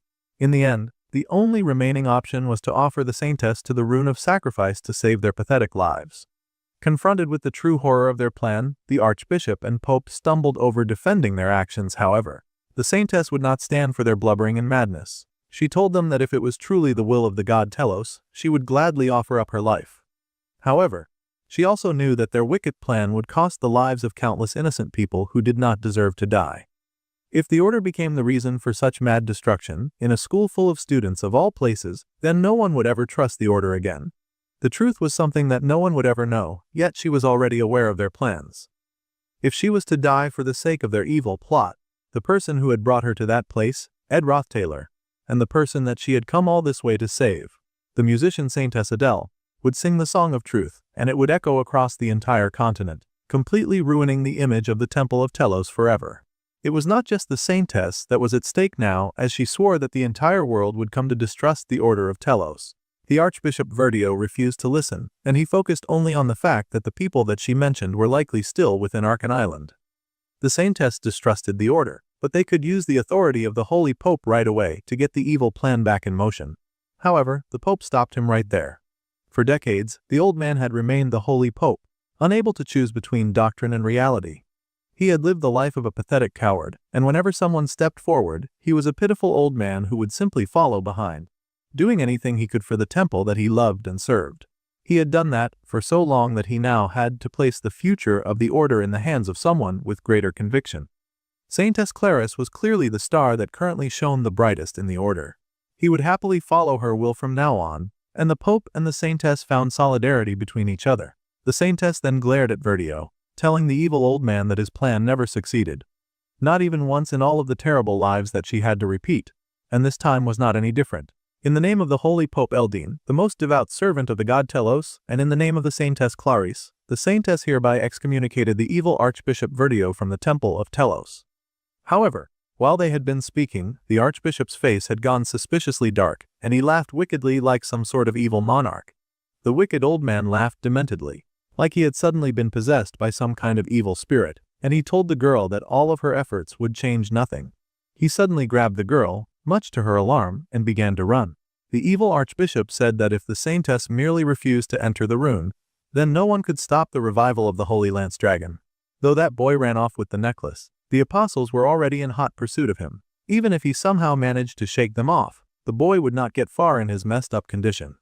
All of that killing people, and the main character did not even have the sense to call in favors from a few more of his girlfriends. Sometimes Ed functioned on pure ego alone. Still, the boy was determined not to give up. The game was not over until the Holy Lance Dragon got revived, and he clutched the necklace in his bloody hands. Verdio was convinced that he would still win, however. Clarice was positive that things would not go the way that he wanted them to, and she snatched her arm back from the evil priest. The man was shocked to see her standing defiantly, and the silver-haired girl told him that the person who had grabbed her arm and had run away with her was far stronger than someone like the evil bishop. The powerful Saintess did not need someone to rescue her from a being as wicked as Verdio, and she blasted that rat with holy power. The man was engulfed in bright yellow light as she used the divine power discharge that would nullify most magic effects and deal physical damage to the opponent. After such a huge blast, the Saintess lowered her arms for a minute to catch her breath. The girl had been fighting for so long, and she fell to her knees before the bishop, who had fallen too. From the floor, Verdio hissed, saying that the god Telos had said that the Saintess was to live a life only following the pure white light. So, the man had no idea now why the girl had suddenly become so colorful. Clarice huffed as she fought to catch her breath, saying that it was because she was the Saintess. As a student, the young girl had long since learned that even a beam of light that looked like pure white at first glance had many colorful strands of red, like the red of the foxy merchant. It also had the gold of Janica's power and the turquoise of the great whale that he struggled to maintain. Blue as well, like the eyes of the man who risked everything to keep saving Clarice, and violet lights like the light of the super-powered Lucy, who had finally found her idiot crush. Lucy was here. She had come, and without saying a word, the tired, exhausted, bleeding boy dropped the powerful necklace in her hands. Then Lucy zoomed off at the speed of light, flying away from the academy. The girl flew at record speed, heading towards the mountain with the greatest burden that could either end or save them all. Light became pure white when all of these beautiful colors gathered together as one, and the further the necklace was taken from the academy, the more it lost its shine and its power. This was episode 3 of The Failed Swordsman of Sylvania, the second joint combat training. Now that he was an upperclassman, the protagonist, Taylor, would face off against the first years, but their resistance was formidable. Everyone wanted to defeat their seniors to earn good grades, so his opponents were not easy to face at all. This was all because in the early scenario, for certain reasons, none of the first years joined Class A. Ed now quickly raced through the streets on Marilda's back, finally collapsing as he ran out of spiritual power. The boy was soaked in blood, but the school had been saved and the scenario continued as it was supposed to be. Taylor defeated Claude, his final opponent and the top student of the Faculty of Alchemy. However, the blonde refused to accept that, as was scheduled to happen. He drank up the evil god's blood, a forbidden potion, as he was the mid-boss of the chapter, and he powered up expeditiously, becoming the Alchemist of Calamity. Empowered by the magic of the evil god Mebular, the alchemist then unleashed all sorts of black magic on the protagonist, pushing him back with the power of overwhelming evil. Taylor was tossed by this dark magic, thrown right into the wall, and it smashed on contact. An endless string of trials was something that the dark-haired boy was rather familiar with. As the episode was nearing its end, the protagonist had already faced off against numerous enemies, and he could barely stand. Quite similar to his number one fan who now struggled through the streets, the wind wolf dissipating from under him as he continued to lose strength to fight. Still, the blonde pushed to his feet, struggling to keep moving, because no matter how hard the trial that Taylor faced, the scenario would continue and the boy would keep fighting. The dark-haired protagonist flew forward, swinging his weapon of justice, and he attacked that black magic head-on, slicing and dicing it as he wanted. The possessed alchemist watched in shock as the determined protagonist came closer. Using elemental flash of the raging golden storms, Taylor sliced through the blackness of his opponent's heart and scattered the evil of the black magician in the wind. The protagonist's elemental slash had now evolved and could cut through all elements, even darkness itself. The slash was so powerful and overwhelming that the force of that golden light could be seen from miles away. Ed saw it as he dragged his bloody body through the school. In the original scenario, this was how Episode 3, the second joint combat training, would end. The protagonist's foe fell as he left the stage. Taylor, once a laughingstock of the army for being a failed swordsman, was now a fully recognized powerhouse and acknowledged by all of his peers. The students now happily celebrated Taylor, and so did the faculty and comrades alike. The boy held up his shining sword, stained from the efforts of battle but standing strong and resilient, just like the protagonist himself. The boy's name was now etched into everyone's eyes and memories. However, the joy would not last for long. As Taylor exited the testing arena, his eyes would widen, and he would then receive the news of a comrade's death. The bard and prophet, Adele, who marched to the temple to sit in the summoning circle and die for the final time. Adele Saris was to die. During that time, how the bard had died had not been clearly described. Now, in the present day, the girl gave up as she fell towards the summoning circle, willing to end her life like this. Originally, Adele was a character meant to exit the story in this way. However, before she could sacrifice her life for the last time, a bloody hand reached out and grabbed the girl, yanking her away from the dark fate that she had chosen for her life. The girl's eyes widened in shock as she was flung to the ground by a very angry and very tired Ed. The girl opened tear-filled eyes with blood streaking down her face, and she looked upon the tired blonde noble who had fought so hard to save her life. The original storyline had already changed. Taylor and his companions would come outside and never receive any news of someone's death. They would continue their joy and merriment, and Verdio would scream his rage in the temple, roaring at the failure of his plan. Though there were rumors of a disturbance within the order, the disturbance was swiftly handled as an internal matter by a well-deserved punch to the Dark Archbishop's face. The man went crashing to the ground, and the Saintess, as well as the Pope, were safe and secure. As a result, the so-called Saintess of Distrust never came to be, and the Holy Lance Dragon did not revive earlier than expected. The summoning necklace sank into the depths of the sea, to be forgotten until later. With the Saintess of Distrust erased, the Order's army never descended on Arkan Island, and the rampaging boss of Episode 3, Awakened Lucy, would never appear. So, the talented mage would not have to die a tragic death. Perhaps even more had happened now than in the original scenario. The mage now stared ahead at the setting sun, her face flushing red as she recalled how she had clung to her crush in one of her past lives. Little Lucy looked out into the sun and mumbled about how much she wanted beef jerky. Despite all that had happened so far, the academy would remain peaceful, and everyone would be okay. 2 days had passed after that very unfortunate incident, and there was a knock on the door as someone called to check to see if Janica was feeling better. The spirit sorcerer panicked when she heard her crush's voice, telling him not to come in yet because she was trying to wash up. Still, she could not really see well yet. The price of borrowing that much magic from the future was really high, and the spirit sorcerer currently could not use magic for a while, and her vision was still rather poor. The supreme rank spirit Freed, who stopped the 5 apostles, apparently crashed into the forest outside of Arkan Island. Janica, who fainted after that overwhelming feat, woke to find herself in a cabin, though she does not know how. It turns out that it was Lucy who found her and very carefully carried her back.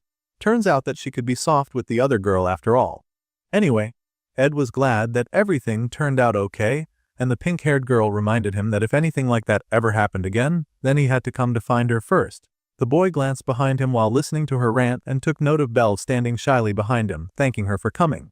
Once a person became the head maid, they did not really do housework anymore. However, judging by her expression, Belle clearly had no intention of backing down, and she must have wanted to do chores for a while. Now she'd arrived at their little camp with a basket and eager eyes. The head maid asked the blonde noble if he was doing all right, as she was fine with taking care of him too. The boy assured her that he was fine and that he was just worried because Janice still could not see well. However, the head mage said that she wanted to ask if the boy had anything else on his mind. Had thought about it for a hot minute, and then he said no. The maid understood that the boy was a tad reluctant to share, agreeing that right now they had to prioritize taking care of the young Janica anyway. The maid stepped in and reminded the blonde noble that they would have to help her change her clothes and to wipe her sweat as well. The boy said that was obvious, and he wasn't bothered about helping out in that way. Then again, Belle added that it was not like he would make such a mistake, and fell silent for a moment while she stepped into Janica's cabin. Suddenly, the head maid popped out once more, reminding the young lad that he was in his teenage years. If not now, then there was no other expected time for him to make all sorts of perverse mistakes. She told him that perhaps sometimes he should definitely listen to his inner voice once in a while. The main character immediately shut the door on her nonsense advice. He did not need to hear any of that. He scolded her and told her to stop saying weird stuff and to hurry up and help Janica. The head maid hummed from inside as the boy turned curiously. She said it was a shame.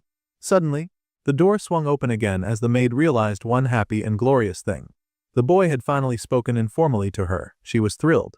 The young lad was speechless at her glee for a moment, and then he just stalked away. With the boy gone, the maid turned back to scolding Janica for staying in a dusty place with drifting air, as it was not fit for a patient.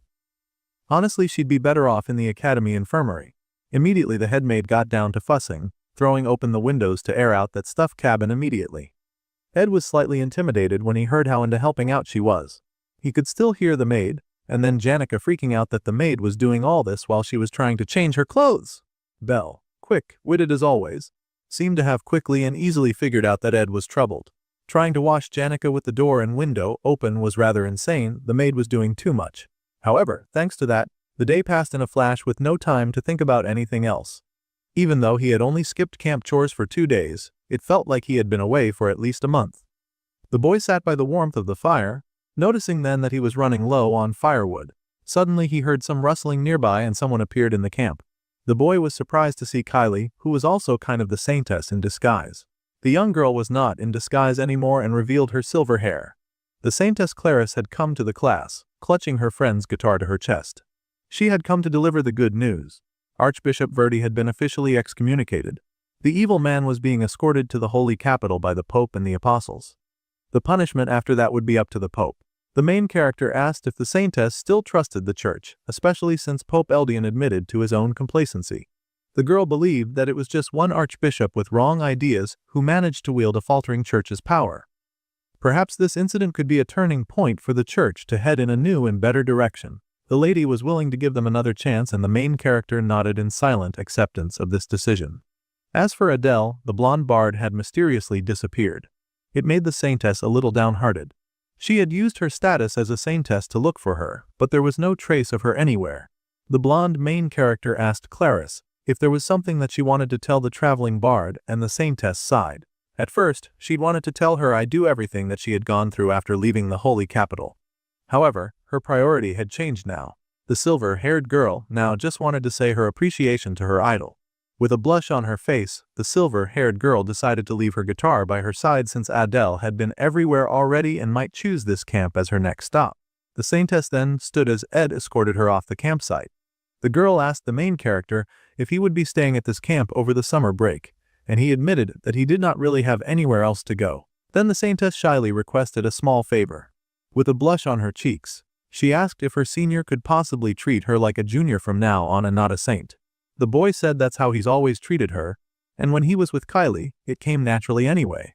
That was true, but the girl smiled as what she meant was that if the boy ever needed help, she was more than happy to help and he should not hesitate to ask her for assistance. The saintess could not promise to repay all of his kindness, but she did swear to do all that she could. The main character was silent as he watched the silver-haired girl walk away, and he stayed there until she disappeared into the distance. Finally, someone said that it was time for her to get going. After all, if she stayed any longer, she would bump into Clarice again. Ed asked if she'd be okay, and lo and behold, the tired bard was in fact hiding out in his house. It seemed every girl had been in there at this point, and the bard laughed that her holy magic and divine power had not yet returned.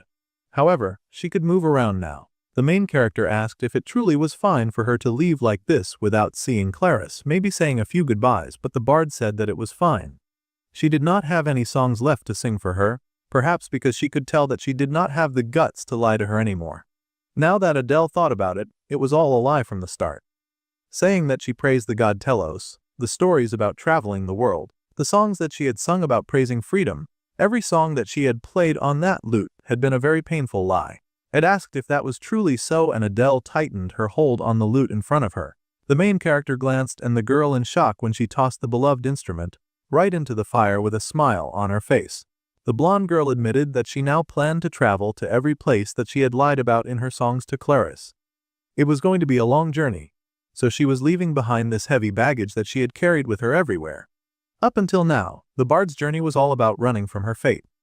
However, this time, she'd be leaving for a real journey, not to escape. Ed asked if there was truly any difference, and the blonde girl smiled, saying that she guessed that she had a place to come back now. The blonde smiled that she should return within 3 years so that Clarice would not graduate before she returned. When her journey was over, she wanted to come back and play a new song that she wrote.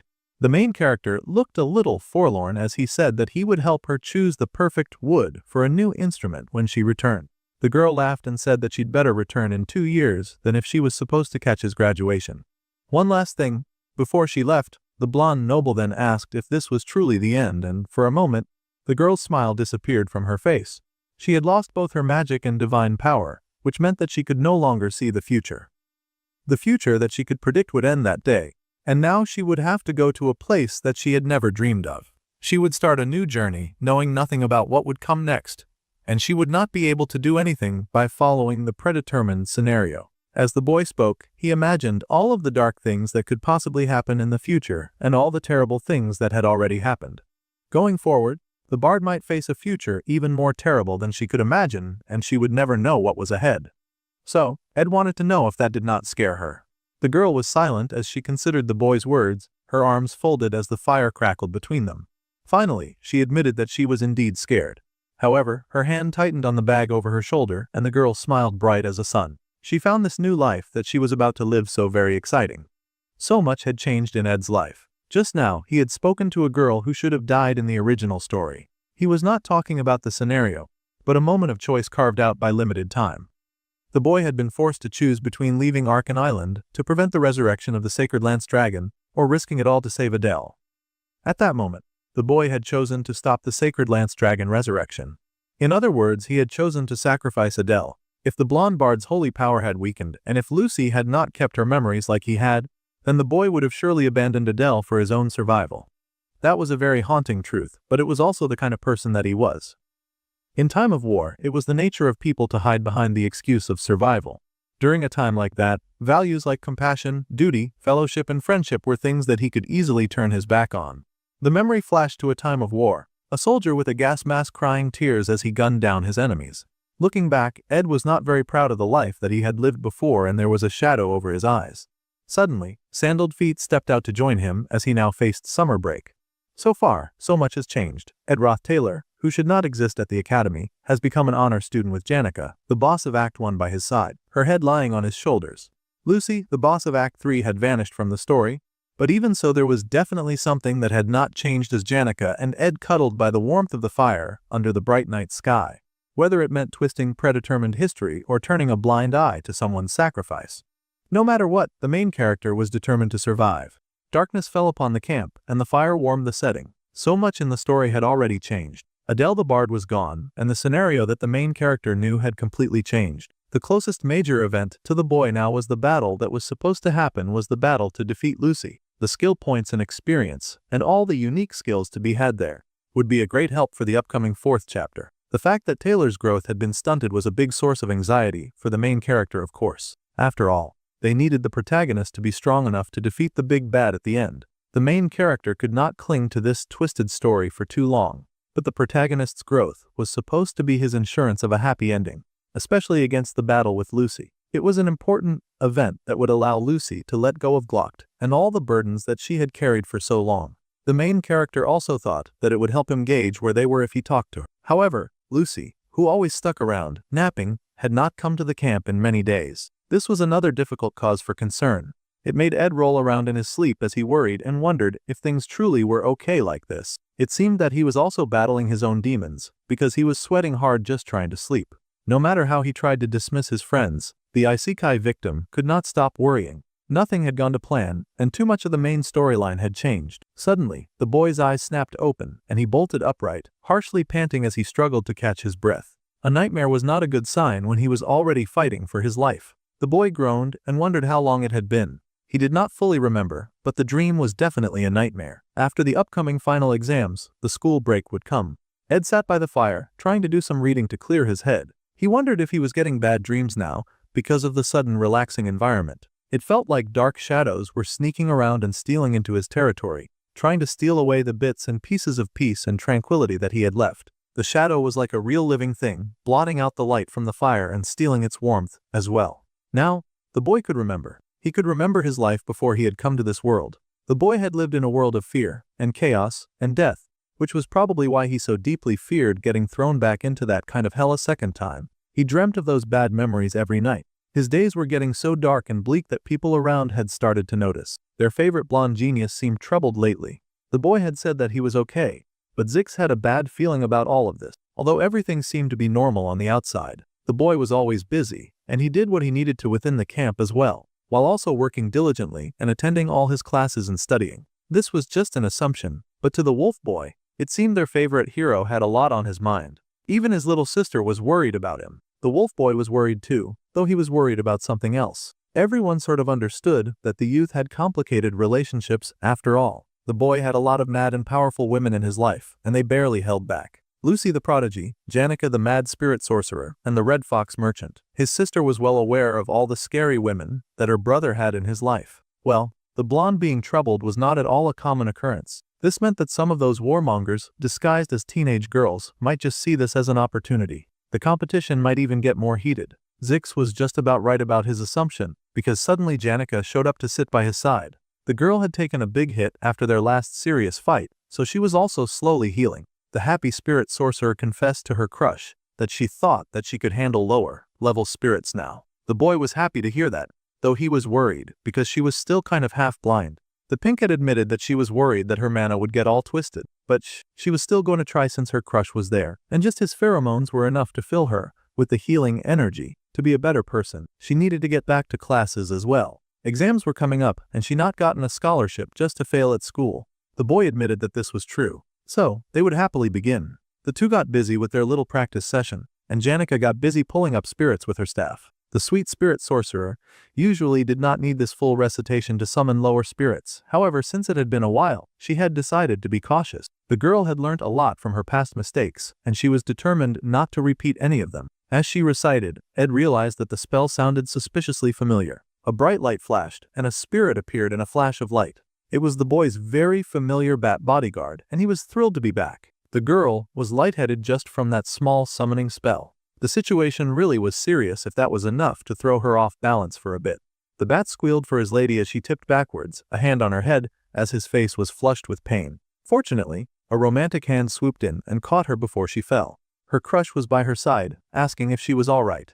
It was the most charming interaction that they'd had in a while, and Janica was flustered beyond measure. Meanwhile, Ed was completely focused on being worried, and even asking if she could hear him. The boy commanded Mug to beat it before he accidentally drained even more of her energy. It had been a while since he had been summoned, so the bat was sad to go. Still, it had taken more mana than expected to summon Mug, so the girl had been surprised. The boy was worried and asked if she had not fully recovered yet. She also seemed to be running a fever as well. The girl just kept getting hotter because her crush would not take his hands off her. Honestly, she would recover if he would just give her a moment to do just that. Suddenly, a voice interrupted their little romantic cuddle, saying that she'd known about this, but it was still weird to see it in person. Lortel had arrived, the red fox merchant not very pleased to see another lady cuddling her chosen man. She had come over to see their man, of course, because they could all tell that he was struggling through post-traumatic stress disorder. The girl had even prepared herself for what she would see when she came, but clearly she did not shield her heart enough.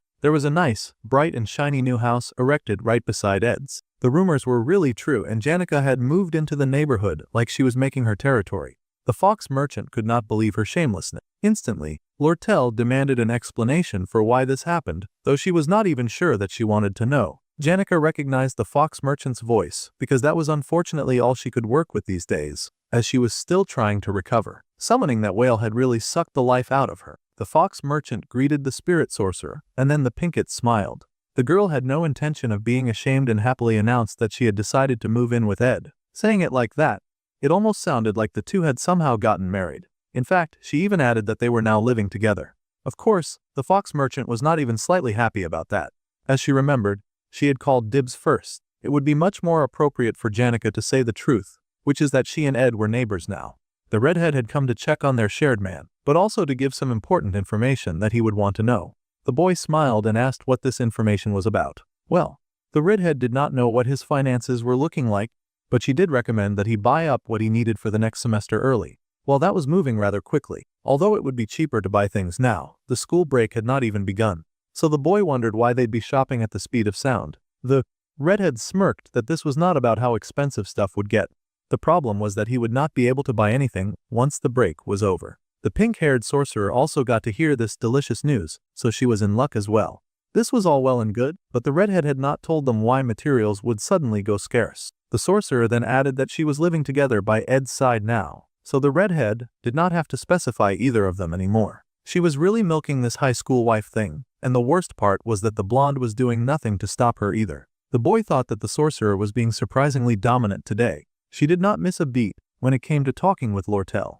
It was sure making the redhead furious. She was spitting so much fire that she'd boil a whole cauldron of magic with that energy. Meanwhile, the clueless Ed was really thinking that the red-haired girl would somehow not get mad. Barely a second passed by before Lortel barked out a curse at Janica's behavior. Well, the redhead had seen enough, so she waved her hand and said that she would be going back for the day. However, this little forest camo that they had was really quite nice. The air was great, and there was even a stream nearby. The redhead stood there, basking in the glow of such wonderful nature, and she sighed, seeing why Lucy came out to nap there all the time. Now, Janica's sight had not yet fully returned, and she was not crazy about the reminder. However, she did see a certain image very clearly. Lortel's grinning and smirking face as she talked about this place where they lived. The red-haired merchant was smiling. That was never a good sign. Well, the morning bells rang for the next day, and they heard that the Lady Lortel had left a message. Apparently, the lady had offered to find the housemistress, Belle, a replacement, asking if she wanted a new job. It was a really preposterous offer. The pay that the fox merchant was offering was also quite large and ludicrous. One would think that she was trying to buy Belle. The head maid was already used to the students in the campus doing weird things, but even this sudden offer was weird, even for the red-haired girl. She took the envelope and checked out the offer. 3 Flen gold coins were no small amount, but she had worked in that hall for many years. No matter how much the merchant offered, Belle would not just suddenly change jobs. The maid who had handed her the letter laughed that she did not mean to pry. But when she had seen the offer, she could not believe her eyes. The merchant was going to pay 3 Flen gold coins daily. That price was not for a month, or for a week, but every day. The chief maid was struggling to resist this offer very much. This was truly a test of her pride and loyalty, because it was really hard to let go of that kind of daily charge offered. The maid waited to see the chief maid's response. The chief maid was taking so long staring at that offer that the other maid began to worry that she was really going to quit. Meanwhile, back at the camp, Ed was working really hard on his stuff as usual. His crafting skills had gotten better with practice, and he wiped the sweat from his brow as he worked. Suddenly, he got a visitor who had been sent there by the Lady Lortel.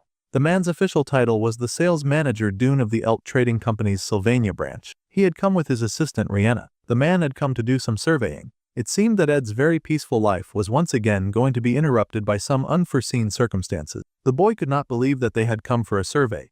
It would be over soon, but the red-haired girl had said that she intended to build a cabin out there. It seemed the entire harem was planning to move into his neighborhood. The fox merchant truly was an unstoppable foe, and she refused to just sit back while her husband got snatched away. So, of course, the next best thing was to build a house right next to his own. A battle for dominance. She had already sent out her people to take the necessary measurements. Ed's classmates were really underrating surviving in the wilderness. It was one thing for him to do it, but all these pampered rich girls were now moving into his neighborhood as well. Bro was concerned. Immediately, the surveyors got to work, mentioning that it was such an honor to meet the boy. It felt weird to have seniors be polite to him, but they also seemed about his age, so he asked them to relax a bit.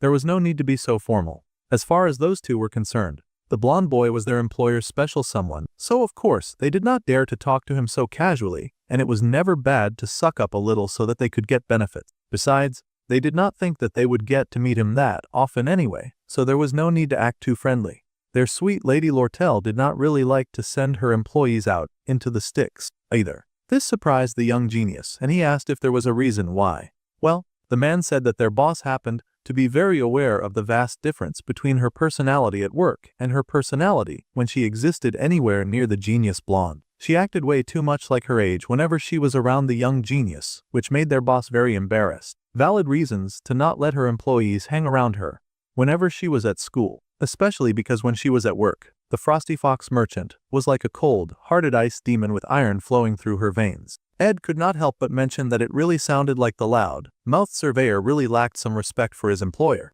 The man just laughed and said that calling his boss an ice demon was, in fact, a compliment. Either way, if there was anything that they could help the young lad with, their company was happy to assist, especially if it was something that the boy did not deem quite fit to discuss with the lady directly. All the genius had to do was call for Dune. Just to show off some of his skills, Dune the surveyor pulled out a fancy-looking bottle and showed off a drink that cost about 1 gold coin, even in the old black markets. It was quite strong, so it was best not to give it to anyone who did not drink. Anyone who drank that really suspicious and foreboding substance would get really drunk. For instance, Rena had taken a single sip, and she had ended up in a rather embarrassing position that the surveyor was way too fine with talking about. Truly, this loud-mouthed worker would say absolutely anything, it seemed. His assistant had to run back and beg him to shut up, especially about humiliating moments like that. The boy thought that the man thought way too highly of him. The main character still collected that very foreboding drink though. Dune smirked and mentioned that, on the contrary, he thought that the woodland genius was underestimating himself. They were done with their measurements, so they left the suspicious drink with Ed and then bid him a nice farewell. The young main character just sighed after they left, wondering what on earth they were talking about. Meanwhile, at the Claven store, people were going about their daily business, and someone seemed to be inspecting something inside the store.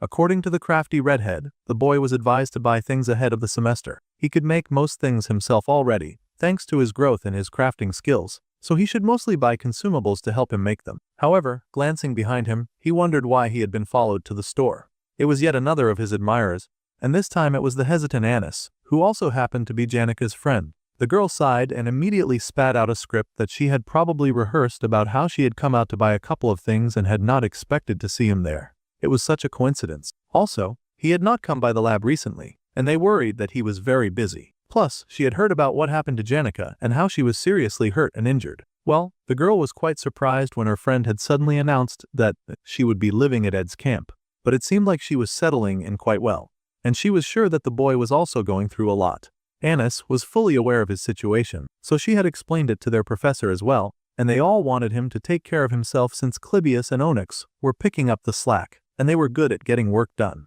Besides, the boy needed scholarships to make life easier after all. She sure had said a lot. The boy barely had any more questions to ask, so he just thanked her after a moment of silence. Just like that, the nerdy girl was ready to get going and run away.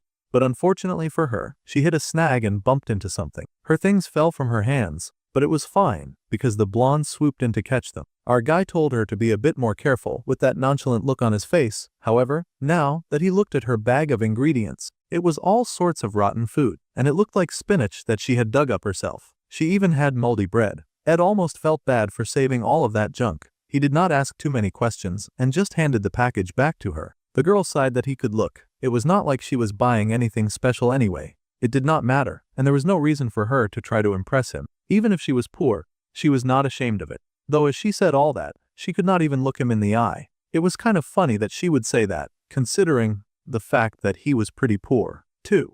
The girl was so upset about the situation that tears burned in her eyes. Finally, the poor girl could not take it anymore, and she sank to her knees, wishing death to come quickly since that would be easier than having to deal with something this embarrassing. She even apologized for the situation. Anis Helion was a commoner who was more noble than most nobles. The girl was smart and diligent, able to think for herself and great at problem solving. However, her family went bankrupt as soon as she entered the academy, forcing her to work too. The boy had thought that she would be having a hard time, but it seemed she was having things even worse than he was.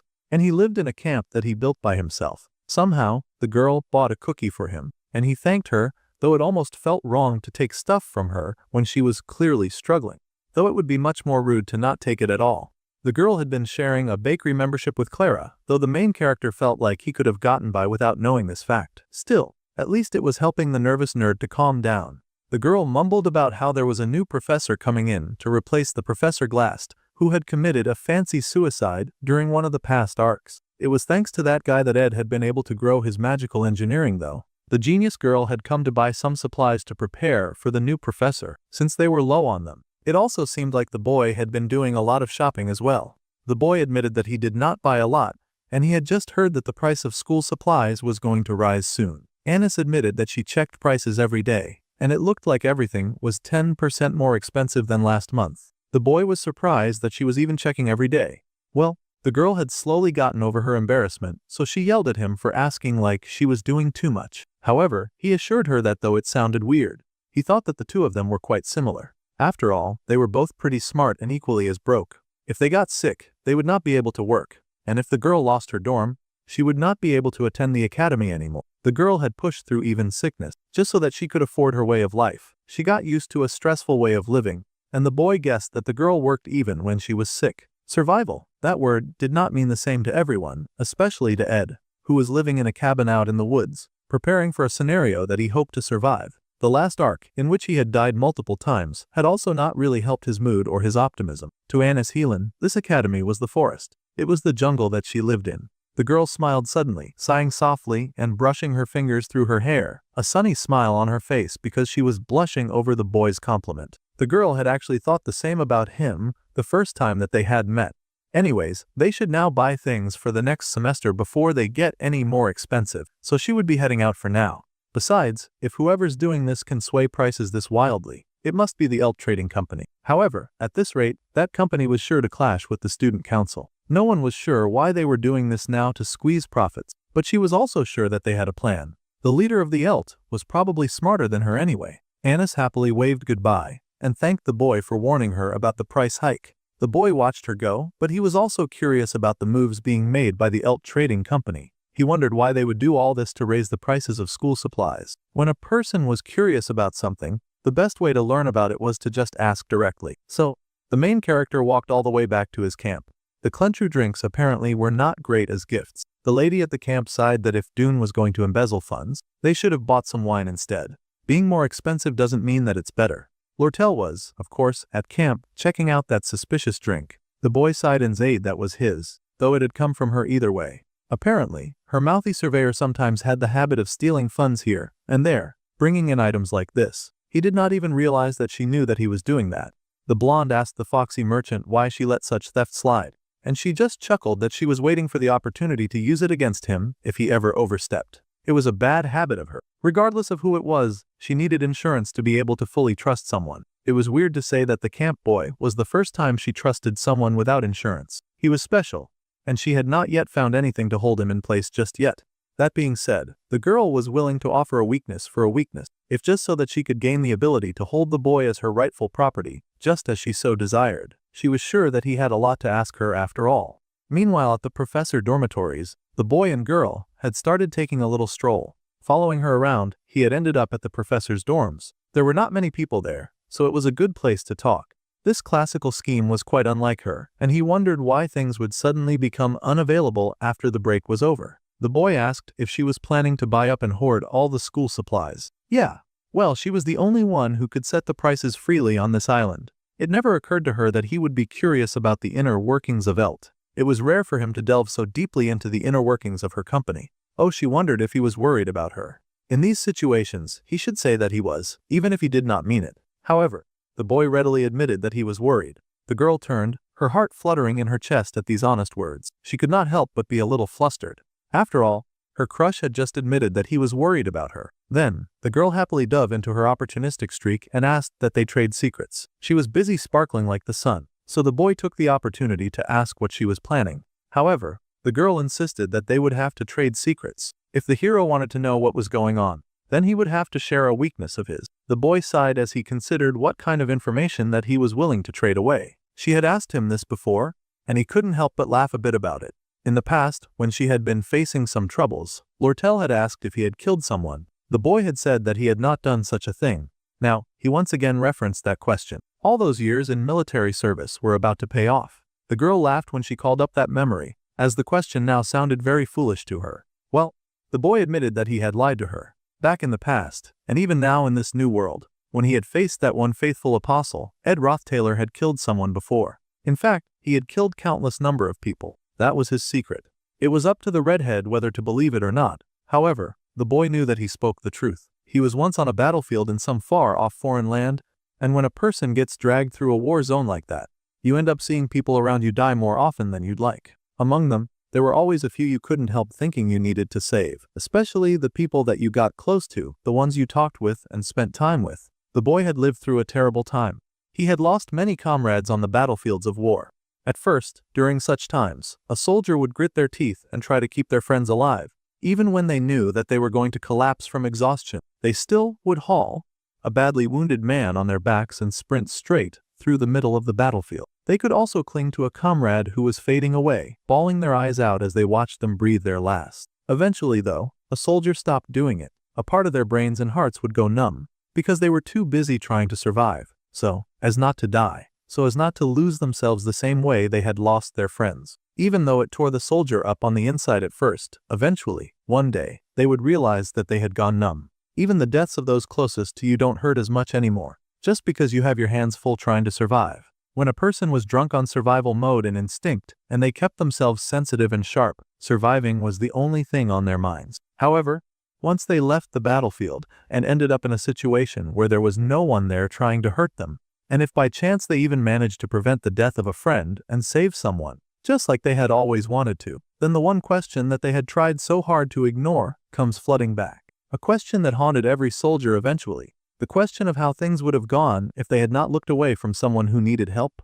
Then maybe they could have saved them. That was why the war nightmares came flooding back. That was why these days Ed felt more and more haunted. He had taken so many lives that now the blood on his back held close to his skin, and he could still scent the fire of war, as well as the pain of regret. If only things had been different, he could not stop himself from wondering how things would be if they had been different. He was the one who had killed all those lives. Now, his hands shook as he had come to his conclusion, a long time ago, that they were key characters in the scenario and people that he could influence. He made up all kinds of reasons and even lied to himself every time to push them away. However, in the end, he decided that he would never become comrades with anyone.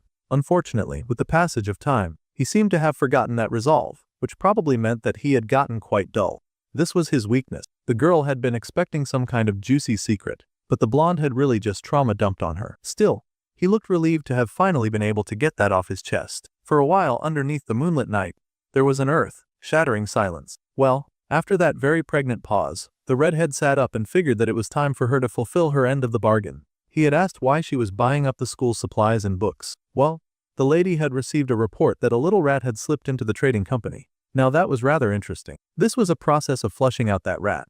For the past few days, the inventory counts for school supplies and books in the warehouse have not been matching. That would obviously mean that some greedy ingrate is going into her warehouse to siphon her property. That sort of loser behavior was completely unacceptable. The hero went for the most obvious option, instantly suspecting Dune since he was known to embezzle funds. Lortel shut down that idea. Dune was a loudmouth, but he was not bold, and he only ever indulged in small luxuries and never went beyond that. The person she was hunting was far more malicious. When the prices rise, they would likely sell before they did and run. That was when they would catch the rat that was trying to sabotage her. Plus, she would probably end up killing someone again. The boy looked horrified, which was rich considering the very cold confession that he had just made. Back then, they had said something like this. When she asked if he had ever killed someone, the girl had admittedly never killed anyone with her own hands, but if she could count the killing of the people that she had failed to save, then just like him, she had probably killed a lot of people too. Something that the redhead girl had hoped to be a bit more, flirtatious had turned into a really deep topic, but it was great that they both had someone that they could talk to about this with. The redhead was mostly the type of person who looked away from people and only judged them by the numbers in her accounting ledger. She was the golden daughter, with a tight noose around her neck. For a long time, she had also pushed herself forward by believing strongly that everyone was like that. A merchant who recognized a child's talent and bribed her biological parents to make her his adopted daughter. Poor parents who lived off a day's worth of begging eating rotten bread in the corner of the slums. In the end, they did not even realize that they would be killed to keep information from leaking while selling their daughter away. Her parents had truly been pitiful people. All of them must be accomplices. The girl then asked the main character if he knew just how much money that her parents had got from selling her. They got 3 Flen gold coins. That was how much that she was worth. It felt just like yesterday that she was a girl sold off for 3 gold coins. The girl now held those coins fondly in her hand as she smiled. Now she was someone who could designate 3 gold coins as a daily wage just to scout someone that she liked. It was really funny. Still, 3 gold coins a day was kind of a lot after all. She was sure the person she was trying to recruit would refuse, but that was fine too. Dealing with the rat that crawled into the merchantry and managing Dune, who was always plotting to stab them in the back. None of that bothered her. The redhead did not expect anything from anyone, and she did not trust anyone either. He knew the reason after all. The boy said that it was because she did not want to be disappointed. Lortel smiled, saying that this was the reason she was always alone too. That was her weakness. So, from the start, the beautiful fox had carved time out of her schedule and asked him for a night walk for a reason. The pretty girl did have ears after all.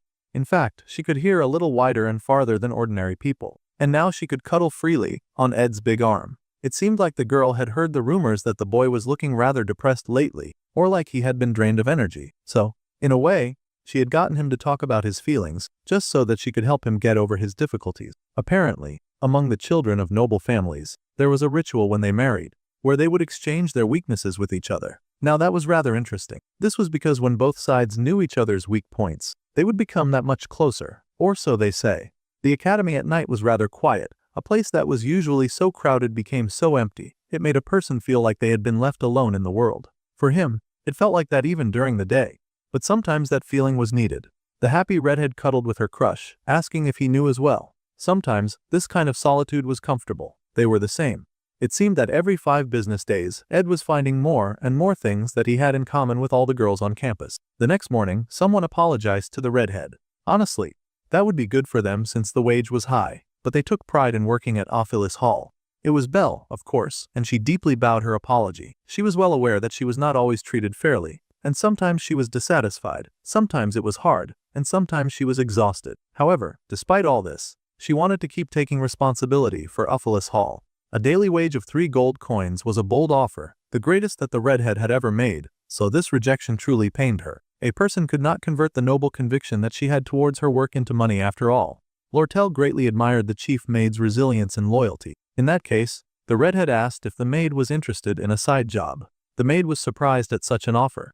The redhead had heard that lately they had been making time to go and nurse Janica. In that case, the redhead asked that the maid do the same for her and just drop by regularly once in a while and manage things for her in that way. The maid could come comfortably whenever she had time to take care of what needed taking care of, and then she could leave. Something like that. So simple, and only twice a week. The redhead begged with the cutest eyes that her foxy heart could muster, pleading to the maid's sweet generosity. They could surely do things like that. Well, the maid valiantly tried to resist, but the red-haired girl continued to dial up the charm until the maid found herself saying that much could not be so bad. Since those were the terms, the redhead pulled up a contract right away. She was suspiciously ready to go lightning fast. The wicked merchant had the maid sign at the right places as soon as possible. Thanks to that, from now on, the redhead smiled and told her to please take care of her villa and the nearby camp. The maid would see her at the camp. With that, the door was suddenly slammed in her face. Ti suddenly felt like poor Belle had just sold away her human rights. She had taken up a side job for 1 gold coin. The fox even had the contract ready to go from the start. The poor maid realized that she had gotten played. It had only been a few days since the blonde had entered this slump, thinking back on old memories. However, when he looked at other people living busily, it brought him back to reality. Janica was slowly getting better, and it looked like her ability to summon higher level spirits was coming back. Life at the academy would not come to a stop, and the house that Lortel was building kept proceeding at a normal rate. So, the main character made up his mind that he would not stay gloomy and weighed down anymore. More precisely, the man did not have time for that. It was final season now, and the boy was busy carving and crafting things in his front yard. He needed to hurry and finish the staff too. It would be vacation time soon. That seemed to worry him. He needed to make all the preparations that he could before then, in order to face what was coming. Meanwhile, Ed's sister, in her room, was reading a letter from her father. It had been a while since she had gotten such a thing. Her father had heard that during vacation, many students returned to their families to rest and then returned to school. So, Tanya was invited to come back home and get some rest before returning to Solavnia. Now that was terrifying. considering her father had tried to kill her brother and then had done nothing when she had been accused of murder. Her father had also asked her to bring Ed along with her. The altered scenario would begin soon. The young Roth Taylor heiress had received a rather concerning letter from her homicidal father, inviting her to come home. He said that he wanted to see her again, and he so missed the presence of his darling daughter. In fact, he wanted his darling little girl to even bring her charming big brother back with her. The father was definitely planning to act as if he had not sent assassins to kill his son.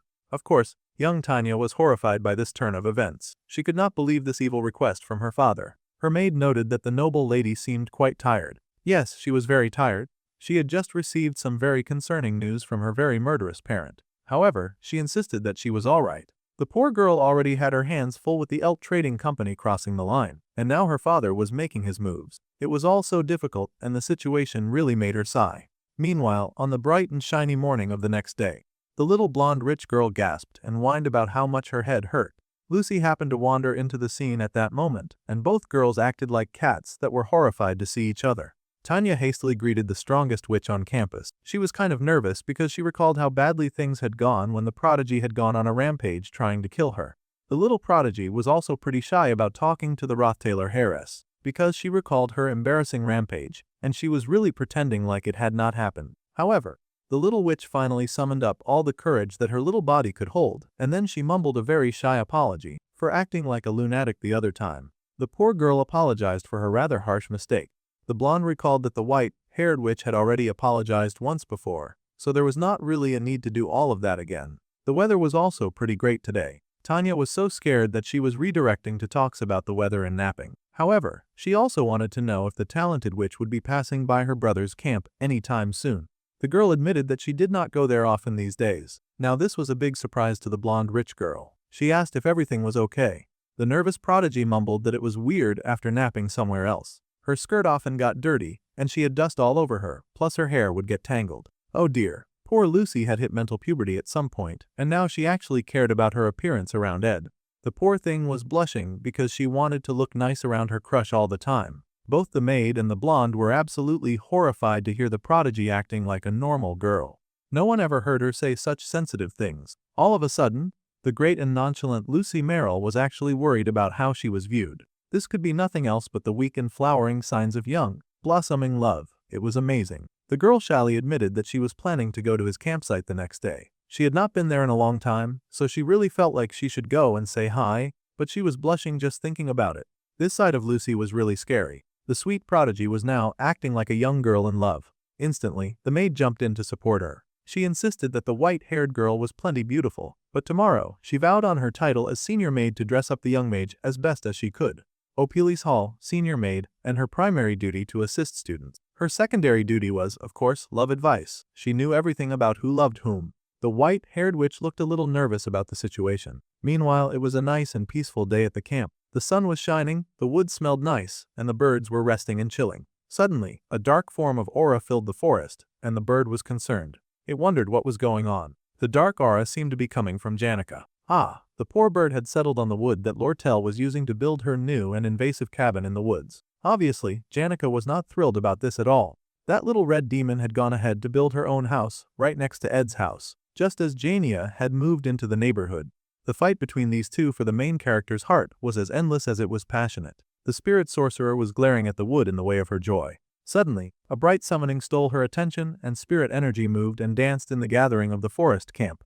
Out of the spirit energy popped out a familiar-looking white-haired young woman in white clothes. Of course, it was just the guardian of the forest, dressed as the one human that she respected. The lady happily asked how her little students were doing. Ed remembered that it was a strain for the spirit to summon herself in human form, especially after the huge fight that all the spirits were still recovering from.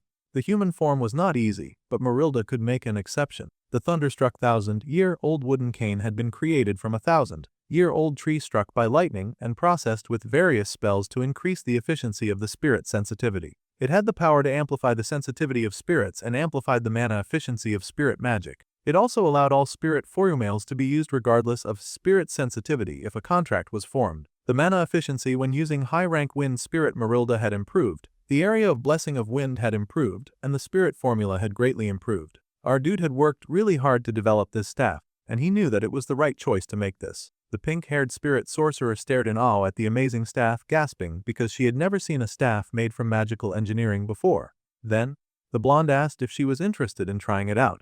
Of course, Janica was excited to try. She was just a little worried since she had not yet fully recovered. She was not sure that she would be able to test the material properly. However, she was indeed going to try her best. The girl focused all of her magic, prepping herself as the power flooded her system. Spirit magic gathered around her like blue wind circling her form. The girl was amazed at how much energy she could muster and make dance around her. This staff was not just efficient, but it also felt like the mana was just naturally flowing through her body. She had become a proper spirit conduit. Her crush took the time to remind her that her spirit sensitivity was high, so it made sense that she felt that way. The happy Pinkett beamed and said that those would really improve the power of her spirits. It was amazing, and it was no wonder people loved magic engineering. It was a very useful skill. Now that she was done checking it out, the girl happily handed the staff back to her crush, but he was not having it. Janica was confused for a second, so he decided to clarify. He informed her that it was hers now. The girl was surprised, but the boy insisted. After all, he had worked very hard to make this staff for her. Her crush had used his special skill to craft a special weapon for the sake of the girl, who always stood at his side without hesitation. He owed her a lot, especially for the time when he had pretended to die. He was sorry that he was not able to thank her properly until now. The girl was surprised, thinking it would be better if Ed used it. The boy sighed and said that he was going to make another one anyway, so she did not need to worry about it. The first one that he had made was for her, though. The boy then turned when he noticed that the spirit sorcerer was fidgeting. She had not realized that another one would get made. Like a matching pair, kind of like the kind of thing that couples carried around. Obviously, the girl couldn't help but be thrilled by this information, jiggling, blushing, and being the sweetest peach in the enchanted forest. Janica happily said that she would use it well. The girl was practically glowing when she thanked her sweet crush for giving her this magnificent gift. The boy stared in awe at how beautiful the girl looked. Poor bro was locked so deep inside survival mode that he did not even recognize what a cute girl was anymore. However, this time the blonde main could not help but smile. This time, he was sure that he had made the right choice. Meanwhile, back in school, a new poster had gone up and all of the students were horrified to see the news. The students were gathered around the notification about the final exams. The final seasons had begun. Exams had started, and all the students wondered who would be at the top. It really depended on the subject, but for now, our guy did not need to worry about both the written and field exam. However, this only applies to middle and upper students. The written exam maxes out at 100, but the field exam has no max limit. This meant that the top students at each class would always maintain their place with their field exam scores. This applied especially to Wade, the top of the first year as well. The boy did not even need to mention Lucy, who would always be at the top of the second year. So, if anyone wanted top marks, what mattered the most was the field exam. Of course, the top scorer of the third grade was the sweetest spirit sorcerer, Janica Failover. Curiously, Ed wondered if he could beat her field exam scores. Probably not. He had heard that there was a practice exam with professors, too. In the first place, most students, besides exceptions like Lucy or Janica, did not have the skill to face off against a professor. However, the top students were exempt from all tuition. It seemed like Ed had not noticed, but for some reason, as he walked through campus, everyone he passed by would immediately bow their heads to him, unless they were already really close friends. It was true that the boy had managed to get by with the academy scholarship, and by trading with Lortel. However, his budget was still pretty tight. Before, he had really started out his life with no chance of aiming for the top. However, things were going to be different from now on. The boy was ready to try something new.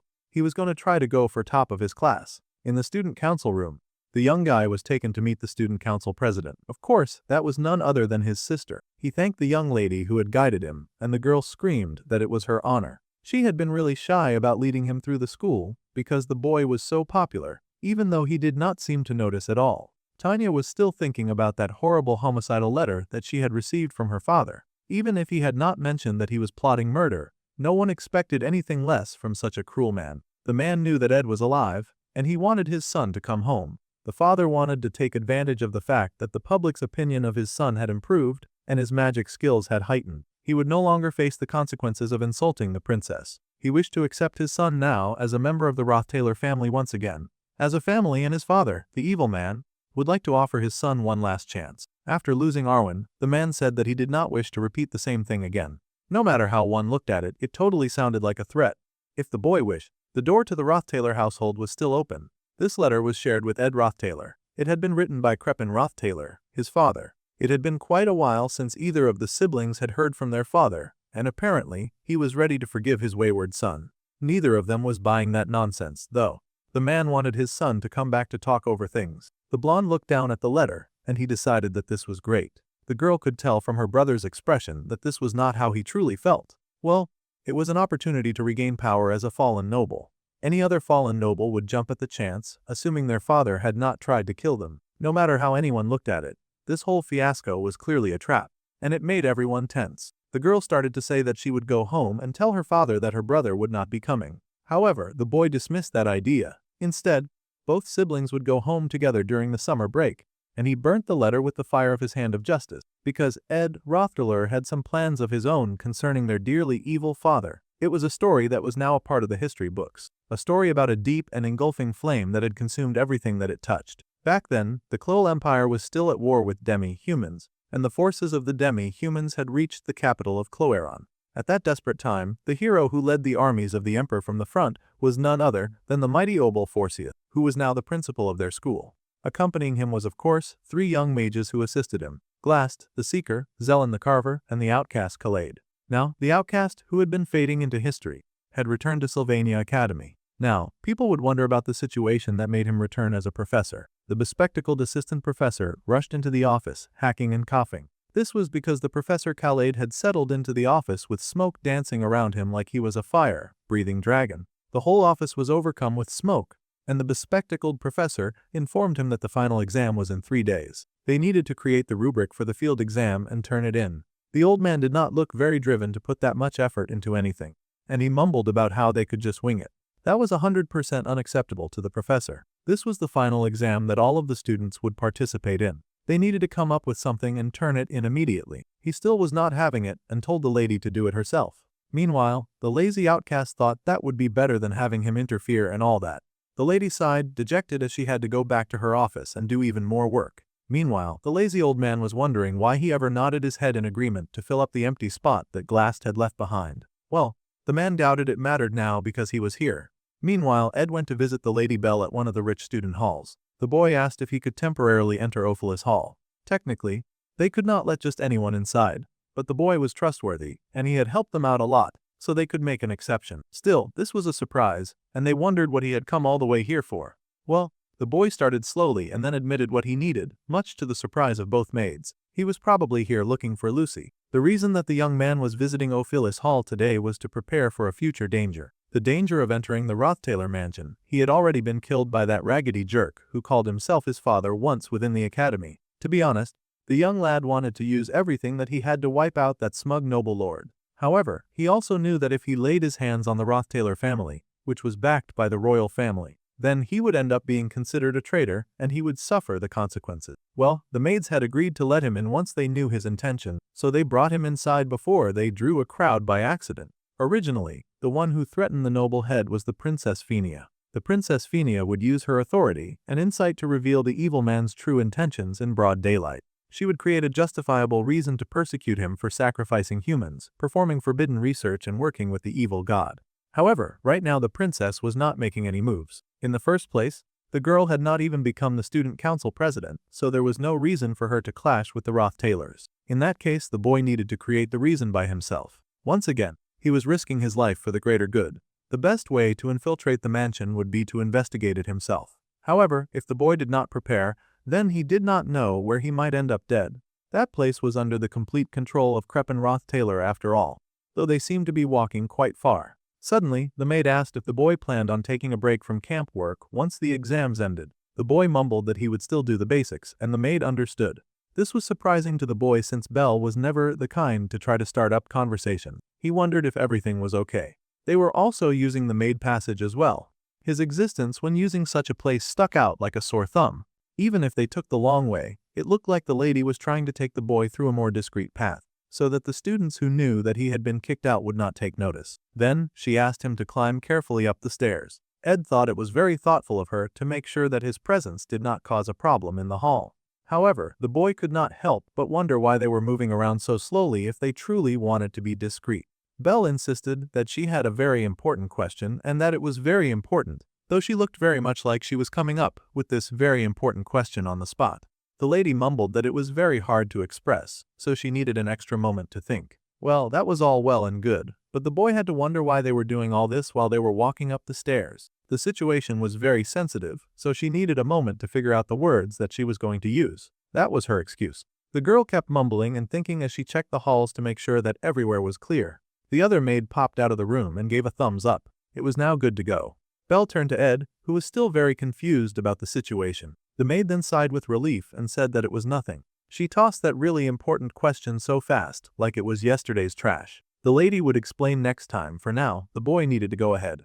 Well, the blonde was still very confused about everything, but he walked down the passage hall, passing his sister's room. He had decided to send a reply to his father through his sister. He thanked his father for granting him this opportunity and even dramatically said that he was shedding tears in gratitude. The son deeply regretted his sins and had worked endlessly to become a better man. He had also gained several connections worthy of the Roth Taylor name. He wished to prove his skills in front of his father and to introduce his close allies to his father as well. The boy did not even need to explain who the most trustworthy person to have nearby would be. As much as he loved Janica, he was going to need some big guns to deal with his father. So Ed had come to see Lucy. The moment of the big reveal was here as the maids had worked really hard to fulfill Lucy's request. The door opened, and the blonde boy stared in surprise when standing behind it was a very beautiful young lady. A young girl sat in a beautiful ladylike dress. The boy had probably never seen the girl look so fancy before. A long white dress with her hair flowing in the wind, free of her giant hat. The young lady looked so much like her predecessor. With such an adorable, shy blush, the prodigy mage greeted her friend. Then Belle gasped that it seemed that Lucy was all dressed up as usual. There was not a single thing unusual about this whole get-up. The boy was surprised. The girl had not been to the camp recently, and he asked if she had been busy of late. She was probably dodging him because she still very much remembered that kiss that they had shared. The girl blushed that she had not been busy, and he walked around the room, taking in the nice and clean environment. The girl seemed completely different from when she was at camp. So, this was how she usually was. That was the completely wrong impression. She had only gotten fancy because it was him. The boy had not expected her to be so flowery and girly in private. The main character was also surprised by how well it suited her. The girl immediately burst into a big flowery blush. Her crush thought that she looked cute in flowy dresses. She could die happily now. Belle then recalled that the boy said that he had some business and asked him what that was about.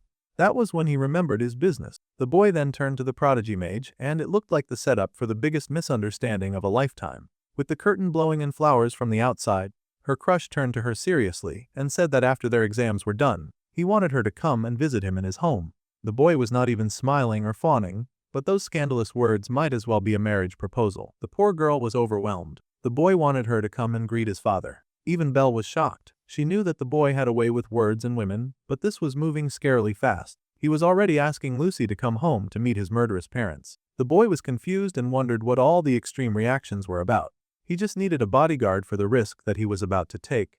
And look, why was great at kicking ass, that was why he chose her. Well, the boy seemed to realize that his request was indeed phrased a little strangely, but he would explain in detail what the deal was. The young main character was going to risk his life by going home, and since it would be a journey back to the Roth Taylors, and it would take up time, he did not intend to ask for this favor for free. The boy was only telling her all this because he trusted her. Lucy listened to all of this with way less enthusiasm than she had before. She was probably disappointed that it was not a marriage proposal after all. Her crush seemed to have some kind of big plan to dethrone Crepin Roth Taylor. The boy was worried because this was an intense act of rebellion, both against his family and against the Empire. However, he no longer intended to allow his father to remain as the leader of the Roth Taylors. Well, the little mage happened to also have beef with Crepin for nearly deleting her man, so she asked if the aim of this exercise was vengeance. The boy was silent as he considered the answer to that question. He had not thought very deeply about that before. Then, the boy admitted that he just wanted to survive. Being the hero, he was not after complicated things like that. He just did not want his father to send assassins after him again, and he did not want the story to reach its bad ending. After he overthrew his father, the one trying to harm him, the next head might be Tanya. The main character would still be the eldest son of the greatest noble family on the continent. He would be in a position difficult to harm. The boy was willing to do anything for her once he was in that position. That was a very bold promise for someone who did not realize that marriage was on Lucy's itinerary. The blonde was just asking for the girl to invest in him. The mage considered this, lounging in her chair as she listened. The girl then sighed that she was not the type to invest in things. She was a mage, not a businessman after all. As the boy knew, she was not the kind who was interested in power either. However, what she was really interested in was whether or not she had kept her promise with the old man. The boy was surprised to be asked such a deep question so suddenly. Once again wearing her trademark hat, Lucy tossed open the window and stared out into the beloved school that her grandfather had made, asking if the danger had truly passed, and if she had fulfilled her promise. The girl wondered what she should be thinking about for the rest of her life. She was the type who had no interest in power, and if she helped the boy, it would be because she wanted to help him, that was all. Even so, she could not do it for free, so Ed asked what she needed. Still, the little mage was hesitant. What she feared was that after she kept her promise and cast away all her burdens, she would have nothing left. So, she stepped towards the boy and asked him to help her so that she would not be consumed by that emptiness. The boy asked how he could do that, and a big wind fluttered, casting an adorable light on the two as the little mage held out her tiny pinky finger in search of a promise. She wanted to find a reason to live, and she wanted the boy to help her do it. The big curtains fluttered in the wind, and they both stared at each other for a moment. It was funny that she was asking him, considering the fact that he lived in survival mode almost every day. The girl's words were stern and truthful, and it was just her usual face. The prodigy was not crying or smiling, however. If he did not make her this promise here, he wondered what kind of expression she would make. The boy was silent at first, and then a big blush came upon the mage's face when he did indeed tie his pinky to her. He could pretend to be a playboy all he wanted, but he really needed her protection after all. So, he gave her a pinky promise with a serious expression on his face, and the girl had to control her emotion. She did not succeed because within seconds, she tossed herself at him in a big and very satisfied hug. A promise had been made, and she was thrilled about it. The boy had no way of truly understanding how much this promise meant to Lucy. However, as he gently returned the hug, the little girl said nothing else in that moment for quite some time. The written exam was about to begin. Everyone was gathered in the hall, and that was the time that the blonde main character decided to tell Janica that they would be enemies. For now, anyway. The girl was horrified to hear this, of course, asking what she had done wrong. The boy explained that it was nothing serious. They just happened to be in the same grade, and taking exams together was all. He wanted to try his best to be the top student this time. Since the day that he awakened in this world as the stuck-up noble of the Roth Taylor family, his entire ambition had been focused on graduating and survival. In order to do any of that, he needed to afford the massive tuition. Thanks to the Glock Foundation scholarship and the cash from trading with Lortel, the boy had been able to hang on, but he was not sure if he would be able to last till graduation. However, once he became a top student, then he would be completely exempt from tuition. It would be a great way to round up the year. Before, the boy was simply nowhere near capable of aiming for it, but now that it was within his reach, of course, the main character wanted to try. Janica laughed now that she understood what he was going for, beaming with encouragement and saying that she did not dare let her guard down or he would truly surpass her. Most third years outside of Janica were pretty average. They were just slowly looking through their exam papers as the questions got handed out. They could not compare to the spirit sorcerer's innate talent, but the boy sort of came out slightly ahead in memorization of heavy subjects like history and magic engineering. The pink-haired sorcerer beamed and threatened that she would not let the boy take over so easily. People from her hometown were really proud of the fact that she was the top student. The boy considered this news, but it was time to focus on the final exams. They had finally begun. After the first day of the final exams, the elemental studies written exams were over. There seemed to be someone going through it after the intense exam. Annis explained that Professor Khaled had been called over to replace the Professor Glast. However, poor assistant Professor Claire was still stuck doing everything. The poor lady had been forced to write and grade the written exam questions in 3 days, all by herself. She had been like this ever since, passed out on the floor, looking like she was close to death. Clavius somehow also looked half dead too, and the poor boy groaned because he worried that he had gotten the questions from the basic swordsmanship textbook wrong. It made him feel so very stupid after all, and he was not a fan of that. The combat genius had been like that since the written exam. Suddenly, someone barged in, asking Clavius how long he was going to stay so depressed. He could make up for it in the field exam, so he had to stand up and get to work. It was the second year, the top alchemy student and Clavius's unofficial girlfriend, Elvira Aniston, the wild alchemist. They were quite surprised to see her, and the girl explained that she wanted to get the elemental resistance potion formulae that she developed looked over by some of the professors. So, she had come all the way here just to find poor assistant Professor Claire half passed out. The others admitted that she had picked out the worst time. The assistant professor was currently sleeping with her eyes open right now. The combat genius was still worrying about his situation though, and he groaned that at this rate, he was going to lose the top spot, and he whined about how Ed probably thought that he was worthless, too. The alchemist yelled at him to stop his whining and to stop saying things like that to his senior. He was looking way too pathetic right now. Clavius yelled that Elvira was always looking down on him anyway, and she jumped him. Ignoring the chaos in the background, Annis shyly asked Ed if he had done well in his exams since he looked rather happy. The boy admitted that he had done all right. In the first place, He had never stopped studying ever since he came here. Based on their marks until now, Janica was slightly ahead. If the boy wanted to really push ahead with the remaining subjects, then he also needed to focus on the Elemental Studies field exam. This curriculum's field exam was a duel with the professor. That was going to be tough, especially since he did not have Janica's natural affinity for spirits and all that. So, their opponent would be Assistant Professor Claire. However, they wondered if the exam could truly happen with the assistant professor, who passed out so badly that she looked to be on the verge of death, especially since the exam was tomorrow. It was going to be very tough, and they would have to ask another professor to help out. Suddenly, a professor stumbled into the office, groaning about how hungover they were hungover. The man groaned and called to the assistant professor Claire, like the woman had been summoned by the call of a living nightmare. The lady jumped to her feet at the beck and call of the Professor Khaled. She looked terrified of what he might want from her now. The boy groaned that he had just taken a beating from Dean McDowell, and he was told that it was unbelievable that every single submission was submitted under the name of the youngest professor. He was also scolded that he needed to do something. The lazy old man did not even want to be a professor, and he sighed that they were doing and saying whatever they wanted to him just because they were the deans. The assistant professor immediately started apologizing when he was not even the one at fault. The man also groaned that he needed to do some of the work since he was getting paid. Tomorrow was the field exam, so he might as well participate in that. This was terrible news to everyone taking the field exam. The man groaned as he sat on his chair, still suffering from a hangover. He told the poor lady to get some rest. He would handle the field exam, or else she would end up suffering some kind of mass beating. Raising his hand from his head, it was revealed that he had a scar down the side of his face, and he finally turned to the student standing in the hall with him. Instantly, the man identified Ed Roth Taylor. The old man smiled, which was not always a good sign in the main character's case. The big man was all of a sudden itching for a fight with a high school kid. That was concerning. Even the blonde had no idea what that was about. The next day, at the Oboe Hall, which served as the center for the combat training grounds, there were a lot of people gathered. Even though this was not a group training, of course, many students were excited to see who could beat a professor. They had also heard that the Professor Khaled would be fighting Ed Roth Taylor. Even the student council had come out to see this go down. All the other students were impressed to see that the chief secretary, Ziggs, was there as well.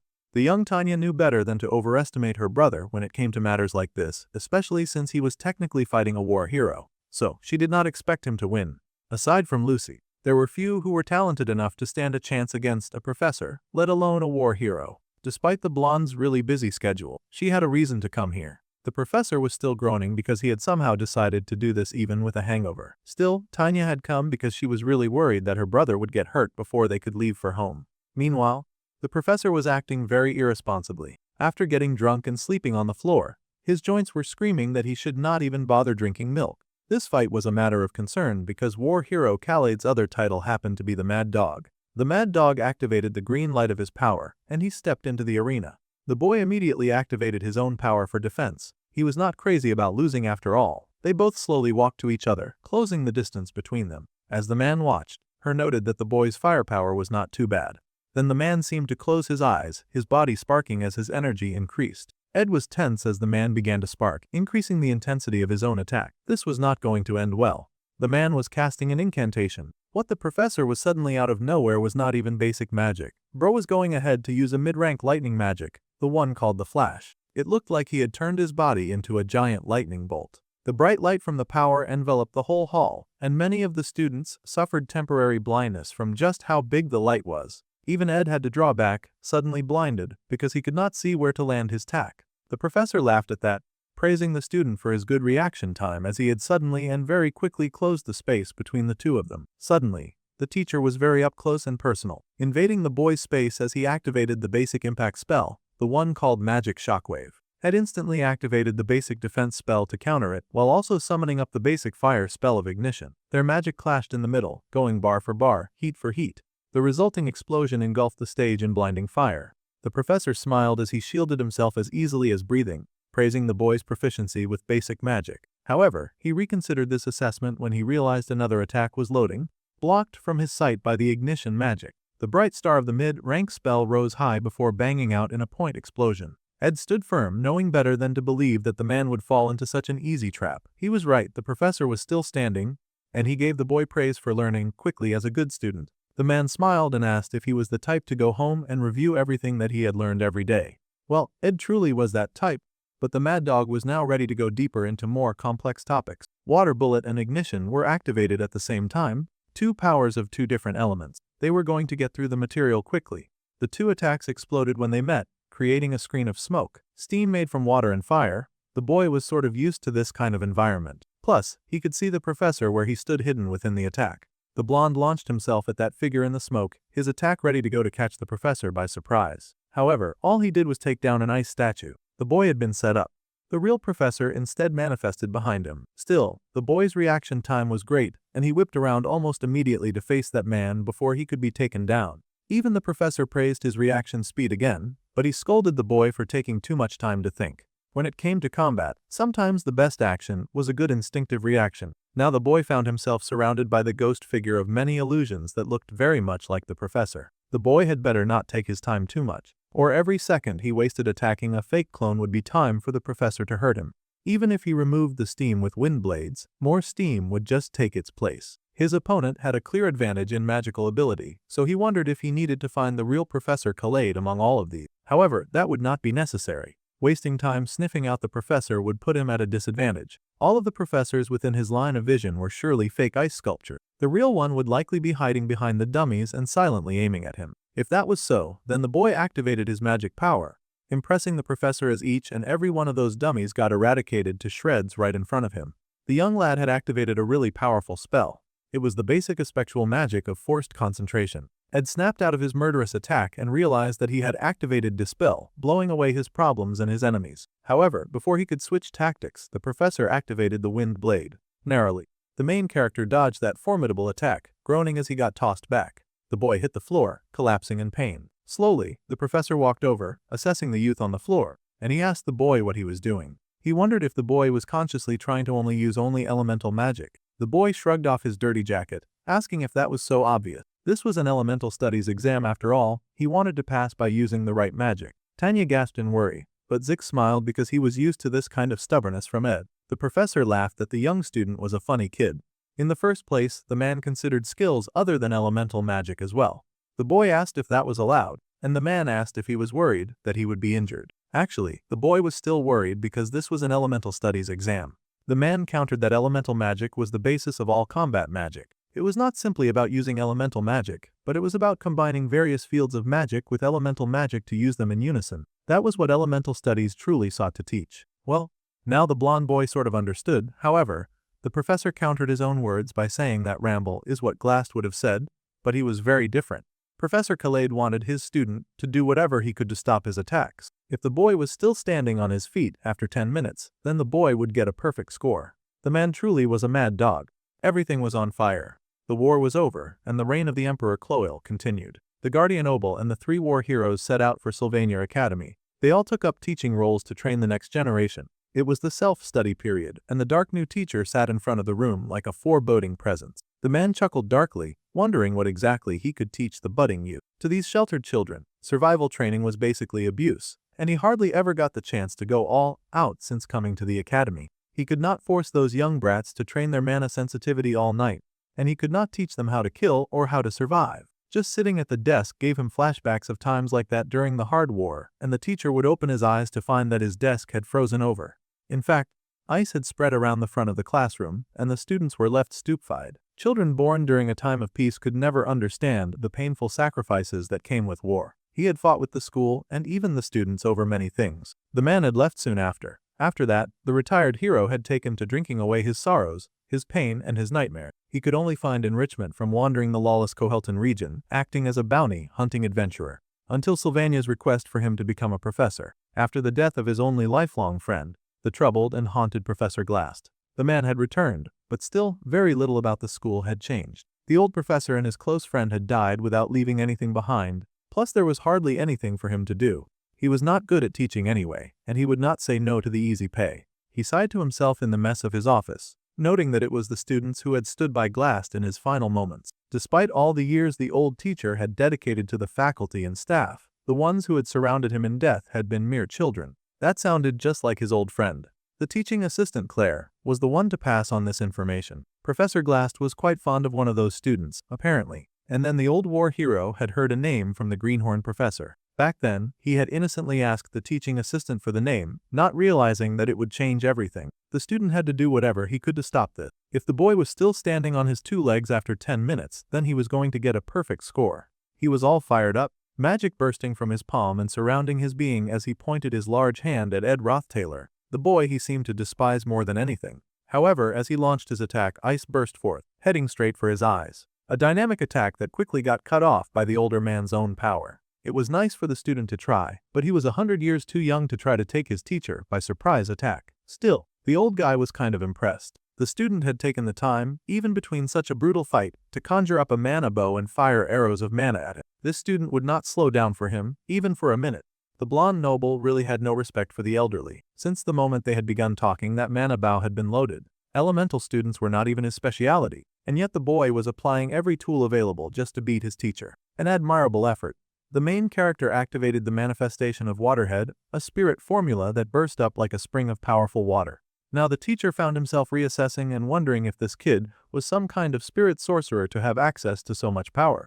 He gritted his teeth and prepared to fire his attack, keeping a lookout for any more ugly surprises. However, the teacher had to realize it would be a stretch for a kid like this to be a spirit sorcerer. To even call him a mage in the first place was also a stretch. It was standard practice to close the distance when fighting a mage, but it was the opposite if both sides were mages. Yet, that boy, without any hesitation, was running straight for him. Ed launched like a man on a mission, diving straight for his teacher. As soon as the main character realized that fighting with magic was disadvantageous to him, he had switched up his approach immediately. For such a talent to only be using elemental magic, he was practically fighting with his limbs tied together. This realization brought a big smile to the teacher's face. It had been a while since he'd battled a kid with this much audacity. Of course, however, this was nothing special on the battlefield. No matter how knowledgeable the kid was, he had never faced a real war. Not like the old teacher had, where living and dying could be determined by a simple mistake. The man, however, paused when he noticed something else. At this range, that boy was still coming close and charging up a magical, roaring attack in his hand. That blonde student had gone mad, and he seemed just about ready to do whatever it took to win. The magic in his hand burned and twisted, glowing a hot pink as the basic effectual magic was activated. It was forced concentration. The two fighters clashed so close together, using close combat as they also activated spells at the same time. That child really meant business because he had no qualms pulling out a dagger in the middle of a teacher versus student fight. It was starting to become clear that this wild kid was more than just one of those spoiled rich brats in his academy, especially with the way he would have clearly stabbed his teacher in the face if the man did not put up a force field. The boy's reactions were quick, and the teacher laughed. He recalled effectual magic being one of Ed's many interesting little talents, his heart excited to see what would come next. The boy then summoned Mug, and his little spirit bat infused the dagger, transforming it into a special kind of weapon that ground even harder against the teacher's force field. The man's eyes widened as the explosion activated, and so much dust hit the ceiling. The result was, of course, a loud kaboom that raised dust and debris, a cloud of smoke blocking everything from view. The teacher just narrowly avoided getting caught up in that little death blast, and he slid back, steadying himself with his hand on the floor. That kid was truly something, and the man could not stop his grin. The boy could summon a mid-rank spirit as well. Now he really looked like a spirit sorcerer. It was becoming clear as the battle went on that the student before him was clearly past the level of the students gathered around. That had sobered him right up. For years he had to deal with the dull weeks, dull nights, and dull every day of his life that did not involve fighting and rushing around. It had been with great reluctance that he had even dragged his boots to this skill. However, the solution to the teacher's boredom now appeared to be standing before him. Since the battle had raged on and they had come this far, once again the teacher activated the magic in the palm of his hand, and everything gleamed with golden light. They would keep going to the end. That was how much fun he was having. Meanwhile, Ed was over here fighting for his life. Sure, he was not a slacker, and he had actually unlocked many talents while saving lives at the academy, but he was a student fighting a veteran, and it seemed the main character was starting to understand that his opponent was a crazy person. The teacher admitted that he did not really know about the cleanup, and with the great charge that kept growing in his hand, it was also very likely that he might have to write an incident report. Bro was really saying all of that casually, like his opponent was not a student. The Rothtailor Harris was, of course, horrified to see what was going down. She had heard that the man was a mad dog, but she had not realized just how mad he could get. Bro was using high-ranking electric magic against a student. It was absolutely shameless behavior. That charge hit the clouds, stole Zeus' thunder, and was now journeying all the way back to Sylvania just to beat the main character. The sky thundered with dark clouds as this sacred and terrifying magic was activated, and the whole school lit up with the dangerous magic light of that golden death ray. Within seconds that bolt had landed, and rocks flew across the whole stadium. The teacher had activated divine punishment, the thunderous kind. An even bigger kaboom then echoed through the hall, lighting up the place like a firework. There was rubble flying in a dark storm of fire clouds. The old teacher coughed as he cleared his lungs of smoke, wondering if he had overdone it this time. After all, he was still fighting a student. It was many minutes too late to start considering that maybe he should be acting like a responsible adult. He had thought that perhaps this student was supernatural enough to take it, and then his eyes widened, because a dangerous flash of green whipped past him like an arrow, scaring a part of his cheek. The professor couldn't help but laugh. Not only had this crazy, unbelievable, supposedly high school kid withstood that thunderous attack, though he looked a real mess, blessing from various cuts and covered in dust. Thanks to the almighty power of overwhelming plot armor, the boy bounced up to his feet and was once again very ready to fight. Yes, now the man could see why Glass took an interest in this kid. This monster in the shape of a child that looked at him like a tiger on the hunt, while still clearly being a young tiger cub. He looked like a demon surrounded by the mad flames. The teacher himself looked like a dark butler from the pits of hell. They were two alike, two monsters forged by the bitterness of the dark taste of war, and the man knew that he was looking into the eyes of someone who had faced death countless times before. That fire in his eyes was something that could only be seen in those who had experienced that pain and loss. The teacher beckoned for the student to come to him, and the boy heeded his call. He had summoned the mighty wind wolf, Merrill, and the big giant readied an attack to launch at the teacher. This was a battle between two veterans of war. Merrill roared, a mighty sound that echoed through the hall, and the boy charged in his own roar, hunting down the target before him. The teacher stood at the ready, taking his attacks and blocking them with his fist. He welcomed the charge, welcomed the violence and madness of that young high school boy. Soon there was a huge tower of ice formed to block out the attack. But not even that could stop the mad beast that was Ed Roth Taylor. The boy tore down that mountain of ice and charged forward. The teacher knew that he had met countless people with that gaze, those fiery and desperate eyes filled with pain, and he had fought for his life on the line when met with those eyes. The boy in front of him now was moving like an assassin sent to bring about his downfall, and the teacher did not flinch from his power or brutality. He dodged every attack, responding with a fierceness of his own as he seized the boy's arm. It was a miracle that the main character was still standing at all, the miracle of plot armor. While the main character refused to take defeat, he refused to bend or buckle or even falter, and proceeded to knee his teacher in the gut. It had been a while since Ed acted like a little brat, and the teacher was just about pissed with his attitude. He summoned power at a point-blank range, a dangerous place to fire at a student. A point explosion went off, and the kid was blasted backward. They were both fighting like murderers. That child was roasted in the flames, or it seemed like he was. Suddenly, a determined hand pushed forward, reaching out like the old man held the secrets to the elixir of life, because that boy had no intention of letting him go. He grabbed that man's coat like he was going to make him burn with him. It seemed the youth still had the blessing of recovery that granted him temporary immunity to flames. He picked up his fancy staff and prepped another attack, the gem in the middle sparking with power. They were both explosion nerds because that was exactly what Ed set off next. The teacher grinned when he saw the attack coming, and again there was a huge blast, pushing the man back on the stage. The boy activated the explosion and the blessing of the wind, which took care of unexpected attacks. This surprised the main character because he had not expected the blessing of the wind. Looking back, he wondered what could have made it activate when he was facing his opponent.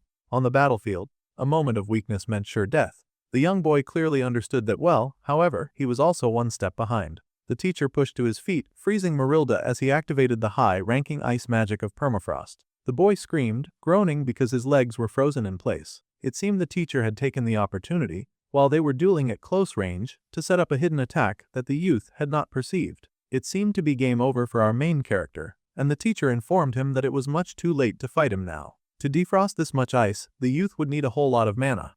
They had both been fighting thunderously for a while now. Both of them should be exhausted, yet the old man could summon such high-ranking magic even at this time.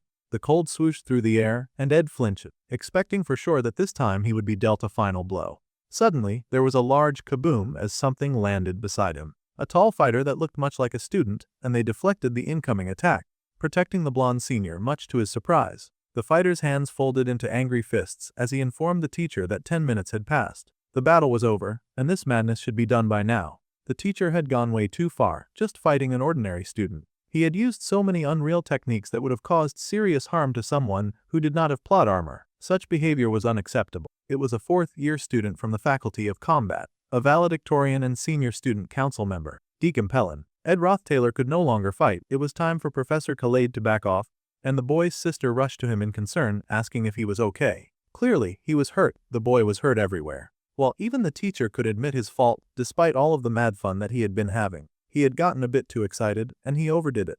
The valedictorian bowed in gratitude for the professor's cooperation. Still, the veteran knew he'd gone too far. The incident report was already hanging over his head as it was. The blonde boy would no doubt get full marks, and the boy was surprised. He had thought that there was no maximum score on this test. In that case, the professor was going to give the kid the highest score possible. He was sure that the boy would be the top student if he did well on his written test as well. That was right, Ed had been fighting for the top position. Now, the teacher could see why Glass was so fond of the young boy. Professor Khaled was a surprisingly big man, and he patted the young boy's shoulder. He did not know why the child of a noble would live like this. The blonde admitted that he had some personal issues after getting desound, and he got quite used to living out in the woods by himself. After all, he had to figure out how to survive and all that. However, the teacher said that he was not talking about the camp.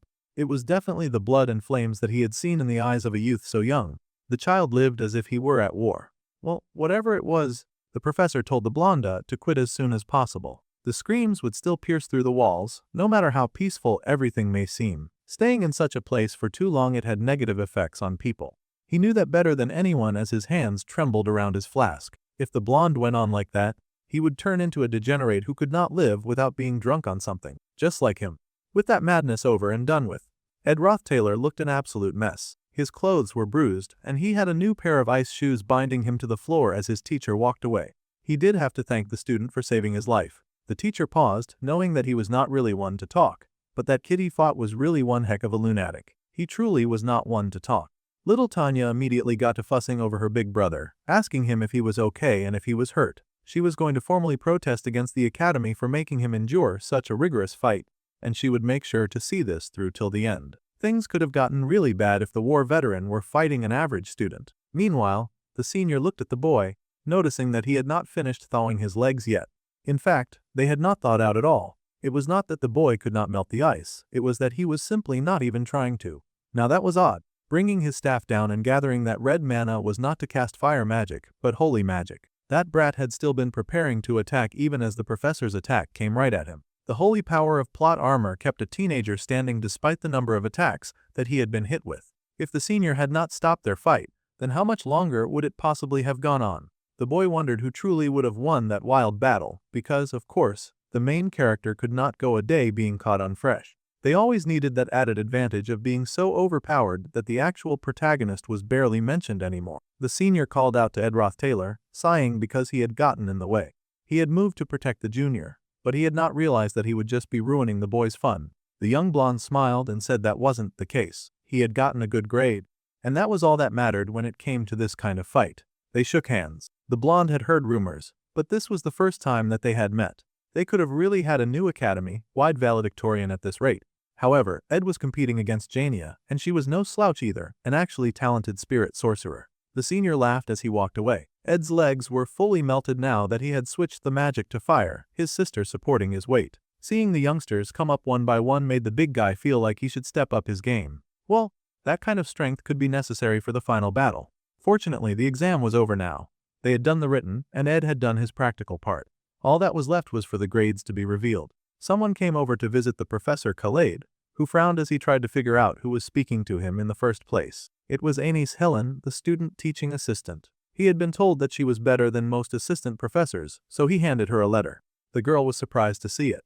Apparently, he had handed her the grades, and it was her duty to go post them, now where everyone could see. It seemed to be the list of the top 20 students in each grade for the semester. The girl would organize it and get it posted immediately. She did not know about the practice exams, but she was sure that she had done quite well on the written ones at least. She had barely made it last time, but she sure hoped that her name would be there. Before the girl could even begin building her blocks of hope, the teacher informed her that her name was just not on that list. Now that was a heart-shattering piece of information. The teaching assistant growled in hate at the casual way that the professor had said it. He had not even glanced at her. The full scores were only available to the student council and the professors. What was revealed to a student was their highest grade and their lowest grade, as well as the top 20 students including the valedictorian ranked. Sylvania's valedictorian did not change often, since there was a heavy bias towards the practical exams, and only the strong could ace those kinds of battles. However, this year, Anna's eyes widened in surprise when she saw the names before her. The students gathered around the notice board of the course, eager to see the new results from the last exam. All the students had worked really hard so that they could go home with great news for their parents and enjoy the holiday properly. For the first year's Wade, of course, aced the exams and was the valedictorian, with Joseph coming in second. Tanya had worked hard enough to come in fifth, and that was a pretty good job on her part. In the second year, of course, no one was ever able to beat Lucy, who aced the valedictorian title, quickly followed by Lortel, who seemed to have put in extra work to come in second. Then Clebius from Combat, Ziggs from Magic, and Taylor McClure. The students whispered and talked to each other about the results that had been posted, acknowledging the student who had upset a previously rooted balance. This was because the new valedictorian for the third year was none other than Ed Roth Taylor, of course, quickly followed by Janica in second place. For the first time, Ed had taken over the valedictorian position from Janica. Of course, Deke remained the valedictorian for the fourth years, but Ed's newfound victory was big news for everyone who saw it. This, of course, caused a new wave of gossip, people talking about how everyone who tried really hard should be able to get valedictorian too. The blonde boy was just satisfied with the results. It had taken a year and 7 months of really hard work. A year and 7 months of consistent studying and work, and some would say that this was a lot to have achieved in such a short time. Others would say that he had done well to hang on for all this time. Either way, what was important was the result, and he had become the valedictorian for the third year. Now, rather than busting his ass to pay for the next semester, he could spend more time preparing for upcoming threats, like the real one that was brewing in his father's house. Basically, his chance of survival had increased drastically. He was sure that the emotion that he was feeling was just relief. However, looking at the scoreboard and seeing all of the efforts of his hard work bearing such beautiful fruits, it made a strong feeling well up inside of his chest, and Ed shook with emotion. Someone called the noble's name, and he turned to see Janica happily waving and congratulating his win. The pink-haired girl was delighted. She was in second place now, but she was still thrilled that he had won in the end. The boy stared at her, his face full of emotion, when he suddenly grabbed her hand, surprising this girl.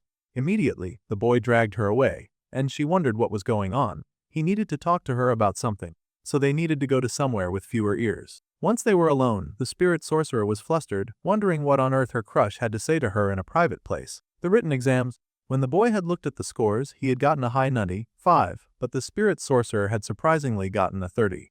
A painfully low score for their repeat valedictorian. It did not make sense to him, so he asked the pink-haired beauty if she had bombed that exam on purpose. She had totally let him have what he wanted. The girl panicked, asking if it was that obvious. Of course, it was obvious when she scored as low as a 30 for goodness sake. What was she thinking? She knew that she could not receive the scholarship anyway, thanks to the disciplinary action from before. Plus she was no longer living in the dorms, so she really had nothing to lose by not making valedictorian. The sweet girl wanted to help her crush achieve his dreams. Plus, she had also been afraid of the expectations that people place on her. Having thought about it, she had thought that it was okay for her not to be at the top anymore. A little loss was not going to hurt her, and she was still in second place. It was not like his grades were not suitable to be valedictorian, so he should not be worried. It had just seemed best if he won instead. However, the boy was worried, and he laughed emptily, thanking the girl for her efforts in a very dry way. Oh, that hurt. It was all thanks to her that he had gotten the scholarship, so he would not forget this. It must have hurt that he had worked so hard just to be gifted his desires. The girl smiled and said that it was nothing. After all, he tried harder than anyone else, so she wanted him to be rewarded for his hard work. Suddenly, Anna showed up and the girl was surprised, asking what she was doing here. The girl laughed and said that they were supposed to go to Laplace Bakery today. Her, Janica, and Clara were supposed to celebrate classes being over. The Pinkett was always forgetting stuff like this. This surprised the spirit sorcerer. Saying a very quick and hasty hello to Ed, the teaching assistant grabbed her friend and basically bolted out of the scene and away from her one-sided feelings. She would be borrowing Janica for a bit, since it looked like she had forgotten about their very important outing. The boy watched them go, his spirits dampened with a tired sigh. The sun was starting to set on the horizon when Annis sat her friend down for a very serious conversation. With a pained sigh, Annis informed the spirit sorcerer that she had messed up big time even. Sure, the girl had not meant anything bad by it, and she had likely just wanted the best for Ed, especially since she liked him so much. The teaching assistant had, of course, seen Ed's scores. Even if the girl had gotten a perfect score on the written exam, Ed would have ended up on top, especially with the practical test. The spirit sorcerer was relieved to hear this, especially since her friend had tried so hard to become valedictorian. However, she was not seeing the problem that she had caused. Ed did not make it to the top because Janica had failed on purpose. His victory felt empty now, handed to him after all of the hard work that he had put in. Annis was upset, so she had to let Janica know too. Being on top was not enough to just be good. Obviously, if the boy had strived to be valedictorian, then he wanted to earn it with his own power. The spirit sorcerer now realized her painful mistake, and her head lowered in shame, body trembling when she realized what she had done. If not even Janica had faith that he would make it on his own, then what faith could the boy have in himself? She was the one he trusted the most with his dream. Despite her good intentions, she had ruined the win for him. Back at the camp, Ed was sitting by the fire, his head hung as he stared into the flames. The reason that he wanted to become valedictorian was purely for his own survival. Based on that, how it happened really did not matter. However, this depressing feeling was not going away. He had put in all of that effort. It was not easy to beat the Janica Failover after all, so it was very crushing to find that he had not beaten her at all. Maybe there was more to it than just surviving after all. It was the same with the duel against Professor Khaled. He could have gotten perfect marks just for standing at the end of 10 minutes, yet he had gone into that fight with savagery and madness, as if it were a battle to the death. He had tried his best to win against the professor, even summoning up holy magic at the end. The boy could have tried at least to restrain himself. The main character had only one goal since the moment that he had arrived at this school, and that was to survive. However now, he was starting to worry about things other than survival. The boy was downcast as he tossed more wood into the crackling flames, his heart heavy with many thoughts. The boy tried to tell himself that it did not matter. The semester was over, and there was no more time to think about such things. Whether he liked it or not, he needed to think about how to survive over there. Soon, he would be going to the Roth Taylor Manor after all. Meanwhile, at the Kloll Kingdom Royal Palace, someone was talking about the Roth Taylor Manor. It had been about 5 years. The princess appeared at the foot of the throne of the king, bowing to her father. In reverence, the princess made it known that she had heard that Fiona was coming back from Sylvania. It was a shame that she had to leave before the girl returned. The Emperor Cloyle understood the princess's wish to see her sister, but visiting the Duchy of Roth Taylor would be a more worthwhile use of the princess's time. However, the young lady suspected that her father was doing this to separate her from Fiona. The House Roth Taylor was the greatest duchy on the continent. It was a tool that the princess must master before she became emperor herself. Many nobles would join the upcoming parties, but if she had to rank them, only one family would be at the top. The patriarch Crepin and the first ever freshman to become the student council president of Sylvania, Tanya Roth Taylor. There was a son as well who was supposed to return, but he was kicked out previously. The lady probably did not need to concern herself with a loser like that. Whatever the case, it was best that she started her journey now, so the princess got to her feet. It was time for her to be on her way, because she was the Princess Selaha, the Frost Princess, and she was going to the Roth Taylor Manor. The great hall that they walked into stood tall and amazing, and those who came over could not help but gasp every time that they came here. Even Tanya felt that way. The huge place was so large and fancy that it felt like another universe. Ophelis Hall was the most expensive and luxurious facility across all of Arkan Island, and this place was second in terms of money spent, and its size was only half that of Ophelis Hall. The guard standing at the door bowed as they approached and invited the two siblings to come in. There was one thing that set this particular facility apart, and that was the fact that everything in that building existed solely for a single person. The Princess Fiona stood at the balcony of her great and amazing estate, hair and dress flying in the wind. She turned to them with eyes of cold steel, the third princess of the Cloyle Empire, Fiona Elias Cloyle. The young noble boy bowed to the princess, of course, showing her his respects. He also thanked her for allowing them to visit. The reason that they had come today was that they had a use for her authority. The princess had already guessed that, so the boy did not have to finish his sentence. Alright, so she was almost like a mind reader, but it at least meant that he did not need to waste time on baseless pleasantries. The blonde princess was the one who contributed most to the boy's expulsion from his family, and she had borne a lot of guilt from that action. Her recognition would, of course, make it easy for him to return as well. That was a bit blunt, but it was indeed the truth. The boy had come to bow before the princess and ask for her help to return to nobility. Returning to the Roth Taylor Manor was a huge gamble. Lucy was coming with him, but strength alone would not cut it. What solved most problems between nobles came from power. By that reasoning, the princess's high and mighty, juicy power was the exact medicine needed to solve the problem. Her recognition of him would make it difficult for anyone to oppose his return. The problem was that, as effective as this solution might be, getting her recognition was going to be difficult, let alone proving it to anyone. The blonde had been publicly humiliated after all, so to get the princess to publicly endorse him would be no easy task. The blonde admitted that it had been a while since she had spoken to the Roth Taylor family. Since the boy was going home, the princess asked the main character to give his father her regards. The boy was surprised, and he turned when he found an interestingly suspicious-looking thing on the table. It was a letter. How curious. It seemed that the princess had prepared ahead of time. She already knew why the boy would come, and had taken the time to create something to help him. In the original story, The princess had seen the Roth Taylor house as a threat, so he was going to propose that he could act as a spy for her in return for her support. However, he had never expected to get handed a letter so easily. It seemed he was so focused on his doom and gloom plotline that he had forgotten that the princess was a bit different now. She was even asking him to send her regards. Carrying the letter of royalty was no small task. It even had the stamp and everything. More than anything, the meaning behind this letter weighed heavily, and this letter was not sealed with wax. This was a huge sign of trust that there would be no tampering with the letter. All of these positive signs were messing with the main character's head. He had not expected the princess to trust him that much. He had come prepared to negotiate with him. However, the pretty princess just smiled. This was a symbol, and she said softly that this was all right. The symbol signified complete trust of the courier by the sender, and her warm smile was a huge contrast to the cold expression that she had worn before. The sun was setting on the horizon, and Ed prepared for his journey. He would see off in 2 days. He prepared the camo for his absence, of course. He had to finish up his food since he did not have a lot of magical stores. Then he needed to clean up his room and store up any backups around the house just in case he needed them. He had also recovered the traps laid across the forest, oiled them, and stored them away. He locked the cabin gates shut as well.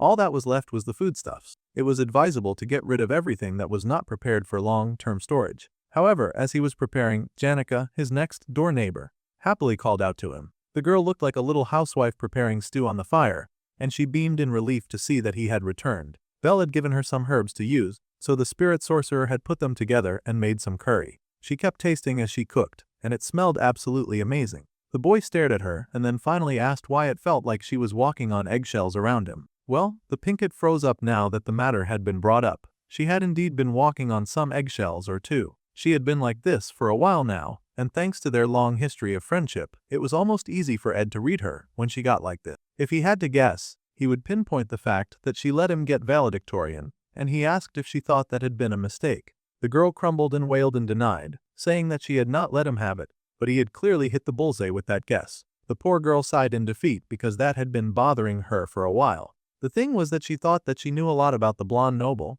but sometimes it felt like she knew nothing, because she was always acting before she had properly thought things through. So, she kept getting bad thoughts about the whole thing. This was news to him, so he inquired what those thoughts were about. The truth was that the spirit sorcerer worried that the boy actually hated her for always doing too much. Now that was a huge leap. The kind of people who ended up on the top sometimes made mistakes through their excessively considerate acts. Janica would surely have experienced something like that in the past. The boy told her that she was worrying over nothing. It was impossible to completely understand a person after all. But he would tell her this. Nobody in the academy knew more about her than he did. Now those were some cute romantic words to say. Even if the girl did mess up, the boy smiled because he knew it would always come from a place of kindness, so how could he hate her? His kind and overwhelming words touched her heart, because the boy went ahead and said that she was really special to him. The arrow of Cupid smacked Janica right in the chest again because it was everything that she wanted to hear and more. The poor girl was reduced to tears almost immediately. She wailed about why he did not just do something bad to her. He did not even say anything bad to her about how she messed up, and he hardly ever asked her for favors. He was so nice to her all the time that sometimes the sweet girl felt like she did not deserve it. Even if it was something difficult, she was more than happy to do a favor for him. She was not even going home this vacation. This surprised the boy, but then he realized that he could take advantage of this. In that case, he asked if the girl could take a request, and the talented Pinkett was absolutely thrilled to hear that he would be depending on her for something. She was willing to do anything for him. 2 days later, the Roth Taylor's lands were located in the heart of the empire, prime real estate. To go from the thriving coastal cities to the capital, they must cross the Roth Taylor lands. The situation reflected the house in its duty to protect the crown, leading the people to call the Roth Taylor lands the shield of the crown. It was a long and tiresome journey there, long enough that Ed fell asleep in the carriage and Tanya whispered to him to wake him up. She kept whispering to him urgently too. Apparently, for some reason, the air seemed really violent, and Tanya was panicking. The cause of this heavy and aggravated pink violence was apparently the spirit sorcerer. Janica was mad about something, and Tanya wondered if they were going to be like this the entire journey there. Janica's gaze seemed absolutely fixed on something, and that something was, of course, Lucy, who had happened to fall asleep in the main character's lap, literally in his lap, and she was basically hugging his thighs. Any girl would get heated from watching that level of juicy action between another girl and her crush. The air sure was tense, and the spirit sorcerer kept trying to pry the powerful mage off like she was a leech, insisting that it was dangerous to sleep like that. Well, the mage was not having it, and, just like a leech, she stuck to that blonde like not even a crowbar could pry her off. Still, the Pinkett insisted that she had to get off because it was dangerous. It was dangerous to Janica's sanity to see Lucy shamelessly flirting like that. Of course, the little white-haired girl had no intention of budging, and Tanya was panicking in the background. She had no idea why the two main threats to her life from the previous arcs were coming with her to her house. They were two of the people that scared her the most, Lortel being the third one, because that girl was terrifying in her own way. The carriage hit a bump on the road and the boy finally woke up. He must have really been deeply asleep not to notice the girl hugging his legs. Yet for some reason, because of the bump in the carriage, the scene that Ed woke up to was Lucy at the other side of the carriage, Tanya cowering in fear, and Janica hugging his legs. The poor spirit sorcerer looked just about ready to die from embarrassment. The boy wondered what on earth was going on here while he had been asleep. They should arrive at the manor the next day. Finally, the carriage took a pause, and the group could get out and stretch their legs for the night. Of course, the little image was attached to his back, and the main character's sister could not help but point out that her brother was really attached to Crazy 1 and Crazy 2. The blonde just hummed that he'd been pretty close to the two since the start of the semester. Suddenly, the great mage spoke up, calling the spirit sorcerer by name and taking all those gathered by surprise. It was rare for Lucy to involve herself in conversation, but the little mage had had quite enough of the nonsense. The entire area was crawling with spirits, and she asked the spirit sorcerer to give it a rest. The girl leapt to her feet in protest, but apparently, there was a horde of spirits around the camp too. Every time something happened, they all ran over to her to report. It was quite obvious that the spirit sorcerer had her little spies watching Ed every time, even when he bathed. It was kind of annoying to the mage that the spirit sorcerer got to have every little detail about their man's life. If she kept doing that, the boy would feel spied on for sure. The poor spirit sorcerer felt embarrassed about having this conversation, and the little blonde noble stared at her in confusion and disappointment. Her seniors were really shameless. The poor spirit sorcerer protested that the spirits were doing it on their own. Then again, she was also doing very little to stop them from doing that. The mage told her to stop acting all innocent and even accused her of being a little skimming witch. Ed sighed at the conversation and said that he did not really mind. Given his situation, it really helped with safety, too.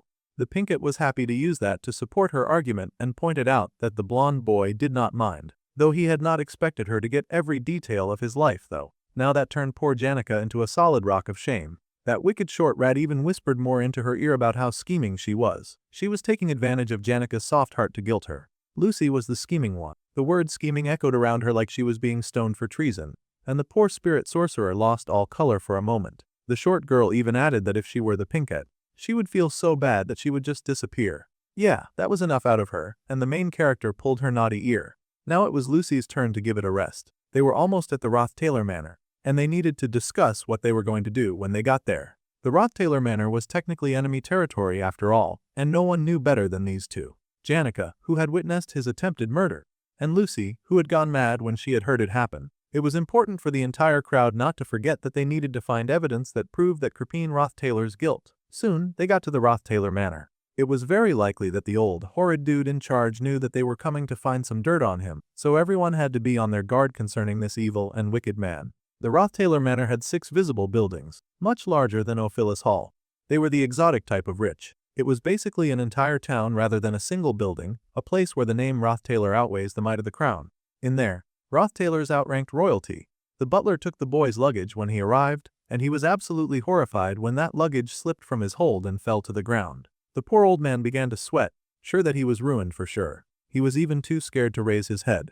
The poor man screamed his apology at the top of his lungs, going prostrate before the heirs of the Roth Taylor family. That place was run like a dictatorship, or maybe even a religion, because the Roth Taylors were treated like divine beings by their servants. No wonder the kids usually get so spoilt. The poor man cried and shook because he had just been so nervous since they had not served him in a while. To him, the son of the Roth Taylors was a high-class, terrifying individual. The man was so terrified that he had burst into songs of praise about the boy's glorious figure being so bright that the poor man could not help but make a mistake. The man was basically crying for forgiveness. The boy sighed and stopped his tirade right there. If it was too much for the servants, the boy was ready to carry his luggage himself. He would not make a fuss about a single mistake. The butler could not believe his ears, and he looked up in disbelief at the usually cold Master Ed, who had bullied and tortured many servants before.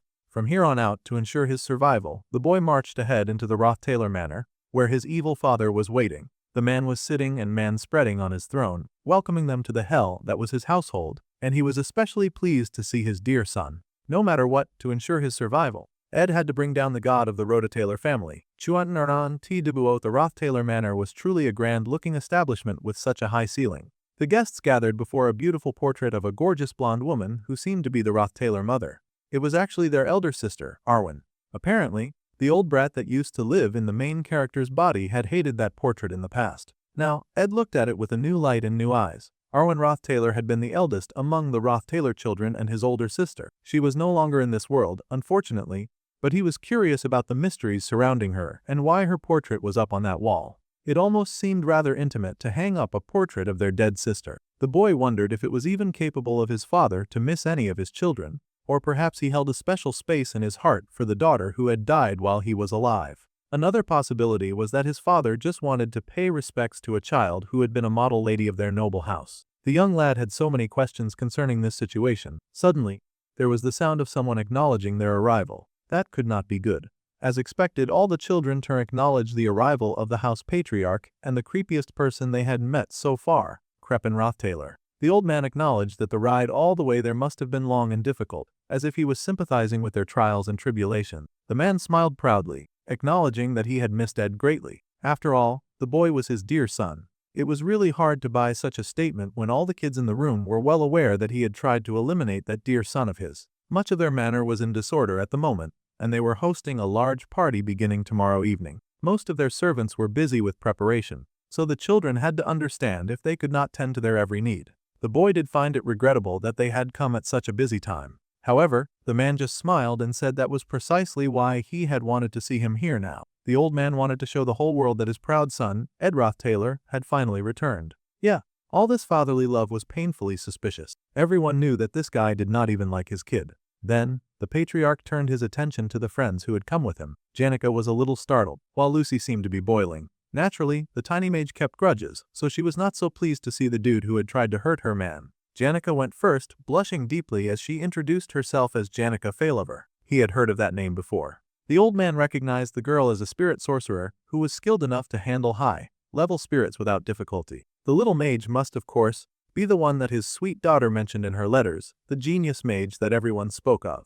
Blondly and very disrespectfully, the little mage not only interrupted him, but she also dropped her name with not a shred of politeness. She was frankly not crazy about meeting him, and she made it known. The servants were so frightened by her behavior, and for good reason, because the house patriarch very suddenly stood up. To think that she was the only one Ed would have brought here. Things would have gotten very ugly very fast. The man's smile was plastic as he acknowledged the main character's very interesting friends. In fact, his smile was so plastic that it almost felt like a threat. The man would love to continue eating and chatting with them, though he had barely taken a bite of anything, but the Frost Princess Selena had just arrived as well, and he had to go greet her. As one of her subjects, he needed to properly tend to her and all that.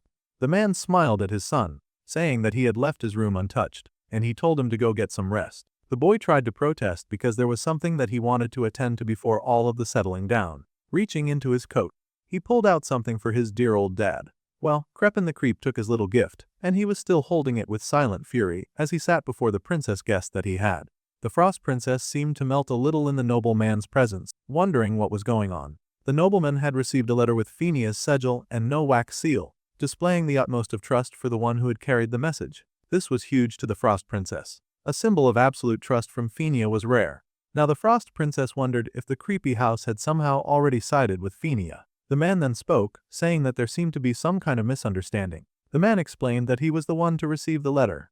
It had not been given to him by the princess. Now this shocked little Miss Frost even more. An unsealed letter symbolized trust not just for the recipient but especially for the messenger. This of course made the Frost Princess very curious about who had delivered this letter to him. Meanwhile, Ed was looking around at this weird place. He stood before a door, staring at it for a good long while. He was finally before Ed Roth Taylor's room, a place that they had no reason to enter during the game. Slowly, he opened it curiously, and he paused when he saw the little mage standing beside him. She was supposed to live in the next room, but she was following him into his room. Naturally, the girl did not trust his father at all, so she plopped right into her man's bed and told him to wake her up if something happened. She would be right here and ready to protect him. Lucy might seem like she did not care, but she sure did not miss anything important. It looked like she intended to uphold her promise to keep him safe too. Now, the boy could calmly look through and inspect the room of the character that he had taken over. It surprised him how much the room had remained unchanged despite their ties having been severed. Then again, perhaps it was not that weird considering Arwen Roth-Taylor's room had also gone untouched. It was quite possible to leave rooms like this because they had plenty of rooms to spare in the first place. Thankfully, the boy could inspect the house, and he paused when he saw a locked drawer. He was Ed Rotaheiler, the troubled child, so breaking this open would not raise any eyebrows. However, he could not just damage the furniture without being sure that it was worth the risk. He was the troublemaker, but he was not stupid. He wondered if it was even possible for him to just break the lock. Suddenly, the interior part of the drawer started to spark and dance with purple magic, and his eyes widened. It was his sweet little mage protector. Lucy had seen him eyeballs deep inside the drawer and used magic to open it for him. Thanks to her, Ed could continue his snooping, and he yanked open the drawer, surprised to see lots and lots of letters folded neatly away. This brought us to Act 1, Scene 1 of The Failed Swordsman of Sylvania. In the very first scene, the idiot W-hoot himself to sound by insulting the main character, Taylor McClure, was none other than the low-class villain called Ed Roth-Taylor. Nobody knew what had happened to this idiot who had been banished from sight early on. However, it was obvious that he lived a pitiful life. The boy had tried his best not to end up the same way as a beggar on the streets. However, everything that happened before that first scene was unknown to our main character, which meant that he would have no idea what these letters in the sealed drawer could mean. Slowly, the boy looked through the letters, shocked at the words he found inside. Someone was scared of their coming death, asking the meaning of life if it would end up cut so short. They also asked the value in life if it simply awaited its promised death. It was all very philosophical and troublesome. The person's life living in the glory of the House of Roth-Taylor was short, but they intended to get their affairs in order. Their journey as members of the house would end here. It was someone going on and on about death and the fear that they would be killed. All of these were handwritten letters and they were sent to Arwen.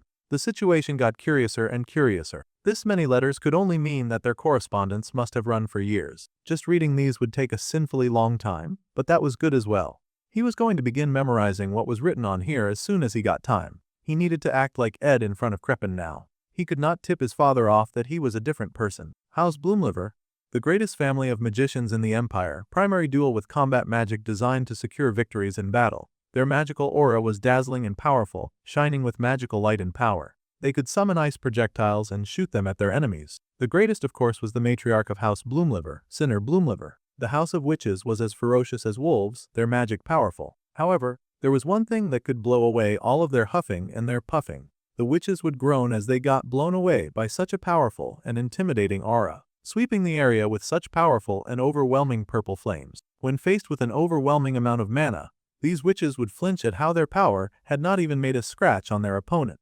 The type of magic ceased to have meaning against an opponent like that, and an opponent like Lucy Merrill. It seemed the little mage was doing some sparring for some reason, though she was really sleepy and had barely put in any effort. In the Roth-Taylor Central Gardens, the two could be found on the duel grounds. The Lady Witch bowed, thanking the young and talented mage for allowing this duel after they had only just arrived. Her children in Sylvania could not stop talking about the talented mage, so she wanted to see this gift for herself.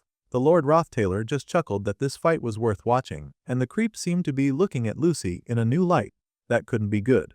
In fact, the man thought that his children certainly had some peculiar friends. No sooner had the mage finished that fight than she actually curled into Ed's lap to sleep like it was her bed. She was acting like such a shameless cat in public. The tiny mage was tired now, and the son informed his father that she slept a lot. She had not even been able to get any proper rest last night either. That was likely because she had been up all night guarding Ed. The noble patriarch said that he would like to speak with her during dinner if she was not too tired. It was a great battle, worthy to set the stage for their great feast. Now, the man would be leaving, and he would see them all at dinner. The guests had begun to arrive one by one. This was good news because now was the time. He would let the young girl sleep in her room for now and move while things were still chaotic. However, as he was trying to sneak around, he ran into Janica.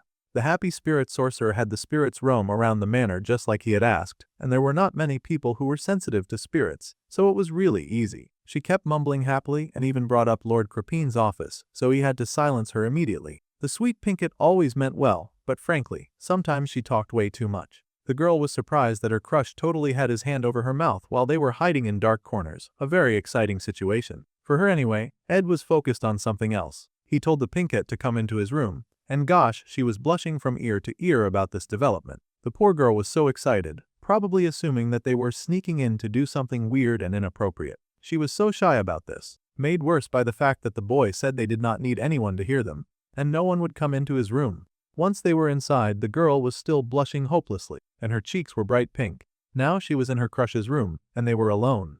This was rare, however. Before the boy could do anything in secret, a voice interrupted his sneaking around, and he turned in shock to see the Royal Frost Princess, who smiled, saying this place did not seem to be ideal for a secret meeting. It was, in fact, occupied. The noble bowed immediately along with his friend, apologizing because they hadn't realized that the princess would be using his space. Princess Selaha had come for a very obvious reason as she waved Fenia's letter in his face. It was clear that she wanted an explanation. The boy was knowledgeable after all. The Frost Princess wanted to know if this boy planned on sitting aboard that sinking ship.